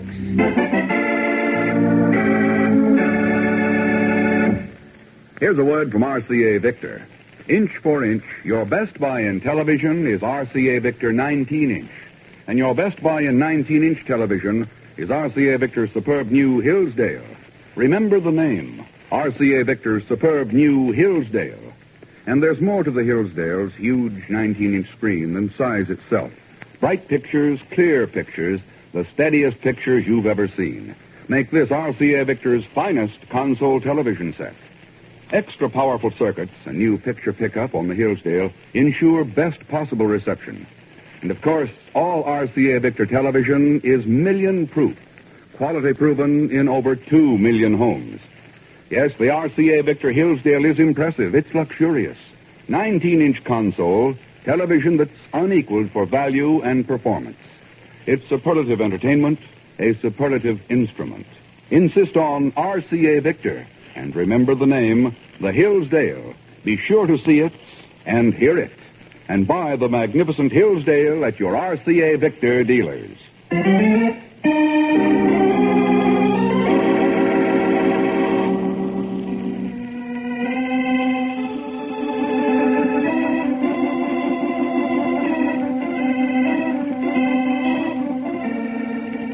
Vienna is a city where the past can never be forgotten, for it constantly intrudes on the present. A lilting melody can turn the muddy Danube to a shimmering blue again, and the proud-faced statues outside the Schönbrunn Palace will briefly restore the Habsburgs to their toppled thrones. But the present can never be completely erased. It is always real and always terrifying.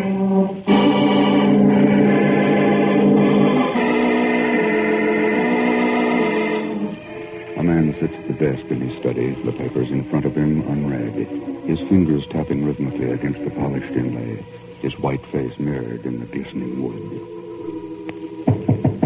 Yeah, come in. I had hoped you would come.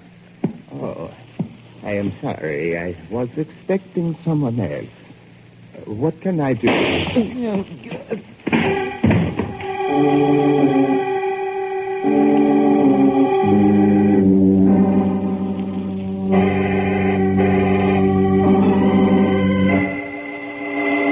These are the reports from the commissioner's office in Vienna, Ken. I've been through them, Chief. Just words. Wilhelm Mitter is dead, and all we get is words. I know. But what can you expect in a place like that? A city divided into 4 sectors and an international zone. Well, it's practically impossible to run down his killer. And even if you did... Don't forget the Russians have been trying to close down Mitter's newspaper for the last 5 years.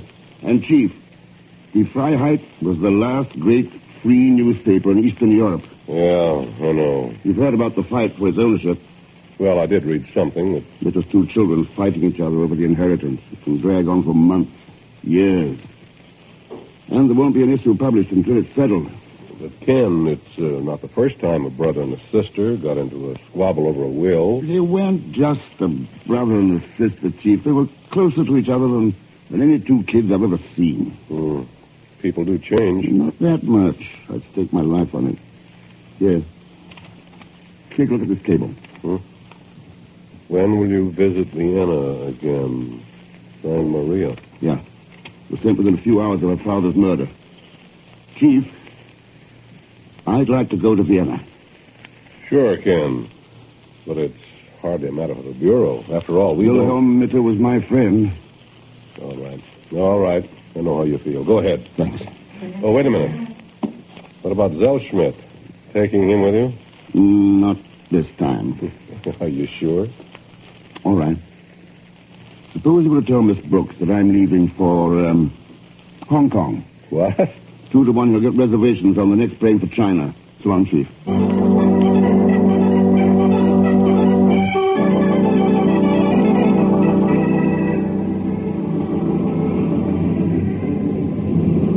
Fasten your seatbelts, please. We will depart from Idlewild Airport in about 2 minutes. Our first stop will be Shannon, Ireland. From there, you... Oh, no. Just in the nick of time. Another minute and I'd be rolled away with those steps out. Your name, please. Pegon Zellschmidt. Zellschmidt? I don't believe Don't bother about finding me a seat. There's plenty of room here with my friend. Well, Pegon. Glad to see me, huh? But listen, do you know what this character in the airport told me? He said this plane for Hong Kong didn't leave for another hour yet. If I hadn't seen you getting aboard one. This isn't the plane for Hong Kong. You mean... Wait a minute, don't take off. Let me out of here. Sit down, Pegon. But if I'm going to Hong Kong with you, I've got to... Oh, I get it. They've put us both on the wrong plane. What a lousy way to run an airport. Oh, forget it. Steward. But look... Yes, sir? My friend here got a ticket for Hong Kong by mistake. Think you can exchange it for passage to Vienna? Vienna? I believe so. Fortunately, we're not overweight on this flight. He can remain aboard. Will there be anything else, Mr. Thurston? Sure you're perfectly comfortable? An extra pillow, perhaps? If there's anything at all... No, that's all, thanks. Yes, Mr. Thurston. That's funny. What's the matter, Mr. X? Wonder why he called me first. Huh? Yeah. I was careful not to use my own name when I made this reservation.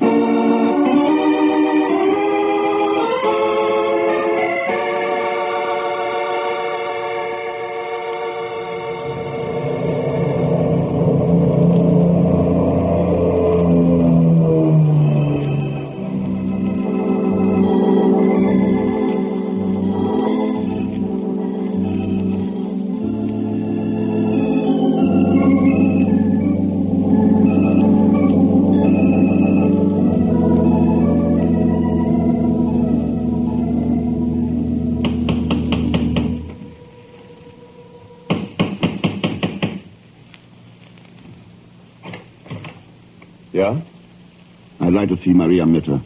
I am sorry. Fräulein Mitter is not receiving visitors. I'd be glad to tell her you called here.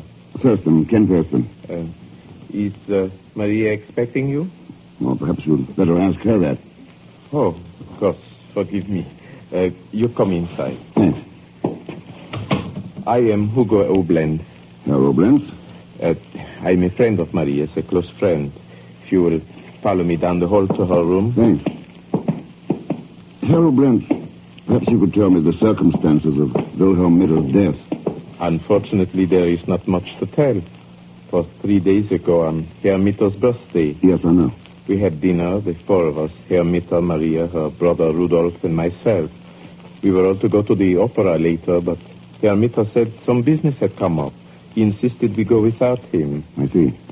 When we returned, we found him at his desk, dead. His study had been ransacked. Anything in particular missing? No. This is Maria's room. Yeah?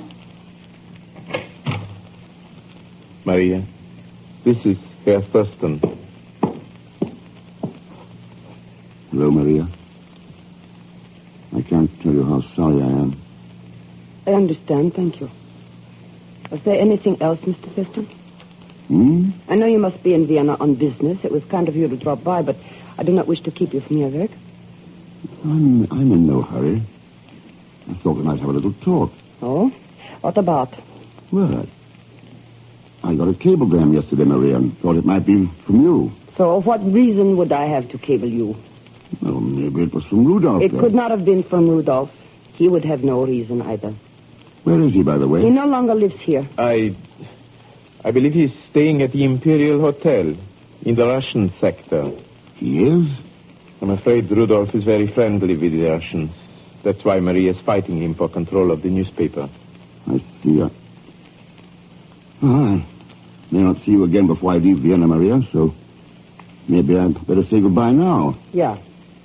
Goodbye, Mr. Thurston.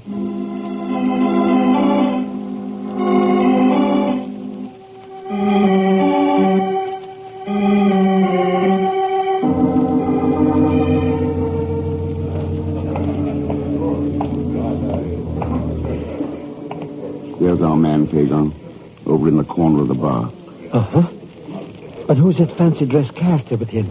He looks like he's going to a masquerade. How can he stand up with all those medals? Yep. A Russian major in full dress uniform. What's he doing here? Well, this hotel is in their sector. They've taken it over. You mean we're in the Russian zone? That's right. Wait for me. I'll be right back. But Mr. Thurston. Oh, Rudolph? I do not believe I have had the... Thurston? What are you doing here? Don't you know? No, I do not. Well, mind if I join you for a drink, then? Major Barkov and I were just leaving. You will excuse us. Do not be so impatient, Rudolph. There is no hurry. I am pleased to make your acquaintance, Mr. Thurston. I assume you are an old friend of Rudolph. He knew my father, that was all. Wilhelm Mitter was one of the finest men I ever knew. My father was a fool. He lived in the past. He had not sense enough to see the world is changing, that we must change with it. Important things don't change, Rudolph. Do not argue with me, Thurston. You wanted to have a drink with us. Here's a drink. In your face. Rudolph, listen to me. Listen to you, yes. That's all you Americans want, someone to listen. I insult you, I throw a drink in your face, and you want to talk. At least the Russians are different. So I've heard. You want conversation, do you? All right, let me give you some. Get out of Vienna first. There are too many Americans here already. Goodbye. They say it is we Russians who are crude and unpleasant. You see, Mr. Thurston, how untrue it is. And yet, we are here to carry out the wishes of the Austrian people, whatever they may be. So, it might be wise to do as Rudolph suggested, no? Does that come under the heading of a warning, Major? Or a threat? Merely a suggestion, Mr. Thurston. Oh, sure. Oh, Mr. Thurston. Yeah?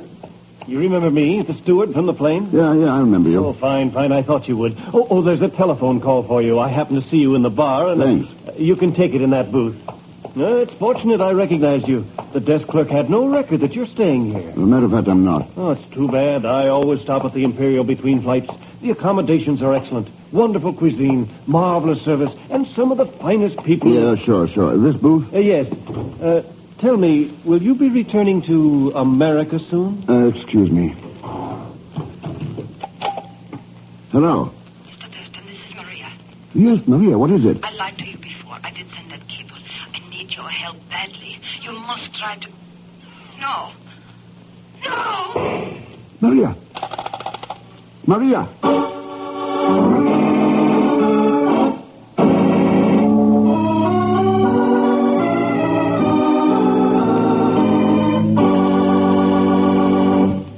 We will continue with The Man Called X in just a moment. You see it in the newspapers. No unpleasant aftertaste.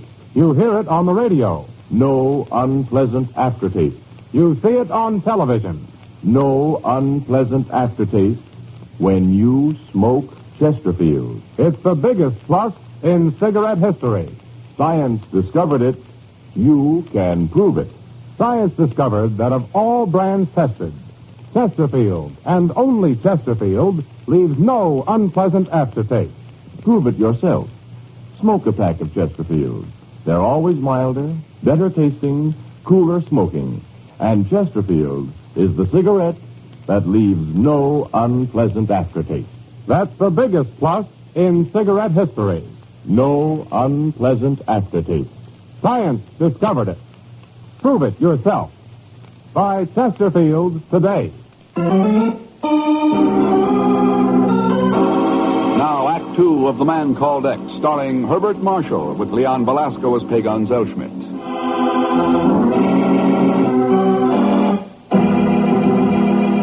In the divided city of Vienna, the murder of Wilhelm Mitter becomes a link in the chain strangling the great Austrian newspaper Die Freiheit. And with the death of Mitter's daughter Maria, a second link is forged. The Man Called X stares grimly at the body of the murdered girl, then slowly turns and walks out of the room.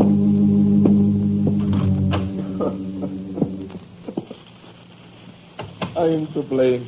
No one else. I am responsible for it. You don't understand, Mr. Thurston. I told her to call you. I made her do it. I knew she was lying to you before I could tell. Someone had frightened her. Who was it, O'Brent? She wouldn't tell. Go on. She was standing here at the telephone. She saw something through that window. She started to scream. There was a shot and... You get a look at whoever did it? No, not really. I think it was a man. I ran to Maria, carried her into the bedroom. When I got back here, there was no one. You sent for the police? Yeah, at once. This your top coat, Hilda? Coat? Yeah, on the rack here. Why? No. Must have belonged to Herr Mitter. Yeah, I remember now. Rudolph and Maria gave their father a coat for his birthday present. Let's see. Oh, that's right. But it's difficult to get anything well made in Vienna now. Yeah. Maria, I heard something happen. Maria, where are you? Out of my way. Do not wait. I said out of my way.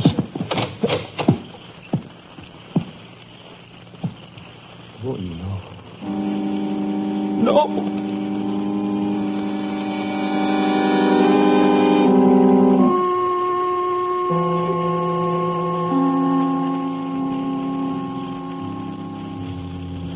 I won't cry for her, Mr. Thurston.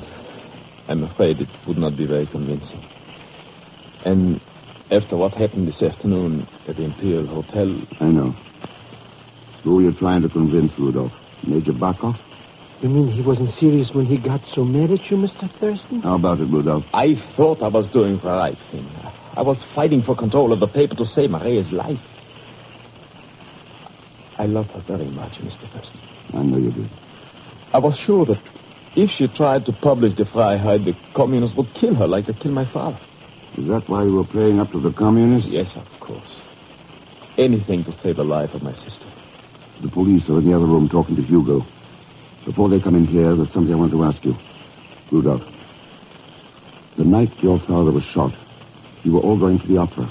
But something made him change his mind at the last minute. What was it? He said he had to work. It seemed strange at the time because Fledermaus was one of his favorite operas. Yes, I remember. While we were having dinner, someone came to the door and asked to see him. A little gray-haired man who said his name was Bach. Bach. Like the composer. Yeah, that's how I happened to remember it. I took his coat and asked him to wait in the hall. When I went back in the dining room, told my father who it was, he insisted Herr Bach be brought in at once. What then? When Herr Bach came in, he suddenly seemed very confused. Uh-huh. Said he had made a mistake. He had come to the wrong house. Dashed out of the room and left before I could even show him to the door. Rudolph, Hugo says you gave your father a new coat for his birthday. What kind was it? A fine camel's hair, with a delicate plaid design. Was an import from England. I see. One more thing. This Herr Bach, he was a small man with gray hair, you say. Anything else you can tell me about him? Yes. He had a scar on his upper lip. Huh? He had tried to grow a mustache to cover it, but the scar showed through. All right, Pegon. A short, gray-haired man with a scar on his upper lip. A few days ago, he was wearing a camel's hair coat. Find him. But, Mr. Thurston, that's impossible. Well, we've got to find him, and I guess the best thing to do is hire somebody in each of the different sectors. Hire? Waste all that money? When I have cousins in all 4 sectors and Uncle Fritz built in the international zone. Okay, then what are you waiting for? But, Mr. Thurston, we haven't settled on a price. $100 if you find him by midnight. $10 off for every hour after that. What am I waiting for?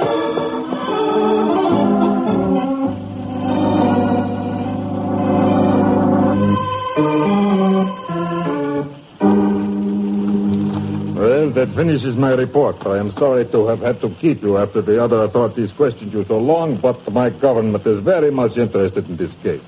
I suggest you report to my office in the morning. Herr Oblenz. But I've already told you everything, Major Barkov.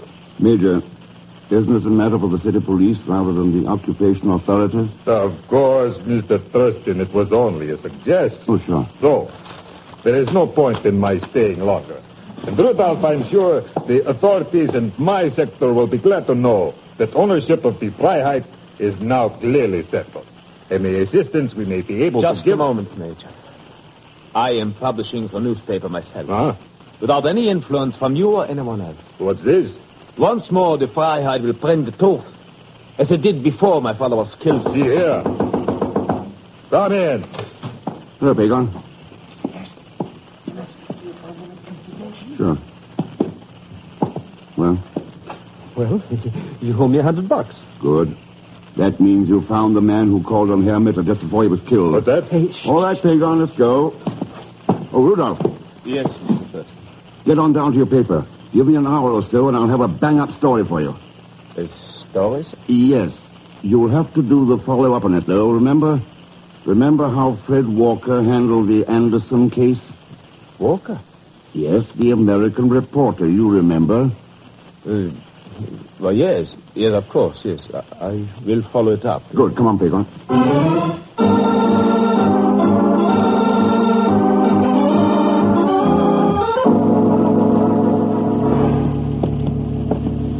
He's a little room at the top of that stairs, Mr. X. He's been hiding there for nearly a week. Don't even come out for food or nothing. No. But listen, why did you tell everybody back there all about it? I wanted to be sure the murderer would follow us. The murderer? I think I'll wait downstairs. Alone? Well, it's all right if you insist. Mr. X. Yeah? Who was that Fred Walker, and what was the Anderson case? I am the faintest idea. Go back. Get out of here or I will shoot. Herbert, we're your friends. We're here to help you. The lines, go away. Don't you know me? Ken Thurston? Yes. No, it is the trick. He's an American. Listen, I'm walking out under the light. I don't have a gun. You can see for yourself. Well? Mr. Thurston, I did not know. I couldn't believe. You must save me. I know I failed you once. I failed everyone, myself, my country, but now I have changed. Yeah, I thought it would turn out to be you. This your room? Yeah, please. Get inside. Why didn't you go to the Americans when you got to Vienna? I was afraid they would hate me. Send me back to Czechoslovakia, to the Russians. You ought to know us better than that, Herr Fleiditz. Fleiditz? But I thought this character's name was Bach. You worked with Wilhelm Mitter in the underground during the war. They all took the names of composers. Yeah. You know what happened after the war. I joined the party. I was Secretary of the Interior. Then you found out you were still a Czech and the Comets didn't like it. They announced you were killed on a flight to Moscow. But you escaped to Vienna. You went to Mitter for help. He had been my friend once. I thought he would understand. And he would have. But at Mitter's house, you saw someone who frightened you. It couldn't have been Mitter or his children. You expected them. So it had to be Oblenz. Yeah, that's right. He had worked for the party in Czechoslovakia. They sent him to Vienna to get information about Mitter. You knew he'd recognized you, so you ran away. You were in such a rush, you took Mitter's coat by mistake and left your own. Yeah. Now you will help me get to England, to France. I do not expect America, but anywhere away from you. Good evening, Mr. Thurston. Hugo. Leave the gun on the table, slide it. Better do what he says. Thurston, I must thank you and your friend for finding Herr Fleiditz. We've been searching the city for days. Your men can't be very efficient, Hugo. In the long run, we are efficient, Mr. X. We have to be. Would not look well for a dead communist hero to be found in Vienna, alive, and a traitor. You can't keep it from coming out someday. We have managed so far. Herr Mitter was not permitted to publish the story. Major Barkov took care of that. And you took care of Maria? Of course. She had become suspicious. So when I found her telephoning to you... So, now you will all accompany me to the Russian zone. Now. Oh, now, wait a minute. Mr. Rex. Stand back. You seem to forget that you are unarmed and I have this gun. What you seem to forget is that this building is surrounded by an American patrol. American patrol? What are you talking about? That message I gave Rudolph about Fred Walker and the Anderson story was a tip-off. Walker was a reporter who always called in the cops when he tracked down a scoop. But, Mr. X, you said that was just... Look out for yourself, Oblenz. It's pretty dark, but you can see men down there. Hey, you're right. There are some soldiers, but they don't... Well, Hugo, maybe you better come along with us. No. You think I will allow myself to be tried by the American military police? You're wrong. I still have a chance. Fleiditz, give me your coat. Wait a minute. Do as I say and do not move any of you. Here it is. Here. Listen to me, Hugo. There is a fire escape outside this window. It's very dark, but your soldiers will recognize the coat. I'm sure you have told them about Herr Fleiditz. That's the point. I haven't. I will take the chance. They will not shoot me. Wait, you fool. Where? Stay where you are and make no sound. You! Below there! My name is Fleiditz! Father, Justice, Fleiditz!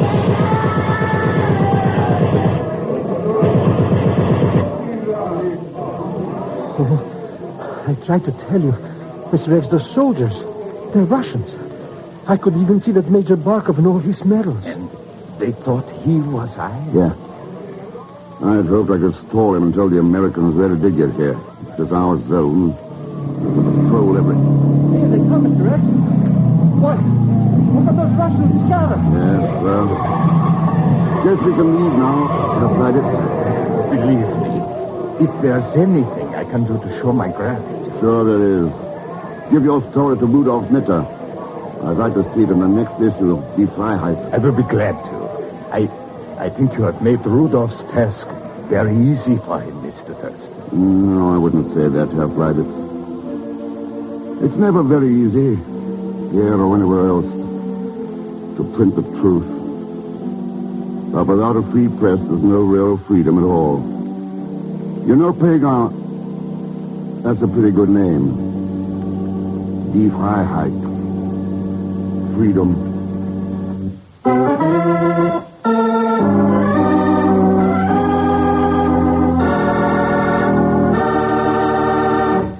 Our star, Mr. Herbert Marshall, will return in just a moment. If you would like to know a quick, easy way to ease the pain of a headache, neuritis, or neuralgia, then by all means try Anacin. Your own dentist or physician may, at one time or another, have handed you an envelope containing Anacin tablets. Then you already know how incredibly fast and effectively Anacin brings relief. Anacin is like a doctor's prescription. That is, Anacin contains not just one, but a combination of medically proven active ingredients. For your own sake, try Anacin. Anacin is sold to you on this guarantee. If the first few tablets do not give you all the relief you want as fast as you want it, you may return the unused portion and your money will be refunded. You can get Anacin tablets at any drug counter. Anacin comes in handy boxes of 12 and 30 tablets and economical family-sized bottles of 50 and 100.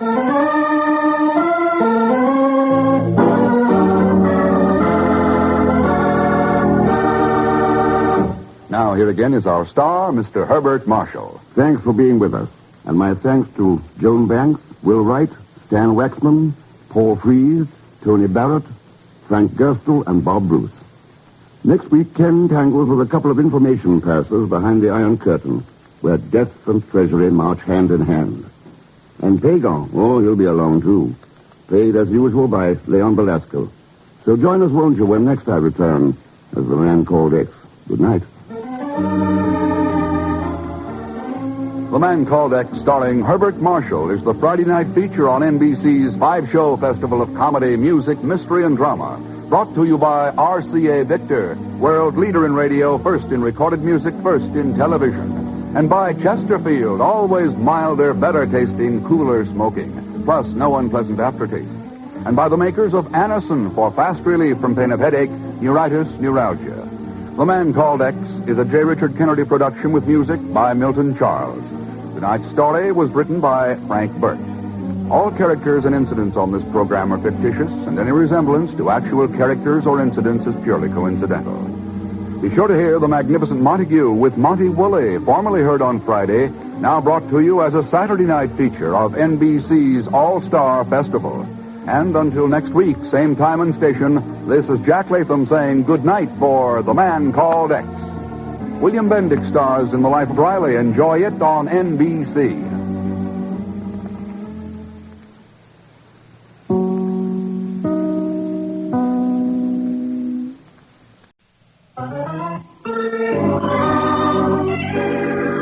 Now we present Herbert Marshall as The Man Called X, the Friday night feature on NBC's 5-show festival of comedy, music, mystery, and drama. Brought to you by Chesterfield, always milder, better tasting, cooler smoking, plus no unpleasant aftertaste. By the makers of Anacin for fast relief from pain of headache, neuritis, neuralgia.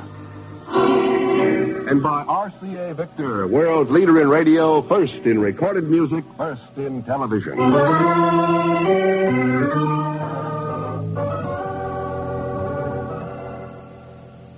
Herbert Marshall as The Man Called X. Wherever there is mystery, intrigue, romance, in all the strange and dangerous places of the world, there you will find The Man Called X.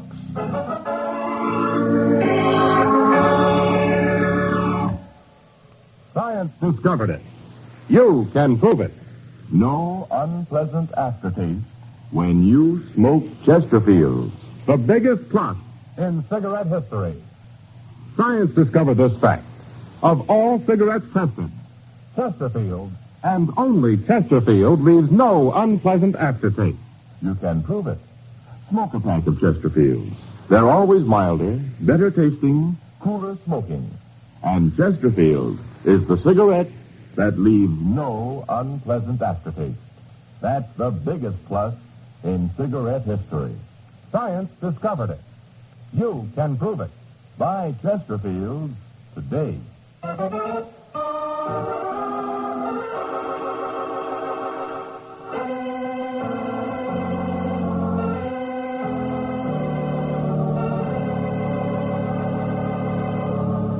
startling news stunned official Washington. If true, it meant the destruction of 2 full years of top-secret diplomatic and military work. That the entire fate of Western Europe was trembling on the brink of destruction. But an hour after the discovery was made, when a telephone rang in a suite at the Hotel Vendôme in Paris, the man who answered it had no foreboding of the responsibility that was about to be his.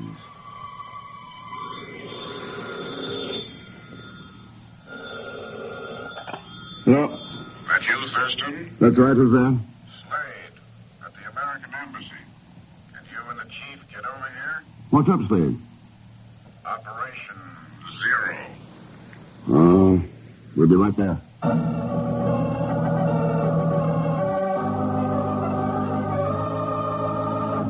But that's incredible, Slade. Incredible or not, Chief, 2 of the boys in Washington, our #1 experts on Operation Zero, have disappeared off the face of the earth. And we've got to find them again before it's too late. Before they wind up in Moscow. Who are they, Slade? James Everest, David McDonald. McDonald? That's right. He's an old friend of yours, isn't he, Ken? Yes, Chief, and there's one thing I'd bet my life on. David McDonald's no traitor. Well, that's not what the facts say, Thurston. What do they say? McDonald and Everest left Washington en route to London. They were going to clean up the last unfinished details on Operation Zero, the Atlantic Defense Pact plans for defending Europe in the event of unprovoked aggression. So they never arrived. They left the planet Shannon Island. Haven't been seen since. When was that, Slade? 12 hours ago. If they're not taking the plans to Russia, we've got nothing to worry about. But if they are, well, we've got to find out. Yeah. But how? They've got a 12-hour start.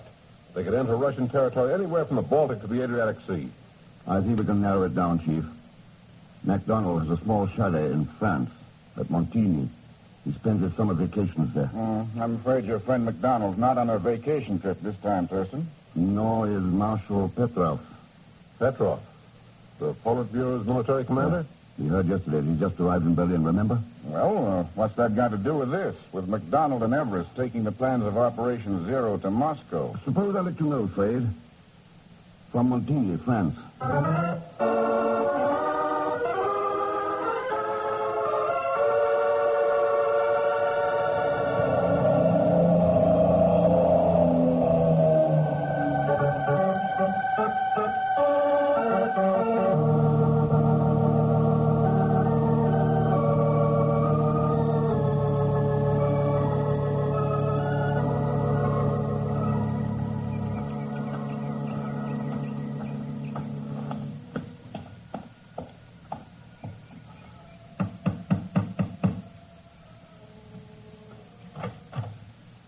Hello there. Well, hello. Why so surprised? You knocked, didn't you? Yes, I wasn't expecting to find you here, Miss... I'm Anna Werner. Miss Werner? And if you weren't expecting me, then who? Well, this chalet belongs to a man named David McDonald, or didn't you know? Oh, sure, but it's a cinch McDonald wouldn't be in Montigny now. Why not? Do I really have to tell you, Mr. X? Huh? Surprise number 2? Frankly, yes. Well, good. It's always easier for me to work on a guy who's a little off balance. Just what kind of work did you have in mind? Oh, I've got lots of answers for that one. Suppose we talk them over inside, Maybe I can come up with another surprise or 2. I bet you can. Okay. What about those answers? Well, I'm a freelance newspaper girl, and I got a tip in Paris that MacDonald might be wearing a red wolf skin under his sheep's clothing with Operation Zero in one of the pockets. So I came down here to check. And what have you found? You. MacDonald's private hangar out at the airport, empty. That makes the tip sound 24 carats. You don't like the story, Should I? Well, sure, we're going to work together. And they tell me at the airport that Mac's got a 4-hour start on us. We better get going. Not we, Miss Werner. Huh? Okay. I'll stick around for a while. I've got a hunch. I wonder. I'll let you know. Yes, do that little thing. Well? This is Mr. Pegon Zellschmidt speaking. I'd like to talk to Mr. Thurston, please. Pegon. That's right. Pegon Zellschmidt speaking. I'd like to... Oh, it's you. Hello, Mr. Thurston. Where the devil are you? What do you want? Boy, have I ever got hot stuff news for you, Mr. X. A real scoop on that McDonald guy. Believe me, this'll knock your head off. Ready? Hey, what happened there, Mr. X? Sorry, but I did promise you another surprise, didn't I? Hey. Mr. X. Mr. Thurston, do you hear me? What happened? Hey, Mr. X.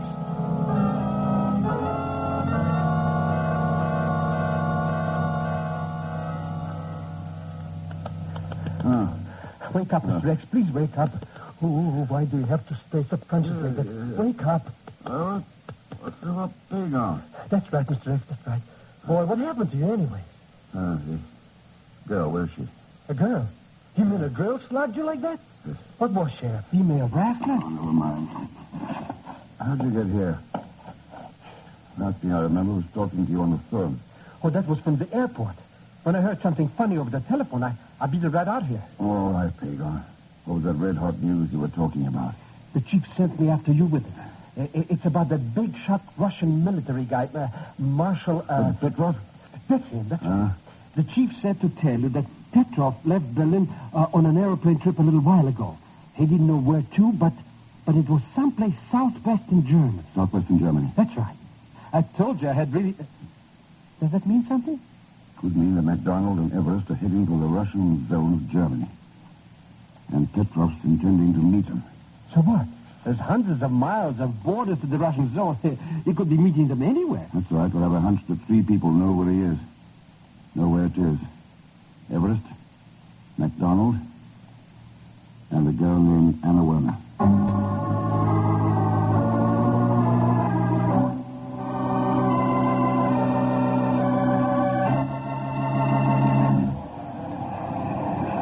Mademoiselle Werner, oui, monsieur.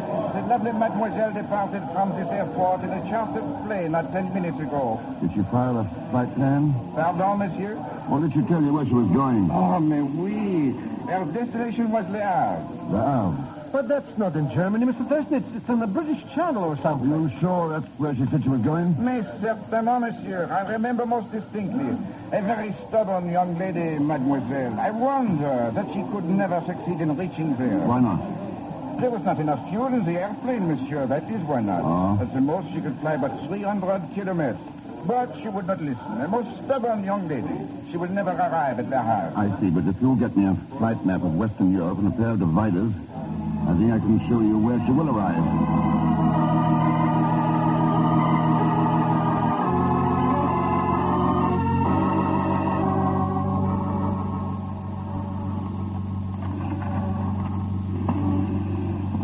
There it is, Sonneberg, Germany. The only town in the Russian zone within a radius of 300 kilometers. And that's where you think she's going, Mr. Thurston, eh? Following those MacDonald and Everest characters? It's the nearest Russian territory, and it's directly southwest of Berlin. Hey, that's the direction Marshal Petrov was flying. Pretty figures, eh, Mr. X? Worth finding out. Huh? Well, but we can't go flying behind iron curtains, Mr. X.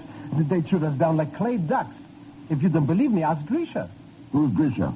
A cousin of mine. He lives in Neustadt, in the American zone, right across the border from Sonnenberg. Good. Let's pay him a visit. Sure. What for? Well, he's a Zellschmidt, isn't he? So what's got it to do with it? Pegon, don't you know you can always depend on a Zellschmidt? Yeah.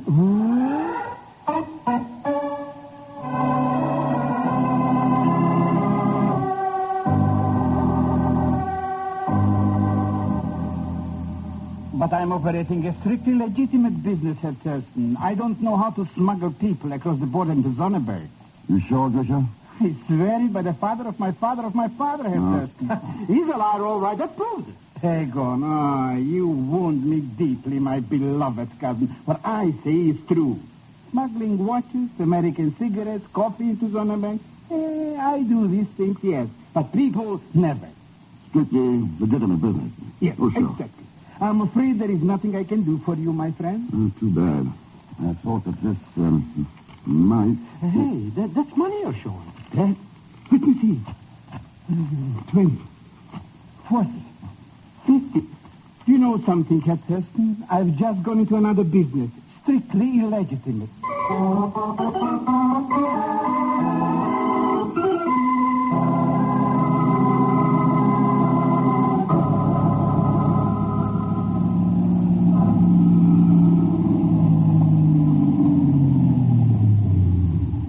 Well, there's the farmhouse, Herr Thurston. The two men who arrived in Neustadt just before you did are in there now. Thanks, Gusher. Wait here. Come, Pegon. You think those two men are McDonald and Everest? He figures. Those pillboxes are a couple of 100 yards down the road at the entrance to the Russian zone. They'll probably wait until it's dark and then make a break for it. So why don't we call in the police or the APs or something? Hey, that car coming from the farmhouse is heading right off for the road, Pegon. Fast, off the road.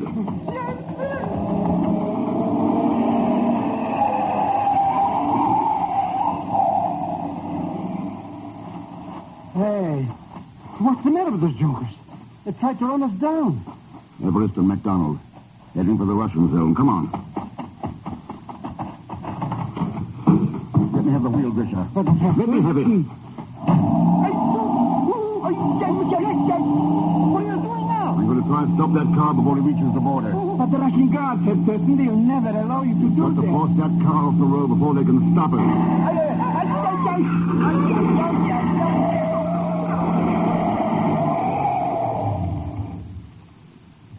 You know something, Mr. X? They stopped us. Yeah, looks like McDonald and Everest made the Russian zone. With Operation Zero.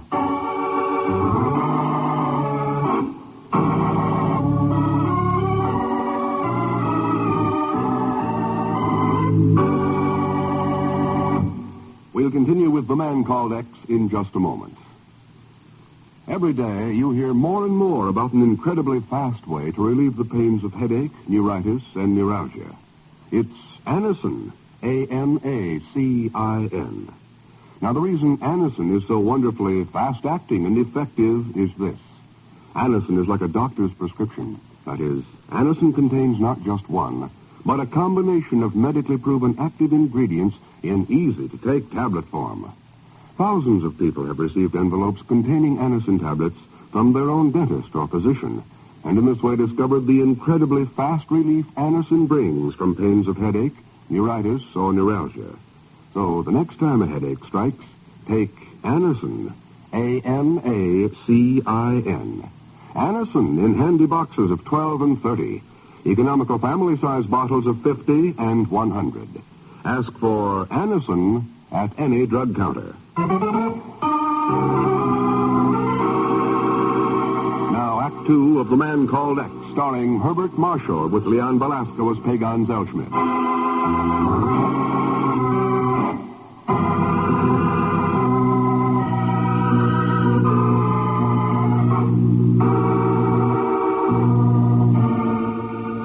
Two of the top men in Washington have mysteriously disappeared.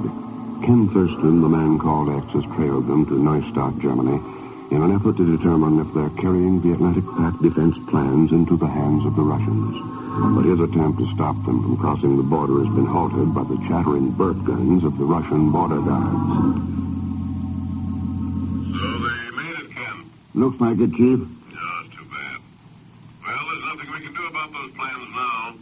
I'm not too sure about that. What do you mean? Marshal Petrov flew down to meet him, all right. Pegon's cousin, Grisha, verified that for us. Well, what of it? I've a hunch Petrov will fly them to his headquarters in Berlin instead of direct to Moscow. He'll want the honor of taking those plans to the Kremlin himself. Could be. Yeah. Yeah, too bad someone can't get into the Russian zone before he gets the plans from McDonald and Everest. Of course, there's nothing we can do about it officially. Oh, of course not, no. And with all the dope the Bureau must have on Petrov's headquarters, too. Yeah, that's right. Yeah. But the fact that we know Petrov's got a secret suite on the 12th floor of the Felsenhof Hotel, that isn't a bit of help to anyone under the circumstances. Not a bit. And we probably know where to get some inside help at the Felsenhof, too. Vladimir Grigorsky has been very helpful cooperating with G2 So what? Yeah. Well, looks like I better get back to Paris. Looks like it, Ken. You don't mind if I take my time, dear Chief, look around the country a bit first? Oh, no, not at all. No, you've got a vacation coming. Take your time. Take plenty of time. Thanks, Chief, I will. Be seeing you.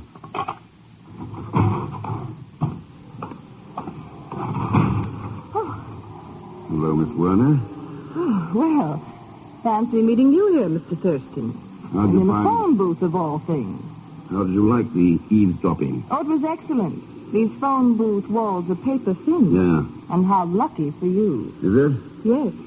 You see, I am your only hope of getting to Berlin in time. Or didn't you know your plane had been sabotaged? No, I didn't, but there'll be others. Oh, I'm afraid not. I made it my business to be sure that no others were available. You're a busy little bee, aren't you? Well, that's how bees make honey. And I expect to make a good deal of honey syndicating this yarn when it's all over. So you're still trying to play newspaper woman? Of course. Wasn't that tap on the head you gave me a little out of character? Not at all. You were obviously determined not to let me go along with you, and I was just as determined to get the story. Even if I had to, what's the cliche? Go to any length to get it? And you expect me to believe that, too? I'm afraid you'll have to, Mr. X. If you expect to get to Berlin on time. Well? Okay, Anna, let's go.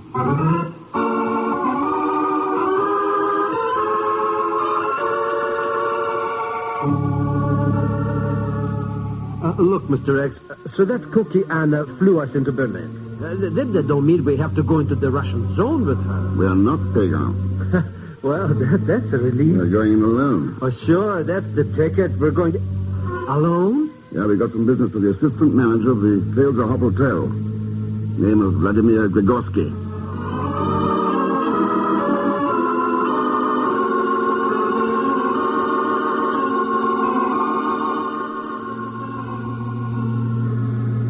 I am certain that you will find these accommodations all that you desire, comrade. However, the tenants on this floor, particularly Marshal Petrov, are very sensitive to any form of disturbance. That's why I bring you up in the service elevator. You understand, comrade? I understand, Comrade Grigorsky. There, I was certain that you would. So, the 12th floor. This way, please. At the far end of this corridor is Marshal Petrov's private suite. This room is one he reserves for special guests. So, now I have done all that I can do, Mr. Thurston. I believe that the American McDonald will come to this room. But here, one can be certain of nothing. From now on, your actions must be your own responsibility. Thanks, Grigorsky. I'll take over from here. One more thing. What about your man, Zellschmidt? I can keep him hidden for perhaps an hour, but then the manager comes on duty. Then an hour will have to be enough. If I'm not out of here by then, get Pegon back into the Allied zone. You'll phone what's happened to the chief. Very well, Mr. Thurston. As you wish. I should like to say something, but what is there to say except perhaps good luck?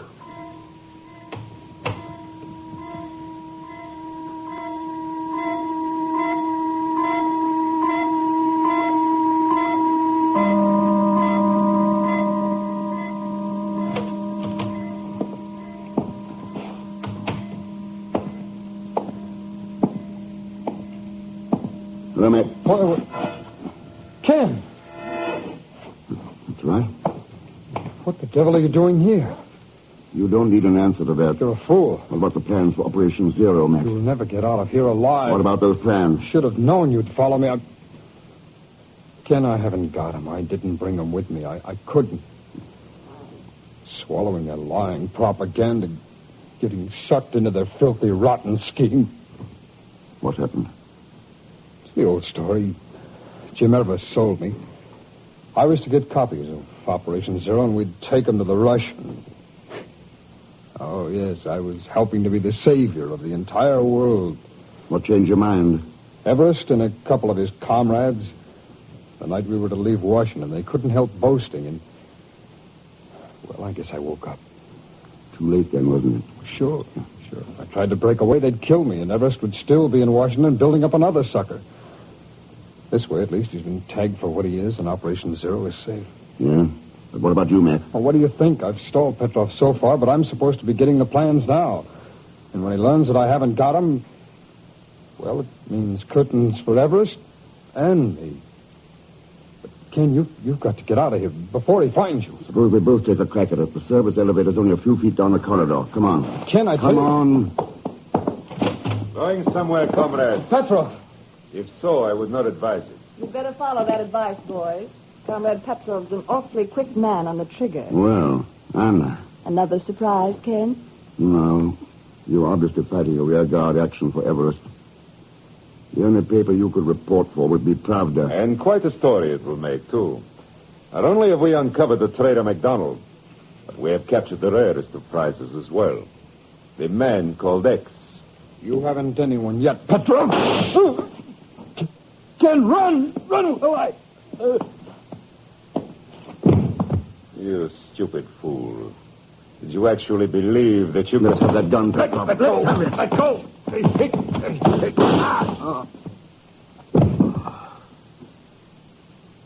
Thank you, Anna. My dear.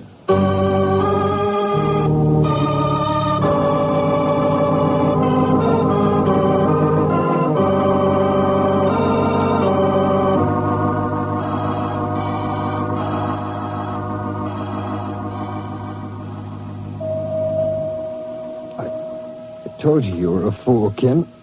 Look what it got you coming after me. Oh, things aren't too tough, Nick. Are you kidding? Me with a bullet in my side and you with your shoulder in a sling and underarm guard here at the Leninstrasse Hospital? How tough do things have to get? Krogowski knows what went on at the hotel, that you didn't have Operation Zero with you. He'll send Pegon into the Allied zone with the news. Okay, so you did your job. But the NKVD's going to pick us up today and take us to Moscow, and you know what that means? They're not there yet. And we've been in the hospital 24 hours. Chiefs have plenty of time to get to work on it. Oh, sure. Sure, I suppose he's going to walk right in here and take us out. You hear that? It's the secret police. What can the chief do now? Easy, Mac, easy.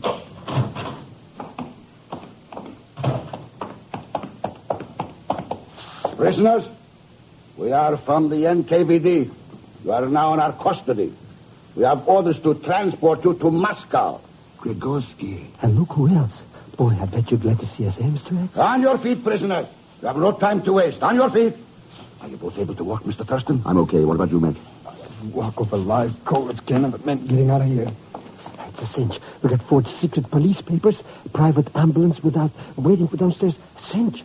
I hope. We shall have to hurry, Mr. Thurston. He may be discovered at any moment. Oh, don't say things like that. All right, let's go.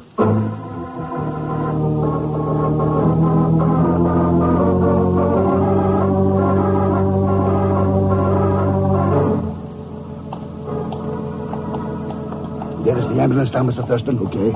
Wait. Ken, look. They are coming toward the ambulance entrance. It's Petrov. Petrov? What do we do? We have to make a break for it. Come on. You there! Why are you running? Stop those men. They are... Get in, all of you. Get in. All right, Mr. Thurston, we are in.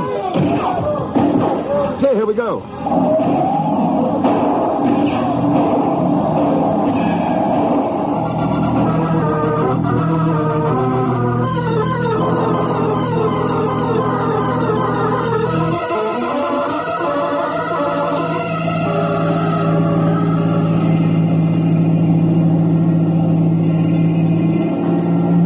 Look back there. They are still about a block behind, but gaining fast. They'll catch us.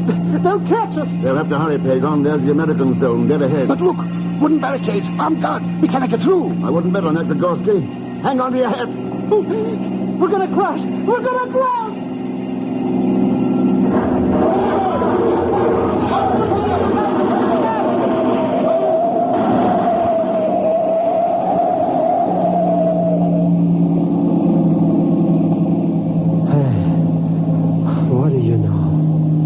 We made it. Looks like it, Pegon. Not all of us, Mr. Thurston. What? MacDonald? Yes, he. Oh, the poor guy. Well, at least he died with a clean conscience, which is more than you can say for some others back home. Others? Yes. traitors, saboteurs, trading in American lives. Wonder how they're going to feel when their time comes. How happy they'll be when they have to face their conscience and find it black and red.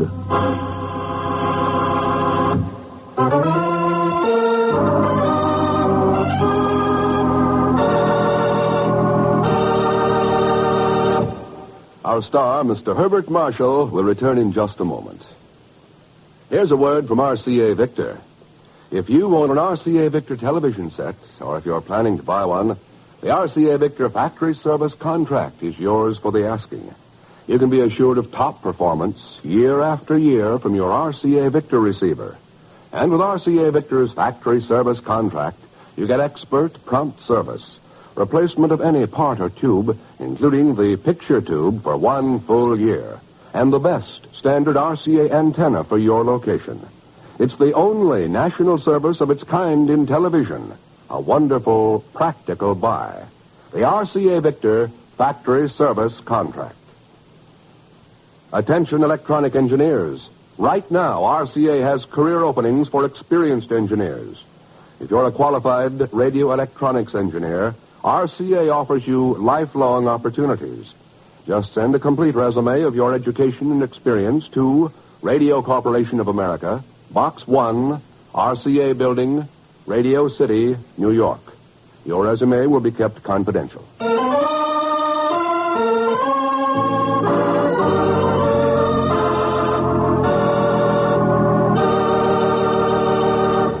Now, here again is our star, Mr. Herbert Marshall. Thanks for being with us. And my thanks to Will Wright, Mary Jane Croft, Stacey Harris, Ted Von Elst, Hattie Lang, Gerald Moore, and Stephen Garay. Next week, Algiers. The Casbah, no less, and a plot that I'd like to dare you to figure out right up to the end of the story. And I warn you, you won't get any help from Leon Belasco as Pegon Zellschmidt. So join us, won't you, when next I return as the Man Called X. Good night.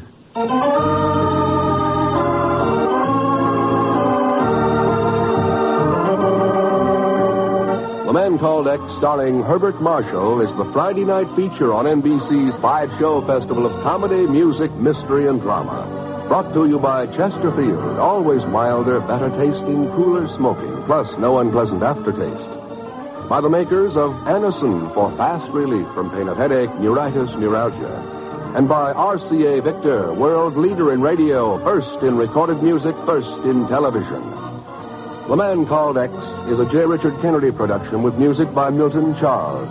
Tonight's story was written by Sidney Marshall. All characters and incidents on this program are fictitious, and any resemblance to actual characters or incidents is purely coincidental. Be sure to hear The Magnificent Montague with Monty Woolley, formerly heard on Friday, now brought to you as a Saturday night feature of NBC's All-Star Festival. And until next week, same time and same station, this is Jack Latham saying good night for The Man Called X.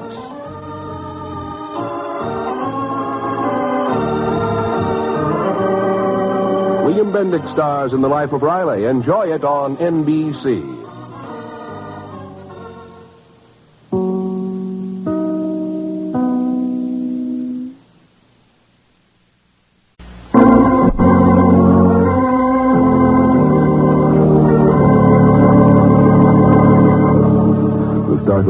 Stunned official Washington. If true, it meant the destruction of 2 full years of top-secret diplomatic. But the entire fate of Western Europe was trembling on the brink of destruction. But an hour after the discovery was made, when a telephone rang in the suite at the Hotel Vendôme in Paris, the man who answered it had no foreboding of the responsibility that was about to be his.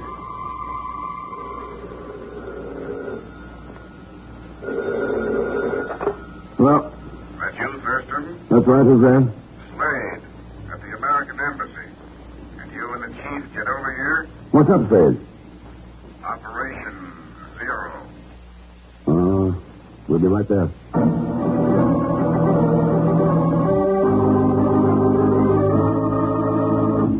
But that's incredible, Slade. Incredible or not, Chief, 2 of the boys in Washington, our #1 experts on Operation Zero, have disappeared off the face of the earth. And we've got to find them again before it's too late. before they wind up in Moscow. Who are they, Slade? James Everett, David McDonald.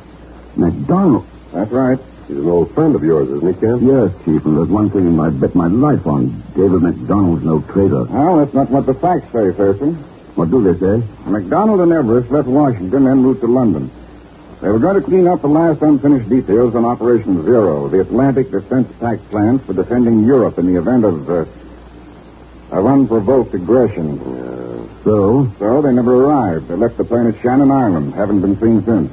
When was that, Slade? 12 hours ago. If they're not taking the plans to Russia, we've got nothing to worry about. But if they are, well, we've got to find out. Yeah. But how? They've got a 12-hour start.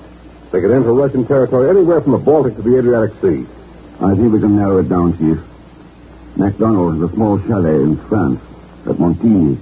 He spends his summer vacations there. I'm afraid your friend McDonald's not on a vacation trip this time, Thurston. No, is Marshal Petrov. Petrov?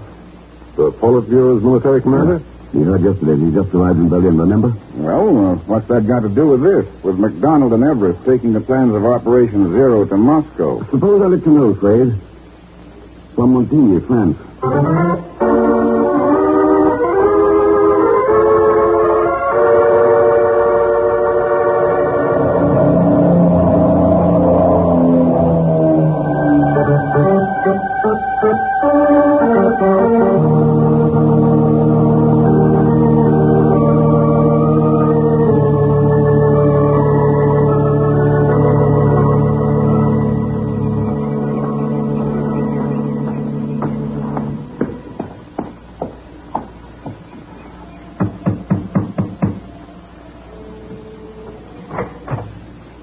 Hello there. Well, hello. Why so surprised? You knocked, didn't you? Yes, I wasn't expecting to find you here, Miss... I'm Anna Werner. Miss Werner? And if you weren't expecting me, then who? Well, this chalet belongs to a man named David McDonald, or didn't you know? Oh, sure, but it's a cinch McDonald wouldn't be in Montigny now. Why not? Do I really have to tell you, Mr. X? Huh? Surprise number 2? No, frankly, yes. Well, good. It's always easier for me to work on a guy who's a little off balance. Just what kind of work did you have in mind? Oh, I've got lots of answers for that one. Suppose we talk them over inside, Maybe I can come up with another surprise or two. I'll bet you can. Okay. What about those answers? Well, I'm a freelance newspaper girl, and I got a tip in Paris that McDonald might be wearing a red wolf skin under his sheep's clothing with Operation Zero in one of the pockets. So I came down here to check. What have you found? You. McDonald's private hangar out at the airport, empty. That makes the tip sound 24 carats. You don't like the story, Should I? Well, sure, we're going to work together. And they tell me at the airport that Mac's got a 4-hour start on us. We better get going. Not we, Miss Werner. Huh? Okay. I'll stick around for a while. I've got a hunch. I wonder. I'll let you know. Yes, do that little thing. Well? This is Mr. Pegon Zellschmidt. Oh. I'd like to talk to Mr. Thurston, please. Pegon. That's right. Pegon Zellschmidt speaking. I'd like to... Oh, it's you. Hello, Mr. Thurston. Where the devil are you? What do you want? Boy, have I ever got hot stuff news for you, Mr. X. A real scoop on that McDonald guy. Believe me, this'll knock your head off. Ready? Hey, what happened there, Mr. X? Sorry, but I did promise you another surprise, didn't I? Hey. Mr. X. Mr. Thurston. Did you hear me? What happened? Hey, Mr. X.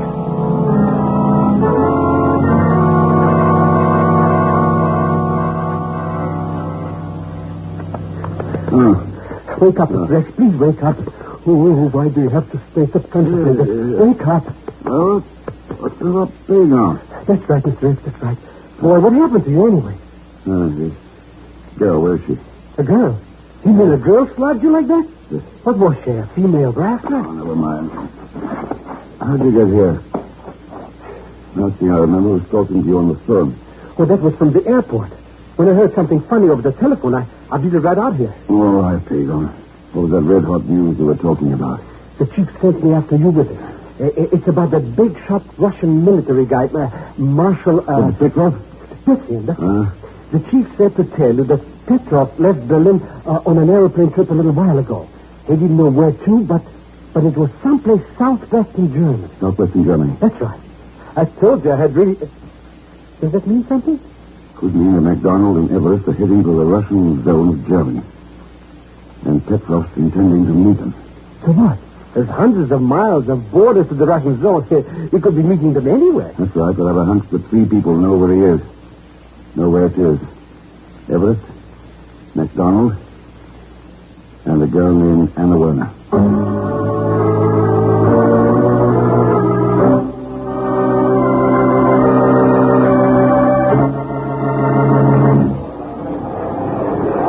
Mademoiselle Werner? Oui, monsieur.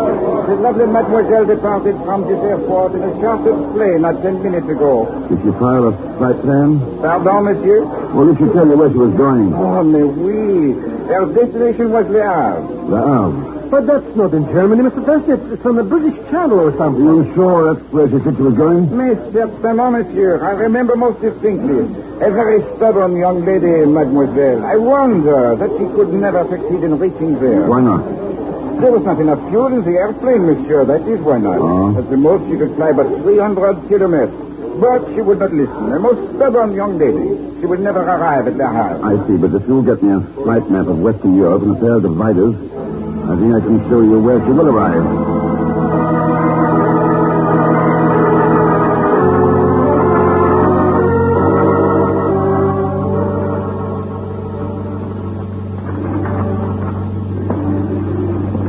There it is, Sonneberg, Germany.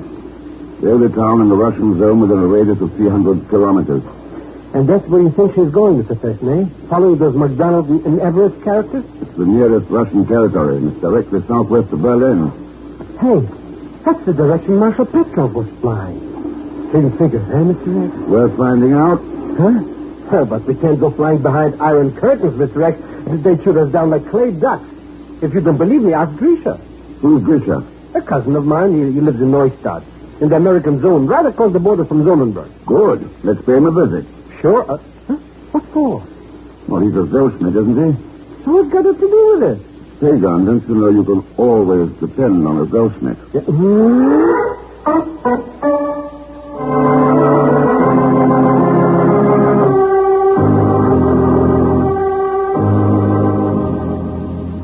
But I'm operating a strictly legitimate business, Herr Thurston. I don't know how to smuggle people across the border into Sonnenberg. You sure, Grisha? It's very by the father of my father, Herr Thurston. He's a liar, all right. That proves it. Pegon, you wound me deeply, my beloved cousin. What I say is true. Smuggling watches, American cigarettes, coffee into Sonnenberg. I do these things, yes. But people, never. Strictly legitimate business. Yes, oh, sure. Exactly. I'm afraid there is nothing I can do for you, my friend. Too bad. I thought that this might... Hey, that's money you're showing. Yes? Let me see. 20, 40, 50. You know something, Herr Thurston? I've just gone into another business. Strictly illegitimate.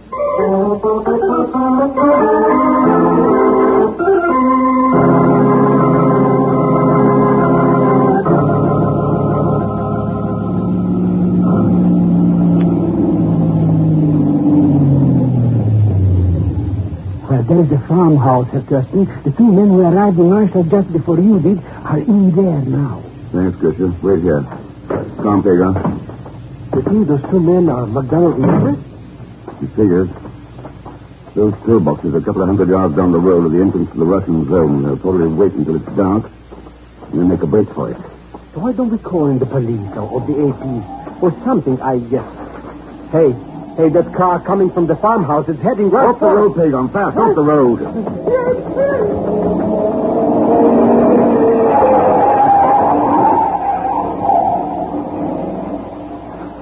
Hey, what's the matter with those jokers? They tried to run us down. Everest and MacDonald, heading for the Russian zone. Come on. Let me have the wheel, Grisha. Let me have it. What are you doing now? I'm going to try and stop that car before it reaches the border. But the Russian guards, Herr Thurston, they'll never allow you to do that. Got to force that car off the road before they can stop it.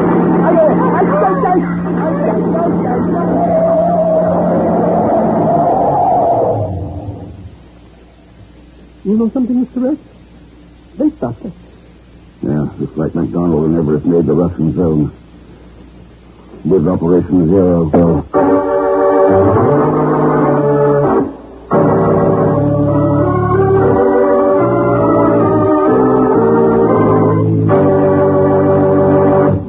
We'll continue with The Man Called X in just a moment.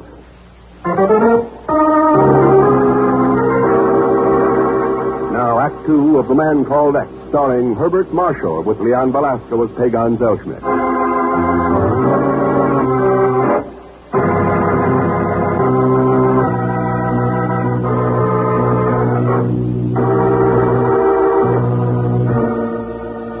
Two of the top men in Washington have mysteriously disappeared.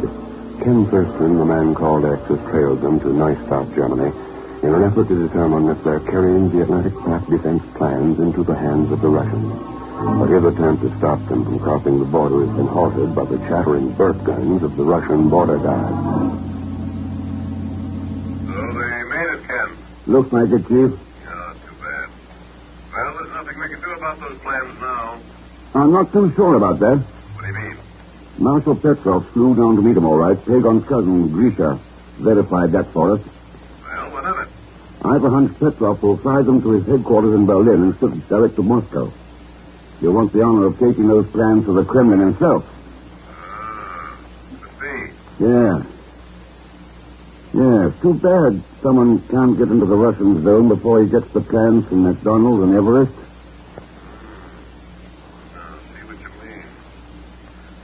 There's nothing we can do about it officially. Oh, of course not, no. And with all the dope the Bureau must have on Petrov's headquarters, too.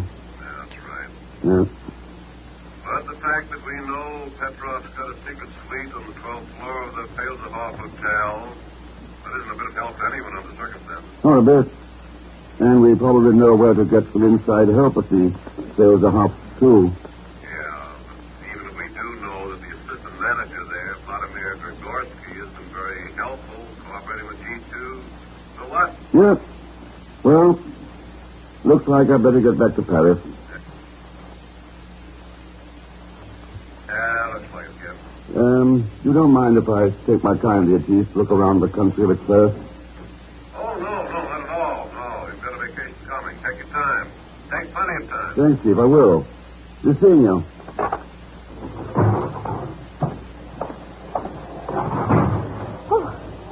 Hello, Miss Werner. Oh, well, fancy meeting you here, Mr. Thurston. How'd And you in a find phone booth of all things. How did you like the eavesdropping? Oh, it was excellent. These phone booth walls are paper thin. Yeah. And how lucky for you. Is it? Yes. You see, I am your only hope of getting to Berlin in time. Or didn't you know your plane had been sabotaged? No, I didn't, but there'll be others. Oh, I'm afraid not. I made it my business to be sure that no others were available. You're a busy little bee, aren't you? Well, that's how bees make honey. And I expect to make a good deal of honey syndicating this yarn when it's all over. So you're still trying to play newspaper woman? Of course. Wasn't that tap on the head you gave me a little out of character? Not at all. You were obviously determined not to let me go along with you, and I was just as determined to get the story. Even if I had to, what's the cliche? Go to any length to get it. And you expect me to believe that, too? I'm afraid you'll have to, Mr. X. If you expect to get to Berlin on time. Well? Okay, Anna, let's go.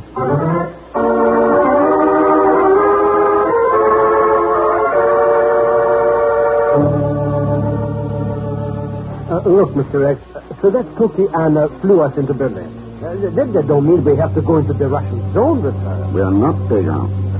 Well, that's a relief. We're going alone. Oh, sure, that's the ticket. We're going to... Alone? Yeah, we got some business with the assistant manager of the Sabotage Hotel. Name of Vladimir Grigorsky.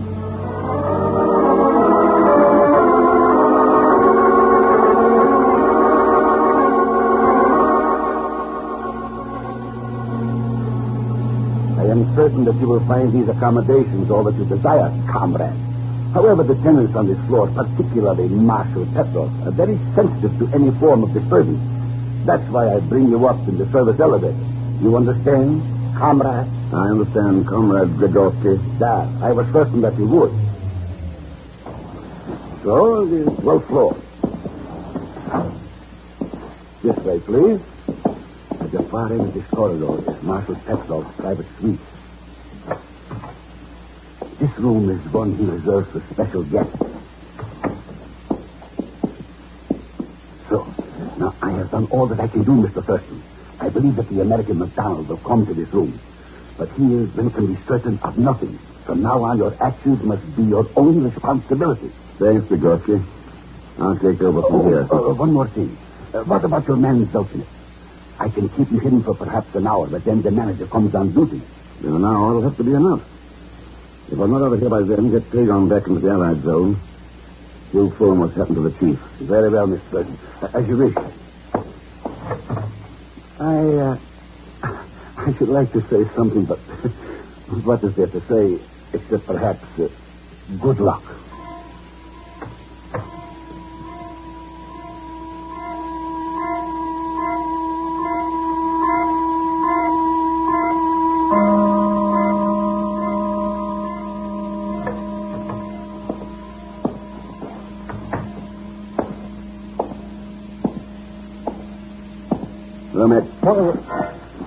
Ken! That's right. What the devil are you doing here? You don't need an answer to that. You're a fool. What about the plans for Operation Zero, Max? You'll never get out of here alive. What about those plans? Should have known you'd follow me. Ken, I haven't got him. I didn't bring him with me. I couldn't. Swallowing their lying propaganda, getting sucked into their filthy, rotten scheme. What happened? The old story. Jim Everest sold me. I was to get copies of Operation Zero, and we'd take them to the Russians. Oh, yes, I was helping to be the savior of the entire world. What changed your mind? Everest and a couple of his comrades, the night we were to leave Washington, they couldn't help boasting, and... Well, I guess I woke up. Too late then, wasn't it? Sure. I tried to break away, they'd kill me, and Everest would still be in Washington building up another sucker. This way, at least, he's been tagged for what he is, and Operation Zero is safe. Yeah? But what about you, Matt? Well, what do you think? I've stalled Petrov so far, but I'm supposed to be getting the plans now. And when he learns that I haven't got them, well, it means curtains for Everest and me. But, Ken, you've got to get out of here before he finds you. Suppose we both take a crack at it. The service elevator's only a few feet down the corridor. Come on. Ken, Come on. Going somewhere, comrade. Petrov! If so, I would not advise it. You'd better follow that advice, boys. Comrade Petrov's an awfully quick man on the trigger. Well, Anna. Another surprise, Ken? No. You obviously fighting a rearguard action for Everest. The only paper you could report for would be Pravda. And quite a story it will make, too. Not only have we uncovered the traitor McDonald, but we have captured the rarest of prizes as well. The man called X. You haven't anyone yet, Petrov! Ken, run! Run! All right. You stupid fool. Did you actually believe that you could... That gun, Petrov. Let go!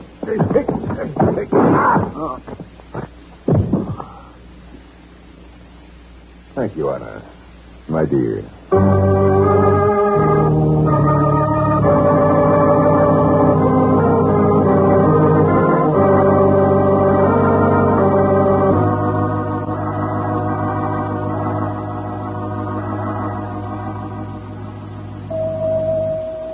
I told you were a fool, Ken.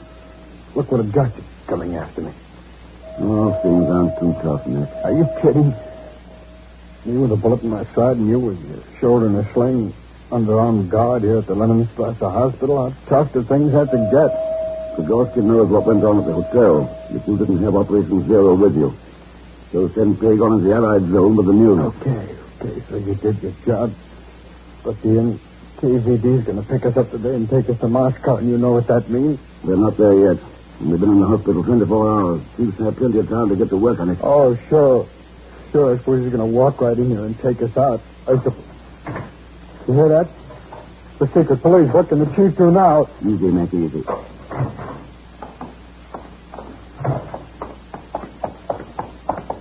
Prisoners, we are from the NKVD. You are now in our custody. We have orders to transport you to Moscow. Grigorski. And look who else. Boy, I bet you're glad to see us again, Mr. X. On your feet, prisoners. You have no time to waste. On your feet. Are you both able to walk, Mr. Thurston? I'm okay. What about you, mate? Walk over live coal of 10 of the men getting out of here. I think we got 4 secret police papers, private ambulance without waiting for them to send.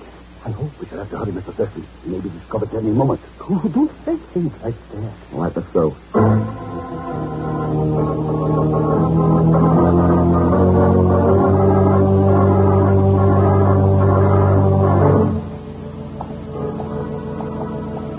Get us the ambulance down, Mr. Thurston. Okay. Wait. Ken, look. There, coming toward the ambulance entrance. It's Petros. What do we do? Have to make the break for it. Come on. You there. Why are you running? Stop those men there. Get in, Orville. Get in. All right, Mr. Thurston, we are in. Okay, here we go.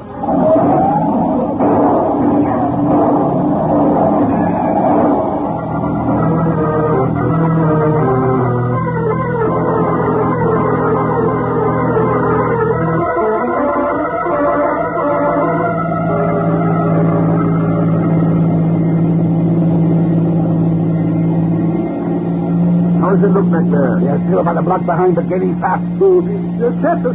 They'll catch us. They'll have to hurry, Pegon. There's the American zone. Dead ahead. But look, wooden barricades, armed guards. We cannot get through. I wouldn't bet on that, Jagorsky. Hang on to your hat. We're going to crash. We're going to crash.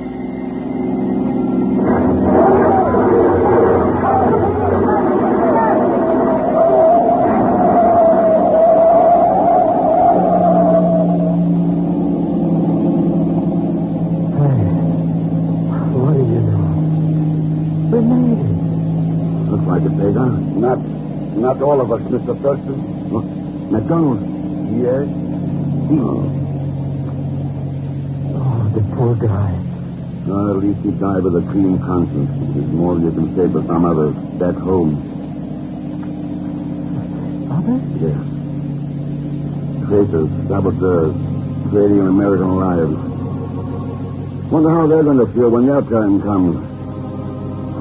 How happy they'll be when they have to face that conscience and find it black and red.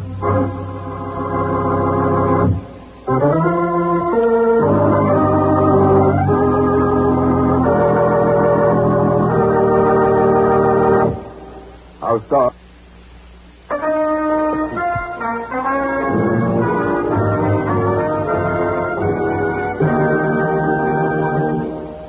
Now, here is our star, Mr. Herbert Marshall. Thanks for being with us. Join us, won't you, when next I return as the Man Called X. Good night.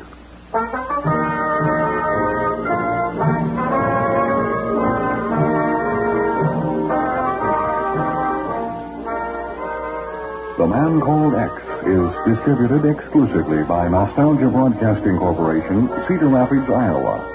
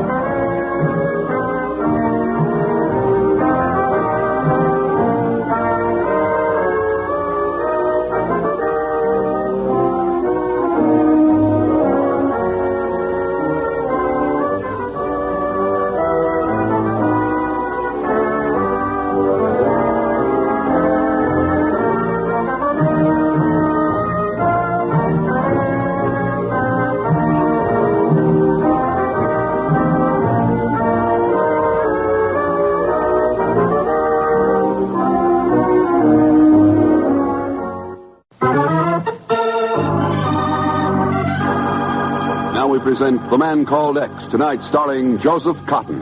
The Friday night feature on NBC's 5-show festival of comedy, music, mystery, and drama. Brought to you by The makers of Anacin for fast relief from pain of headache, neuritis, neuralgia. By RCA Victor, world leader in radio, first in recorded music, first in television. And by Chesterfield, always milder, better tasting, cooler smoking, plus no unpleasant aftertaste.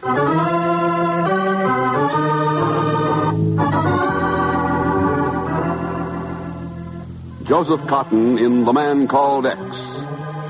Wherever there is mystery, intrigue, romance, in all the strange and dangerous places of the world, there you will find The Man Called X.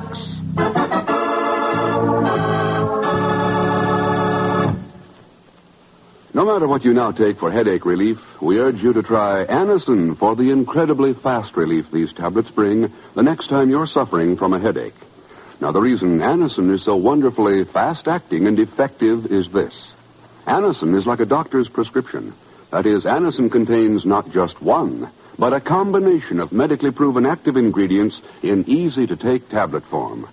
Thousands of people have received envelopes containing Anacin tablets from their own dentist or physician, and in this way discovered the incredibly fast relief Anacin brings from pains of headache, neuritis, or neuralgia. So, the next time a headache strikes, take Anacin for this wonderfully fast relief. Anacin, A-N-A-C-I-N. Anacin at any drug counter in handy boxes of 12 and 30. Economical family-size bottles of 50 and 100.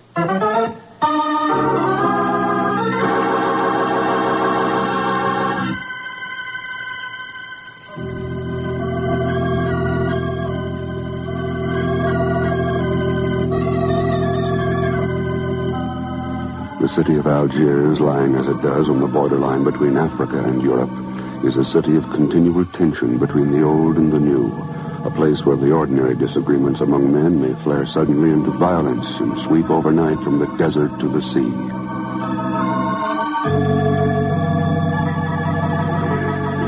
The sharp contrast between modern Europe and age-old Africa becomes most evident perhaps at the Algiers airport, where the gleaming stratoliners from France are loaded by Arabs dressed in loincloths and sandals, cut to the same pattern as those once worn in ancient Carthage. At the moment, one such plane with its cargo and passengers aboard moves out onto the flight strip and is quickly airborne and bound for Paris.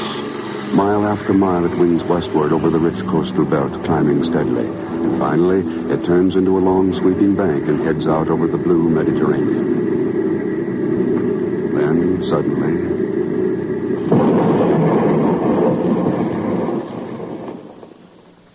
where the plane was flying, there is nothing. Scattered pieces of blasted wreckage drop from the sky and fall into the sea. The streets of Algiers seethe with anger and hatred, and messages pour out by wire and radio to Paris, London, and New York.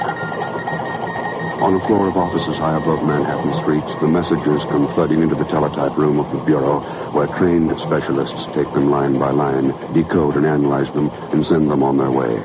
And eventually, at the end of a long hall on the same floor, the report from Algiers arrives at the office of the chief. I'm sorry to have to pull you off that Bramby case, Joe, but with Ken Thurston on the sick list, well, you've worked closer with him than anyone else. Well, all I know about it is what I got from the newspapers on the way up here, Chief, and that wasn't much. We don't have much more ourselves, Joe. But Sir Hartley Manning was on board that plane. And that's reason enough to drop everything else. I know. UN advisor on North African affairs. The only man who's ever shown a chance of bringing about some permanent agreement between the Arabs and the French. Yeah. He was supposed to give his decision on the Arab farm loan in Paris today. That's why the lid's ready to blow off over there. You see, nobody knows for sure what his decision is going to be.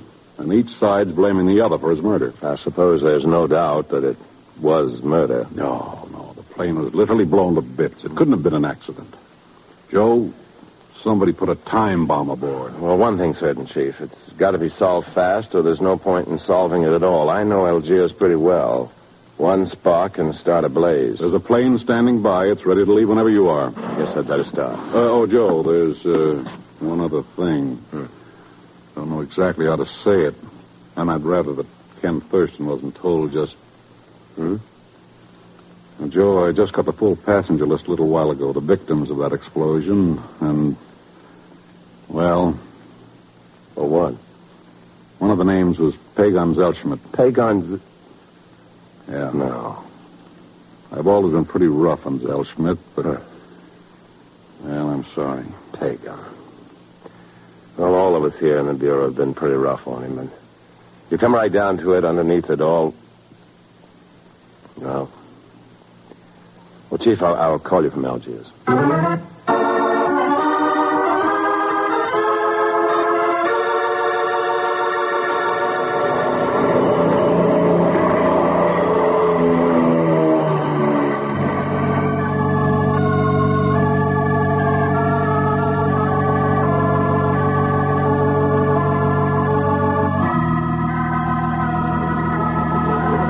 If you will be so kind as to sign the register here, Monsieur Kendall. Thanks. I do hope that you will find our services adequate. We are somewhat disorganized, you understand, because of the tragedy. You mean Sir Hartley Manning's Oui, death? monsieur, oui. He was staying here in the hotel. I watched him walk out through his very lobby on his way to the airfield. Bad. Only Aben Ahmed was with him, and a boy who was carrying the large box which Monsieur Manning was taking with him on the plane. Large box? Oui, monsieur. I am told it contained wine from the Arab vineyards, a bon voyage gift from Aben Hamid. I see. Tell me, who is this Aben Hamid? I believe he is a leader of the Arab Union. He maintains an office somewhere on the Casbah. Casbah, huh? I beg your pardon. Are there any messages for me? One moment, monsieur. No, monsieur, there is nothing. Thank you. Monsieur Garmetz here was the only lucky passenger on that plane, Lucky? you know. Ah, yes, I was already aboard when a business call over the loudspeakers calls me to leave the plane less than 5 minutes before the takeoff. You were lucky. Very much so. I don't believe I've had the pleasure. Joe Kendall. I'm a new arrival, Mr. Garmitz. Oh, well, in that case, welcome to Algiers, Mr. Kent. Thank you. Now, if you will excuse me, gentlemen, good afternoon. Very wealthy man, Monsieur Garmetz. Most influential. Well, now, if you'll excuse me, Well, hey, just a moment there. What do you mean, just... Oh, oh, hello, Mr. Kendall. Pegon. I thought you were dead. Me? I never felt better in my life. Your name was on the passenger list of that plane that exploded. Oh, just an ugly rumor. Anybody that says I'm dead is nuts. Crazy, even. Well, thank you. I was supposed to be on the plane, you understand? Only I run into an old friend of mine at the airport, and he tipped me off. What do you mean, tipped you off? Well, he said he had a hunch. I had no ought to take that plane, so I didn't. Guess he was psychic. Yeah, that's one explanation. Do you know where he is now? Not exactly. I know a couple of joints he hangs out in, though. Well, find him, Pegon, and try to find out why he had that hunch. But I haven't got time. I'm working. Working? Be easier to believe you were dead. But I am... I mean, working. I'm here buying Persian rugs for my Uncle Ahmed. In Algiers? All right, they're Algerians, so we get them cheaper. Who knows the difference? Well, it's too bad you're tied up, Pegon. I figured it might be worth, well, say, around $100 to find out. I'll have the dope in an hour. Where are you going to be? Back here, probably. Right now, I'm going up to the Casbah. Ah, going to see the dancing girls, eh? No. I'm going to look for a killer. Huh?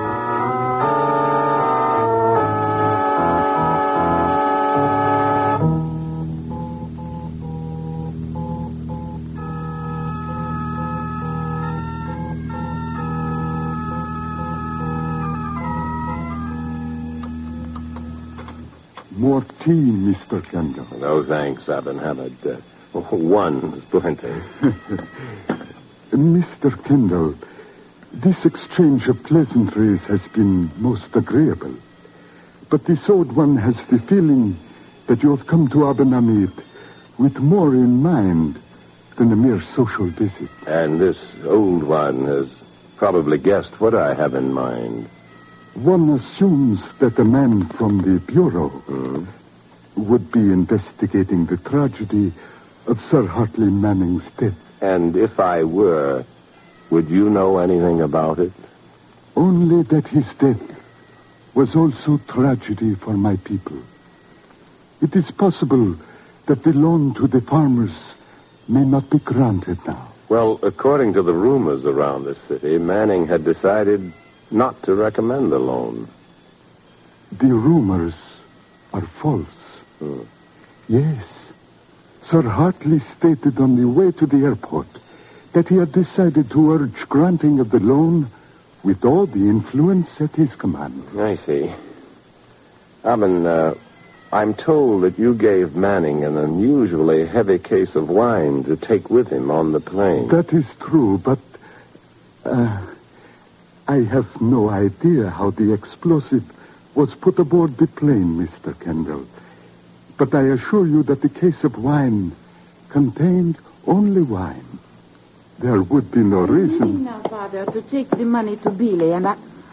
Oh, I'm sorry. I thought you were alone. It is well, Mara. This is Mr. Kendall. My daughter, Mara. How are you doing? Mr. Kendall is investigating Sir Hartley's death. You mean his assassination? I hope you find the murderer, Mr. Kendall. And I hope that when you do, the crowd in the street tears him to pieces. You must forgive her violence. Mara is a modern young woman in most ways, but her blood still remembers the glint of knives in the moonlight. Yes. And I know where I would like to bury that knife. Mara, stop it. I'm sorry, Father. Mr. Kendall. I understand. But you see, hundreds of farms will go into bankruptcy. And then revolt, perhaps.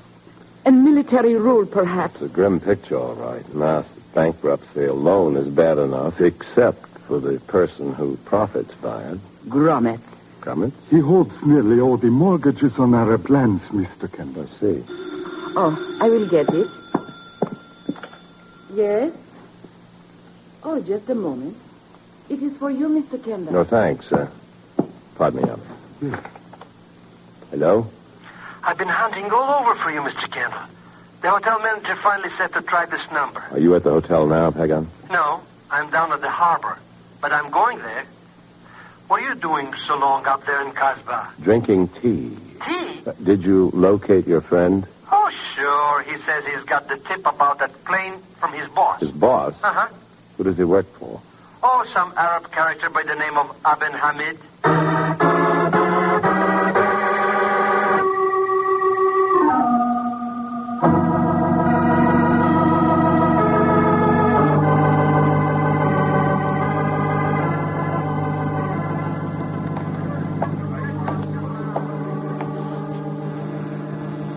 Good evening, Mr. Kendall. Oh, hello, Mr. Gromit. I phoned your room a while ago, but you weren't in. I was wondering if you'd care to have dinner with me. Why, well, thanks. Glad to. Good. Say, in about half an hour. Oh, fine. I'll meet you in the lobby. 3, please. Oui, monsieur. You're Monsieur Kendall, no? Right. I have just taken a friend of yours up, Monsieur Kendall. Oh? I think he's very sick or something. Huh? Something is bad wrong with him. Floor, please. Thanks. Devil could...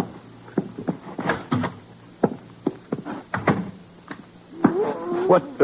Pegon. Pegon, what's wrong? Stop, Mr. Kendall. In the back. Here, have a look. Oh. Forgive me, Mr. Kendall, for getting blood all over your floor. Now, easy now. I've got a doctor up here right away. Just lie back there. Pegon. Pegon.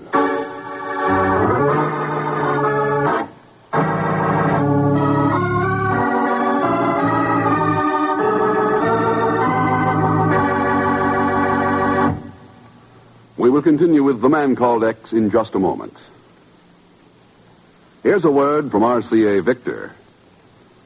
The RCA Victor factory service contract is practical and reliable. As the owner of an RCA Victor television set, you can enjoy the protection of an RCA Victor factory service contract. You can depend on it to keep your RCA Victor television receiver in perfect condition at all times, in all ways. And you always are sure to receive prompt, courteous, and expert service by RCA's own factory-trained technicians. Think of it. Hours and hours of uninterrupted pleasure. No unnecessary expense for repairs or parts. And service is available with or without a contract only to RCA Victor television owners. So make yours an RCA Victor television set. And if you're planning on buying a new one, be sure to hear and see the incomparable Regency, a magnificent television console. It's America's favorite television, featuring a big 17-inch screen in a matchless setting. And inquire about RCA Victor's factory service contract when you buy the Regency. Now to continue with The Man Called X, tonight starring Joseph Cotton with Leon Belasco as Pegon Zellschmidt.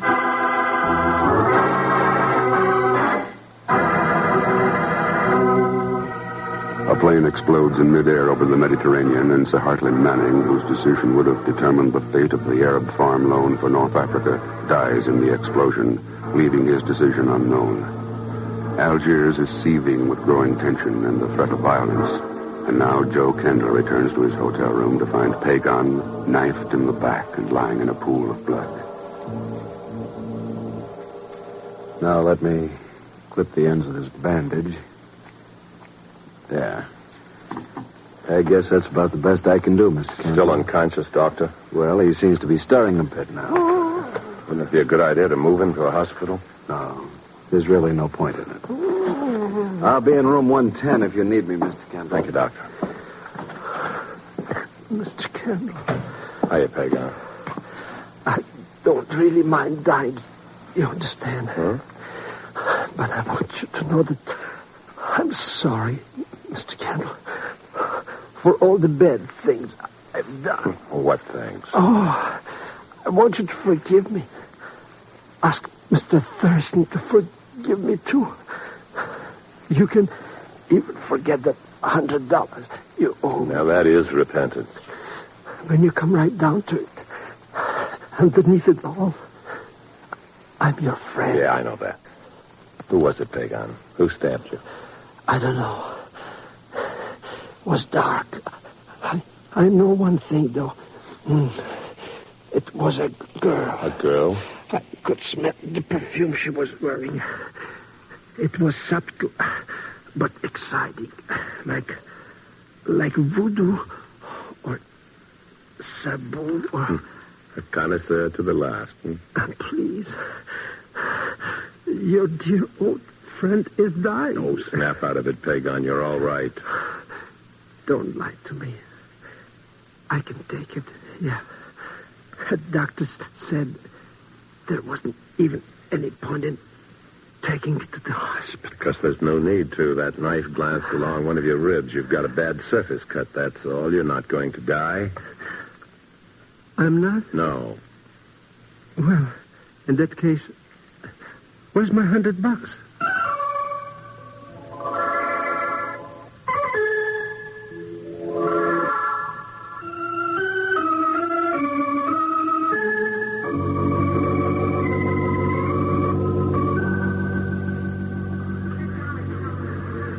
Yes, the Arabs have always been their own worst enemies, Mr. Kendall, and this Manning affair has proved to be no exception. How do you mean, Mr. Gromitz? Well, I mean they antagonized Manning in every way possible, in spite of the efforts of some of us to get a favorable decision for the loan.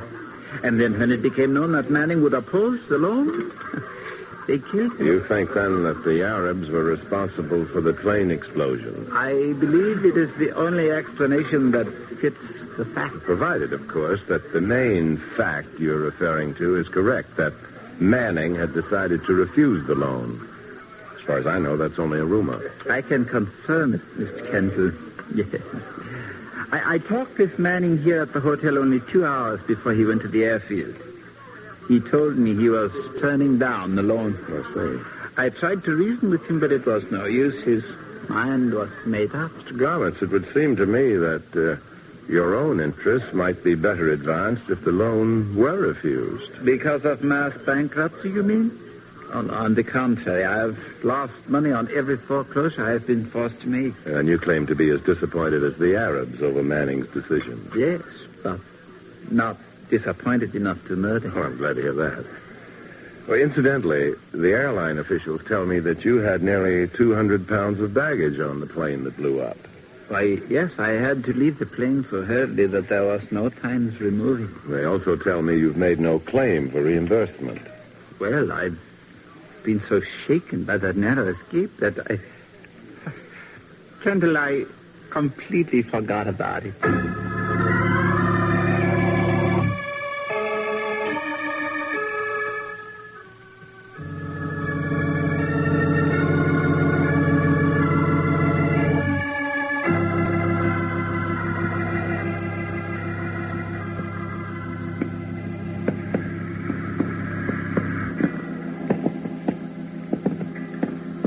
that little shack right ahead, Mr. Campbell.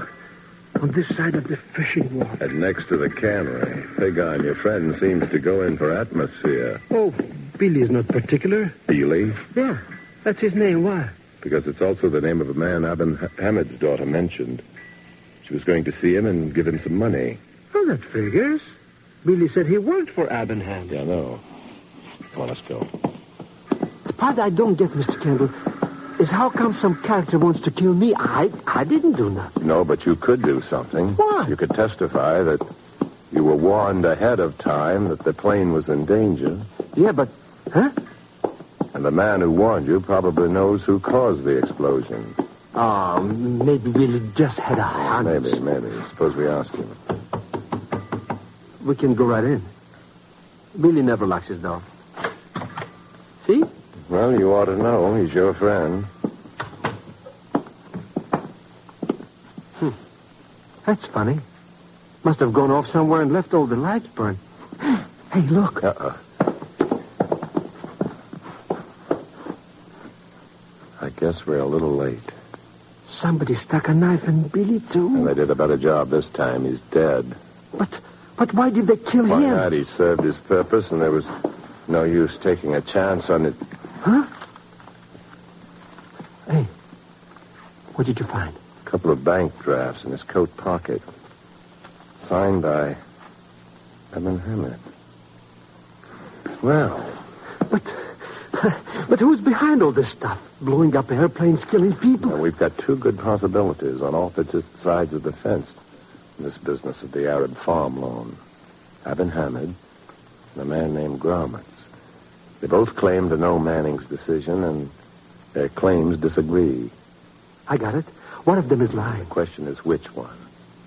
What was Manning's decision? Well, I guess that's something we'll never know. Maybe not, Pegon. But we can pretend to know.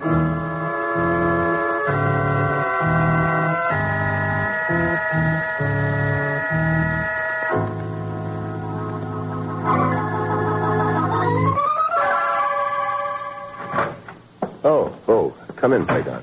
Boy, for a lousy $100, I sure had to do a lot of running around. And me, sick man besides. Did you get that rumor started? Oh, sure. I'm an old hand at that racket. I planted it with the bellhops, taxi drivers, Arab guides. You know, the usual grapeswine. Exactly what did you plant? Oh, I just what you told me to. That before he went to the airport, this Manning guy had mailed the report with his decision about that Arab loan thing. And that the post office turned it over to you. And you're holding it unopened here in your room. Hey, are you? Of course not. I didn't think so, no, I didn't. Well, what do we do now? Nothing, we wait. You mean to see which one of those two guys tries to... Hey, there's a third one. You forgot about the daughter of Abin Hamid's. Oh, no, I didn't.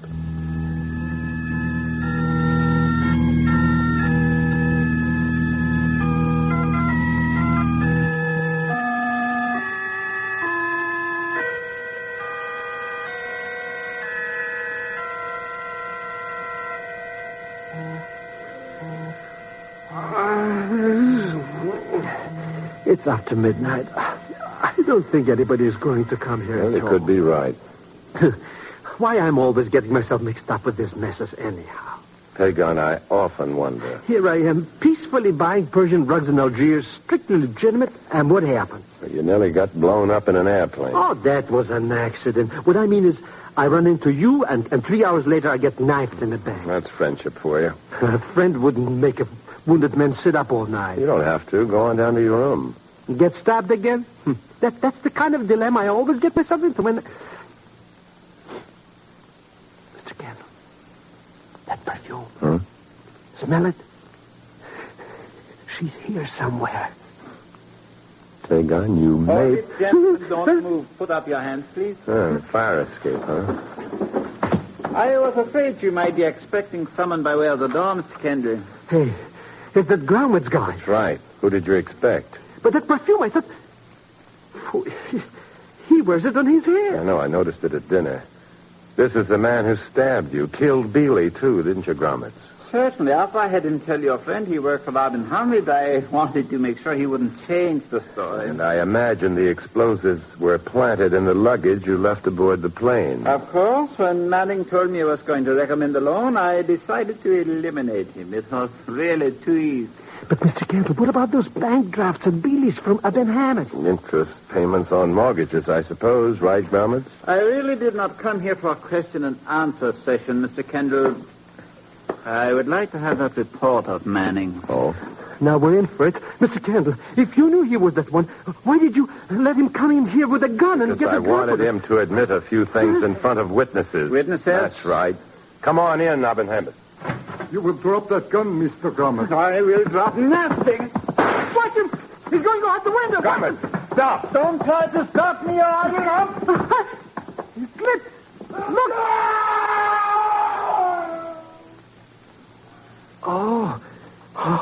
Oh, Mr. Kendall. He fell off the fire escape. He fell clear to the pavement. Yeah. Well, it won't bring Manning back, Abenhamid. But at least there'll be enough evidence to ensure passage of the Arab loan.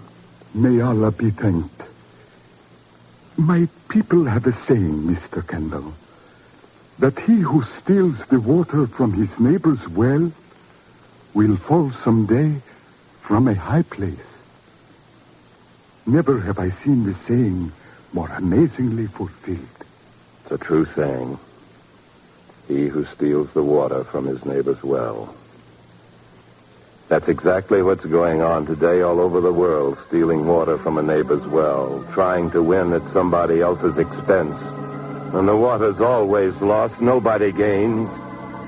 Why don't they dig their own wells?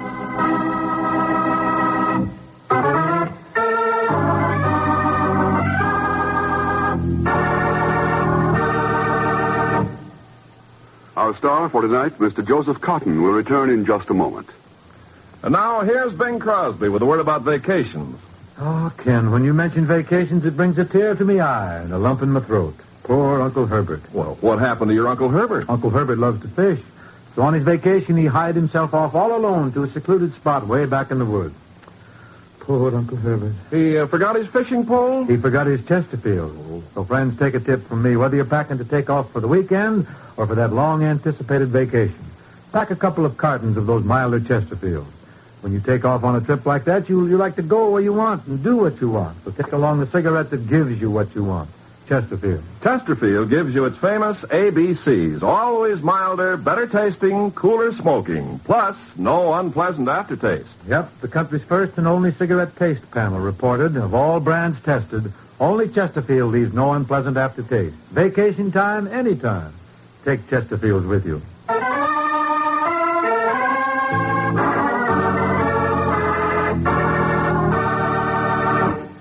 Now, here again is our star for tonight, Mr. Joseph Cotton. As Herbert Marshall would say, thanks for being with us. My thanks to Lucille Meredith, Will Wright, Stan Waxman, Parley Bear, and Harry Bartell. Next week, a flying trip to Indonesia. And, of course, Leon Belasco will be along as Pegon. So listen, won't you, when Herbert Marshall returns as the man called X. Good night. Joseph Cotton may currently be seen in the Hal Wallace production Pekin Express. The Man Called X is the Friday night feature on NBC's 5-show festival of comedy, music, mystery, and drama. Brought to you by the makers of Anacin for fast relief from the pain of headache, neuritis, neuralgia. By RCA Victor, world leader in radio, first in recorded music, first in television. And by Chesterfield, always milder, better tasting, cooler smoking, plus no unpleasant aftertaste. The Man Called X is a J. Richard Kennedy production with music by Milton Charles. Tonight's story was written by Les Crutchfield. All characters and incidents on this program are fictitious, and any resemblance to actual characters or incidents is purely coincidental. Be sure to hear The Magnificent Montague with Monty Woolley, formerly heard on Friday, now brought to you as a Saturday night feature of NBC's All-Star Festival. And until next week, same time and station, this is Jack Latham saying good night for The Man Called X. Next, join Roy Shield on NBC.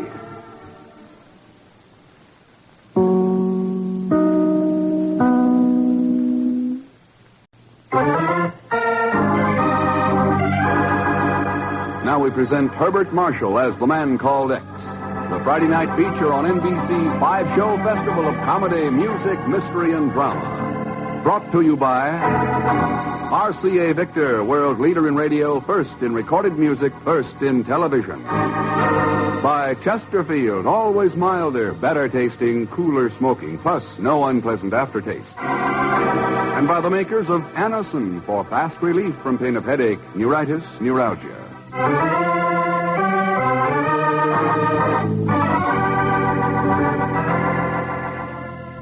Herbert Marshall as the man called X. Wherever there is mystery, intrigue, romance, in all the strange and dangerous places of the world, there you will find the man called X.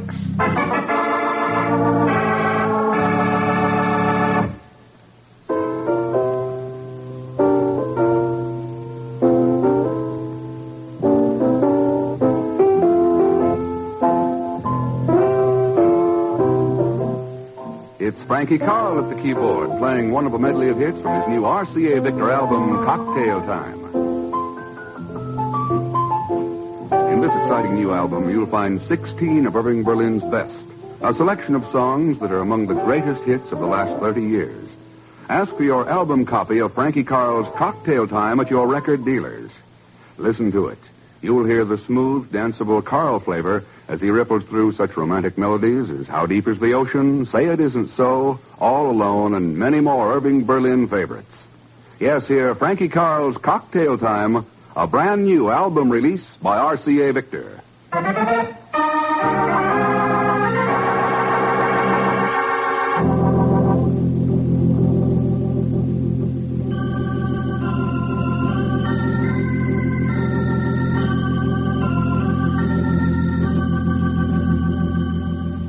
Under the blazing rays of the equatorial sun, a new nation has been born, the fledgling Republic of Indonesia. Proud and strong, the young nation faces its future with confidence and hope. A confidence and hope shared by the man who leaves the government building at Padang, Sumatra.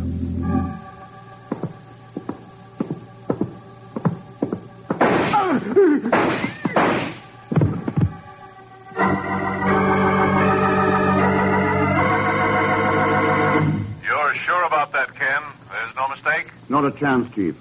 I just got word of it here in Singapore. He was Jim Martin, all right. Another American oil man.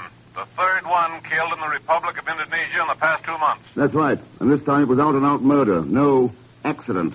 What's going on there, Ken? Any ideas? Chief, do you remember the Daro Makeda? Daro Marqueda. Oh, that World of Freedom outfit. Yeah. Sure. They were collaborationists during the war, working with the Japs. Well, they're at it again, being very patriotic about it. They want all foreigners driven out of Indonesia. And they want all of her oil to be nationalized. Oh, it begins to sound familiar, Ken. 10 years ago, it was the Japs who wanted Asia for the Asiatics. Now? Yeah. That nationalizing of oil gag makes a fine excuse to overthrow a government that's working with the Western democracies. Yeah. Wait a minute. Isn't Jim Martin's company drilling test wells in undeveloped country in the north of Sumatra? That's right. They're taking all the risk and only asking for a royalty if they manage to tap a new field. That's why the Daro Makeda will do anything to stop those wells from coming in. Ah. How do we keep him from getting away with it, Ken? I've already got my tickets, Chief. For Padang, Sumatra.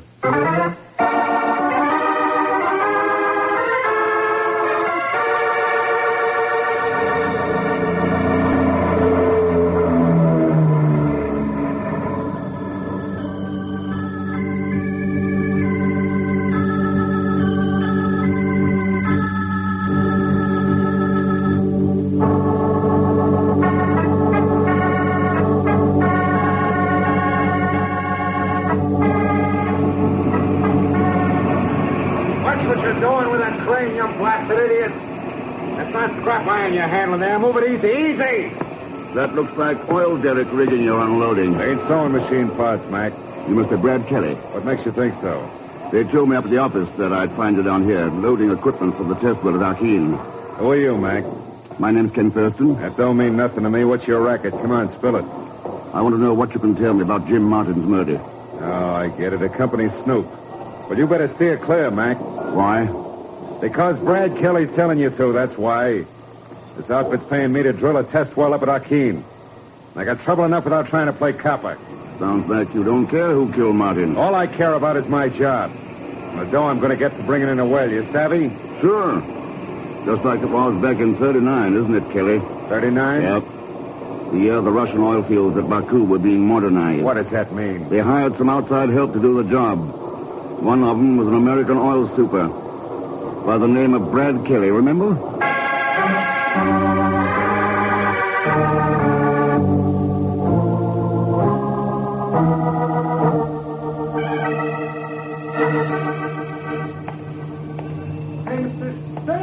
Are you, Mr. Thurston? Oh, here we go again. Hello, Mr. Thurston. All right, Pegon, how much do you want? Exactly $163.29. How'd you know I wanted money? What else? And please, Mr. X, besides, you owe it to me. I what? Sure. It was pretty expensive for me to follow you here from Singapore, and I couldn't charter the airplane for peanuts, you understand? What airplane? Why, the one that's going to fly us to Mr. Kelly's oil well near Achin. Natch. Huh?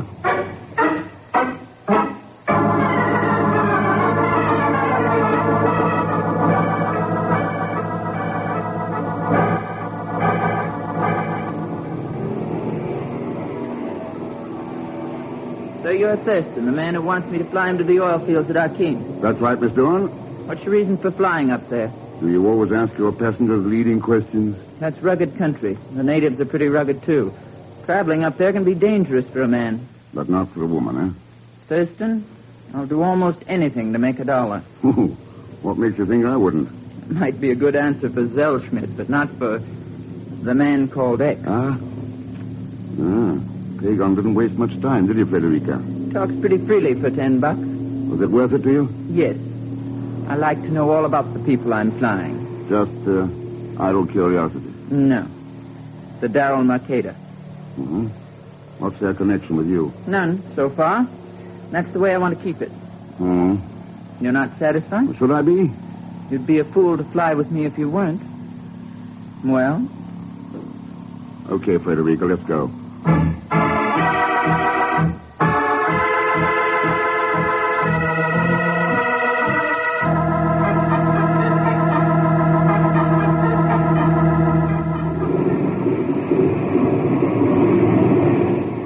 Here we are, gentlemen, the Achin oil field.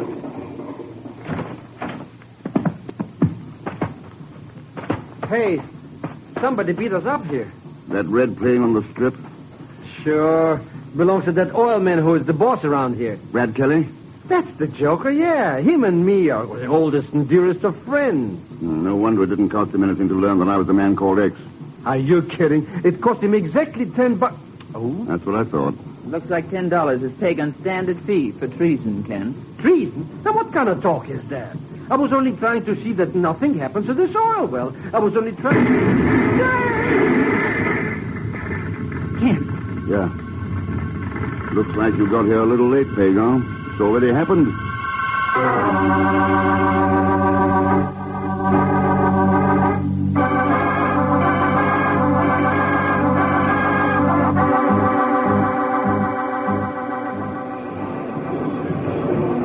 Look at that rigging. Look at it. Another 24-hour shutdown. And all because some lousy... I believe you are forgetting something that is more important, Mr. Kelly. Yes, Sungo, like what? The fact that 3 men were killed in the nitroglycerin explosion. What the devil do I care how many lazy natives get their heads blown off? It was their own blasted carelessness. Was it Mr. Kelly? Or was it the Darul Mercader? Now look, Sungo, for the last time I'm telling you to knock off that guff about the Darul Mercader. I don't want to hear it anymore. You get me? Knock it off. Why? You afraid there's some truth in it? Thurston, what the devil are you doing here? We didn't settle anything about Jim Martin's murder at our last meeting, Kelly. Maybe that's the way I want it. And what I said before still goes. Stay clear of me.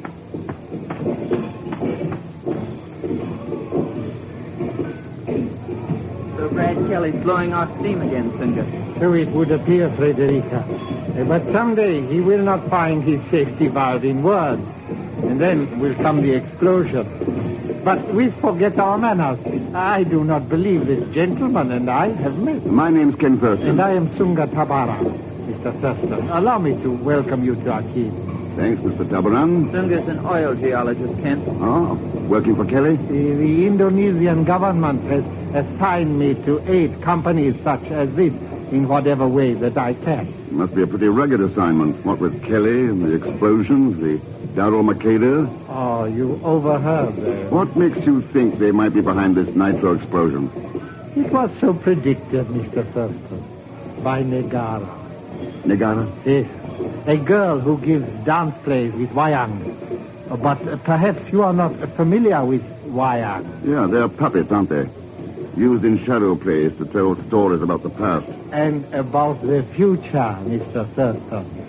The more superstitious of my people believe that anything the puppets say will come true, even if my people themselves must help bring that truth to realization.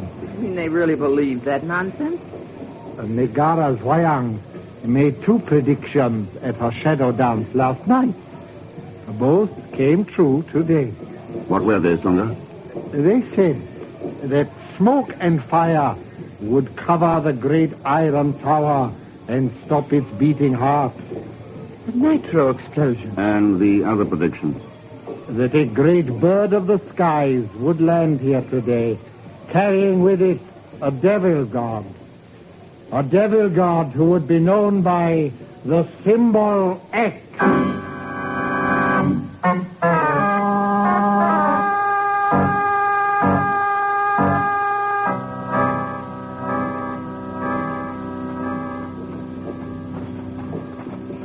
Hey, I don't get it, Mr. X. What's all this yakety-yak about devil gods and dances and Darul Marquetas? What's all that got to do with drilling oil wells? That's what we had to find out, Pegon. But why monkey around with all this mishmash if you want to know who's throwing wrenches into the oil wells? Just ask me. You've got it all figured out. Sure. It's that Sunga Tabaran. Very interesting. It's got to be him. Why? That's besides the point.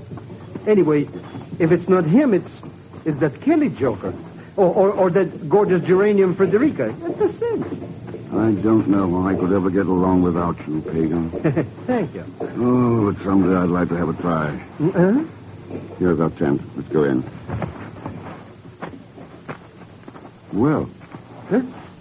What's so well about, well? Greetings, great one. I bid you welcome in the name of the holy triad of Brahma, Vishnu, and Shiva. Oh, thanks, baby. We, whom? You must be Negara. That is so, great one. High priestess of the Wayang. And you are the devil gods who have come to battle those whose selfish interests bring only destruction. What makes you think we're here for that reason, Negara? It has been so predicted by the Wayangs, great one. And whatever is said by the Wayangs comes to pass. Have they told you who these selfish interests are? It is to be told tonight at a shadow play in the jungle to the north. Be there, and you will see and hear for yourselves. Until then, great one. Sure, baby. Goodbye. Oh. Boy, what a screwless character, hey, Mr. X? I doubt it. But here, on this cot. Hey, what do you know? It's a Charlie McCarthy. It's a Wayang. A shadow puppet that tells the future. It is? Hey, that things look like you. That's right. Then what is it doing with that? Oh, Mr. X. Yeah. The hilt of a dagger, Pegon. Sticking out of his chest.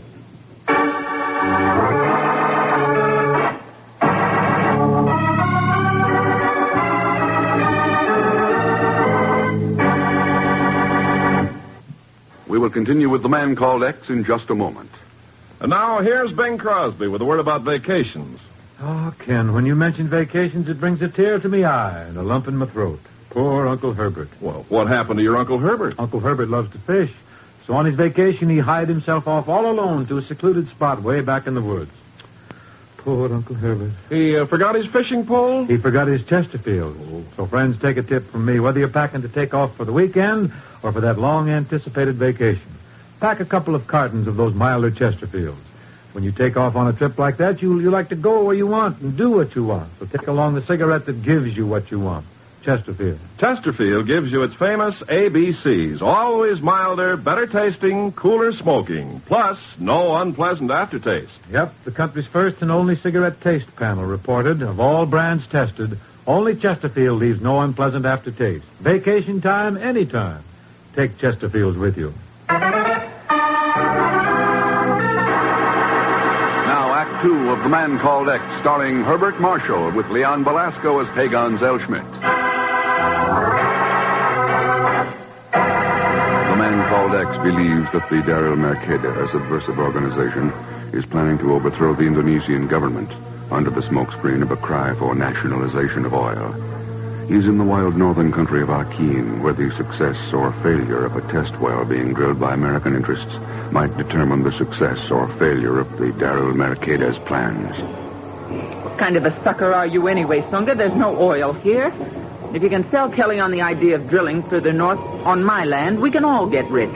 I'm afraid, my dear Frederica, that the welfare of Indonesia is a bit more important in my estimation than your personal gain. Okay. Wave a flag if you want to. But nobody gets anything if you don't hit oil here, and you're not going to. You sound pretty sure of that, Frederica. I am sure. Kelly's drilled way below the limit of the other wells on Sumatra. And if that's not enough, ask Sunga what the test borings show. What do they show? Actually, very little upon which to base an opinion, Mr. Thurston. We must drill for many more weeks before anything definite can be known. By that time, my options will be up. I've got to start drilling on that land before then, or I can't hold the leases. Sounds like Sunga was right. You're more interested in making $1 than in what happens to Indonesia. Sure I am. Why not? Nobody gives you anything for nothing in this world. Well, maybe we shouldn't expect it, Frederica. All right, Ken. Preach your fancy little homilies. Let Sunga wave his flag. Won't do you or Indonesia any good. You'll never strike oil here. I still want to know why you're so sure. 2 words, Ken. Daryl Mercader.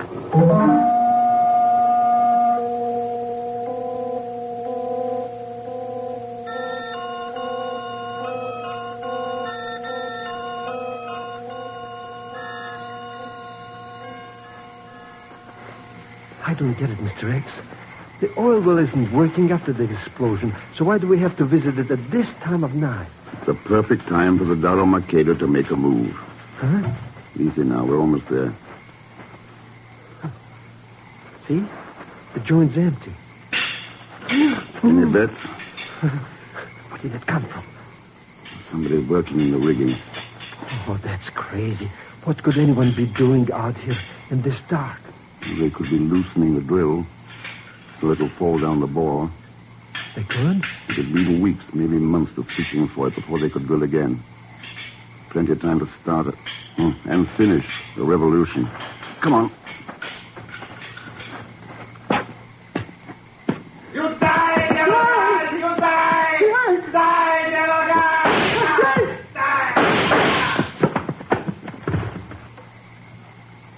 All right, Pegon, you can come out from behind that barrel now. I was only going to... Boy, look at that knife in his hand. Oh, you shot him just in time. I didn't shoot him. You didn't? But... Thanks, Nagara. Nagara? I had a presentiment that the Daryl Mercader might strike tonight. Looks like you were right. Good going. Hey, what gives with this cookie? She don't talk screwy like she did before. I told you that was only an act, Pegon. But she's the one who brought the puppets to the tent. The one dressed like you with the knife stuck in him. No, it was not I who brought the wiring there. I found it when I came to the tent to talk with you. Huh? It puzzled me because it's apparent we're both fighting the same enemy. The Daryl Mercader. Then you know they're trying to destroy this well. Of course. Just as they're attempting to destroy all Indonesia. Huh? We'll have to discuss it some other time. Your friends heard the shots. Yes. When, Nagara? Where? I'll let you know. In the meantime, be on guard. Boy, what a luscious lollipop, huh? And plenty handy with that gun. I wonder. Are you kidding? In that dark, with everybody moving, she picks off that guy with a knife. Just like that. What if she missed Pegon? Huh? She might have been shooting at me.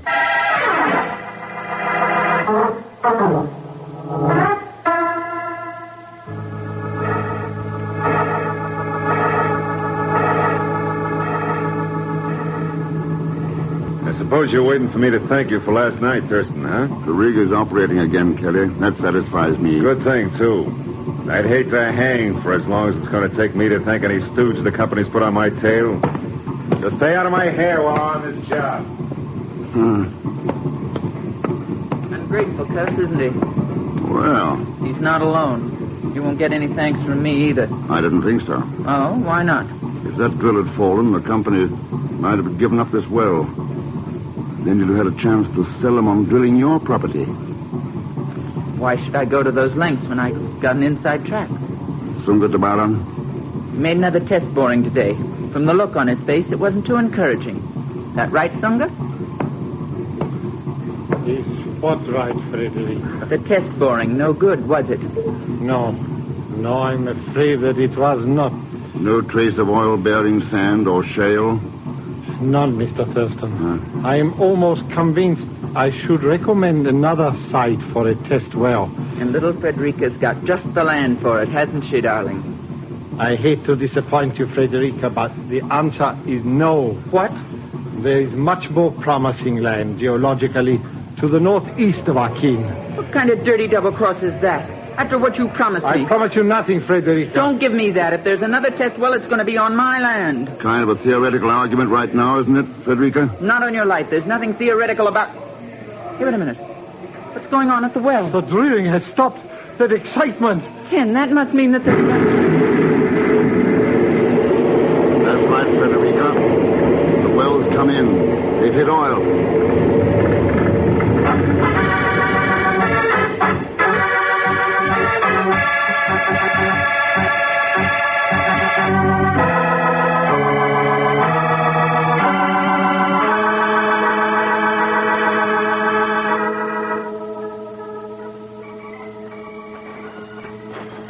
You know something, Mr. X?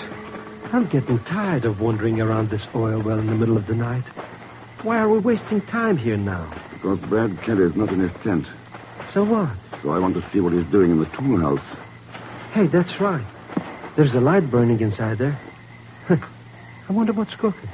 Let's go in and find out. How do you like that? The joint's empty. Kelly's not here. Take another look, Pegon. Behind the desk. Behind the... Mr. X. Yeah. But who would want to bump off Kelly? That Darryl Marquetta outside? Would you like to answer that, Sunga? Sunga? I do not mind, Mr. Thurston.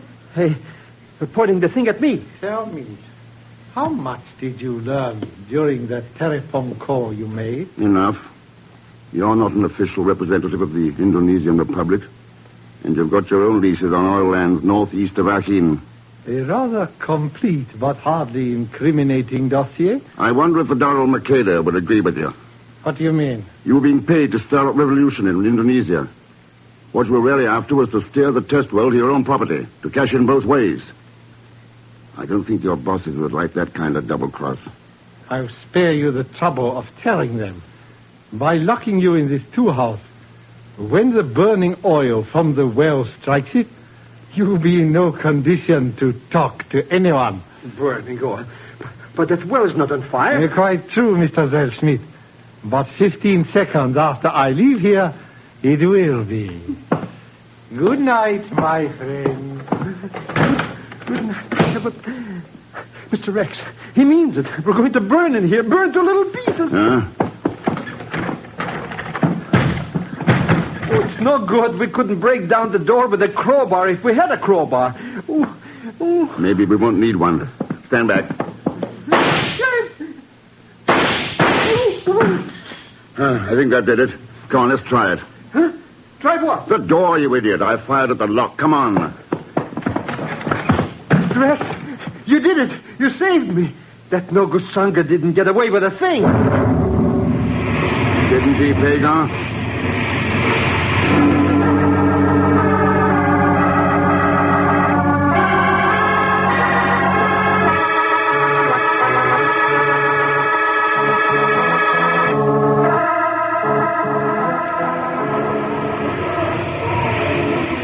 You're giving it to me straight, Zellschmidt?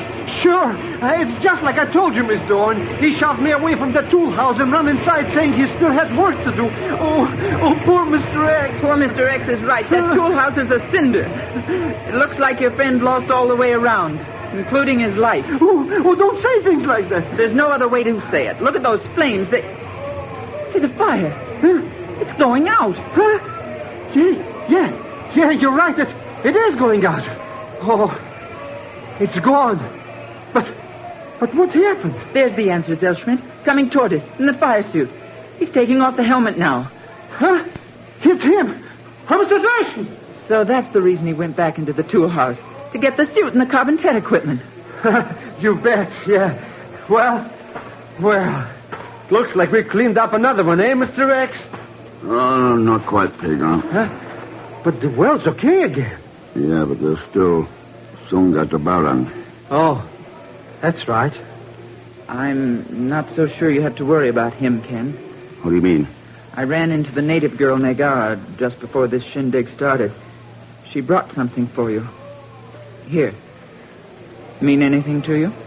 Hey, it's another one of those puppet things. Yeah, a wayang. Dressed just like Sunga was the last time we saw him. That's right. It is. It could be his twin brother, except that it hasn't got a... Mr. X. That's right, Pegon. It hasn't got a head.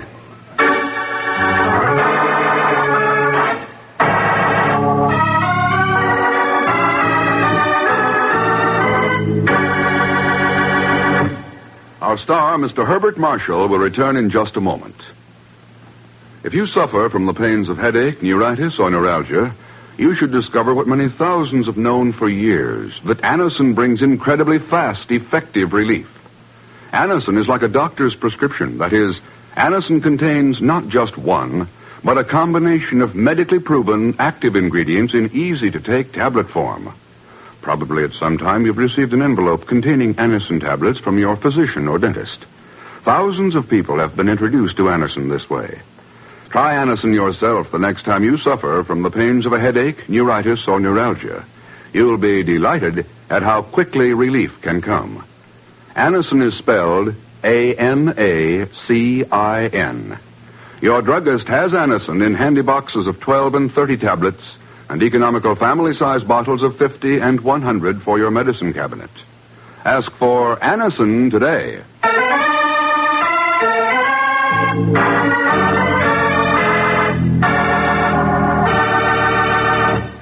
Now, here again is our star, Mr. Herbert Marshall.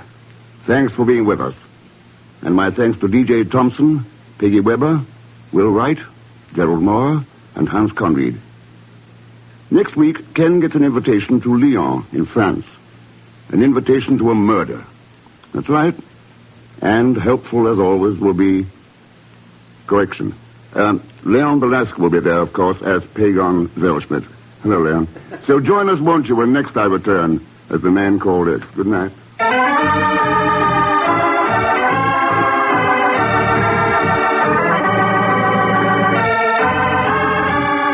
The Man Called X, starring Herbert Marshall, is the Friday night feature on NBC's 5-show festival of comedy, music, mystery, and drama. Brought to you by RCA Victor, world leader in radio, first in recorded music, first in television. And by Chesterfield, always milder, better tasting, cooler smoking, plus no unpleasant aftertaste.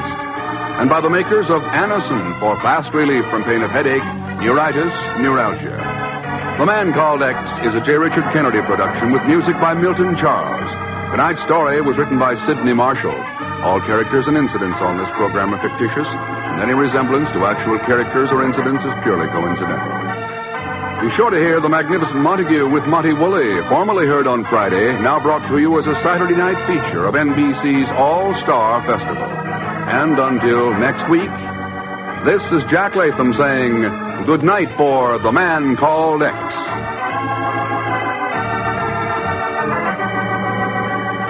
Next, join Roy Shield. Sunday, it's The Symphony on NBC.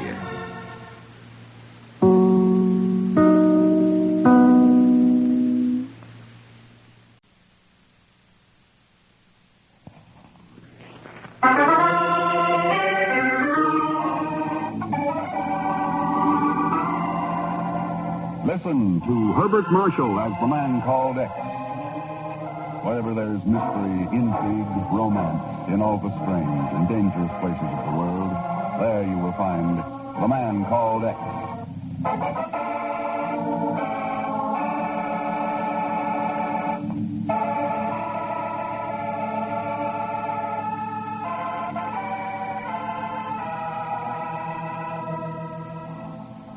Of all the weapons of modern warfare, those that have gained the greatest notoriety are the guided missiles, the death-dealing germs, the terrifying atomic and H-bombs. But perhaps the deadliest, the most vicious weapon of all, is one that we cannot see nor feel, but the impact of which can be 1,000-fold more destructive. The weapon, the big lie.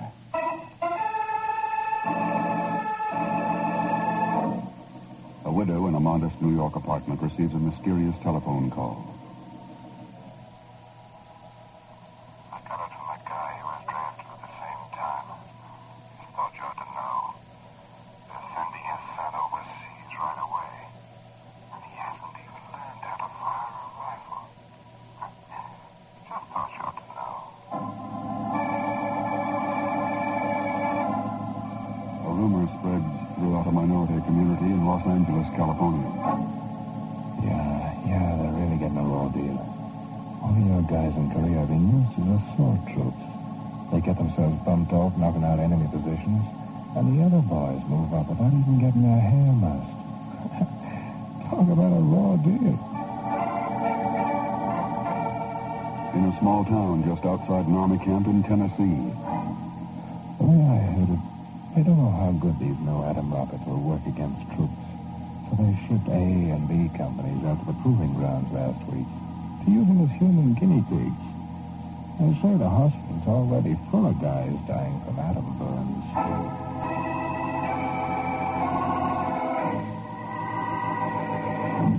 So it looks like we're faced with another Operation Big Lie, Chief. You don't think so, Ken? Look at these reports. Dallas, New York, Kansas City, San Francisco. The same thing everywhere. Rumors. Yeah, the old story. Play race against race and religion against religion. Throw suspicion on our whole defense program. What's been done about it, Chief? I've got men assigned to every principal city. So far, they've turned up nothing. Not one lead as to where those rumors are coming from. I tell you, Ken, this thing has got me so upset that excuse me. Yes, Miss Brooks? A collect call for you, sir, from Chicago. Agent Jack Doyle. Oh, good. Put him on, please, Miss Brooks. Yes, sir. Go ahead, please. Hello, Jack. What's going on there in Chicago? What have you got for me? Hello, Mr. Chief. This is Pegon Zellschmidt speaking. Pegon? What the devil are you doing on that phone? Miss Brooks said Jack Doyle was calling me. Sure, he is. What? Well, that is, I'm making the call for him, you understand. Only now, I don't know if he meant you or maybe the Bureau of Missing People. Bureau of Missing People? Sure.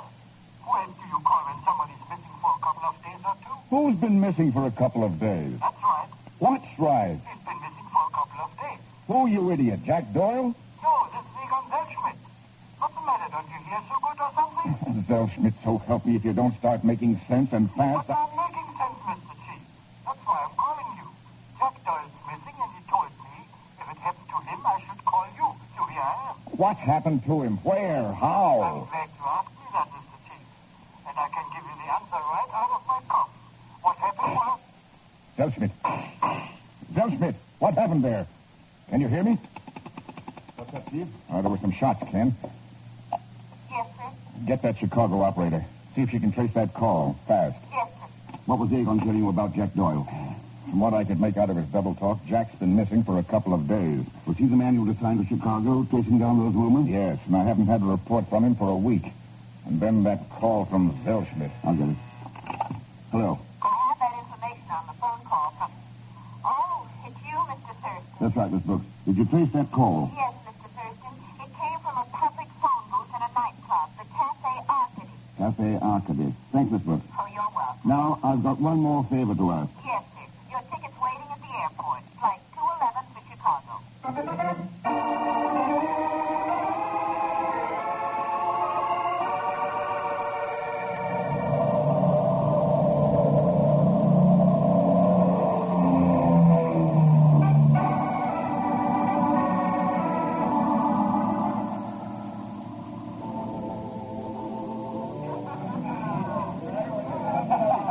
Good evening, sir. Welcome to the Cafe Arcady.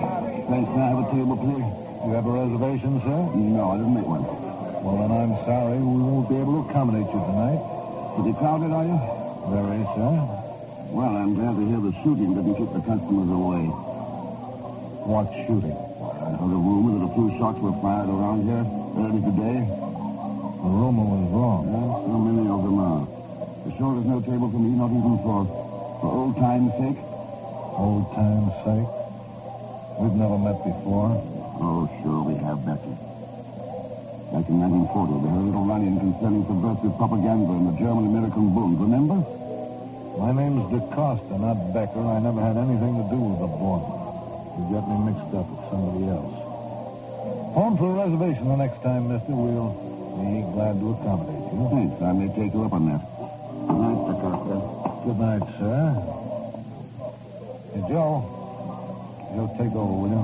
I've got business in the office.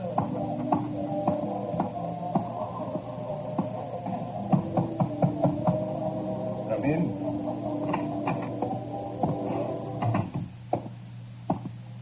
Good evening, Edward. What brings you into my office so early? Trouble, Mr. Arcady.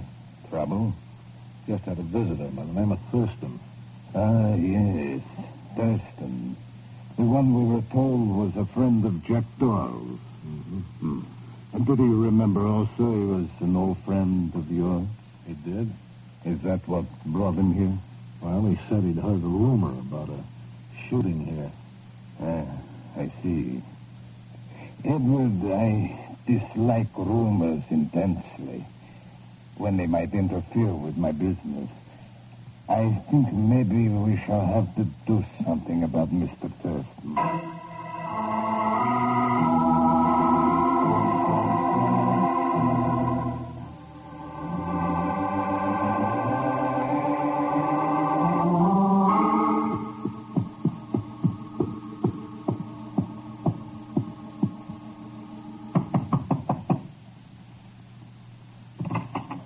Come into Papa's arms, baby. The drinks are all ready and... it's you. Expecting someone, Eagle? Come right in, Mr. X. All right. Now, what are you doing in Jack Doyle's hotel room? What's happened to him? Come on, out with it. Well, the way it happened, Mr. X, I was stuck here in Chicago, temporarily embarrassed without funds, you understand, when I ran into him. Naturally, he was so happy to see me, he insisted I shouldn't get out of his sight. Oh, sure. Then what? He said I could use his room for a couple of days.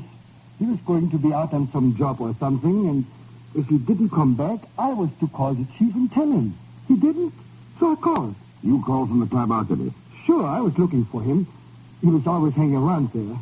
What were those shots the chief heard? Oh, no. Somebody got trigger-happy in Mr. Arcady's office.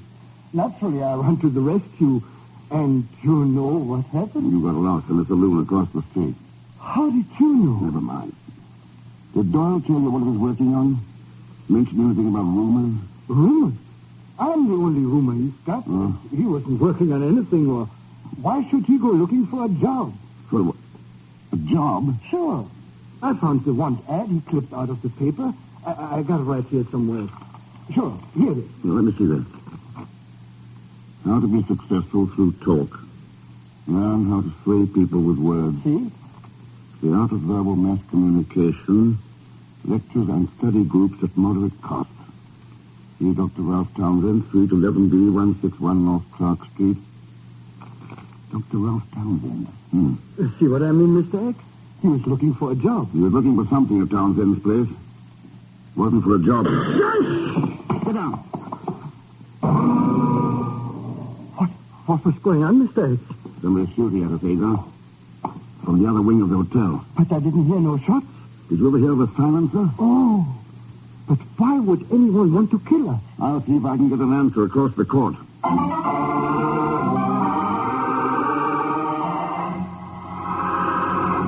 Shooting? In this hotel?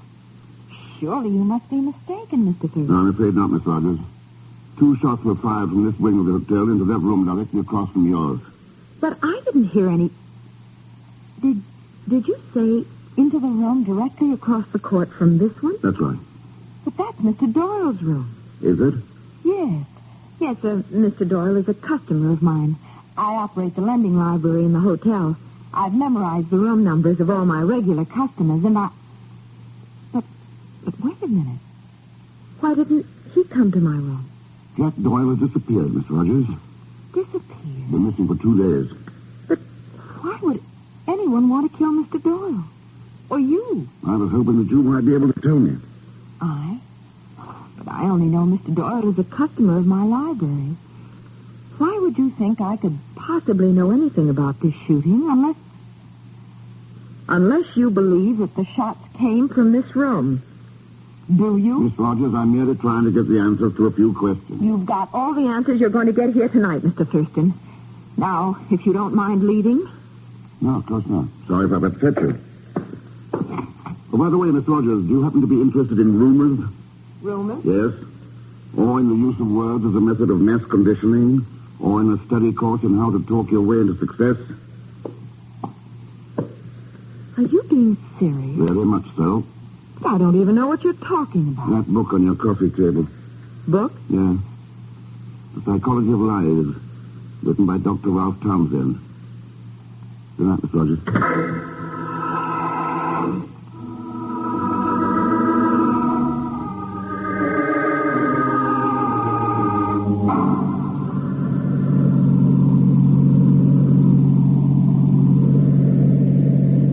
Look, Mr. X, I'm tired. Why don't we stop chasing wild gooses and relax over a couple short beers? Not until we learn what happened to Jack Doyle, Eager. But we've been driving around all day long, all over the city of Chicago. We haven't learned nothing. No, I don't know.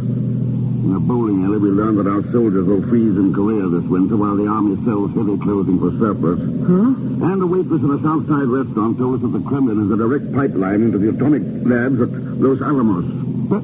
But those stories don't make sense. Of course they don't. They're lies. They're so big that people believe that there must be some truth to them. We've got to stop them. Well, that's okay with me, Mr. X. But what do we do? Go to night school. Night school? Yeah. We take a course from Dr. Ralph Townsend in how to talk our way into success.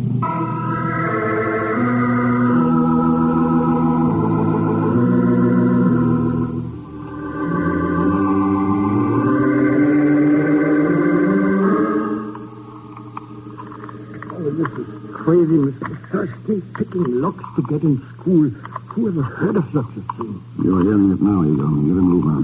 Okay. So there, now what? You go in. At least they got a nightlight burning in that other office over there. I can see what we're looking for.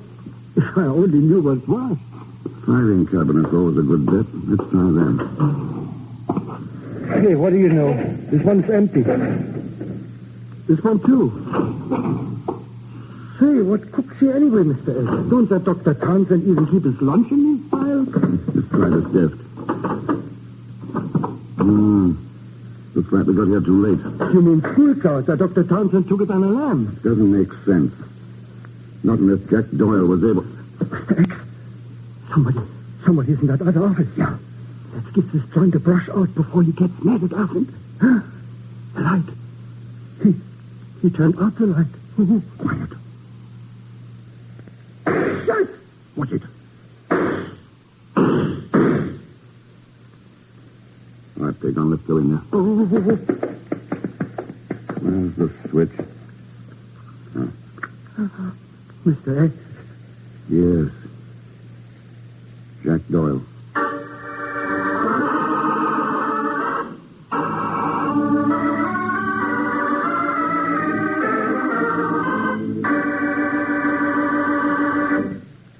We'll return to the man called X in just a moment.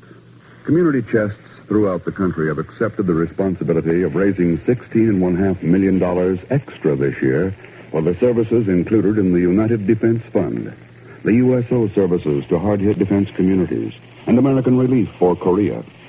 This means that each of us must give generously if we're to expect continued help from community chest services. In addition to this extra amount for defense-related national services, normal community demands for local Red Feather services such as daycare, nursing, family counseling, and recreation are rising as the population increases and the draft and stepped-up defense production make themselves felt across the country. By eliminating many separate appeals, which would be more costly in money, time, and effort, Red Feather Campaign's joint planning and budgeting benefit the contributors, the volunteer workers, and the community, as well as those who benefit directly from those services. So remember, when you make your gift to the United Red Feather Campaigns, you are giving to 15,000 local services. Now, Act Two of The Man Called X, starring Herbert Marshall.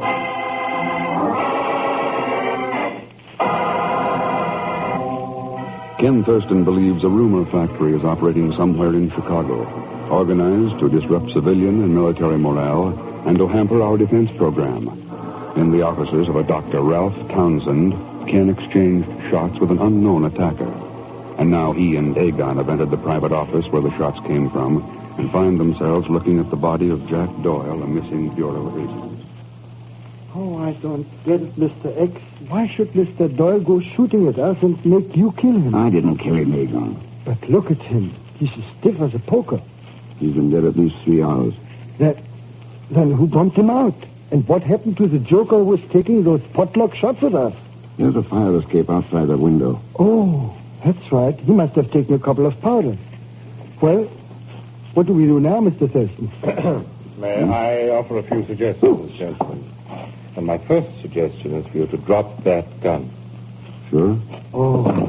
And my second suggestion is that you offer some words of explanation for your presence here and the rather unusual situation in which I find you.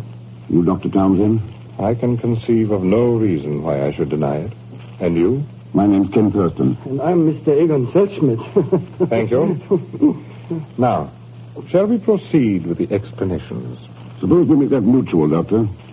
You're telling us why Jack Doyle was killed and why we found him in your private office. Hardly a reasonable request under the circumstances, is it, Mr. Thurston? Particularly when I expect the answers to those questions to be forthcoming from you. And if they're not? Silence may be golden in the copybooks, but here in my offices it might well prove fatal. Oh, he means that, Mr. Thurston. Well, do you talk or do I resort to... Excuse me, please, gentlemen, and kindly remain quietly where you are. Townsend here. I see. Thank you very much for informing me. Goodbye. It would appear you are having good fortune tonight, gentlemen. A colleague of mine in the lobby informs me that the police are on their way up. Our respective explanations will have to be given to them. I'd still like a chance to hear yours in private, Doctor. Do you think you can arrange that sometime? I am positive I can, Mr. Thurston. I am positive I can.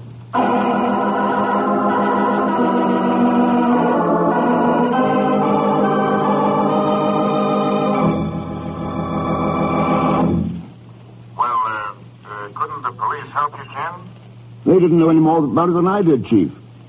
The tip that sent them to Townsend's office was anonymous. Anonymous tips, murder, filthy lying rumors. What have you got for me? Okay.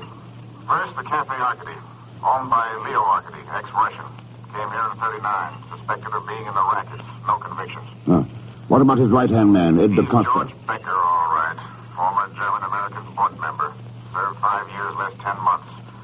No file record since he was released and changed his name. No file record on Ann Rogers, either. But her family was checked and cleared for top-secret defense work during the war. The Quarto Manufacturing Company. And Dr. Townsend? Former psychology professor with the OWI during the war. A big wheel in psychological warfare. His record's been checked a half dozen times, and it's clean as a whistle. Ah. Well, does it help any, Ken? It might, Chief. If I could tie any of it in with engines. Huh? Yeah. Engines? Jack Doyle had a smear of diesel oil in his shoes and trousers.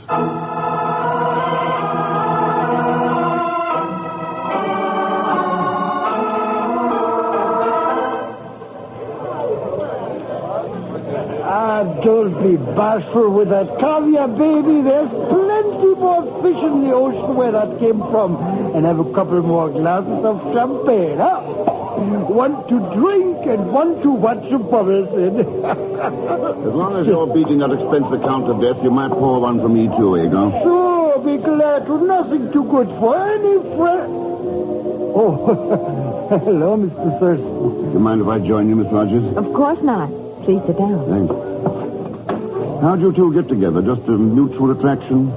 I came here because of Jack Doyle, Mr. Thurston. Oh?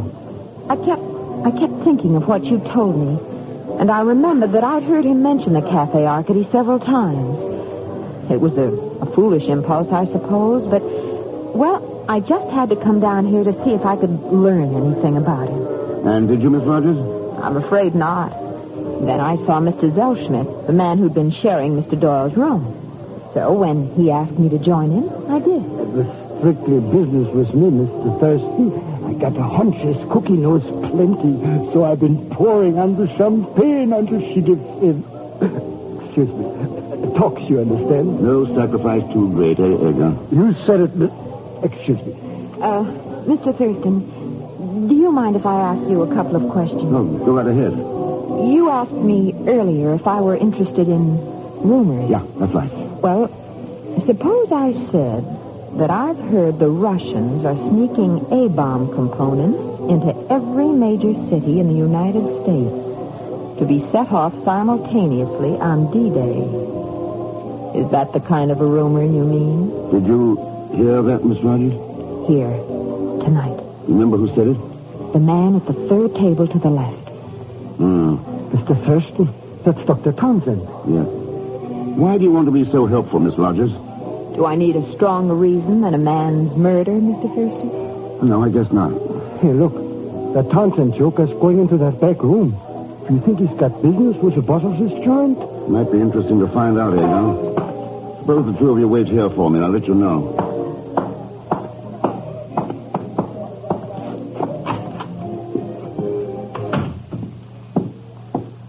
That's far enough. Listen.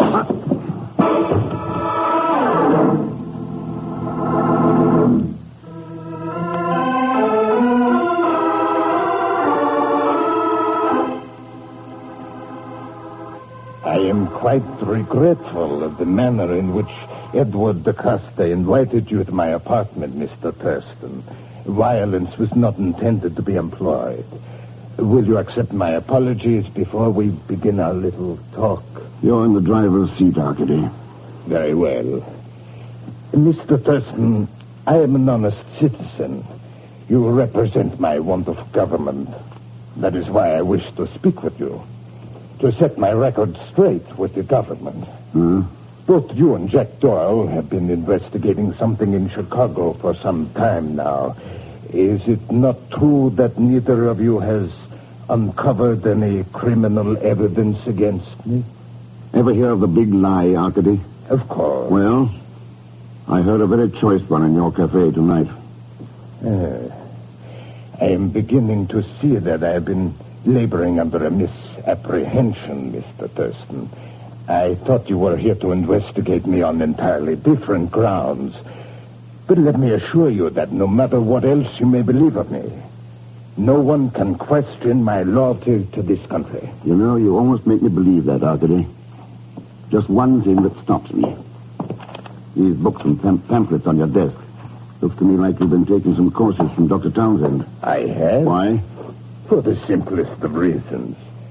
I am a native-born Russian who has adopted this country for my own. I naturally wish to express myself In the best of English, do I make myself clear? I'll give you credit for a good try. So, are there any other questions? No? Then you'd like to ask me? No. Good night, Mr. Thurston. Good night, Archie.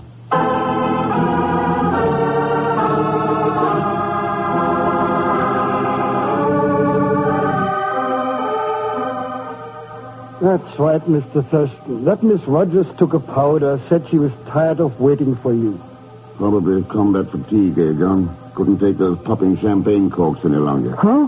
What champagne? Corks? Oh, skip it. Come on, we've got work to do. Work? Yeah. We're going to visit a factory where they manufacture rumors.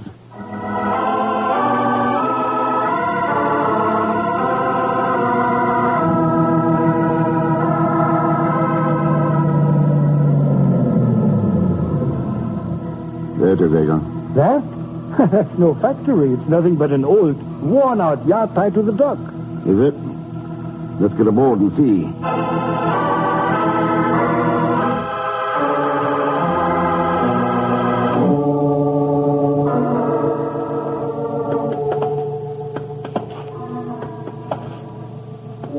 I don't get it, Mr. X. Why are we climbing down into the middle of this old ship anyway? It was used as a proving ground for marine engines during the last war.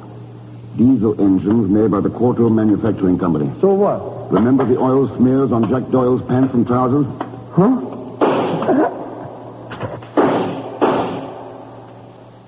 Those came from the engine room. Come on. Oh.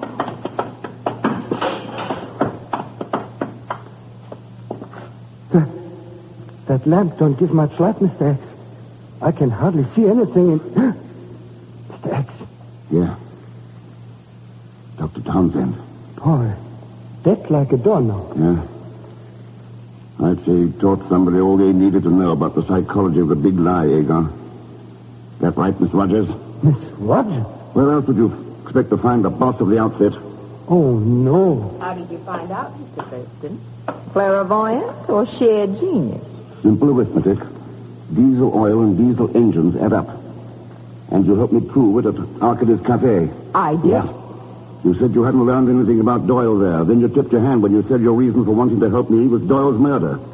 What happened, Anne? Was Doyle killed here, then taken to Townsend's office? Yes. Then Townsend was to be killed there, too, after we moved all the incriminating evidence to the ship. When you came in off schedule, it upset things. Hey, then what are we waiting for, Mr. X? Let's take her along to the pokey. It's not that easy, Egon. Sure, she hasn't got a gun. That's right, but the guy who shot Townsend has. The guy who? He means me, Zellschmidt. Oh! Still up to your old tricks, DaCosta? First for the Bund, now for Ann Rogers and her bosses? Why not? I've got lots of answers for that one, DaCosta. Meanwhile, I'd better smash that lamp. Wait, hold it. Shoot him, DaCosta. Don't let him get away. Shoot him. Where are you, Thurston? You can't get away? Thurston! Over here, DaCosta. He's over here. Thurston. Right here, DaCosta. Oh, you... Egon, you all right? How can I tell in all this dark? How can I? Oh, that flashlight helps it. Mr. X, that cute cookie, what happened to her? One of DaCosta's shots got her by mistake. Oh. Well, the rumor factory is finished. But I don't get it. If her family's got factories and yachts and stuff, what was she doing mixed up in a racket like this? That's the puzzling thing about people like her. Frightening. With everything this country's given to them, they still sell themselves on the idea that other country is better. Why can't they realize that that's the biggest lie of all?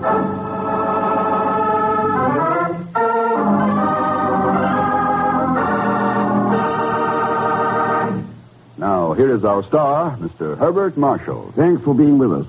And my thanks to Shirley Mitchell, Fritz Feld, Ted Von Elst, Sheldon Leonard, Dan O'Hurley, and Stan Waxman.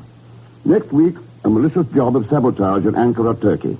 Sabotage that might well be a threat to the whole free world. Of course, in that category, we ought to include Leon Belasco, who will be along as Pegon Zellschmidt. So join us, won't you, when next I return as The Man Called X. Good night.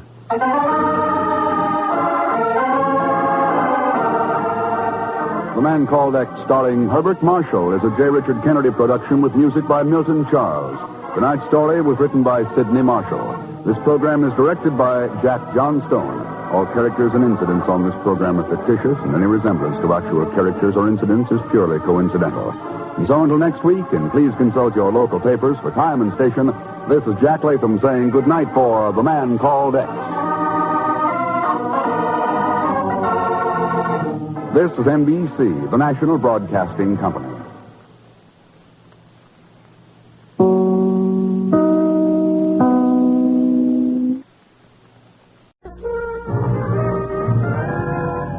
Now we present Herbert Marshall as The Man Called X.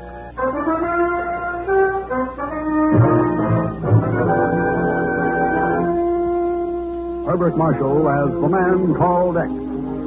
Wherever there's mystery, intrigue, romance, in all the strange and dangerous places of the world, there you will find The Man Called X.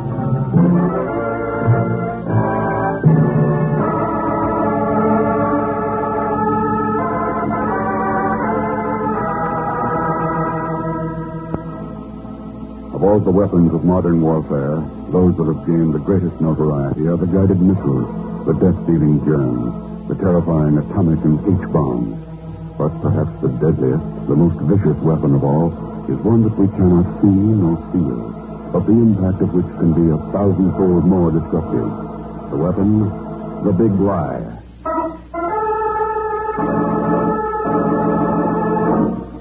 A widow in a modest New York apartment receives a mysterious telephone call. I got it from a guy who was drafted at the same time. I thought you ought to know. They're sending his son overseas right away. And he hasn't even learned how to fire a rifle. Just thought you ought to know. A rumor spread throughout a minority community in Los Angeles, California. Yeah, I really got no raw deal. Only our guys in Korea, they use in the sport troops. They get themselves bumped off, knocking out enemy positions, and the other boys move up without even getting their hair mussed. Talk about a raw deal. In a small town just outside Norma Camp in Tennessee. Oh, I heard it. I don't know how good these new atom rockets will work against troops. So they shipped A and B companies out to the proving grounds last week to use them as human guinea pigs. They say the hospital's already full of guys dying from atom burns.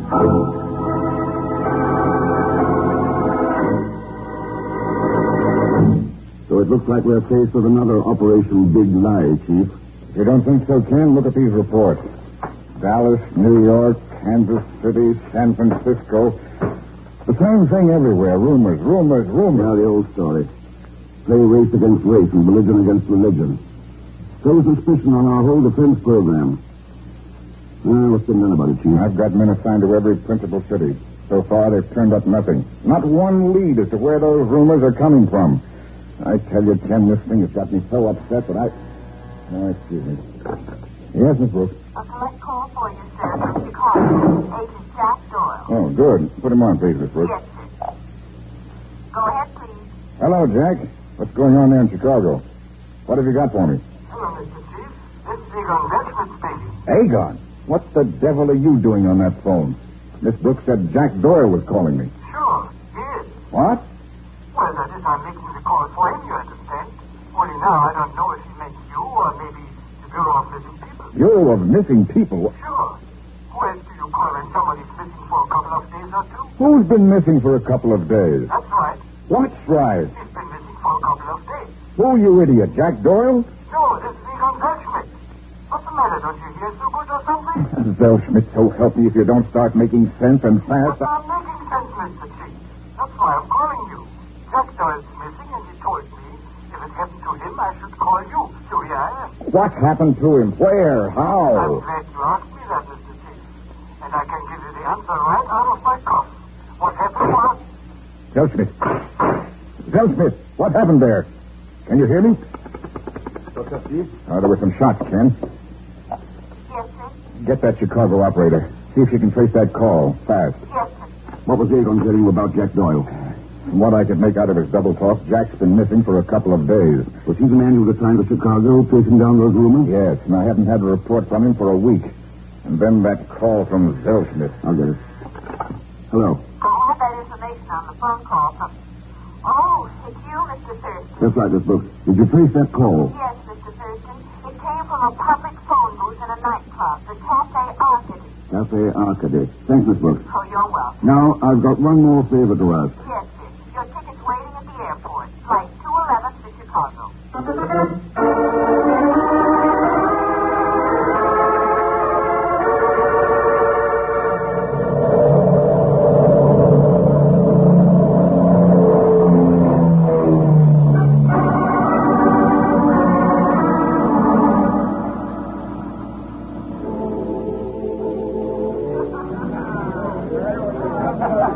Good evening, sir. Welcome to the Cafe Arcady.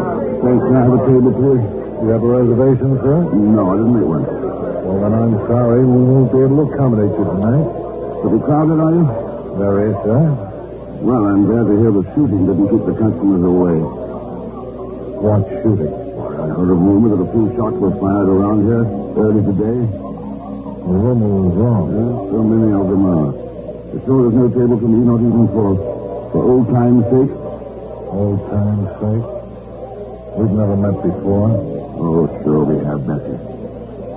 Back in 1940, they had a little run-in concerning subversive propaganda in the German-American Bund, remember? My name's DeCosta, not Becker. I never had anything to do with the Bund. You got me mixed up with somebody else. Phone for a reservation the next time, mister. We'll be glad to accommodate you. Thanks. I may take you up on that. Good night, DeCosta. Good night, sir. Hey, Joe. Joe, take over, will you? I've got business in the office.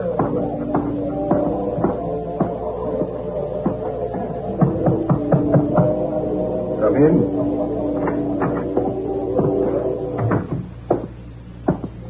Good evening, Edward. What brings you into my office so early? Trouble, Mr. Arcady. Trouble? Just had a visitor by the name of Thurston. Ah, yes. Thurston. The one we were told was a friend of Jack Doyle's. Mm-hmm. And did he remember also he was an old friend of yours? He did. Is that what brought him here? Well, he said he'd heard a rumor about a shooting here. I see. Edward, I dislike rumors intensely when they might interfere with my business. I think maybe we shall have to do something about Mr. Thurston.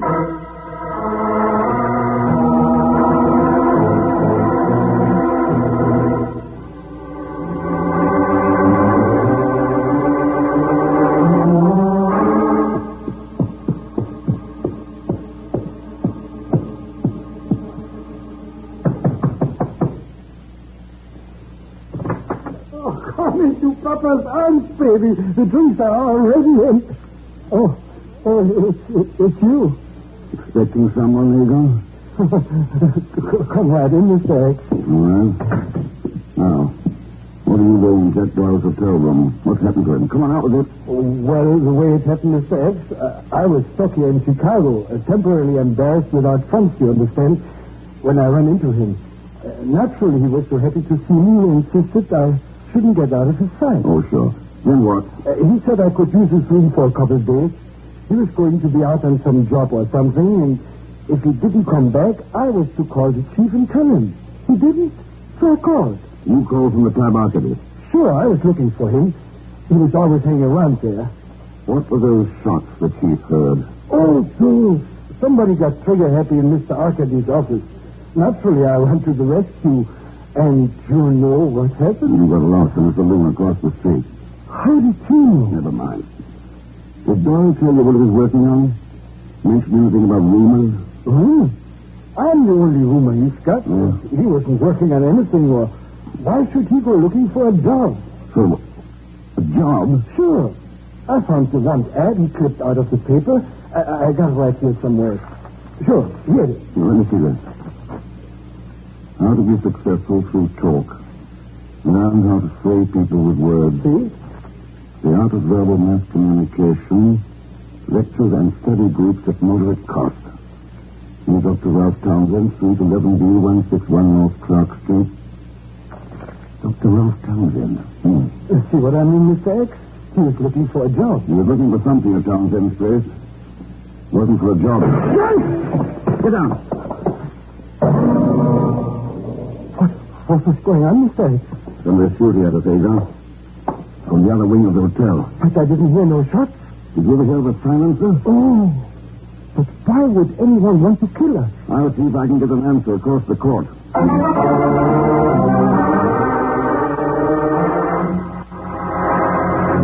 Shooting? In this hotel? Surely you must be mistaken, Mr. Thurston. No, I'm afraid not, Miss Rogers. 2 shots were fired from this wing of the hotel into that room directly across from yours. But I didn't hear any... Did you say into the room directly across the court from this one? That's right. But that's Mr. Doyle's room. Is it? Yes. Yes, Mr. Doyle is a customer of mine. I operate the lending library in the hotel. I've memorized the room numbers of all my regular customers, and I... But wait a minute. Why didn't he come to my room? Jack Doyle has disappeared, Miss Rogers. Disappeared? Been missing for 2 days. But why would anyone want to kill Mr. Doyle? Or you? I was hoping that you might be able to tell me. I? But I only know Mr. Doyle is a customer of my library. Why would you think I could possibly know anything about this shooting unless you believe that the shots came from this room? Do you? Miss Rogers, I'm merely trying to get the answers to a few questions. You've got all the answers you're going to get here tonight, Mr. Thurston. Now, if you don't mind leading. No, of course not. Sorry if I've upset you. Well, by the way, Miss Rogers, do you happen to be interested in rumors? Rumors? Yes. Or in the use of words as a method of mass conditioning? Or in a study course on how to talk your way into success? Are you being serious? Very much so. I don't even know what you're talking about. That book on your coffee table. Book? Yes. The Psychology of Lies, written by Dr. Ralph Townsend. Good night, Miss Rogers.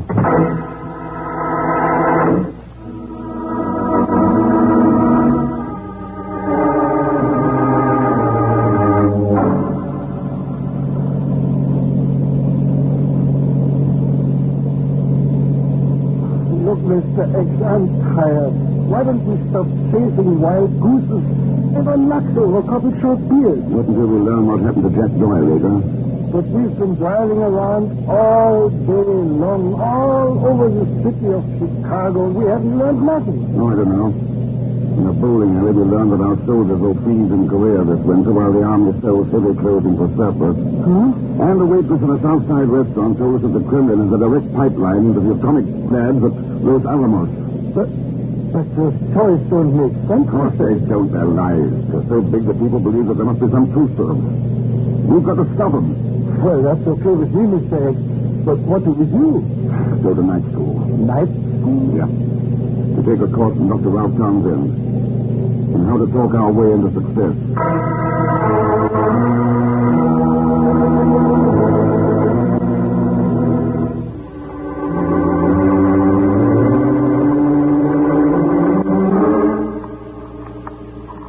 Oh, this is crazy, Mr. Thurston. Picking locks to get in school. Who ever heard of such a thing? You're hearing it now, Eagle. Never move on. Okay. So there, now what? Go in. At least we've got a nightlight burning in that other office over there. I can see what you're looking for. If I only knew what it was. Filing cabinet's always a good bet. Let's try them. Hey, what do you know? This one's empty. This one, too. Hey, what cooks the engines there? Don't that Dr. Townsend even keep his lunch in these files? Let's try this desk. Looks like we got here too late. You mean school charge that Dr. Townsend took it on a lamb? Doesn't make sense. Not unless Jack Doyle was able... Somebody's in that other office. Yeah. Let's get this joint to brush out before he gets mad at us. Huh? Right. He He turned out the light. Oh, Quiet. Yes! What's it?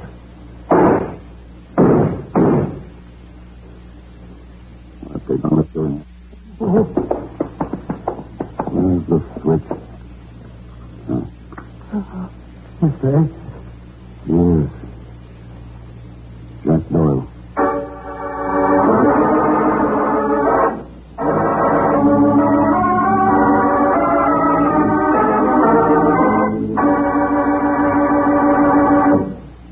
We'll return to The Man Called X in just a moment.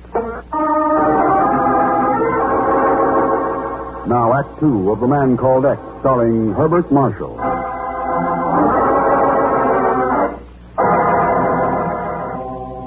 Ken Thurston believes a rumor factory is operating somewhere in Chicago, organized to disrupt civilian and military morale and to hamper our defense program.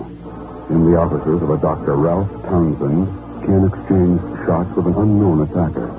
And now he and Pegon have entered the private office where the shots came from and find themselves looking at the body of Jack Doyle, a missing Bureau agent. Oh, I don't get it, Mr. X. Why should Mr. Doyle go shooting at us and make you kill him? I didn't kill him, Pegon. But look at him. He's as stiff as a poker.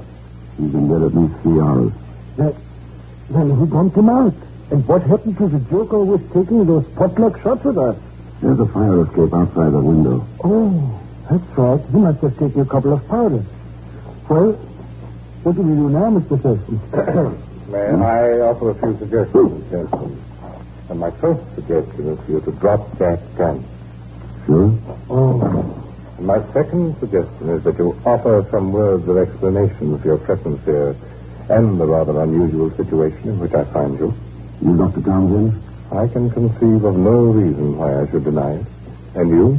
My name's Ken Thurston. And I'm Mr. Pegon Zellschmidt. Thank you. Now, shall we proceed with the explanations? Supposing it's that mutual, Doctor. Now, you're telling us why Jack Doyle was killed. And why he was found in your private office. Hardly a reasonable request under the circumstances, is it, Mr. Thurston? Particularly when I expect the answers to those questions to be forthcoming from you. And if they're not?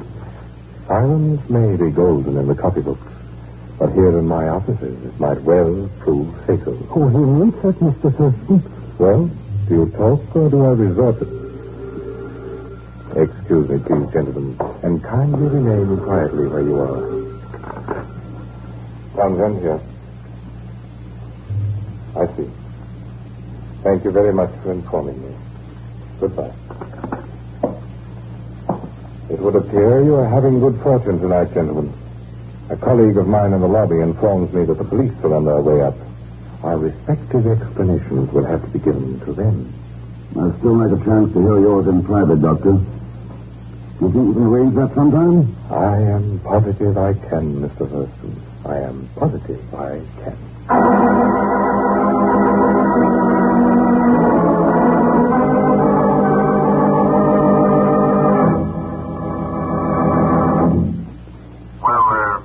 Couldn't the police help you, Ken? They didn't know any more about it than I did, Chief. The tip that sent them to Townsend's office was anonymous. Anonymous tip. Murder. Filthy, lying rumors. What have you got for me? Okay. First, the Cafe Arcady, owned by Leo Arcady, ex-Russian. Came here in 39, suspected of being in the racket. No conviction. What about his right-hand man, Ed the George Becker, all right. Former German-American board member. Served 5 years, left 10 months. No file record since he was released and changed his name. No file record on Ann Rogers either. But her family was checked and cleared for top-secret defense work during the war. The Quarto Manufacturing Company. And Dr. Townsend? Former psychology professor with the OWI during the war. A big wheel in psychological warfare. His record's been checked a half dozen times, and it's clean as a whistle. Well, does it help any, Ken? It might, Chief. If I could tie any of it in with engines. Huh? Yeah. Engines? Jack Doyle had a smear of diesel oil in his shoes and trousers.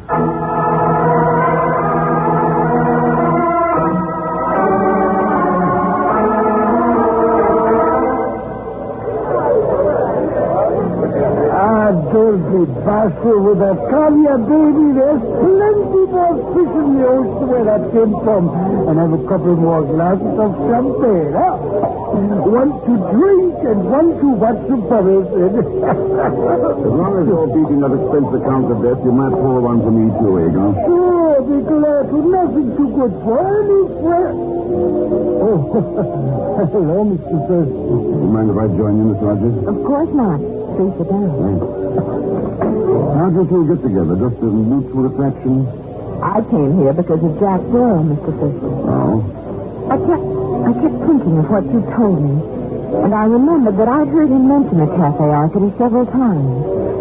It was a foolish impulse, I suppose, but, well, I just had to come down here to see if I could learn anything about it. And did you, Miss Rogers? I'm afraid not. Then I saw Mr. Zellschmidt, the man who'd been sharing Mr. Doyle's room. So when he asked me to join him, I did. It's strictly business with me, Mr. Thurston. I've got a hunch his cooking was plenty, so I've been pouring on the champagne until she gets in. Excuse me. Talks, you understand? No sacrifice too great, Edgar? You said it. Excuse me. Mr. Thurston, do you mind if I ask you a couple of questions? Well, go right ahead. You asked me earlier if I were interested in rumors. Yeah, that's right. Well, suppose I said that I've heard the Russians are sneaking A-bomb components into every major city in the United States to be set off simultaneously on D-Day. Is that the kind of a rumor you mean? Did you hear that, Miss Rogers? Here, tonight. Remember who said it? The man at the third table to the left. Mr. Thurston, that's Dr. Treason. Why do you want to be so helpful, Miss Rogers? Do I need a stronger reason than a man's murder, Mr. Thurston? No, I guess not. Hey, look. That Townsend joker's going into that back room. Do you think he's got business with the boss of this joint? Might be interesting to find out, Egon. Suppose the two of you wait here for me. I'll let you know.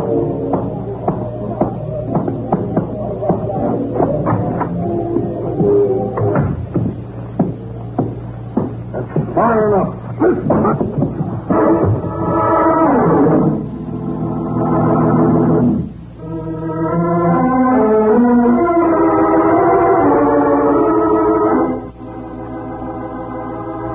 I am quite regretful of the manner in which Edward de Casbah invited you to my apartment, Mr. Thurston.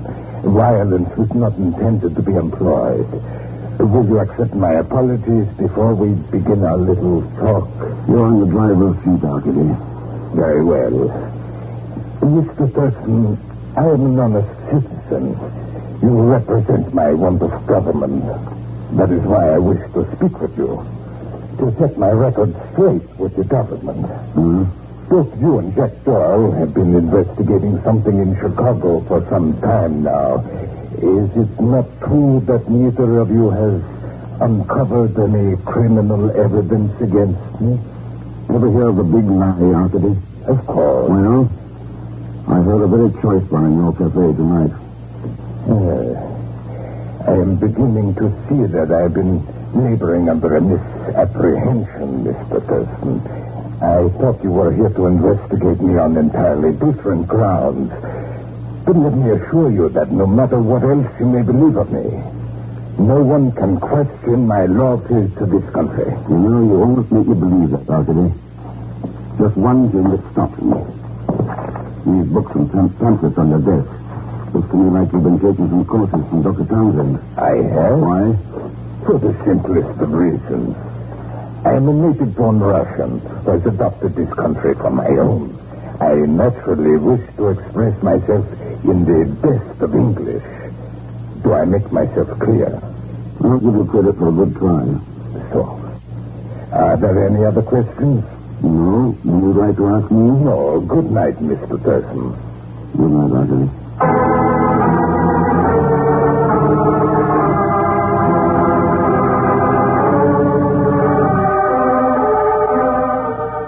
That's right, Mr. Thurston. What Miss Rogers took a powder, said she was tired of waiting for you. Probably combat fatigue, John. Couldn't take those popping champagne corks any longer. Huh? What champagne? Cork? Oh, forget it. Come on, we've got work to do. Work? Yeah. They're going to visit a factory where they manufacture rumors.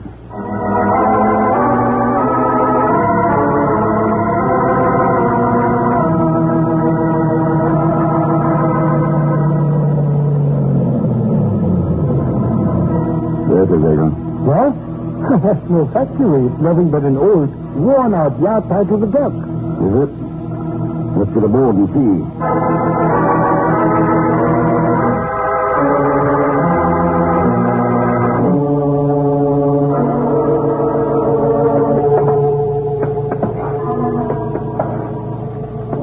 I don't get it, Mr. X. Why are we climbing down into the middle of this old ship anyway? These are the proving grounds for marine engines during the last war. These are engines made by the Quarto Manufacturing Company. For what? Remember the oil smears on Jack Doyle's pants and trousers? Huh?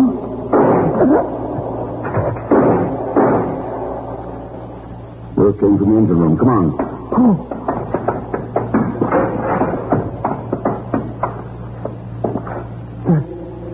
That lamp don't give much light, Mr. X. I can hardly see anything. Mr. X. Yeah. Dr. Townsend. Boy, that's like a doorknob. Yeah. That's they taught somebody all they needed to know about the psychology of the big lie, Egon. That's right, Miss Rogers. Miss Rogers? Where else did you expect to find the boss of the outfit? Oh, no. How did you find out, Mr. Thurston?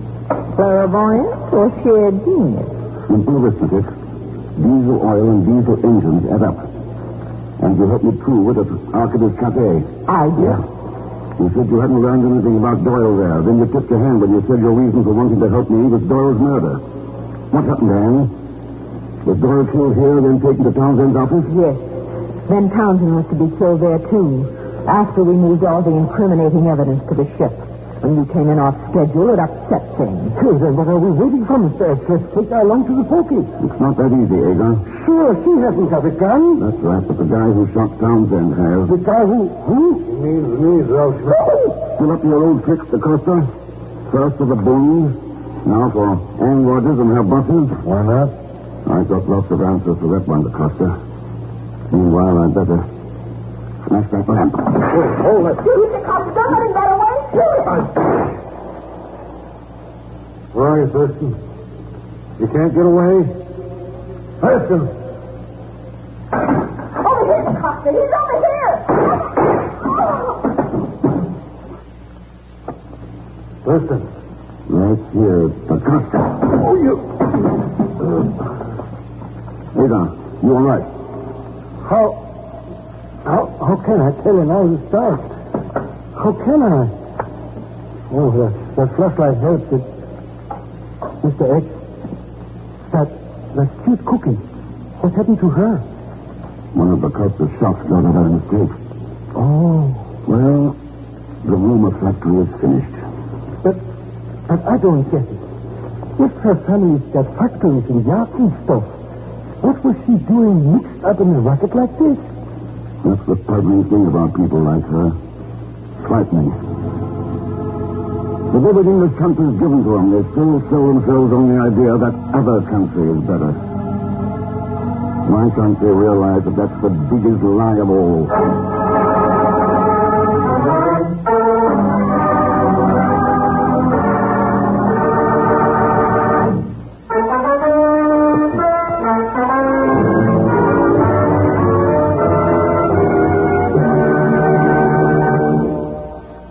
Here is our star, Mr. Herbert Marshall. Thanks for being with us. Join us, won't you, when next I return as the man called X. Good night.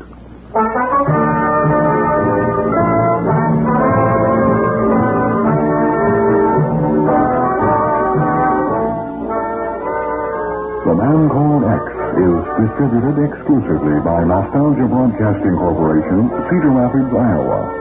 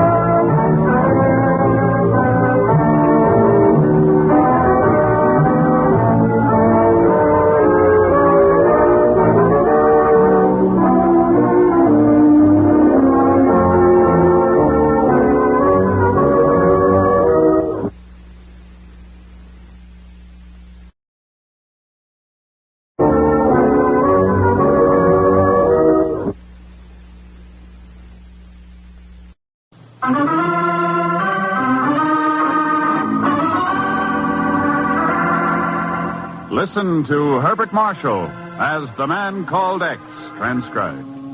Wherever there is mystery, intrigue, adventure, and all the strange and dangerous places of the world, there you will find The Man Called X.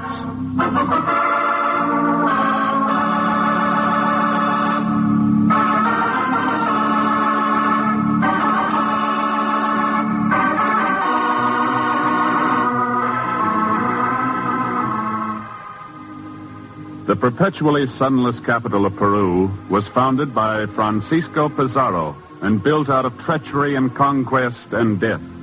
He named it the Ciudad de los Reyes, the City of Kings. Today, the kings have departed, and we know it only as Lima. But treachery and death never depart. They are waiting now in the study of a small modern bungalow set on a low hill in the suburbs of the city. A man opens a desk drawer and searches through it hungrily. The door opens behind him, and he swings around. Who's in here? What are you doing here tonight? I didn't know you were coming by. I was going to bring you those... The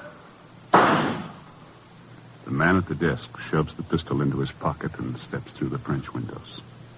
For a moment, the study is silent. And then a tall, red-haired girl runs into the room. Roger, what is it? What happened? I heard... Roger! Get help. Your friend, Ken Thurston. Man, God.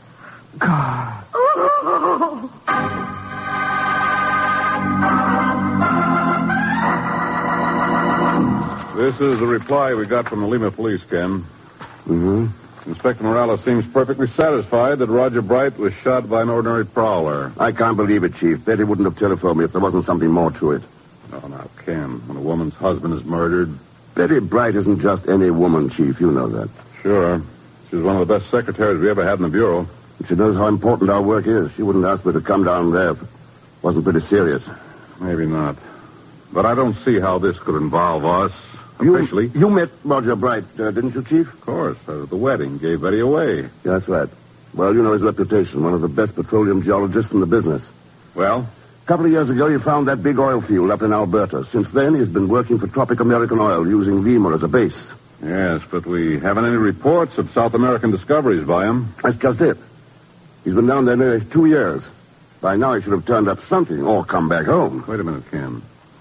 You don't think Bright's murder might have some connection with the new oil discovery? Could be, Chief. Well, what, you're just guessing? Don't forget Betty said he told her to send for me just before he died. Oh. Well, there is oil in Peru, lots of it. Think what a new discovery would mean right now, with all our trouble in the Near East. Yeah. It sure would change the whole picture. Right. And there are plenty of people who would like to keep news of such a find from getting out. I don't know, Ken. Every time you start adding up 2 and 2 like this, you seem to end up with 5, but doggone it, you're usually right. The Peruvian police have any objection to my going down there? Morales wired us he'd welcome any assistance. I could postpone that Tokyo assignment for a couple of days. What do you think? All right, Ken. Just one thing, though. As far as I'm concerned, you're making this trip alone. Let's leave Zellschmidt out of it. Oh, Chief, if you can head Pegon off, I'm all for it. All right, don't worry about it. I'll have Miss Brooks get you a reservation on the next plane to South America. Miss Brooks, I want a ticket for Ken Thurston on the next flight to Lima, Peru. And I don't want anyone else to find out about this. Is that clear? Sure, Mr. Chief. I'll keep it in my hand. What? Oh, no. What are you doing out there, Zellschmidt? Well, Miss Brooks had to go outside for a minute, so I'm taking over for her. Did you say 2 tickets for Lima, Mr. Chief?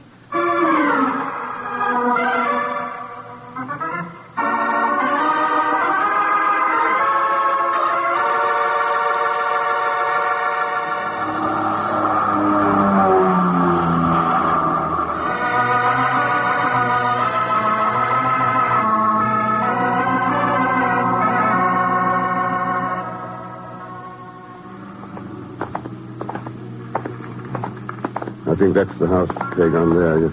There on the corner. Sure is a dirty, rotten crime, Mr. X. That Betty Bright is a real nice girl. Yeah. Well, here we are. Whoever done in her husband is no better than a murderer.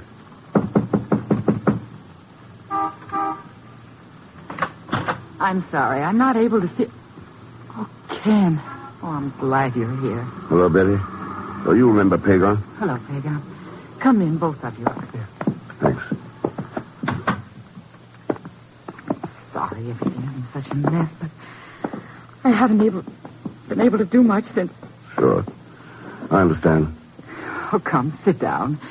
Would you like a drink or anything? I'm sure we have something.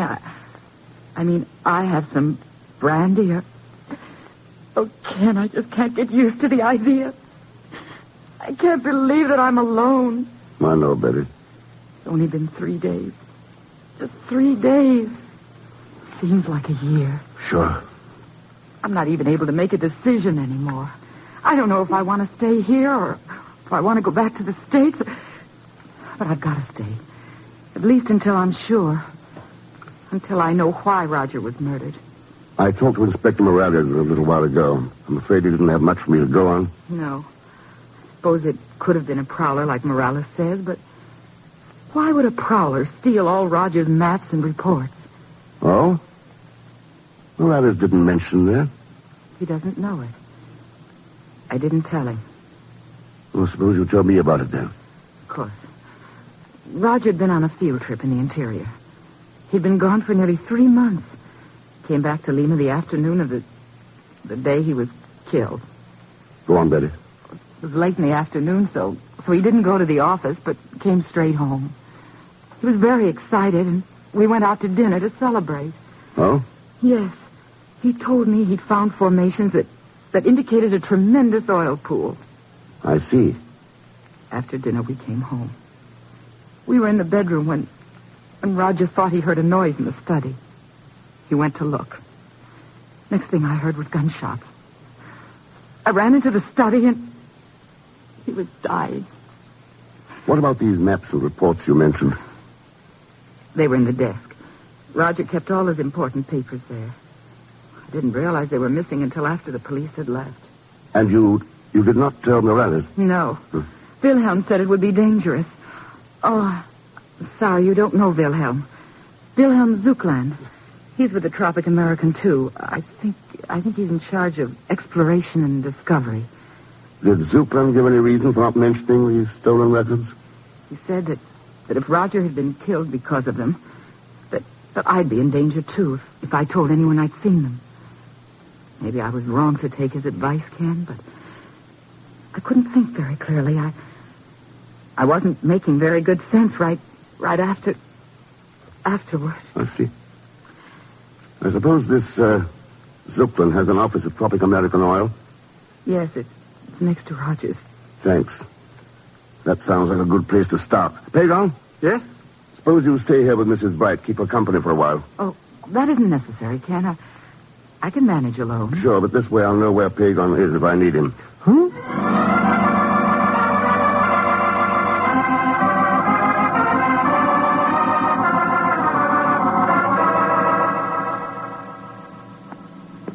Sit down, Mr. Thurston. Sit down. Thanks. It is unfortunate that we must meet under such tragic circumstances. Roger was an extraordinary geologist, a real genius. And he was my friend as well. Oh, it's a tragic world we live in, Mr. Thurston? Sometimes it seems that way. Herr Zuckland. I see my accent has betrayed me again. But you see, I am not German, Mr. Thurston, no. I am a Czech. I thought I had seen my share of the world's unpleasantness, but even here in Peru, it intrudes. You've been in South America sometime? Oh, since 1940, I escaped from Czechoslovakia when Hitler entered. I had been employed by one of their refining companies and managed to secure a position with Tropic American Oil. And here I've worked ever since. I see. Once I thought my exile was ended. Now I was prepared to return to Europe. I even purchased my ticket, but before I could sail, Masaryk was murdered, his government overthrown, and my country was again imprisoned by dictatorship. So, here I remain. That's for the rest of my life. Who knows? Oh, I think you'll find that tyranny usually ends by destroying itself. I hope so, Mr. Thurston. I hope so. But now, you did not come to my office to discuss my affairs. No. You want to know why Roger Bright was killed and why I advised his wife not to mention certain missing reports, no? If you can help me along those lines, I'll appreciate it. Very well. Why was he killed? Well, I am not certain. It is possible that a housebreaker became nervous, fired his pistol, and in his haste to depart took along letters, maps, and records without even knowing what they were. Or it is possible that it was not a housebreaker and that he came for the express purpose of stealing those reports. Well, what do you think? I am inclined to the latter theory. That is why I advised Mrs. Bright not to mention the theft. Perhaps it was foolish advice, but at the time I, too, was upset. I'm still most uncomfortable in the presence of death. And I am very fond of Betty. Mrs. Bright. Tell me, did you know Roger had found what looked like a new oil field? Look at this map, Mr. Thurston. Now, here, this is the area Roger was exploring. It's a rough triangle from Camucheros to Iquitos to Tapiti. A very inaccessible region. There was no way for Roger to communicate with us while he was there. Well, that's a pretty wide area. So if Roger did find a potential oil pool, you would have no way of knowing exactly where it was. Unfortunately, no. Yeah. He couldn't have made such a trip alone. No, he had a party of about 30. They were natives recruited in the vicinity. And we would have no record of their names, and if we had, they could tell us nothing. There was no one from this office with him? No, no one. We don't have a large staff, and... Oh, now, wait one moment. Yes. Now, what was his name? Let me think now. I think I have it here. Yes, this is it, I'm sure. Ramon Lopez. Lopez? Yes, a young student geologist from Lima. He asked permission to accompany Roger. How well did you know this Lopez? Not at all, but here. This here is the letter he wrote us. Take it. I should consider it a great privilege to journey with you on your field trip next month. It would pay my own expenses. I would pay my own expenses, Richard. Hoping to hear from you. Ramon Lopez, 14 Avenida Norte, Lima, Peru. Do you mind if I take this, Oakland? Oh, you're welcome to it. Thanks. These field trips of Roger's weren't kept secret, I take it. Oh, yes, Mr. Thurston, they were. You see, the competition in the oil business is not only keen, but at the moment a matter of international importance. Yet this Lopez boy knew Roger was leaving, and when? Why, yes. I never thought of that. I have been very stupid. Or maybe Lopez was very smart.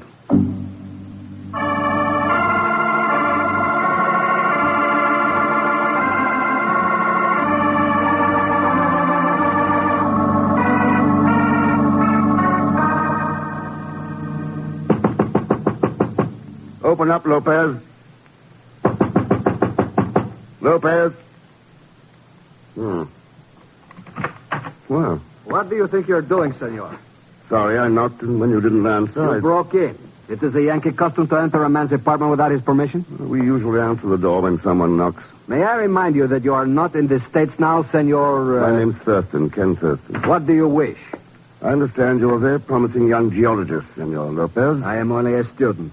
I have had no practical experience. Oh, I thought you just returned from a field trip with Roger Bright. What are you talking about? This is your letter, isn't it? And if it is? The landlady downstairs says you've been away from Lima for 3 months. You came back on Wednesday, the same day Bright was killed. You have no authority to question me, senor. All right, then. Let's go down and see Inspector Morales. Wait. I will tell you anything I can. But I know nothing. You know where Bright went. You were with him. See. And since you're a geologist, you must know where he found the potential oil field. You are wrong, Senor Thurston. Huh? We found no oil field. The trip was a failure. Senor Bright was terribly disappointed. Oh, why lie about it, Lopez? Lie? I will not be insulted in my own apartment. Get out. You're afraid to tell me the truth. Why? Did someone get to you? Or were you planted on that expedition? Carl Lopez, what are you afraid of? I am afraid of no one, senor. And if you wish to test my courage... Okay. So, I have told you to get out. Now you will go. And so you will not come back. Oh, just a minute, Lopez. You think I am a coward. If that did not convince you, perhaps... all right. You asked for it.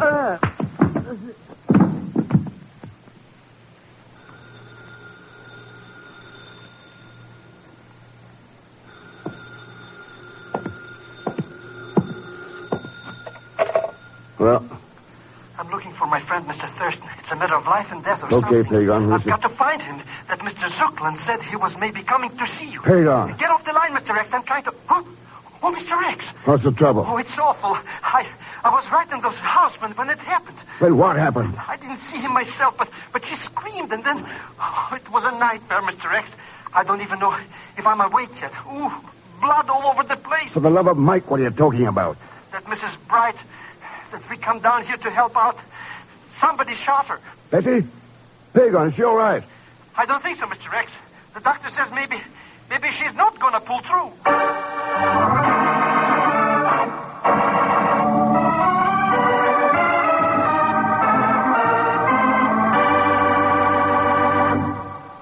We will continue with The Man Called X in just a moment.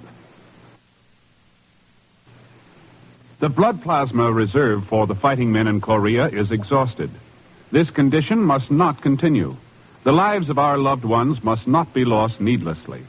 Our soldiers in Korea are giving their blood for their buddies. Can we do less? The modern assembly line is a wonderful thing, but it cannot produce blood.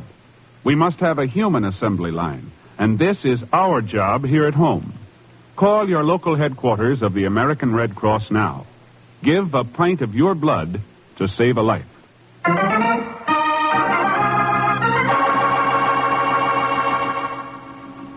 Now, Act Two of The Man Called X, starring Herbert Marshall, with Leon Belasco as Pegon Zellschmidt.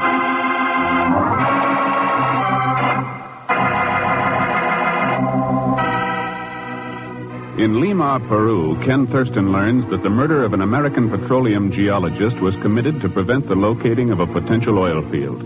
And now an attempt on the murdered man's wife brings the man called X to her home, where he confers with Inspector Jose Morales of the Peruvian police. The doctor accompanied the ambulance, Senor Thurston. She has been taken to the Hospital de los Ángeles Blancas. You got here before they left, Inspector Morales? Si, but the Senora Bright was unconscious. I could learn nothing from her. This man was the only witness. I was about to place him under arrest. However, he insists that he is a friend of yours. Tell me the truth, Mr. Thurston. Oh, I suppose you might call him that, Inspector. And unless the Senora recovers consciousness, we are helpless. If you were right here, you must have seen something, Pegon. I wasn't there when it happened. I was in that study room where the other fellow was killed. What were you doing there? Well, I thought I could find a clue or something. I heard a gunshot off, and I came running in as fast as I could. Oh, sure. But when I got there, whoever did it was gone. If I'd been around when it happened, he'd never get away. I guess he waited until I was out of sight. Didn't want to take no chances. Hey, Mr. Thurston? I imagine, Inspector, it'll be several hours before anyone can question Mrs. Bright. See, that is what the doctor said. At least that long. The wound was a serious one, so until there are X-rays... Tell me, what do you know about a man named Lopez, Ramon Lopez? Why, only that he accompanied Senor Bright on his trip to the interior. Had he told you he was going, Inspector? Oh, no. Senor Zuckland telephoned the information to me this afternoon. He said your visitor had reminded him of the fact. He was pretty quick in getting to you, wasn't he? Well, he seemed very eager to cooperate. Do you know this Ramon Lopez? I was with him when Pegon telephoned me. Oh, well, then the young man has an alibi for the time of the shooting today. Has he? See, if you were with him. His apartment is only 5 minutes from here. He didn't answer when I knocked. Maybe he was there, or maybe he was just coming in the back door. Ah, I see. I shall question him immediately. If you don't mind, I'd like to have a little talk with him first. Certamente, Senor Thurston. Thanks. Come on, Pegon. But, Mr. Thurston, if this character is the guy who's been doing all this shooting, maybe I ought to stay here in case the inspector. Huh, Mr. Thurston? Come on, Pegon.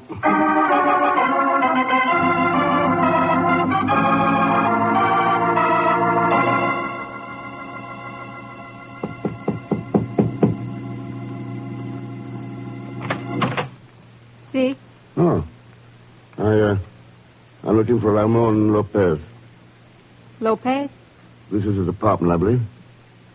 Oh, you mean the man who lived here before? Huh? He's moved. He's no longer here. Buenas noches. Just a minute. Who are you? Nita Pacheco. Senorita Pacheco. I'm Ken Thurston. And I am Mr. Pegon Zellschmidt. You'll pardon me. I was about to dress for dinner. Sorry to bother you, Senorita, but Lopez was here this afternoon. I'd like to talk to him. I've told you he's not here now. He moved away about an hour ago. I've been hoping for a front apartment. When the landlady told me I could exchange mine for this one, I did not wait. The quarters are furnished, so it's very simple to move on a moment's notice. And you don't know where Lopez moved to? You can ask the landlady. Thanks, I will. Wait, Senor Thurston. Huh? I've been very rude. You must forgive me. I was taking a nap when you knocked. My temper is not good when I'm awakened. If you and your friend will come inside. Oh, that's very kind of you, senorita. Hey, I don't like this, Mr. Thurston. As I told you, I just moved in, but perhaps I had some wine. Don't bother, Nita. Senor Zellschmidt? Well, as long as it's handy. Of course. Are you friends of Senor Lopez? I've met him. I don't know him myself. Even though we've lived in the same building, we've never met. It's extraordinary, no? Yeah, very, especially since I happened to notice your picture on his dresser when I was here before. Hey, don't let all that wine go to waste. Here, let me help you, Nita. Gracias, I managed. Slip through my fingers. Sure. About that photograph. You must have been mistaken, Senor Thurston. No, I don't think so. Well, there are many girls in Peru who look like me. And who would sign the picture with love from Nita? I'm afraid I cannot offer you the wine after all. I spilled most of it. I just remembered I have an engagement. You will forgive me? Certainly. Oh, and if your engagement happens to include Raymond, tell him Senora Bright didn't die. She's at the hospital with the White Angels, room 313, and she'll probably recover consciousness before midnight. You're wasting your time, Senor. I have no occasion to talk with Senor Lopez. Good night. Good night, Nita. Perhaps we'll meet again. I don't think so, Senor Thurston. She's certainly mixed up with that Lopez character, isn't she, Mr. X? Looks that way, doesn't it? And you think maybe he's the guy who killed Mr. Bright and tried to shoot his wife to death, eh? Could be. Just goes to show you can't... Wait a minute, Mr. X. You told her about Mrs. Bright not being dead and what room she's in. Oh, if she tells Lopez, how could you do such a thing? Maybe that was a little careless. Sure, boy, sure. Boy, I wouldn't tell nobody. They might try to kill her again. Yes. There are probably quite a few people in Lima who'd like to find out about Betty Bright. They won't find out nothing from me. I'm shut like a clam. Good. And just to show you how much I appreciate it, here's $20. Huh? Go on, take it. Oh, sure, but what is it for? We could probably get a lot more than that if you told the right person about Betty Bright's room, how she is. I could? Well, I wouldn't even consider you. You said she was in room 313? That's right. Say, I just remembered. I've got a 32nd cousin in Lima, cousin Grisha. Maybe I ought to see him sometimes. No, maybe. Sure, Pegon. Take it easy.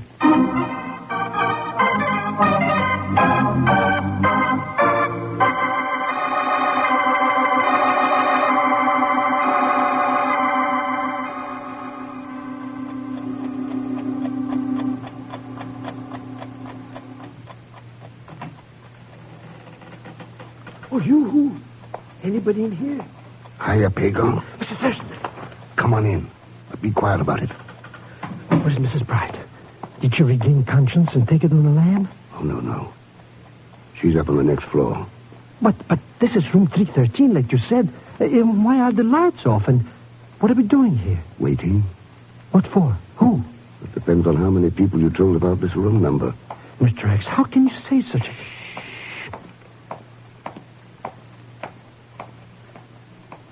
But you still haven't told me who we're waiting for.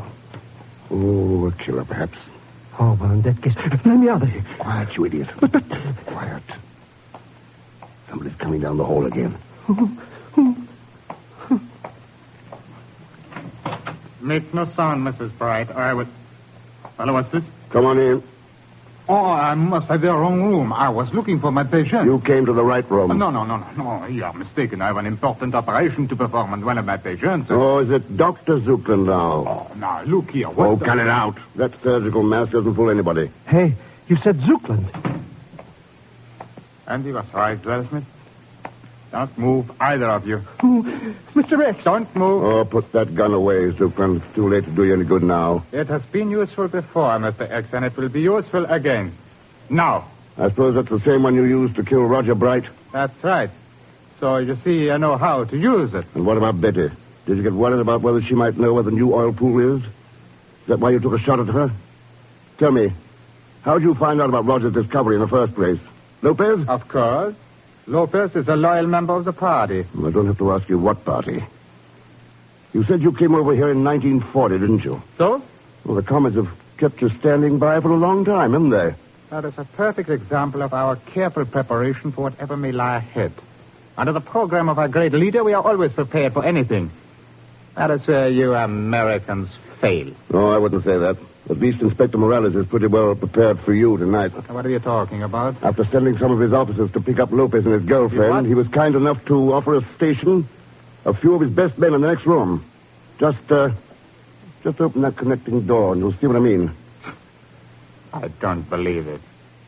No, this is a trick. Go ahead, open the door and see for yourself. I will. Yeah. You lied. This door is locked. Then it looks like I'll have to take care of you. Oh, no, you don't. Rotten shot, Zilkman. Try this. I'm feeling up with it.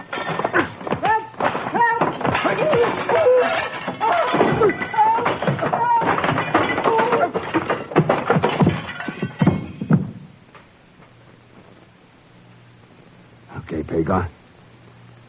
You can come out from under that bed now. Well, I guess we showed him a couple of things or two, didn't we? Yeah, I guess we did. Now, how would you like to pick up that phone and ask Inspector Morales to come over? Oh, you bet I will. Do you want me to have him come over and pick up this crook? Wait. I must talk to you, Mr. Thurston. Hey, I thought you were out cold. Oh, put down that lamp, Pegon. No, don't send for the inspector. Listen to me. I have the reports. The maps which describe Bright's discovery. Now, without them, you'll never find that oil field again. Don't worry about that, Zilkman. We'll find it. But I can give them to you. We'll make a bargain. If you'll give me a chance to escape, and in return, you will have a new oil field. Not interested. You're going to be tried for Roger Bright's murder. Of what value is the life of one man? How can you weigh that against the oil and gasoline I offer to you? Think what this discovery can mean to your Western world. How can you refuse? You don't understand, Zilkland. People like you never do. But oil and gas and machinery, all the material things in the world, aren't as important as one human life. That's why you and your party will always be on trial before the decent people of the world. Okay, Pegon, call the inspector.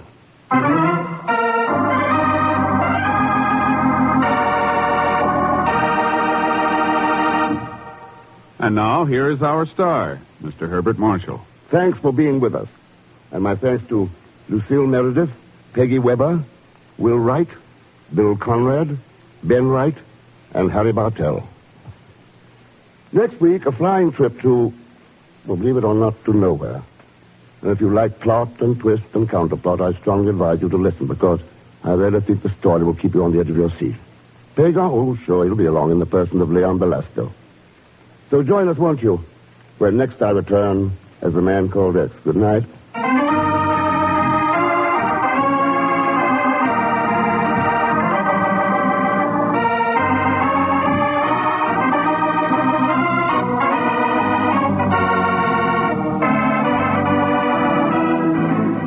Called X, starring Herbert Marshall, is a J. Richard Kennedy production, with music by Milton Charles. Tonight's transcribed story was written by Frank Burt.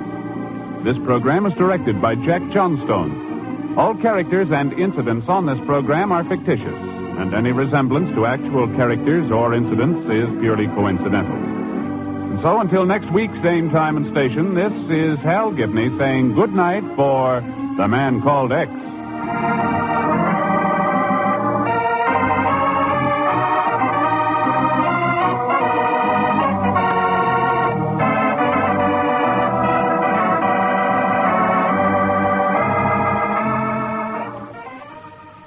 This This is NBC, the national broadcasting company.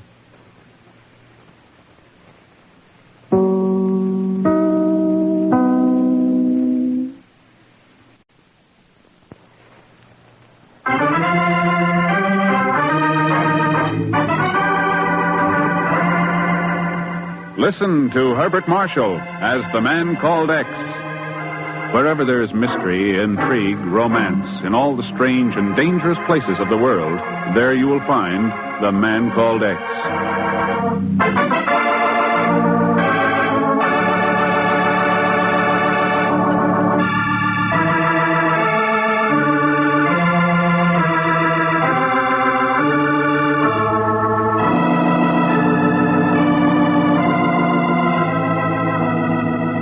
There was no warning, no presentiment of impending disaster. The papers headlined the cliché of another impasse at the United Nations. Radio commentators announced a new gangland murder, the firing of a football coach. There was not the slightest hint that the entire civilized world might be in terrible danger. And then a telephone started to ring in a certain New York City apartment. Hello? Ken, better get down to the bureau right away. What's up, Chief? Formula H. I'll be right there.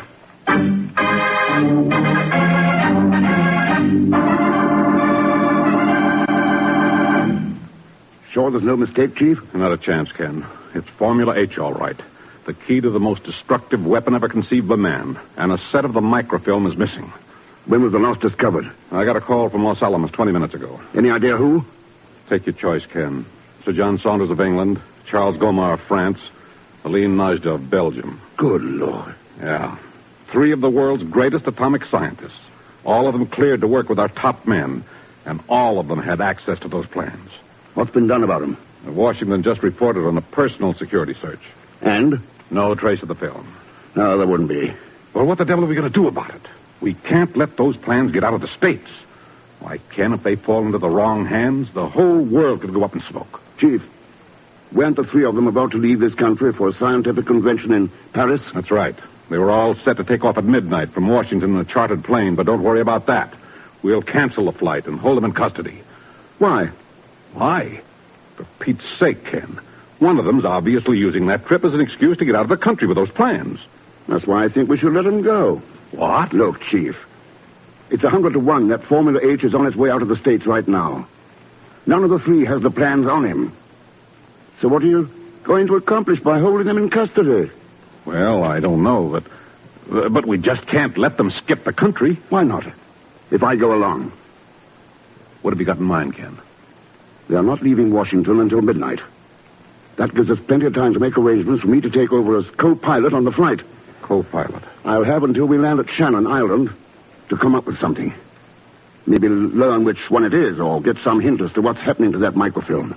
Oh, but you haven't anything to go on, Ken. Nothing to work with. Got any other ideas, Chief? All right. Let's go.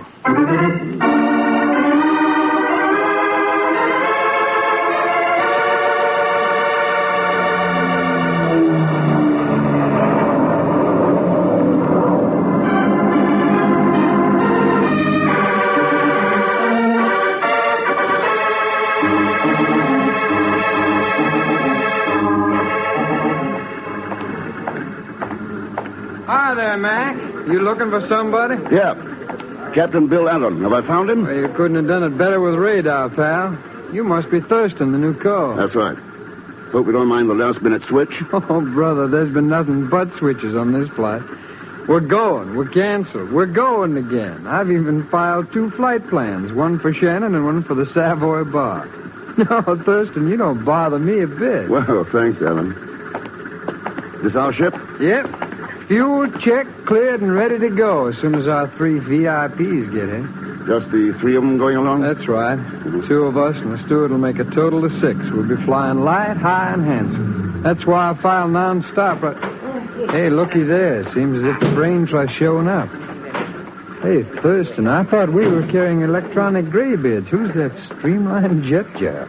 She must be one of them, Alan. Dr. Aline Najda of Belgium. Well, don't tell me she's got all that and brains, too. Wow, we'll be flying the beam tonight. Are you all set to go, Captain? Well, just let them get aboard, sir, and we'll be off. Good. The plane's all ready. So if you'll all get aboard, Dr. Najda. But of course. Here, let me help you with that bag, Miss Najda. Well, thank you, Captain. Well, think nothing of it, ma'am. Nothing at all. Oh, you button up after we're all aboard, will you, Thurston? I'll see our passengers and make comfort. Sure. Passengers, did he say? That's a relief. For a moment, I thought Dr. Najda was the only one traveling tonight. See you aboard, Mr. Thurston. You are certain that this plane is capable of making the journey, Monsieur Thurston? It does not seem very large or very strong. No need to be concerned, Professor Gomar. We'll make it easily. Perhaps. Still, it is such a long voyage and over water so much of the way. A boat would be so much safer, so much more... Oh, well, it is too late for that now, huh? Casbah? Well, as you say, the die is now cast. It has been cast. Everything all right, Ken? Okay, here, Chief. What about you? Oh, they've been under constant surveillance. I'll guarantee not one of them is carrying the plans aboard. What about Alan? He's been checked. Not a thing on record against him. You're going on a wild goose chase, Ken. You haven't got a prayer of turning anything up. Why don't I take them all into custody before it's too late? If I can't turn anything up, it's already too late, Chief. I'll let you know how I come out.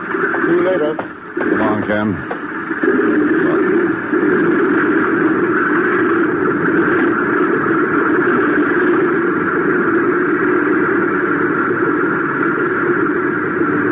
NC6X943 to tower. Ready for takeoff. Over. Tower, NC6X943. The runway's yours. Let her rip. Over and out.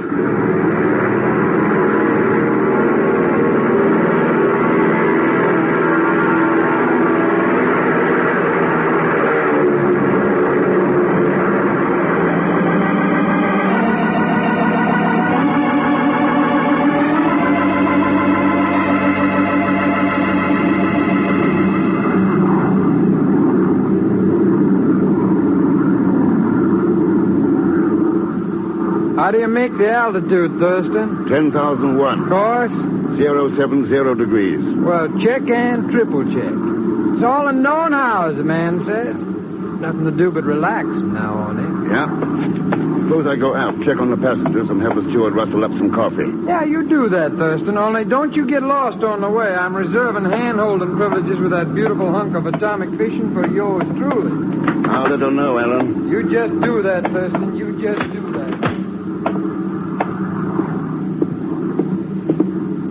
Nice takeoff, Mr. Thurston. If the rest of the trip is as pleasant, I'll be more than satisfied.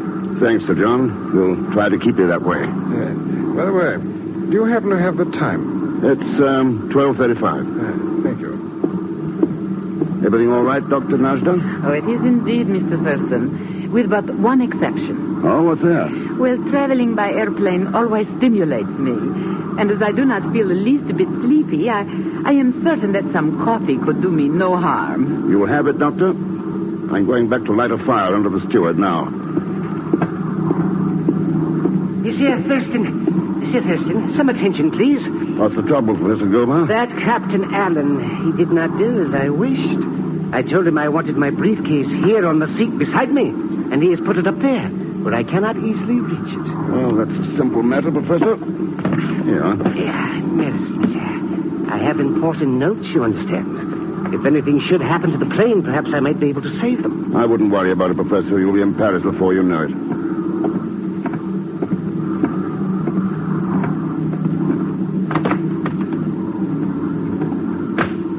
Hello, Pegon. Boy, am I ever glad to see you, Mr. X. I've been sitting back here cooped up in this coop waiting for you to show. What's going on here anyways? Didn't the chief tell you? Nobody tells me nothing. All I know is that I was working busy in my Uncle Ahmed's elite haberdashery emporium, and this bureau agent walks in right in the middle of a 400 spade hand with double pinnacle besides.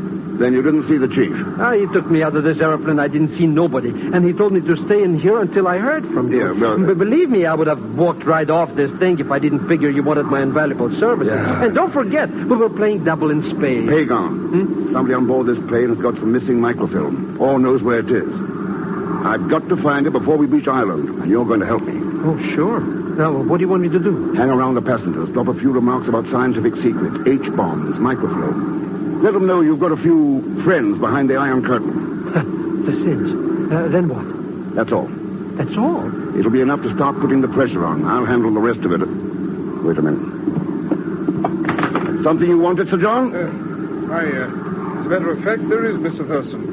That coffee you spoke about. Now, the steward will have it ready in a minute. Anything else? Yes, Captain Allen asked me to get you. He'd like to see you on forward. Thanks for your trouble, Sir John. Perfectly all right, Mr. Thurston. Perfectly all right.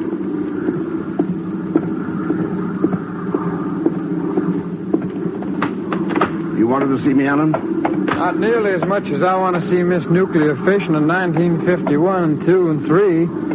Why don't you take over here and I'll take over there? Fair enough, Bill. Oh, and you might bend your ears around that radio headset. Some friend of yours in Washington wants to yakety-yak with you for a while. Oh, thanks.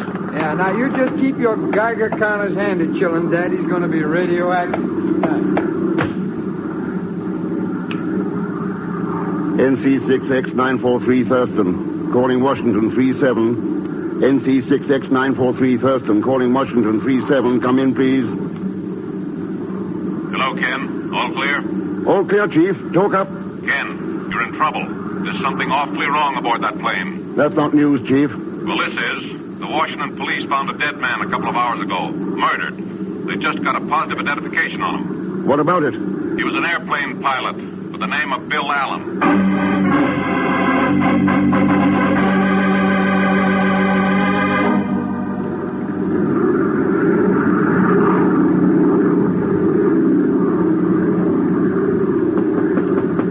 Come in. May I have a word with you in private, Mr. Thurston? Of course, Dr. Nasha. Please come in. Thank you. I wanted to speak with you about the steward, Mr. Thurston. Zellschmidt, what about him? He was talking to Charles Gomar a little while ago, using your name quite frequently. If I am not mistaken, he was linking it with a certain letter of the alphabet. Is that supposed to mean something to me? I would not know, Mr. Thurston. Well, then why tell me about it? Perhaps it is because I am a woman as well as a scientist. And like most women, my heart yearns for peace.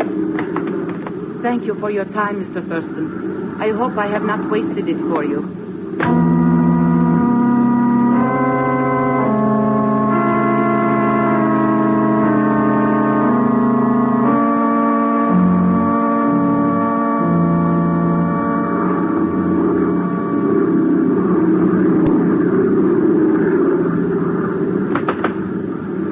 Thurston, coffee time. Come in here, you idiot, and close that door. Oh, sure. Happy to oblige any old aeroplane pilot any old time. Now, I had a visit from Dr. Najda a little while ago, Pegon. She told me you were up your old tricks again. Well, once a Zellschmidt, always leave him laughing, you know. Well, here you are, Mr. X. Did you learn anything out there? Did I learn anything? Believe me, I learned plenty. You know, it smells so good, I think I'll have a cup myself. Come on, let's have it. Well, don't breathe it to a soul, Mr. X, but those three jokers out there, they're all spies. What? That's right. I heard them telling that Captain Allen all about it. All three of them were in that atom bomb place down in New Mexico, and you know nobody but spies can get in there. Oh, fuck. Well, let's taste this good old Java, huh, Mr. X? There's mud in your eyes. Drop that cup, Pegon. Yeah. Ooh. Hey, what's the big idea knocking that coffee out of my hand? I'm dying for a drink of that stuff. You almost were dying for effect. Huh? Yeah. Smell this coffee. So what? It smells like coffee? Maybe burnt nuts of some kind? Yeah, bitter almonds. But I didn't put any nuts in that coffee. No, but one of our friends out there put something in it. Poison.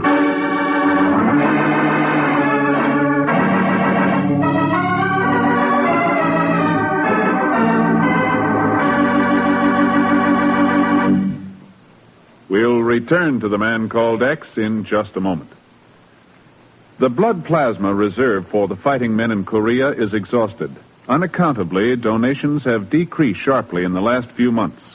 Now, this condition must not continue. The lives of our loved ones must not be lost needlessly. Our soldiers in Korea are giving their blood for their buddies. Can we do less? Call your local headquarters of the American Red Cross now. Make an appointment this week to give just a pint of your blood to save a life. And now, Act Two of The Man Called X, starring Herbert Marshall, with Leon Belasco as Pegon Zellschmidt.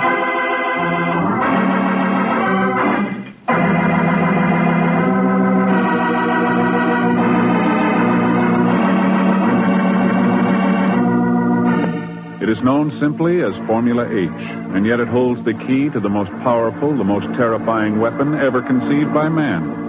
And a microfilm set of the plans is suddenly discovered to be missing. Ken Thurston, acting as co-pilot, is aboard a transatlantic plane chartered by 3 international atomic scientists, all under equal suspicion of having stolen the missing plans. And now, in the pilot's compartment, Ken has just become aware of an attempt to kill him with poisoned coffee. Poison? That's right, Pegon. But who? But why? Oh, but Bart. Take your pick. There are 4 to choose from. 4? Our pilot. He's a phony. The real Bill Allen was found a couple of hours ago by the Washington police. Murdered. Oh, we gotta get out of here. We gotta get out. Oh, sure. Go right ahead. Sure, why not? We can... Oh, yeah. But we're stuck up here in the middle of nothing with somebody who wants to bump us out. What do we do, Mr. Thurston? What can we do? I don't think we'll have much to say about it. Huh? Listen to those engines. The ship's beginning to ice up. What are you talking about, ice? There's plenty more in here. Take a look at those wings. The ice is piling up fast. Another 30 minutes of that and we'll spin down out of control. Ice missing plans, poison coffee. That puts us right between the devil. Oh, no, dear. Well, palsy. It sounds like our putt-putts are playing knock-knock. What gives out there, ice? That's right.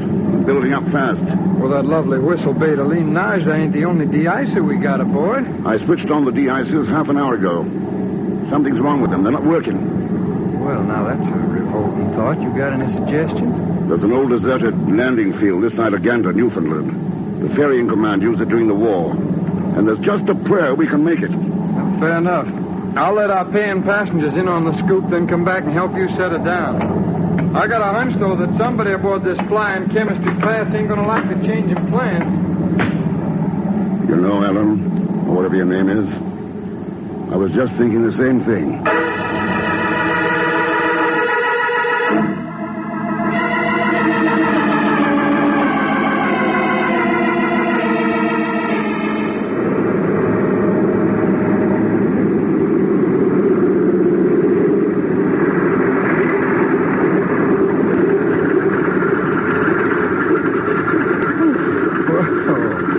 Nice flying, Thurston. Bill Allen couldn't have done better himself. I don't know about Bill Allen, but I think you could have put her down. Well, that friend of yours back in Washington tipped you off to the switch, huh? That's right. Well? Well, now, you can't chew out a guy for helping out a pal in a jam. What kind of jam? Too much elbow bending. When this flight was canceled the first time, he made for the Savoy Bar. He wasn't in no fitting condition when it was scheduled again, so I took over. It won't wash. Allen's dead, murdered. Are you leveling, Thurston? Yeah. Well, then I'll tell you what. Let's take care of the pay and freight while I think it over. Weather ought to clear in a couple of hours, and it could be I'll have something mighty interesting to talk over with you by then.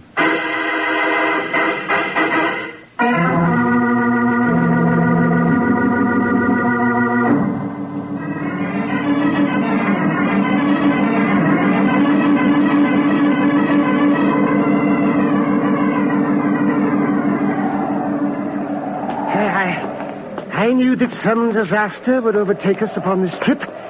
Did I not say so, mes amis? Did I not? Oh, it's not as bad as all that, Gomar. Can't you look upon it as an adventurer's lark? I do not care for adventure in a nice-bound wilderness, Sir John. Only in a safe passage back to Paris. What is to be done now, Monsieur Thurston? I ask of you. As soon as the steward and Captain Allen secure the plane, we'll head for that shelter hut at the end of the runway. You can light a fire and be comfortable in there till the weather clears. Now, those are pleasing words, Mr. Thurston. What is more inviting than a roaring fire and good company while a storm rages outside? Yes, very well, very well. If we have no alternative, let us be about it then. Eileen and I will go with him, Thurston. We'll have the fire going by the time you get there. Thanks, Sir John. Oh, by the way, do you have the time? Yeah, it's 7:15. Thank you. One of the penalties of exacting scientific research seems to be a nervous stomach. And pills have to be taken on schedule. Come along, Aline, my dear. All right. See you later, Thurston. Yeah. Well, I got the sandwiches and the hot drinks, Mr. X. Tea, that is. So let's take a powder for that ramshack over there. Where's Alan? I haven't seen him. I guess he's still on board the airplane somewhere. But who cares? I think we'd better care, Pegon. Come on. Hey, it's cold on that board of that plane. It'll be a lot colder here if he takes off without us. Huh? Now, why would he do that? We still haven't found the missing plans. And they're more than worth a gamble with a little ice. Mr. X, he's not here. He's got to be. Let's try the office.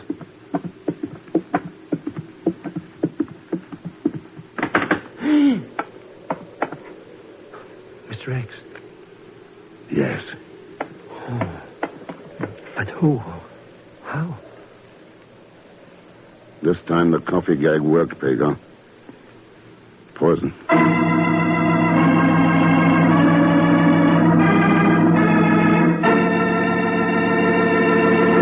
Captain Allen poisoned? But it does not make any sense, Mr. Thurston. It makes plenty of sense to one of you here, Dr. Najda. I'm not certain that I understand, Thurston. That man wasn't Bill Allen. He was helping one of you get some stolen microfilm out of the United States. What kind of nonsense is this, Monsieur Thurston? We are scientists of international repute. It is ridiculous to accuse one of us of stealing Formula H. I didn't know I'd mentioned what formula was missing. Well, perhaps you did not. But this kind of accusation, the inquiry and searching back in Washington, I but drew the natural conclusion. Yeah. You know, Thurston, I'm almost convinced that Gomar is right. If this pilot of ours was a Confederate and stolen microfilm, why would he have been killed? There can only be one answer, Sir John. To prevent him from telling what he knows. Is that guesswork, Dr. Nauger? Or knowledge? Why can't we term it fundamental deduction, Mr. Thurston? Maybe we would. If it wasn't for this. Now, what in the world would that be? A charm from a lady's bracelets, John. I found it on the floor of the plane.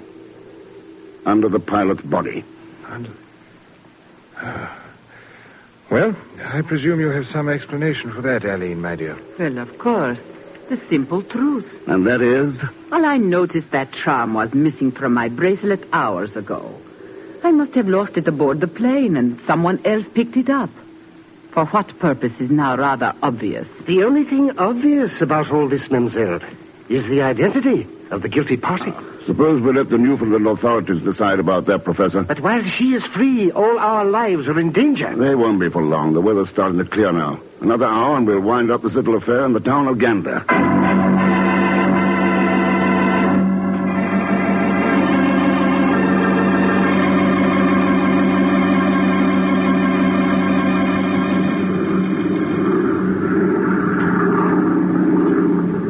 Gander calling NC 6X943 Thurston. Gander calling NC 6X943 Thurston. Can you read me? Come in, please. Over. Read you loud and clear, Chief. Glad to hear you got to Gander all right. Sure. That Army jet got me here in plenty of time. But what's been holding you up? According to our plan, I expected you here hours ago. Had a little trouble, Chief. Ice. Murder. What? Ought to land in about 30 minutes now. Have a private office ready for us. I'll tell you all about it then.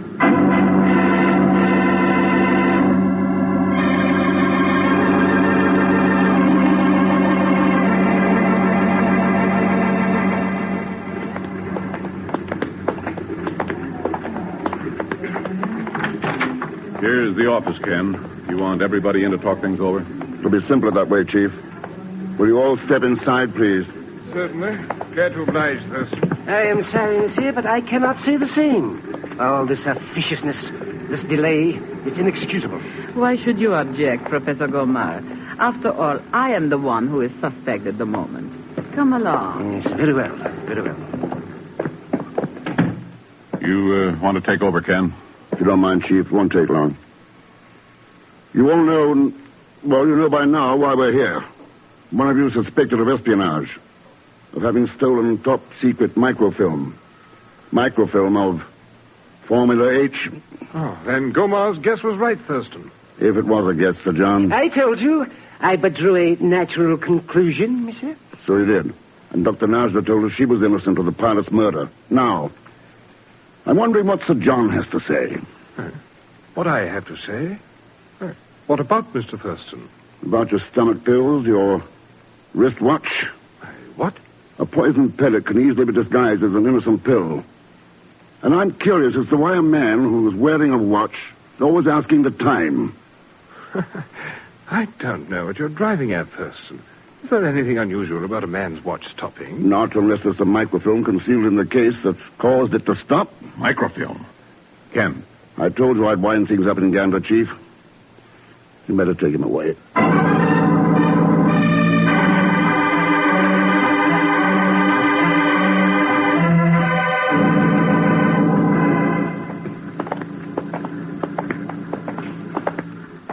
Well, I guess we put the wraps on this one all right, eh, Mr. X?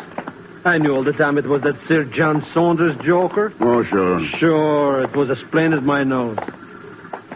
Hey, what are we stopping at the airplane garage for?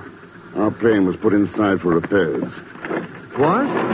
But I thought Professor Gomar and that Aline Najda were taking off for Paris in a little while. They are. We have to switch planes for them. The de-icers on this one don't work. Remember. Oh, sure. Hey, it's dark in here, Mr. X. Why don't we turn on the light or something? It's light enough for our purpose. Oh, that's right. Yeah, it's... Hey, what is our purpose anyway? Keep quiet and I'll show you. But Mr. X... Quiet. Oh, but we've come to the end of this place. There's no plane in here. The hangar's divided into two sections. It's in the next one. Through this door. There it is, Pegon. Mr. X, look. Yeah. But what's going on there with that plane? The plate covering the alcohol tank being removed. What alcohol tank? The one used to fuel the de-icers. Hey, where's the alcohol? That's why the de-icers didn't work. There's something else being taken out of that tank. You see it? Mr. X, that's the... Yeah. I'll take that if you don't mind, Aline. Thurston. The microfilm. Aline? But it was Sir John. That is... Well, I thought you... Oh. So it was a trap. That's right. We had to get proof. So Sir John played along with us. You had to feel safe enough to walk into it. I see. But the microfilm on the tank, how'd you know about that? It figured, Pegon. She had to get it out of the country some way. The pilot was working with her. And the de-icers didn't work. You know you're not going to walk out of here alive, don't you, Mr. Thurston? Mr. X? Oh, put that thing away. The chief's got to hang us around it. You're all through. So, for the time being, I have lost. You lost a long time ago, Aline. When you decided you'd try to help destroy the world. Well, someday we'll find a remedy for what's wrong with you and a lot of people like you. We've got to find it. Let's pray that it's short of war.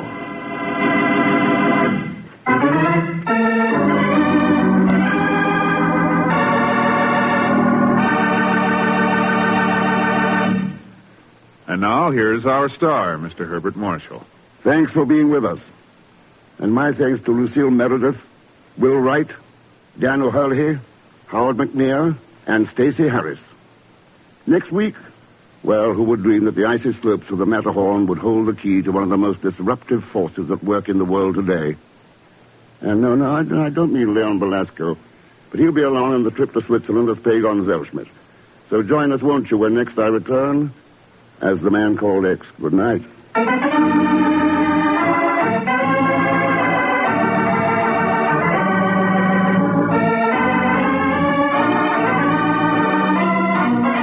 Called X, starring Herbert Marshall, is a J. Richard Kennedy production with music by Milton Charles. Tonight's story was written by Sidney Marshall. This program is directed by Jack Johnstone. All characters and incidents on this program are fictitious.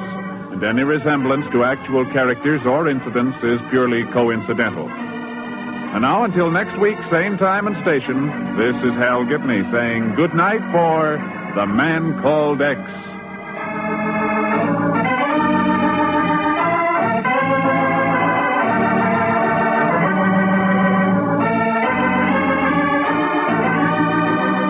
This is NBC, the national broadcasting company.